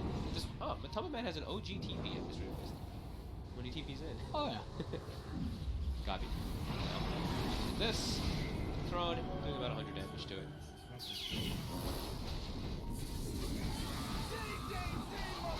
As we hit it out, have we surpassed it? I believe we have. Longest game during the TI group stages, unless one other one that's going on right now is longer than this. I don't think so. We have surpassed. And this has got to be the longest. Yep. Both teams are so careful. One that we still don't know quite who's going to take it. It really is. It really is up in the air. Yeah. 56% TNC. It's as close as it's going to get really 50-50 this game. Despite Chaos having a 30k gold lead. But they're the mega creeped. Yep. Mega creeped. They're going to start having to set up traps in other places. That's what TNC wants to do. So they're going to set up a Spark Wraith trap up here toward the top side. Hoping that somebody just accidentally walks into it. They've got the vision on the left side here. TNC continue to play around their vision, hoping that somebody does make their way over here. Elder Titan, even Milan, has now eaten a Moonshard. Only stun. Brings the Lincolns. Extra follow-up. Eon just will keep it set. Plus the BKB goes for the solo chrono onto Tims. Tims will be the focus that they'll take down. He's the got the Grimstroke. buyback. They get the duel. Managed to lock down another. The Eon just keeping him set for a little bit of time, but not safe long enough. Armel's dead as well. Chaos get two. Armel has buyback. Tim's, as you say, does not. They want Gabby. He has the refresher. They want AU there it as is, well. the double jump, and he doesn't have mana for the chrono. Kezu He's on and top AU. of Gabby. They're chasing him. AU's going to get punched down, and indeed, Faded gets Gabby, the big kill. And he doesn't actually have mana for the Chronosphere, which is great, because now he actually has the Chronosphere. He's got Chrono to end the game. Now there's 4 dead on TNC. 2 of them at buyback. Armel's going to use it. Gabby's got buyback as well, but there's both supports dead for over 80 seconds. They're setting Chaos up have for the bottom. full 5-man ready to push with. Can they get Matama Man down? They're gonna try. He's pretty tanky though. He's very, very, very, very, very tanky. But he's gonna live. He's gonna. Kezu saves him again. Kezu with the save. They get the double. They look to try and jump for more. Cuckoo on the retreat. Misery hunting in the trees. Cuckoo trying his best to get down the lane. Milan's hunting with the stomp, but won't find him. Cuckoo will escape. They have to go back. They have address to go those back. creeps. We have to go back. It's really just feeling impossible though for TNC to take fights, right? They can get these like But side Chaos pickups, is but what- in the fights it doesn't seem like they have anything that they can do because like Kezu actually just kills anybody he walks up to. Oh, he does 570 damage. Yeah, he's just killing anyone. Oh, Cuckoo. Oh, Cuckoo. Cuckoo. He's got him. Faded. He's found Cuckoo alone. The 2 of them will take Cuckoo down. The creeps are being sent in. Is it gonna survive? It is. They're sending in Gabby. Oh. Step is double. He's trying to do the split Backdoor push. protection though. Yep. There's and there no goes Kezu. creep wave near the base right now, but at least you can just clean out the creep wave of Chaos. But Chaos, they're coming down the mid. Yeah, Kezu actually, they just canceled their TPs. They're like, don't go back to defend. We have the creep waves pushed out. We have backdoor. Get ready to end this game. Cuckoo forced to buy back. 13 seconds for Tim's, 30 for AU. How long for Chrono? 25 seconds. 25 seconds. Faded. He can close the game up with a solid Chrono. As they're taking the Megas. Chaos. 3-4 hits on the racks. 1, 2, 3, 4, 5, 6, 7 for Kezu there that time. Cuckoo buying back. AU's going to be back in 10. Mega Creeps versus Mega Creeps, ladies and gentlemen. Stomp connects on the Tempest double. The Aeon Disc is procced here on BT Faded. They might jump forward on him here. But the pressing attack They're actually going to look goes to go on in the to get creep. that Hex. Soulbind connects. Gabby's in with the jump. They manage to nuke him down. Buyback immediately comes down from Faded. Kez is in with the duel. Locks down Tim's. Tim's dead for 100. As he's back in Faded. Chrono, He's got the Chrono onto Armel. Armel needs help and he needs it now. The Eon just keeping him safe for a little bit of time. He's trying to back away. The Fashions around. Jump on Cuckoo. Echoes down, but the throne is dead. Chaos will get the victory at 86 minutes in. They've done it. They've won a second game in the group stage. It isn't all doom and gloom for Chaos. They get a win. Another mega creep comeback at TI. How many mega creep comebacks have we had during the group stages? I think more mega creep comebacks in like one group stage than all the other TIs I think together. so. What the hell? I think it's just a brilliant time for Dota 2. We're getting Oh some my God. fantastic games. And this one, Chaos will be Oh my the side to God. come out on top of it. That was beautiful by Chaos, right? They kept themselves disciplined. They had that early game that looked really good. Then that mid game was starting to look a little bit painful, but they brought it back. They took it to the ultra late game. They kept the farm. Kezu actually coming in super clutch, saving so many teammates He there. did. Kezu, people like to laugh and joke about but that game, Kezu, he knew what to do. He said, give me the Legion. And I think played the best Legion game of his life there. He at really the end did. of it all. He really Those did. late game plays from Kezu, he showed the magic that he'd been training for his entire career with all the Legion games that he's played. That was what it was for. Coming in big, getting those saves, making those plays, building up that damage. What an absolute treat. 86 minutes and 30 seconds, the longest game so far of TI9, and Chaos are able to outlast TNC to get only their second win. They're keeping their tournament hopes alive. When we left that RNG Navi game on Stream B, RNG had seized the mid-game momentum. They were able to hold on and never give it back, taking the first game of that series. Game 2 just about to get underway. In Game 1 on our third stream, 33's Broodmother did some work, but Ace's Juggernaut was never able to get online for NIP as they dropped the first game against Vici. You see the game 2 draft on your screen now, just wrapping up. But we're going to take you over to Stream D, where VP got a pair of early kills in an aggro tri lane around Ramses' Juggernaut, but Infamous roared back in the mid game, getting a triple kill on the Whisper Beastmaster and the mid tower. We take you now to the game knotted at 9-12 at the 17-minute mark. Here are Toby 1 and Synderen. CK is still he never wants to join these fights. Finished up the Sanj, working towards the BKB. Has to actually bring a TP scroll out in the courier. Stinger, gonna find Solo. Drops the Observer Ward. Not exactly where he wanted to drop it, however. Yeah, quick sentry. Get rid of the other... Oh, no. Roger Quelling bladed it. Stinger has to burn an extra 100 gold. Not exactly what he wanted to have happen, but this is the reason why Quelling Blades become very popular for the supports. Yeah, this seems to be happening quite a lot in the games that we watch, that there's overlap of sentries. Much more nowadays than there was a year ago. That's a good movement down as well. Like it's also because they're cheaper, right? Yeah. Because they used to be 100. They were 100 last year, right? And now they're 75. That's true. And wards were 75, now they're 50. So there's like just more resources available. I keep doing the wrong math. I keep saying, oh, you burned 200. It's actually, yeah, 150. Roger. Giving a lot of good information. Define K1. He's got Phantasm available. And the team is nearby. Global Suns is still not up. There's the sentry wall being planted out. Infamous knew that the wall was planted down. That may be an easier target for Roger to go on, but yeah, you're just not feeling it. There's no vision inside the Radiant jungle. They don't know who's behind. Interesting to also see Whisper, like, very, like, just brown boots, walking around, but very quickly getting to that level 3 Necro Book. He knows it's a key item in this game. It's really, really good for a couple of reasons. We've talked about what it can dispel. We didn't talk about if it ends up dying. Necrophos can't control his aura, eventually killing off this Necro and taking that burst damage. And if he's going, now that he's going for Radiance, it's going to die that much faster. It can contribute to a little bit of a surprise kill. Damage you're not expecting is always really good against Necrophos because it's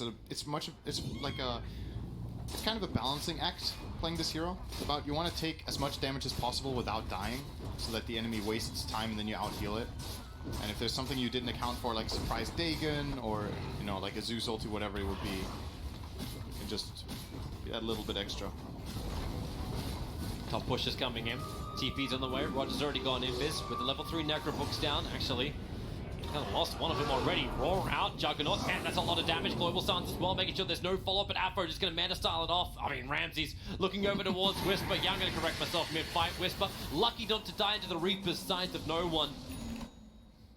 Sponsored by FN. That was an ambitious turn, though. He roared a carry who has high armor and a Manta style with his Necro Book, and the only hero who was there to help, who was even there to help? They globaled? Who was there? And he lost, Was Silencer there? Or was it the Tiny? Scoffel was nearby. It was Tiny. Okay. And he already lost one of the Necros. He lost the blue. Yeah. VP will happily take that. They use Global as well, so now there's like a little bit of a power play for them where they can play that bit more aggressively on the map. Oh, looks like we're dewarding again, huh? Yep. Avalanche gonna create some space to get the... Oh. Got it. Got what he wanted. Yeah, sentry for sentry. Oh, sentry for obs. It's all these different creative places just around the corners of trees. You gotta start planning your obs wards. Yeah, that's how it goes when there's this abundance of sentries and cheaper sentries now than there used to be. You gotta get that bit more creative because the enemy team will generally have the resources to counter out your wards as soon as they get access to an area. It's kind of cool to see. Scoffel? Yeah, nothing's real there. BKB's almost done for Chris. You're also getting a hand of minus in for Stinger. That's his next major item. Scoffel's trying to go for that survivability by getting the Ghost Scepter. And leaves Beastmaster to work his way into his own BKB. Ramses is farming a stack. He's going to get full Maelstrom, his drums and Manta. He's probably going to go for the... just to complete the Mjolnir, to be able to fight Chaos Knight that bit better. And there's Necro 3. So... It's actually enough to find Chaos Knight. Like, obviously, because you got to find a blend of damage and survivability, because CK's going to hit him real hard. The Radiance Necrophos is really good against Chaos Knight, if he stays alive. The Radiance Burn, the damage from the Aura, as well as the Death Pulses, will quickly kill off the CK ulti together with an Omni Slash. And it also gives targets for Chain Frost to bounce on, which can be both a blessing and a curse, depending on the situation. You don't want all of your bounces to go on CK ultis usually. You'd like to hit heroes and kill them, but sometimes it can be great to kill off the ulti too. Infamous being real cheeky. going into Roshan. The Hawks giving him information. There is that fresh radiance over on Necro, so they blink in, jump, roll, everything they've got. Torrent shift, and it's just throwing the kitchen sink down towards Virtus Pro. A good Omni Slash out from Ramses, and Pasha protected by his BKB, looking for his own target. He managed to doom over on Chaos Knight, so there's no Phantasm. The Chain Frost really going to waste, and I think VP now have an empty tank. Afterwards, actually pulling back Ramses underneath the torrent into a spin. Solo's going to go down because K1's now online. The TP is there from Ramses to get him out to safety. But with the Phantasm up, they want to go into Roshan. Uncertain if Infamous is healthy enough to do this, especially when 3 of them get clapped. They have lads. They have enough? Yeah, the lifesteal is kicking in hard. VP can't get there in time. They're trying, but Infamous, they're way too fast. So Aegis the Immortal into K1. That's big, because if he gets doomed next fight, he's going to run at them instead of running away. He'll just try to die so he can Phantasm after.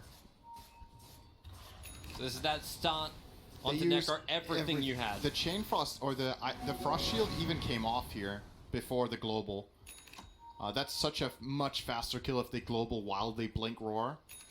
We'll just get completely blown up. And yeah, this Frost Shield was important. Ramses 100% dies here without Frost Shield. Yeah, good fight for Infamous. Come back live to the smoke gank. They're looking around the 25-minute bounty runes. Ramses is the closest farming up. The Beastmaster Hawk starts its flight, and Ramses starts his run. As far away as possible.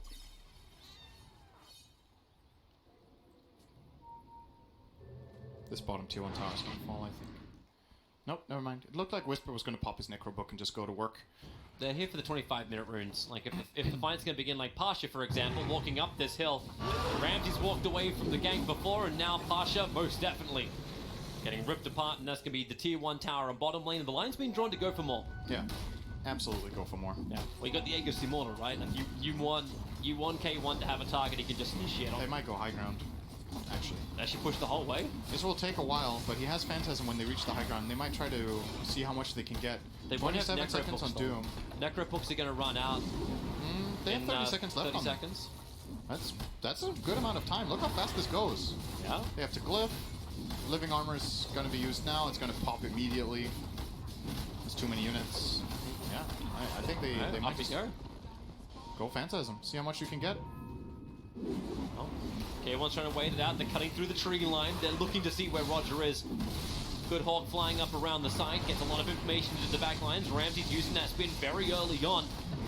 Make sure X marks spots means there's no shenanigans, but K1's just taking the tower, and now Chris, he'll get the whole thing off. Global Silence pulls him back in again. They want to try and get the kill over towards the side. They switch towards the Tree Protector, taking away that AoE control. Pasha gets the Doom off, but then there's so much damage. The Chain Frost is finally going to come out, and Skullfeld, he takes it away from the rest to fight CK. He's the only one who falls. The Aegis, the Immortal, the buybacks are coming in, and with the Phantasm, it's DPS time. Roger's the primary target. You do get at least the Reaper Scythe down on top of the Conquer, but they're just sitting in the back lines. K1's going ham. The Roars on the Necro. Everyone from BP will have to buy back to try and defend this one. The Omni Slash is there for Ramses, stomping out Stinger. The Centaur stop. They actually have the control. They get through CK. Skullfell will try and create a little bit of extra space so we can blink away to safety. And he did make it. But Virtus Pro, 3 buybacks committed. Doom, Tree, and Lich to defend that bottom lane. They still lost the tower, but they keep the racks. And Lich and Tree died again. So it was 2 diebacks, but it's not really that much economic damage because they killed big cores and they fought into an Aegis as well. We should remember that was a tough fight for them. And they dealt with it fairly well. This is not that easy. I'm not sure if Hector made the right call to not Phantasm earlier in this fight and wait for his Aegis, because when he did end up using the Phantasm after Aegis, which you'll see here, this is actually quite a long fight before he even dies the first time. He starts going into the tree and kills him off. Now he's fighting the other heroes, but pay attention to the health of his teammates. It's starting to drop now. Once he starts Phantasming later, the Kunkka is already running out of BKB. He's down to half. He's going to get focused now by Ramses, as well as a couple of other heroes. And you wonder if this Phantasm comes out earlier, even if he's like 3/4 health instead of full, if that couldn't have perhaps put enough pressure to keep his carry or his other core alive. But yeah, it's still a good fight, regardless. And a very close game still.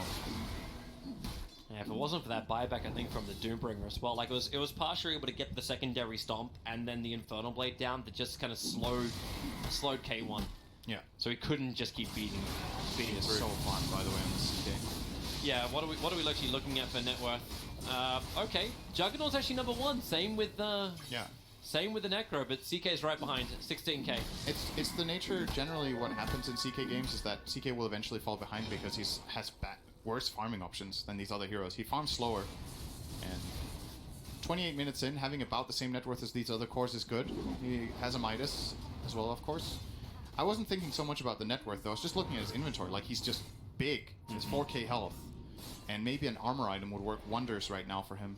He currently, what does he have? He's going for Manta and then into Lincoln's. He has a Vlad's in his team that's +4, and there's a Medallion on Whisper, which could be turned into Solar Crest.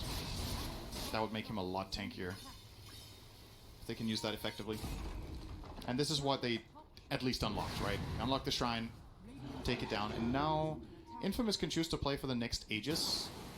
Control the area, they have super good vision, they have Hawks, and they have this jumping threat that is super hard to get into with Treant.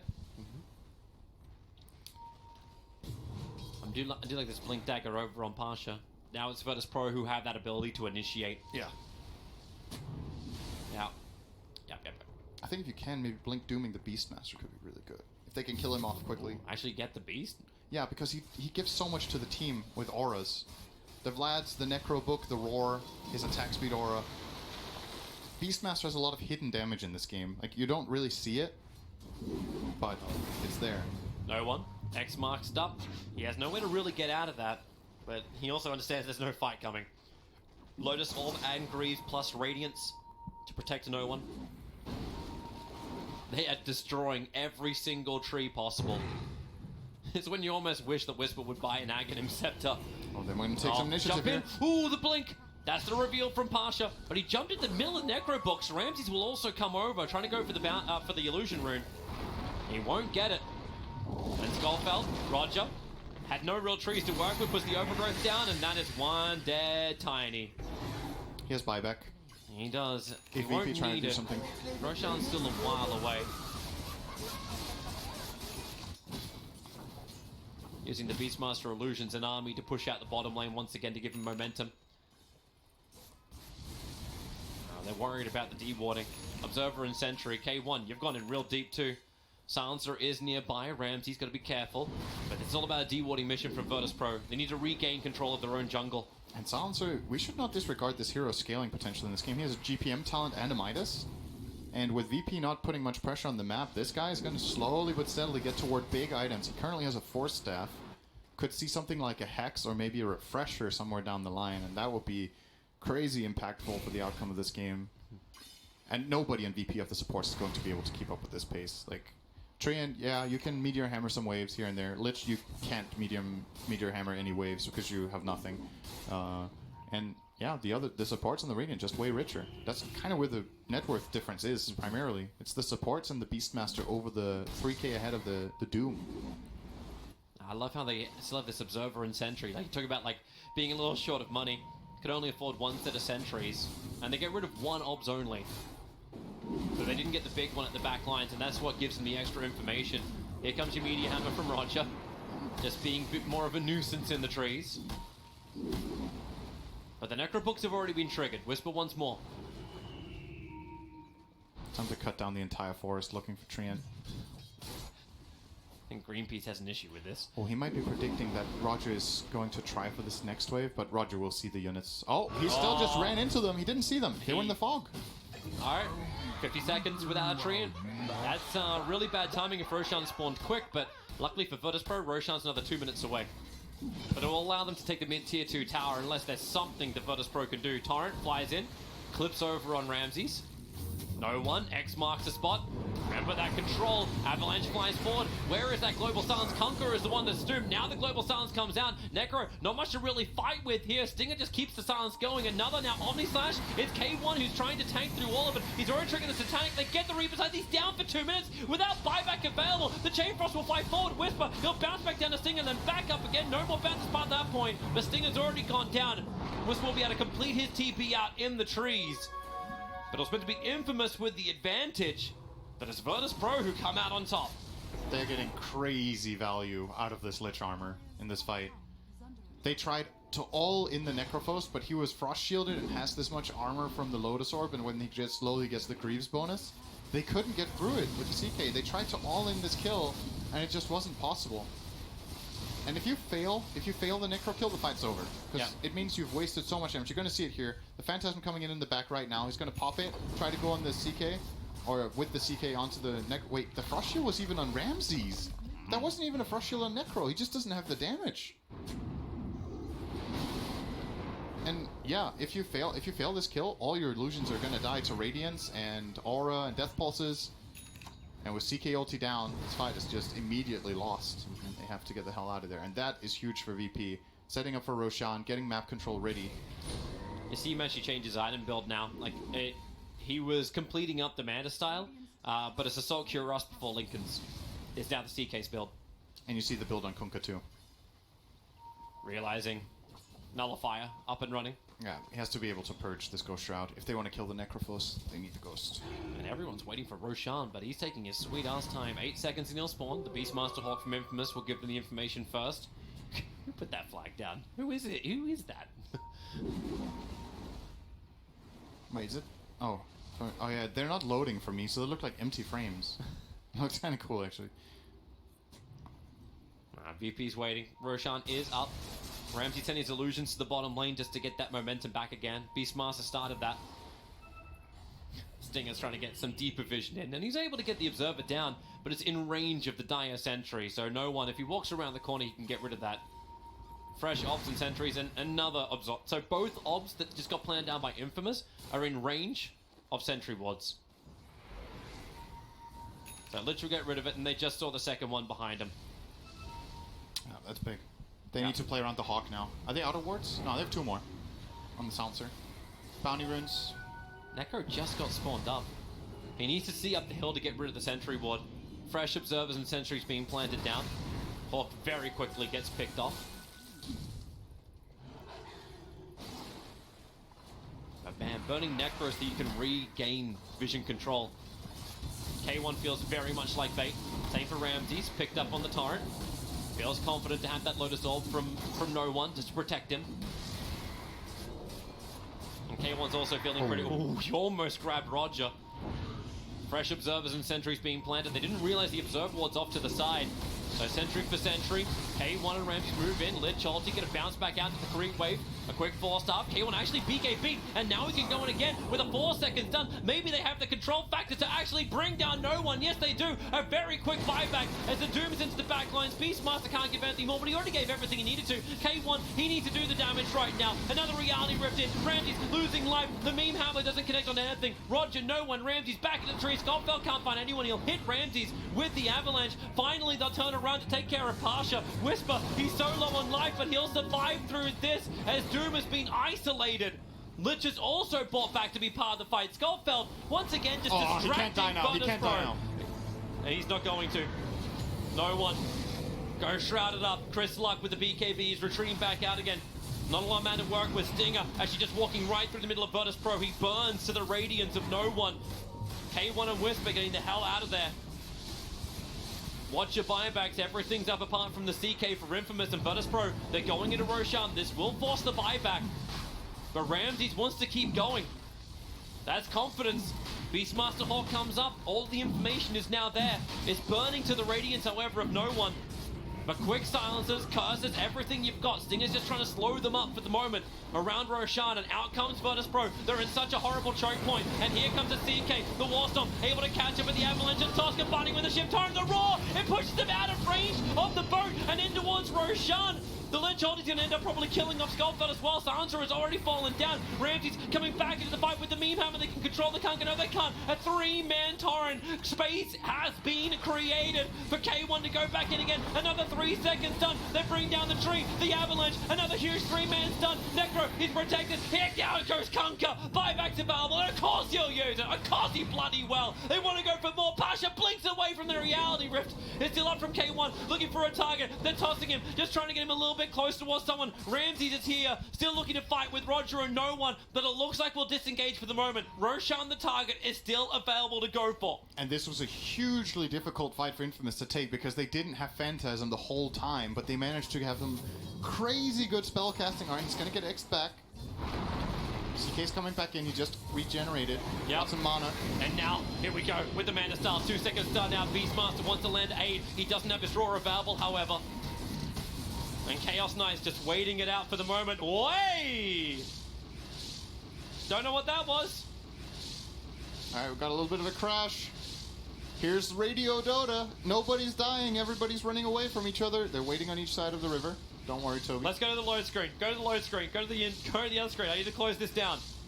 No, yeah, the other screen. Okay, we're on this screen. Hey, Hi. we have a crash. Yep. Oh, wait, do you want to switch?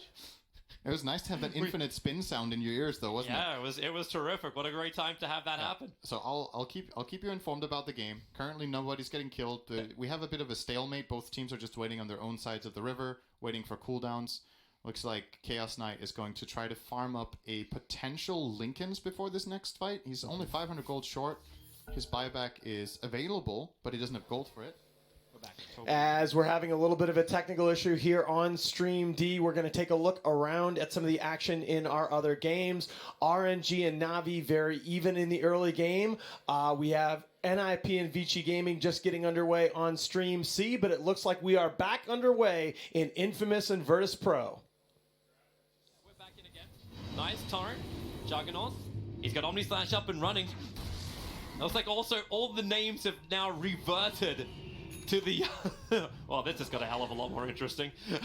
Oh, no. Oh, no, indeed. No more names. No more names. Not with the names. Now you can see what it's like for me. But hey, as long as you're hiding the names, then... Oh, you're showing them. Oh, there you go. I can't hide it. We've got heroes only. CK. K1. Staring down the Juggernaut. They want to go for more here. But it won't happen. A double damage room. Yeah, we're going to start using hero names. So that's the way we're going to play this. K1's at least able to grab the bounty runes from the bottom.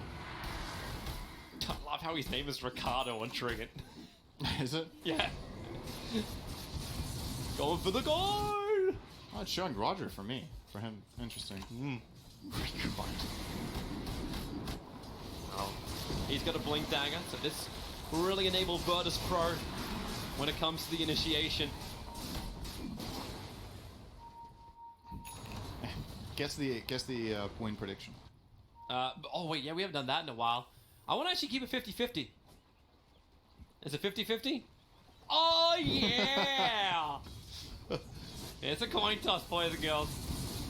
This Virtus game Pro is so close. smoking up into the back lines. They're going to do the wraparound, but the line that VP drew was instantly drawn as well. Kunkka was ready for it. And they're going to smoke into each other. Silencer, front line. He's going to get that global off. Able to do so once the BKB was already triggered. So the Doom cannot actually get the Doom off. In comes your ship. The BKB is worn down. Now the Chain Frost bounces off towards the side, bouncing with the neutrals, combining with the Omnislash. It's huge amount of damage. Tree's already gone down, but Kunkka's the bigger one. They're just standing their ground and killing him off. Down for 2 minutes without buyback available. Chaos Knight, how much damage have you got? He's got a lot more life. Well, it's all protecting, but here comes the Reaper's side. They bring him down. No buybacks available. CK and Kunkka are down in Virtus Pro. Is this now the time to push after killing off Whisper? Beastmaster will fall. Ramses will claim that kill too. So Pasha, no one, and Ramses, they turn towards the mid without the buybacks available. This feels so anticlimactic. Maybe with Tiny. CK is 100 gold short. Tiny's trying to kill a range Drax to give him enough gold to buy back. He's going to do this until he dies. Oh, just swing it and ding it. He's trying so hard. Yes, He got shivered. it. Just got him. Got him. All right, buyback. Here you go. CK's back into the game. Oh well, and he's keeping Pasha busy too. So there's only 2 VP heroes in the Radiant base. They can't end the game now. Oh, he just tried to TP back. He goes to the Sagace into the fountain. Tiny, he's still trying to swing. He can buy back and fight. Well, now they got to be a bit careful back in the base. Yep. CK, he's got Reality Rift, he can hold him in. Here comes your Curse, quickly taken off by the Menace style of Ramses, but Ramses starts to walk away. CK protected by the BKB, 3 seconds stuns, and Doom, he's already there. BT'd himself forward. The CK's ticking out to the Infernal Blade. 3 euros down again, and this is the game. GG is called. Virtus Pro will get a 2-0 victory. Much needed for them to push themselves up through into the upper parts of the group of the bracket. I think they're in the middle now. They're in the middle, but they're out of the elimination risk range, and that was the bigger fear. If they do get into elimination, it's going to be through like a tiebreaker. Man, Infamous made them work for it though. Infamous definitely They really did. made them work They for made it. the client work for it.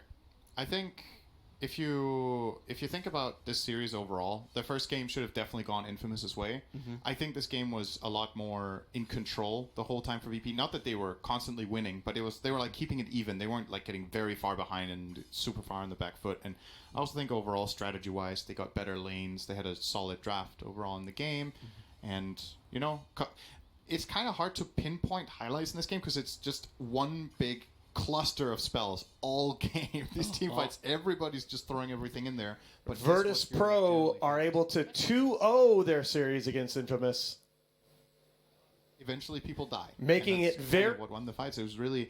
I wonder when we look at the damage numbers. I kind of want to see how much damage the Necrophos did in this game. Give me a second. Actually, I can bring this up too. Can we actually jump back inside the game quickly and So- we'll show our scoreboard. He was the top damage dealer of the game with 39k, and second is Juggernaut with 37. So you see all of this random damage, you could call it across the fight, is what really ends up defining who wins the team fights. It's the Mjolnir from the Jugger and the Omnislash just bouncing around people, and the Radiance Necro just dealing this damage over time. And you need this when you have a support duo of Lich Treant, because they have really weak damage. So good job to VP for balancing their lineup around these two. Virtus Pro able to take this series 2-0 against a surprising Infamous team, and they make things very interesting in our groups, looking at a very, very good possibility of a 4-way tie for 4th place in both of our groups, bringing up those tiebreaker possibilities tomorrow. We're going to take you over now as you see action on all 4 of our streams to Stream B, where RNG and Navi are knotted in their group. RNG were able to seize the momentum in Game 1, but Game 2 is dead even at the 17-minute mark. Like in late game situations, you can deal a lot of damage. It doesn't. One downside is it doesn't apply to Ags. I don't know if you ever bought that before. Like once in a great while, it kind of feels. That's actually kind of. Oh, they're cool. going to go mid. Nice ball. I think Swell is going to go down. Gyro They're gonna just miss the chop. exploded. They are gonna be turning on this axe though. Axe is going to go down. He's going to give this away. Hey, but he was there for that first kill. That's Yeah, huge. just in time for that talent tree to kick in. 20 damage. He's ready. I think the other one, it used to be the you get bonus damage from enemy heroes from deaths. I was gonna say, Axe on Underlord is actually not terrible this game with the gyro parry, because if you can pump like an extra 200 damage.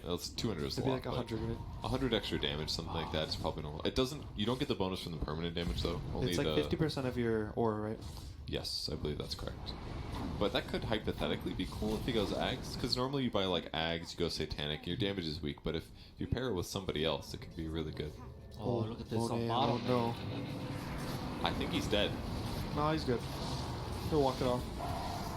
Oh, that's a fierce madman for sure. Dies, TP's back, dies again. Oh my And god. then Navi just squad TPs out. I mean, that gank was so easy. It's like the cast range on Demonic Purge is insane right now. Right, What's the 20 talents for Underlord? Does he have any cool attack ones? speed and regen? Cool. Did you say cool ones? It's the attack speed It's the for attack sure. speed. Yeah, it's not the usual tanky pit or underlord that we have. It's gonna be a all attack. Maybe. We'll see. They're gonna just get a free Roche. The serpent words were dropped. Navi I don't think does. Navi can't contest this. Maybe Navi can fight after it goes down. It is going down quite slow here. Buzzy might jump in. He wants to. Dude, they have 2 serpent wards out of the pit. They can't attack Roche, can they? I guess not. That's the only reason they didn't finish him. Yeah, that was 2,000 damage right there. Shadow Demon's ready to finish Roche himself. Breezy is either in a really great Why- position or a horrible position. Why is he doing this? Whenever he's rooted, he becomes his true colors. Oh, I guess if he continuously stacks Roshan with Shadow Poison, that if their opponents go back into Roshan, he could steal the last tick Yeah, too consistently. bad he's gonna die to the smoke. Snake's gonna pop it. Sexu knows his job. Blizzy. Gotta watch Blizzy. He's trusting in himself. Oh, he has the vision. He's gonna get the Vision. call. Oh, three-man core. He got it. Snatches the Aegis too. Lana was just a bit late on that disable. He's gonna go down. I think he's gonna go down twice. Well, Crystallize is rotating over. The Inksoul's gonna be ready. He's slowing down. Nice dodge of the Ravage by Crystallize. He catches no one at all. Flyby's gonna go down to the top of the fight. Blizzy's still alive. RNG needs to cut their losses and get out of there. That Omni Slash can chase, but everybody's so slow. Magic is coming from the side. 1, 2, 3. Oh, just enough. Moonhead, that's the third time in the what? Past 5 minutes? Blinks up soon on the axle. Nah, 8 seconds, 8 seconds. Still the ult. Omni Slash of Underworld taking almost no damage, but because of the Crimson Guard. Crimson Guard is there. Yeah, and he's also got Mjolnir, so he doesn't actually have that much raw damage, so a lot of it's getting blocked right off the bat. Well, wow, very good for Navi. Getting the big call just when they needed it. I mean, stealing the Aegis is awesome and all, but like, what about the Ravage? What the hell was up with that? It's like he tries to get the Jug. Did he Jug think? Spun. Maybe he tried to blink, but it got cancelled by something. Maybe. That's I why think it the looked so Shadow bad. Demon was above him. Yeah. Or the Grim. Yeah, the Shadow Demon was above the Tide at the top of the fight, and I think he hit him with the poison. So interrupted the Ravage. Gotcha. Yeah, because it looked so bad, right? It looked like he was trying to just ground Ravage against a Jug. Yeah. But that changes everything. I think the game has fully swung into Navi's favor. That was, I think that was like RNG's big moment, right? They get this Aegis, this Underlord is a tanky hero. He hits really hard, and the Gyro's would have gotten his BKB, right, with the bonus gold, and if he didn't die. Yeah. So now it's like, what's the game plan for RNG? I think this Underlord hasn't shown much value. It did really good in the lane. He's really farmed, but past that, I haven't seen some crazy value of this 10th pick Underlord. Yeah, we haven't seen it yet for sure. And now that they don't have this Aegis, I'm kind of concerned for their timing of what they want to do. I think this Navi draft, now that they're getting the lead, they actually are going to have the items to deal damage and kill the RNG heroes. And I don't think RNG has built-in damage to their heroes. They do, it's right here. That's true. 32 bonus for free. It might work. It's not going to work. He's going to go Solar Crest, just like Febby said earlier. That's cool. Good item. And they're going to re-smoke again. They actually really need it for Gyrocopter. Because he's got BKB now, but I mean, it's still like Melt Strikes and Deso and Omni Slash stuff. And SNY queued up for Jug. Interesting. Okay. The smoke's going to catch no one. They're just clearing out their jungle, getting a nice ward down, but I think the Navi smoke is going to be the bigger one. They're going to take the triangle high ground. But I like how Zetsu is like he tanking walked up up first. He spots Blizzy. He's going to drop a hit on him. Blizzy's glimmered, so taking no damage. Stops him from blinking in, though. I think that's why I prioritized him. Alright, almost nothing happened, but this whole triangle is now controlled by Navi. Blink up on Shadow Shaman as well, so if somebody gets out of position, they can definitely fight. Magical Blink BKB finished on him now, queuing up the Desolator, dealing a lot of physical damage. No, you mean Daedalus? Or Daedalus, yeah. Yeah, he's really far ahead. Considering his laning stage, this is excellent. I think it was in part to the Shadow Demon. His stacking gave a lot of gold to him and the TA. So whenever he walked in the jungle and took all those stacks, both of them accelerated. And Blizzy cried. And Blizzy fed. But he was 0-5-3. He made up for it by that super super Aegis snatch. That's true. Yeah, we gotta give some credit to Zayak though. He did a great job giving vision with the Shadow Poison. They he Stroke of Fate during the Roche as well. So Yeah, both of their supports can give vision of the pit, which makes roaching really hard for Radiant this Look game. at this. Navi's trying to catch. We got an Whoever's EG fan bottom. here. Setsu, big EG fan over here. Will Flyby get caught? He has been caught cooldown. Zayak is holding on to disruption. He knows he can just TP out. He's waiting for Soneko to come over. The two Navi supports. Good blink. Oh, blocks the path. Oh my effing god. 100 damage? Yeah, with that level 15 talent, just picked up. Not just picked up, I guess, but with that level 15 talent, does a lot of damage. That was crazy. Yo, this guy is legit. Honestly, This guy's good. he's good. It just blows my mind that 5 stacks with a soul catcher, and that's a dead offlane hero. That's it. He didn't right click him once. It's just like, It's not even just a offlane here, it's a Tide Hunter, right? yeah. This hero's like, oh, support's hitting me, I took 2 damage. But it's like it's literally the perfect thing to kill him. The Soul Catcher didn't proc Kraken, and then you hit him with one other massive source of damage, and he just dies. It's crazy. Oh, they're gonna get another one. Lizzie is there for the Wow. Instant Hex to cancel the call. Is he using Hex or what? Well, Lance actually going to live. They're going to jump on the Blizzy X. All right, Na'Vi with the 9K net worth advantage coming up to the 25-minute mark in this one. But we are going to get you over. Get your pogs in the chat as we've had a pair of surprise fifth picks here in Fnatic against OG. Fnatic with the Ice Zeus, but OG answer with the Topson mid Earth Spirit. And to bring you all the action here, your favorite NA Dota TriCasters, BSJ, Grant, and Kyle. Just like Slark, dude. No, I don't think you counter OG with anything other than taking their towers and map control. And they have no semblance of map control, tower pushing abilities on their team. You know what? I'm convinced OG's going to win. Okay. I mean, it's just hard. As you said, they're the first team to guarantee themselves already in the upper bracket right now. Yeah. They've won 2 games with a carry IO. They just look... They look like their teamwork's just TI8-esque already. OG is the team where if you give them space to make plays or to come back, it doesn't matter how weird, how grim the game looks. They just make it happen. I don't know how else to word it, right? And they don't have a way, in my opinion, on Fnatic to make it so OG cannot make it happen. And we have, we've seen we play the mid-Earth Spirit in the past. It's been a bit, but we have. Yeah. We've seen Topson play it as well. It's been a long time for him as well, though. And it's weird, but I really like Earth Spirit no matter what the role with high mobility carries. Slark specifically is great because you're going to find people later on in the game, especially at nighttime when you can abuse your vision range advantage, and then boom, there's an Earth Spirit rolling forwards, no blink required.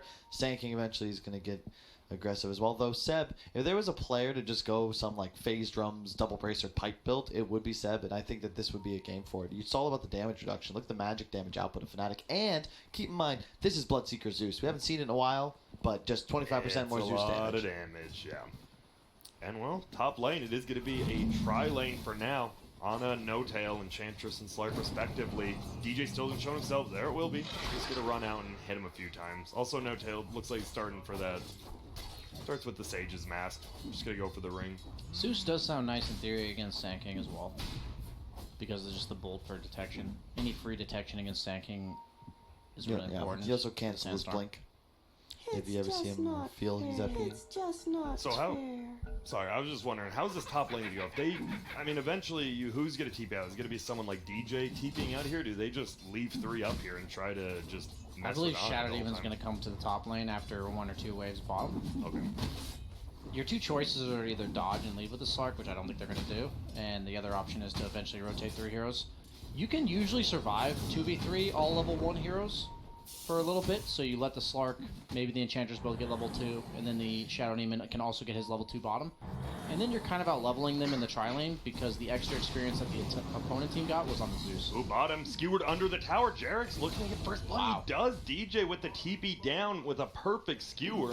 Ice with the rest of his mana. Had to pop a mango even. Gets the kill. Top lane though. Dubu getting run at right now.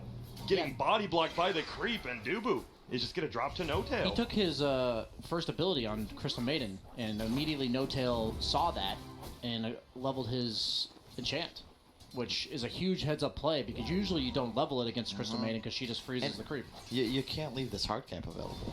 If you're going to level your first ability. I would much rather, and I understand why, because again, with the Bloodseeker, you want to be able to just kind of get buffed and spam Q, but you just want to kill the hard camp. Ice can't quite get him. He will pop his healing salve. Jarek's down here. Have the save as well. Slark versus Bloodseeker, I'm pretty sure is a favored matchup for Slark nowadays in the lane. Definitely. You just trade hits effectively. I wonder if he'll go for the 2 points in essence, something I'll keep an eye out for. Topson so far is winning the mid lane. Yep, 15-2 going up against the 11-2. Will roll forward, whiffs it. We'll He's just going pull to the drag some creep creeps. right That's what he around, was trying to do, Grant. Come on. Yeah. He didn't miss. And he is. Where'd you just drag? You just drag it all the way around. Top lane, though, No-Tail will make it out. Has the heal going. Dubu will be fine. Had the pounce, but didn't want to use it. Did we mention the Bloodseeker Rupture plus Skewer? We did not. We did not. That's a good call. Bloodseeker does go up in value when you have somebody that can naturally displace, like a Pudge. Tiny. Tiny Bat Bloodseeker Rider. is Yeah, my Tiny's favorite. insane. We'll see if that comes into play, because that could easily be the case against these heroes like Enchantress who want to just stand in place, Slark, Sand King. I had a question. What do you do as a Zeus now? You're in the safe lane. All you have is a stick. You're probably not going to be able to get much more mana regen. Doesn't this feel like Seb can start dominating this lane now? Or He does have the Soul Ring queued up. still a little bit away, though. A lot of offlaners may go bottle as well. But like you said, it is a long ways off. And Zeus really has no way to secure CS. You just die if you walk up now, right? You can't Yep. get CS with your Q anymore. I like that Jerax stayed bottom.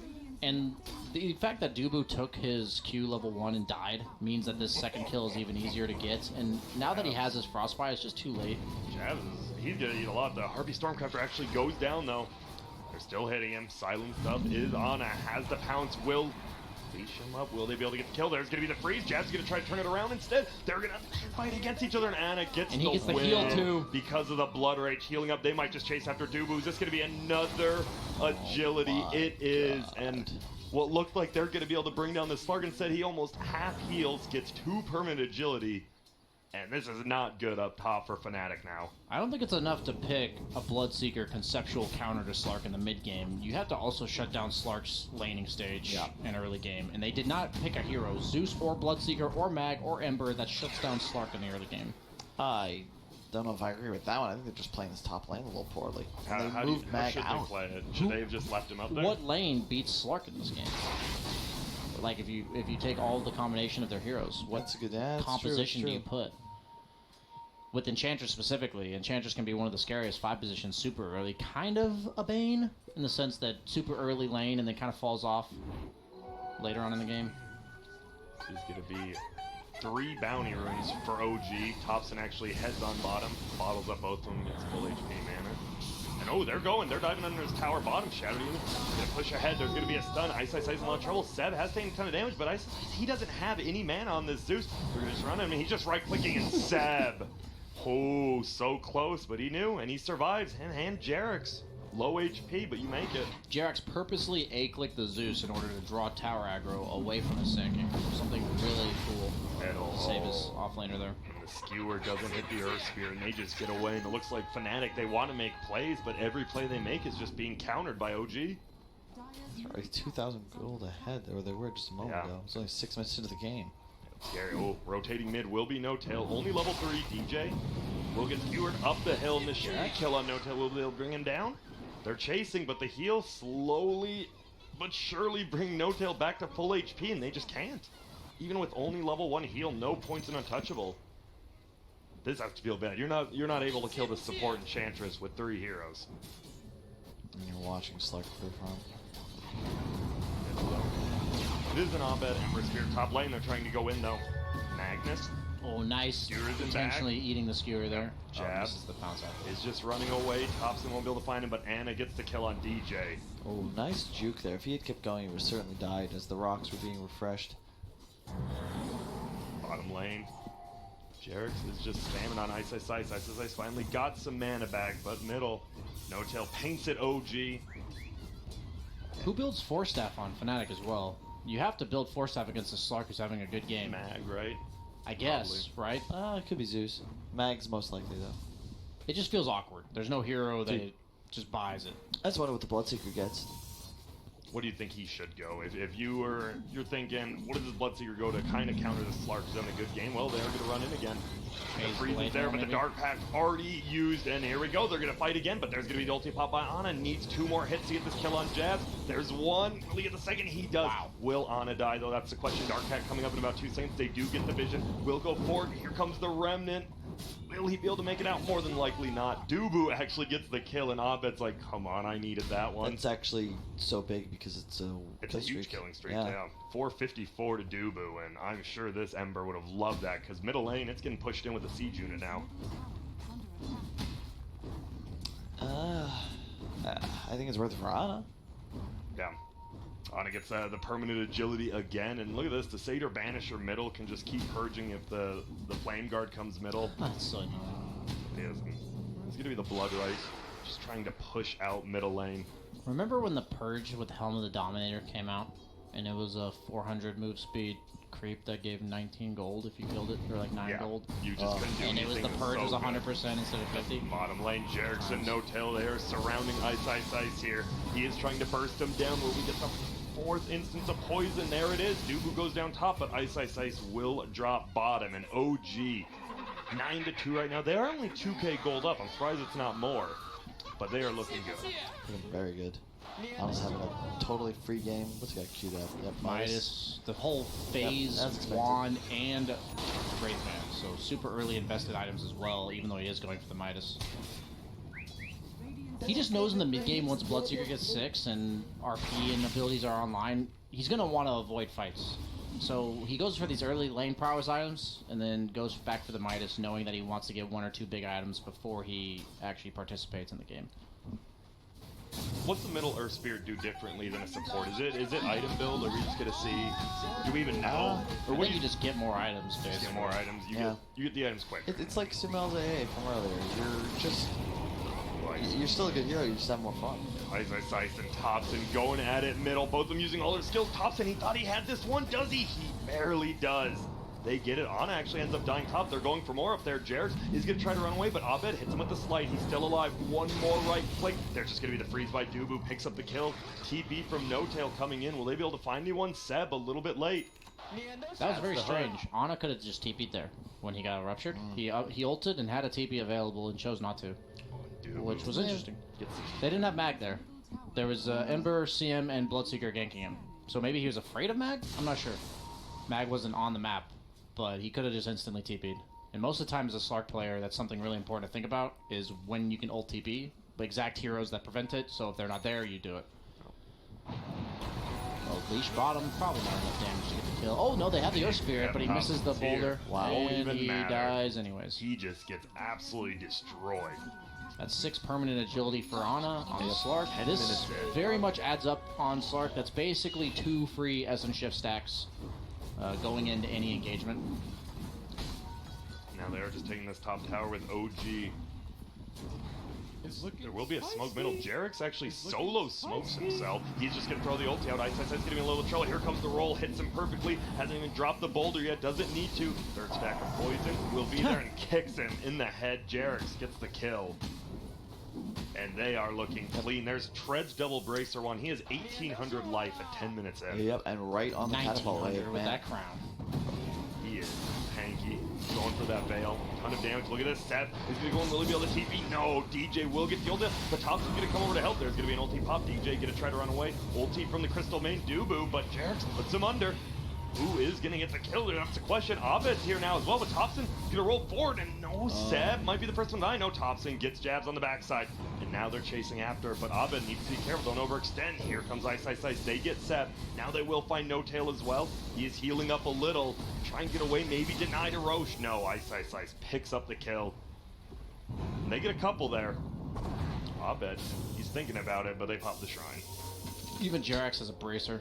They only have mid-game magic damage on Fnatic's side. And Kyle always talks about how OG understands damage mitigation better than anyone. We see the hood on the Sand King, we see double bracer on the Earth Spirit, we see the bracer on the support Shadow Demon. Ice.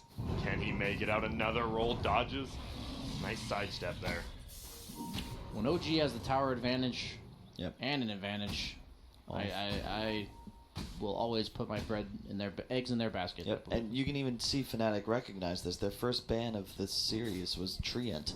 However, they're still sitting in this game 12 minutes in. They've yet to really pressure the tier 1. And it's the heroes, right? You got a Zeus, you got an Ember. There's just not many ways to pressure that tower, especially with the support duo as well. But And you said Seb gets his blink canceled. He just doesn't go a blink. Initiate. Dubu taking a ton of damage right here. Poison stacking up. There's going to be the blood right on the ground. Dubu, will he be able to make it out? Nope. Goes down to Jerix. They're going to look for No Tail now. Can they find him? Not yet, because Jerix is getting run down by jabs, and he's going to try to juke. He's going to try to jive. Will he be able to make it away? No. Goes down. There's Seb as well. DJ falls. And we're just having here running each other. No Tail as well gets ultied up. And now both teams, I think Fnatic's like, we're just going to start running at you. We got to do something. And it works out. They gain 2,000 gold back in that fight. Can I just say Fnatic is a middle-of-the-pack team at TI right now. And OG just All right, just to give you a quick update here on our action across all 4 of our TI streams. RNG and Navi hitting the 40-minute mark, a rather close game where RNG has been able to stall some of the Navi momentum. NIP having trouble closing things out against VG Gaming despite a 20K net worth lead. Alliance and Mineski just getting underway in Stream D. Those 2 teams part of a 4-team group tied for that crucial 3rd position in the group. But we are going to stick around here with Fnatic and OG. There are 6 bracers, I believe, on Dire. Let's see. 1, 2, 3, 4. Sorry, 5 bracers on Dire. Against the Zeus and all the mid-game magic damage. Middle lane. Thompson, yeah, he gets ruptured up right now. He is so tanky. And look at the roll forward's actually going to be there. Ice might be the one in trouble. No, Thompson getting super nuked. We'll be able to bring down Ice almost drops. He's going to have to TP. Will he tick out? Or will he make it? He makes it. He has a Midas on the Zeus. Going for a Veil on Ember. Does buff up a lot of the damage on his team. So that'll be nice when they get that. May solve some of their damage issues. He did go Drums on Bloodseeker. I thought he might go Blade Mail BKB, but instead he went Drums BKB. I think that's fine. Also, what about the talent Zeus took? The 3 mana regen over the EXP gain. I thought I usually see the EXP gain, especially offlane. I know Zai always takes it. He has Midas though, so he's already got. The concern you actually have with Zeus, like, you don't want too many levels. Roll through perfectly timed, nicely done by Thompson. This should be a quick kill, maybe not. Dugu is gonna throw up the ulti, and now look at this. Thompson, he's in so much trouble. Goes down. Jerix as well, eating all that damage. Easy kill, but Seb brings down Ice. And man, we are getting a ton of kills. 28 kills in 15 minutes. There's Bounty Root spawning. Only Abed's picking him up, but there goes Ana. Other than Ember, who survives a Diffusal Slark in this game? Is that rhetorical? He doesn't kill everyone? Solo, pretty much? That's the problem. He's getting run up there. He's going to be the TP, and it looks like he should be able to make it out. He went for the chains, but the creeps blocked him. I think that's about a 50-50. I like the item build on Seb. Just no blink dagger, just raw stats. Bracer, Hood, going for that Yules. Why not get a pipe here? The Yules is super important because if you get ruptured and Bloodseeker silence on top of you, there really is no other way to dodge it other than a BKB. So the pipe will help his team, but I mentioned the Slark, it kind of wants to play skirmish Dota for maybe one more item. So you buy this Yules to protect yourself, and then after you have the Yules to make your game easier to play, then you buy the team item. So then OG Smoke, by the way, going middle river. Regen gonna get picked up. No Tail slowly getting siege top. But they're gonna look for Ice. I have a feeling he's gonna be under his own tier 2, but he might just get bursted. Seb will miss the stun though. Thompson gets the slow off. There will be a Veil, and Ana just gonna get the right click. There it is, but up top, No Tail goes down. It's a 1-for-1 trade, but Ice, he's your core with a Midas, and he's pretty strong. And there's 4 heroes there around a tier 1 that hasn't really been threatened yet, and just now got a creep wave, whereas OG was camping mid-tier 2. Now, going to rotate through their vision all the way towards top. They know that Fnatic's still in the area, and they can punish. And Slark's checking for wards right now. He knows that Fnatic's been playing most of the game up on this side of the map, so if he walks through there and sees no wards, he pretty much guarantees that Fnatic has no vision on the map. Their only ward is in their own jungle right now, which really doesn't provide much relevant information because OG's now playing top. And playing against Slark when you're behind with no vision is really rough. They are closing the gap though. Only 2,000 net worth advantage, or I guess 3 now. But DJ got scanned out, by the way. Will finally TP. And they were ready. They scanned it, it turned red, and they just headed right up there. There is still an Ember, the Remnant up there. They're not going to wait for it, doesn't look like. Just notice how OG hasn't taken any direct 5-on-5s against Mag, Zeus, like Bloodseeker. You don't really want to play the Slark against the Bloodseeker in fights. In this game, Slark is really hard to kill, but if you put him in a team fight, he's quite easily burstable before the pipe and all these other team fight items come out. Yeah, the concern is that Fnatic doesn't really have a method of establishing map control. They don't have real catch. The Ember Spirit could get involved, sure, but he's 5th in net worth. We got a blink coming out on Magnus now. First item blink. It's been a little bit. Brown boots in the blink. Wow. They got to make something happen though, and we'll see if that's what it is. And it should be unexpected. we really don't see Ron blink anymore. And you have the Dubu ulti as well. You've got your two supports do a ton of damage. And here we go. Seb is going to initiate in. Will they be able to get it? Seb might be the first one down there. It's going to be DJ skewering away. Seb is going down, and now Abed taking so much damage. Impetus is doing a lot, but the Blood Right will go down. DJ just right-clicking, tanking it all up. Jarek's from the backside will get a save on one, but Ice is going to run away. Ana chasing anyone he can. He's actually confused who to go for, but it will be Ice Blood Right on the ground. Ana gets the kill. Ulti already popped by the Slark, so he won't just die. There will be a Shrine Bomb now. Abed will he be able to run away? He wants to square up and fight, and he has stolen so much agility. Thompson just baiting him in. Ice goes down. I believe that was a dieback. It was. Ana goes down. Thompson goes down. Abed and Jabs are going to try to clean this up, and it looks like they will be successful. It is a dieback from your Zeus, but you take that, right? You do, but the problem is you don't get any objectives out of it. Grant, like, even mid-tower's not going to go down, so it's a nice fight. Sure, you wipe 4, but what does it give you? What space have you earned as Fnatic? He does have a BKB on Slark. Or sorry, on Bloodseeker. And he's going the SNY Satanic build on Slark. You like that here? Or you, I mean... Against Bloodseeker, there's really no other way to deal with Rupture. And if you get BKB, you can hold your ground, which is the best way to deal with Rupture, and you don't have to move. So theoretically, very nice. It's always weird, because status resistance in theory, on a hero like Slark who has Dark Pact, is kind of hard to see how it would really play out other than just watching it, because I, for myself, have never built the SNY Satanic on Slark. Looks like everyone wants to get the BKBs. Ember queuing it up next. As you said, we already got one on Bloodseeker, and they're all going to rotate top together. That's one way to beat OG. You got to outnumber them, because that's usually how they win games. And it will be the 20-minute runes. It looks like we might have a fight up here, but now the Slark will back out. Well, they denied the bounty rune right in front of Abed.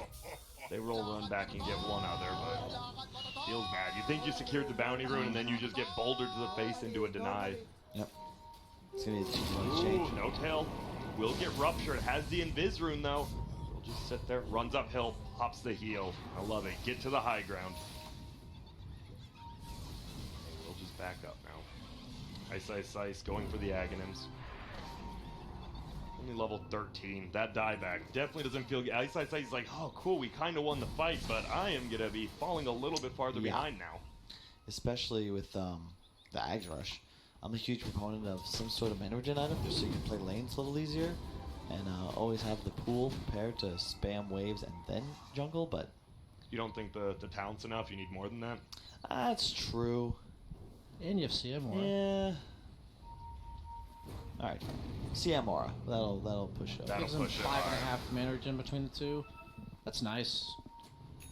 And with the clarity going, he's got 13. That's true, and I mean, Ags is a huge power spike, to be fair. It's a extra lightning bolt every 2.5 seconds. And it is annoying for heroes like Slark because it hits him in his ultimate. Ooh, and there's the BKB on Ember, and it looks like they want to make something happen. They are smoked up right now behind this Ember. But Creep's getting drug away by these mud golems. No tail? What's his golems? Here we go. Oh, there's going to be the skewer plus the Rupture. Thompson, he's in a lot of trouble. He is just going to go down here. Nice pickoff. And this should be the... Can they get the middle tower now? They have Creeps coming. As you said, they've got to make something happen here. You've got to get some... Yeah. Kills are good, but you need to get objectives. Yeah, whenever I look at Ana's net worth, it's like watching Hector play Infamous, right? But I guess Ana was the one that probably started this trend.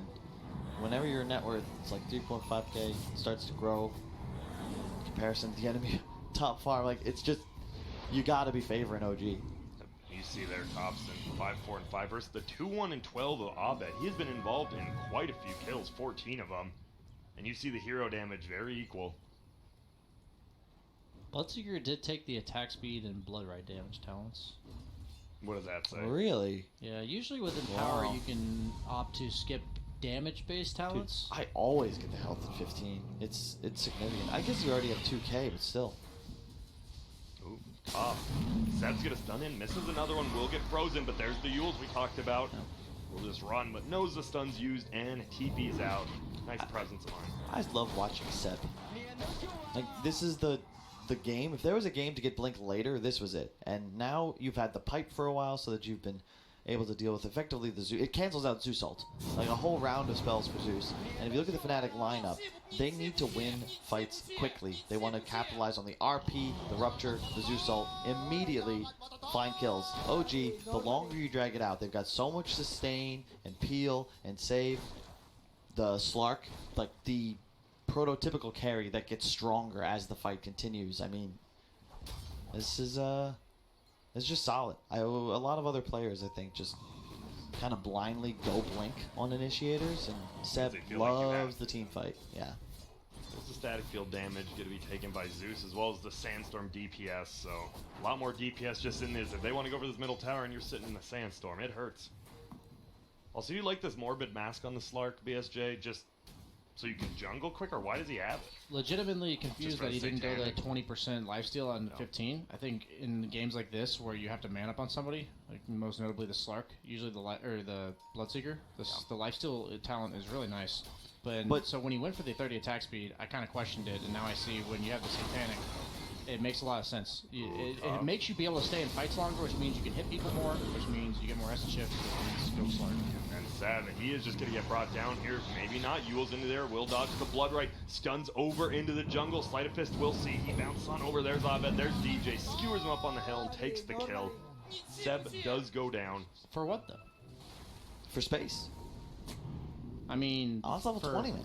I'm saying for Fnatic, what do they accomplish by killing him? Just yet another fruitless kill is all I'm trying to get at here. Yeah. I mean, you did say your biggest gripe with the lineup was the lack of tower push. We can already see it coming into play. OG, 25 minutes approaching. They've still got 2 tier 1s active. And whenever you have a Slark, it's similar to a Tinker in the sense that I feel like you need to kill their tier 1s because otherwise, like, they eat your map and there's nothing you can do about it. Yeah, they eat a specific part of the, or amount of the map, and if you don't have the tier 1s, that amount of the map is about half of what you have. Yeah. And look at that. That's a good look on that. That's about the look on my face if I was playing against Ana, I think. And that Midas efficiency, 91%. I'm gonna be honest. that good? It is well. I'm a 99 to 100 guy, but compared to a lot of, we saw Ramses had a 76% efficiency. So I'd say 91%. That's because they're fighting is like pretty damn 90% of the time in the. Dude, I haven't seen CIS VP region. play. What happened to them? We have not seen any other games. So. Yeah, we have been. I was watching a little bit. They did beat Infamous in game number 1 of their series, which is going on right now. Okay. Yeah, I saw the Infamous pick CK there, another phase Midas hero. So I was curious to see how that one played. No Radiance. Yeah, no Radiance on CK. Unless you're really feeling it, you know? Ooh, almost a Maelstrom now on the Ember. Level 20 as well. We're only 25 minutes in, but we have a lot of heroes getting to this 20 mark already. And by that I mean 2. Is that just like new Dota, or is that this specific game? I guess, well, Ana's huge. He's got a Midas. He's been farming the map. And then you have an Empower bot following Bloodseeker Emperor. So it makes sense. Then we got He's SNY already- Satanic Yeah, at yeah. 26 minutes in. What This feels very hard to... It's nigh impossible to kill him right now, it feels like. What's Thompson got? He just finished BKB. In addition to the Veiled Double Ray, he's so tanky. How are you going to kill anything as Fnatic? We just discussed that they need fast fights. They need to... Well, we might find out here. They're going to roll forth. Ana will try to just run in at him. They're going to go for Ice first. Here's the big team fight. Bloodright will go, but it doesn't hit anyone because the BKBs are there. Abed just trying to run away. DJ on the backside just getting beat up by this Slark. Dubu goes down as well. They're trying to get Ana. He doesn't have his ulti. He just leaps away because they can't lock him down, but he might make it. There's a nice Yules in the air helping the Slark get out of there. Seth gets another stun up, and Abed, he's looking for this kill. Can they find it? It doesn't. Looks like it. They're trying to bring him down, and they just can't. The Bloodright, he leaps out of it. Oh. And now Jazz is just getting hit. There's going to be the roll. They just can't bring him down. That's so cool. So when Slark gets banished, the Bloodseeker loses all of the move speed. It's not over yet. Seb's coming in. He gets his Sandstorm. He gets his ulti up. There's going to be the Yules. He's still in Sandstorm. And guess what? Give me that permanent agility. Thank you, says the Slark. That's just Might it. is not cool now. You remember what The I said the efficiency. counter to Bloodseeker was for Slark instead of Tranquil Boots? What? The salve. No-Tail salved Ana there. I don't know if you saw that. Yeah, I did. He Running salved, away. he salved Ana, and then Ana lived with like 100 health. He salved him and lasted for like 2 seconds, but it was actually the difference. This is like... That was insane. It OG, makes it's game-changing to There's salve him. There's no player like Ana, honestly. And there's no player that activates the way OG. No, Wait, what? Ice What just the getting what? run out right now. And look at that. He pops the Satanic, gets full health, just throws the ulti out, and whoa, they're going to turn it around. There goes Jebs. That's a 5 times killing spree for the Slark. Now they're just going to go for the racks. Get to the Nimbus. He had effectively, I think, 7,000 health on Slark last fight. Is there a damage taken stat in this fights? Do you know? like get a Dota Underlords little sidebar up? Yeah, like how much he took? No, there isn't, right? Yeah, because in that Dude. one fight, he went all the way down to 0, Satanic up, and then went all the way down to 0 and survived through damage while he's healing. I don't know, it's insane. It used to be Miracle, but I think and RTZ to an extent, but I think no player is better than Ana at within fights, like fighting versus running, right? So here he is, he's low, he pops his Satanic early, has the ultimate active as well, actually overlapped it, gets skewed all the way to the left, so you're like, okay, he's dead for sure, but he's still fighting, and he forces DJ away. This is a form of damage reduction, right? Because now DJ, he's not auto-attacking whatsoever. Yep, hang on, he's gonna continue to run. Yul's like, his team just doing so much to keep him alive, right? There's the Salve. Right there. Yeah, and then he just mans up on Abed and actually kills him, as then he leaps again away from the Blood Right. The defensive disrupt. There we go, though. Seb is kind of found out alone here. They are taking Roshan. Seb, he just stuns down, and guess what? They know the rest of the team's there because they just took Rosh. I want to, listen in to OG sometimes. I don't know how much of this is, communication and how much is just intuitive. Knowing what their teammates are doing. doing. I guess at the end of the day, the concept is simple, right? Just keep Ana alive. You saw Ana go in, by the way, after pack was over, and he just trusted his Earth Spirit to silence the mag, blinked in and got silenced by Earth Spirit. That was pretty insane. That was the start of the fight. What the? He's just diving in. He has the Satanic, has the Aegis. Now they get a nice stun from Seb. There goes Abed. Can't even leap out. And it feels like this is going to be a easy set of racks top here. DJ will spear back to the fountain, but Ana's camping him. Dude. He's just gonna... I'm sorry, I'm not gonna lost for words, honestly. What is it with the... How do you just show up at TI and do this? He's been playing party queue. He's preparing all year for this. It's counter to everything. He went on vacation for 6 months. That's why. Healthy mind, my friend. There's going to be the other melee racks. We're going to go for the range racks now as well. Bottom lane still has a tier 2 up it. Yep. Look at that. 14 at 3 and 5. 20k hero damage. 800 gold per minute on the Slark. He is having a great game. Dude, but it's not just Ana. It reminds me of Miracle back at TI7. These players would not be the same. Before he was picked up by OG again, before they won TI last year, Ana was swapping roles because he wasn't able to find a team.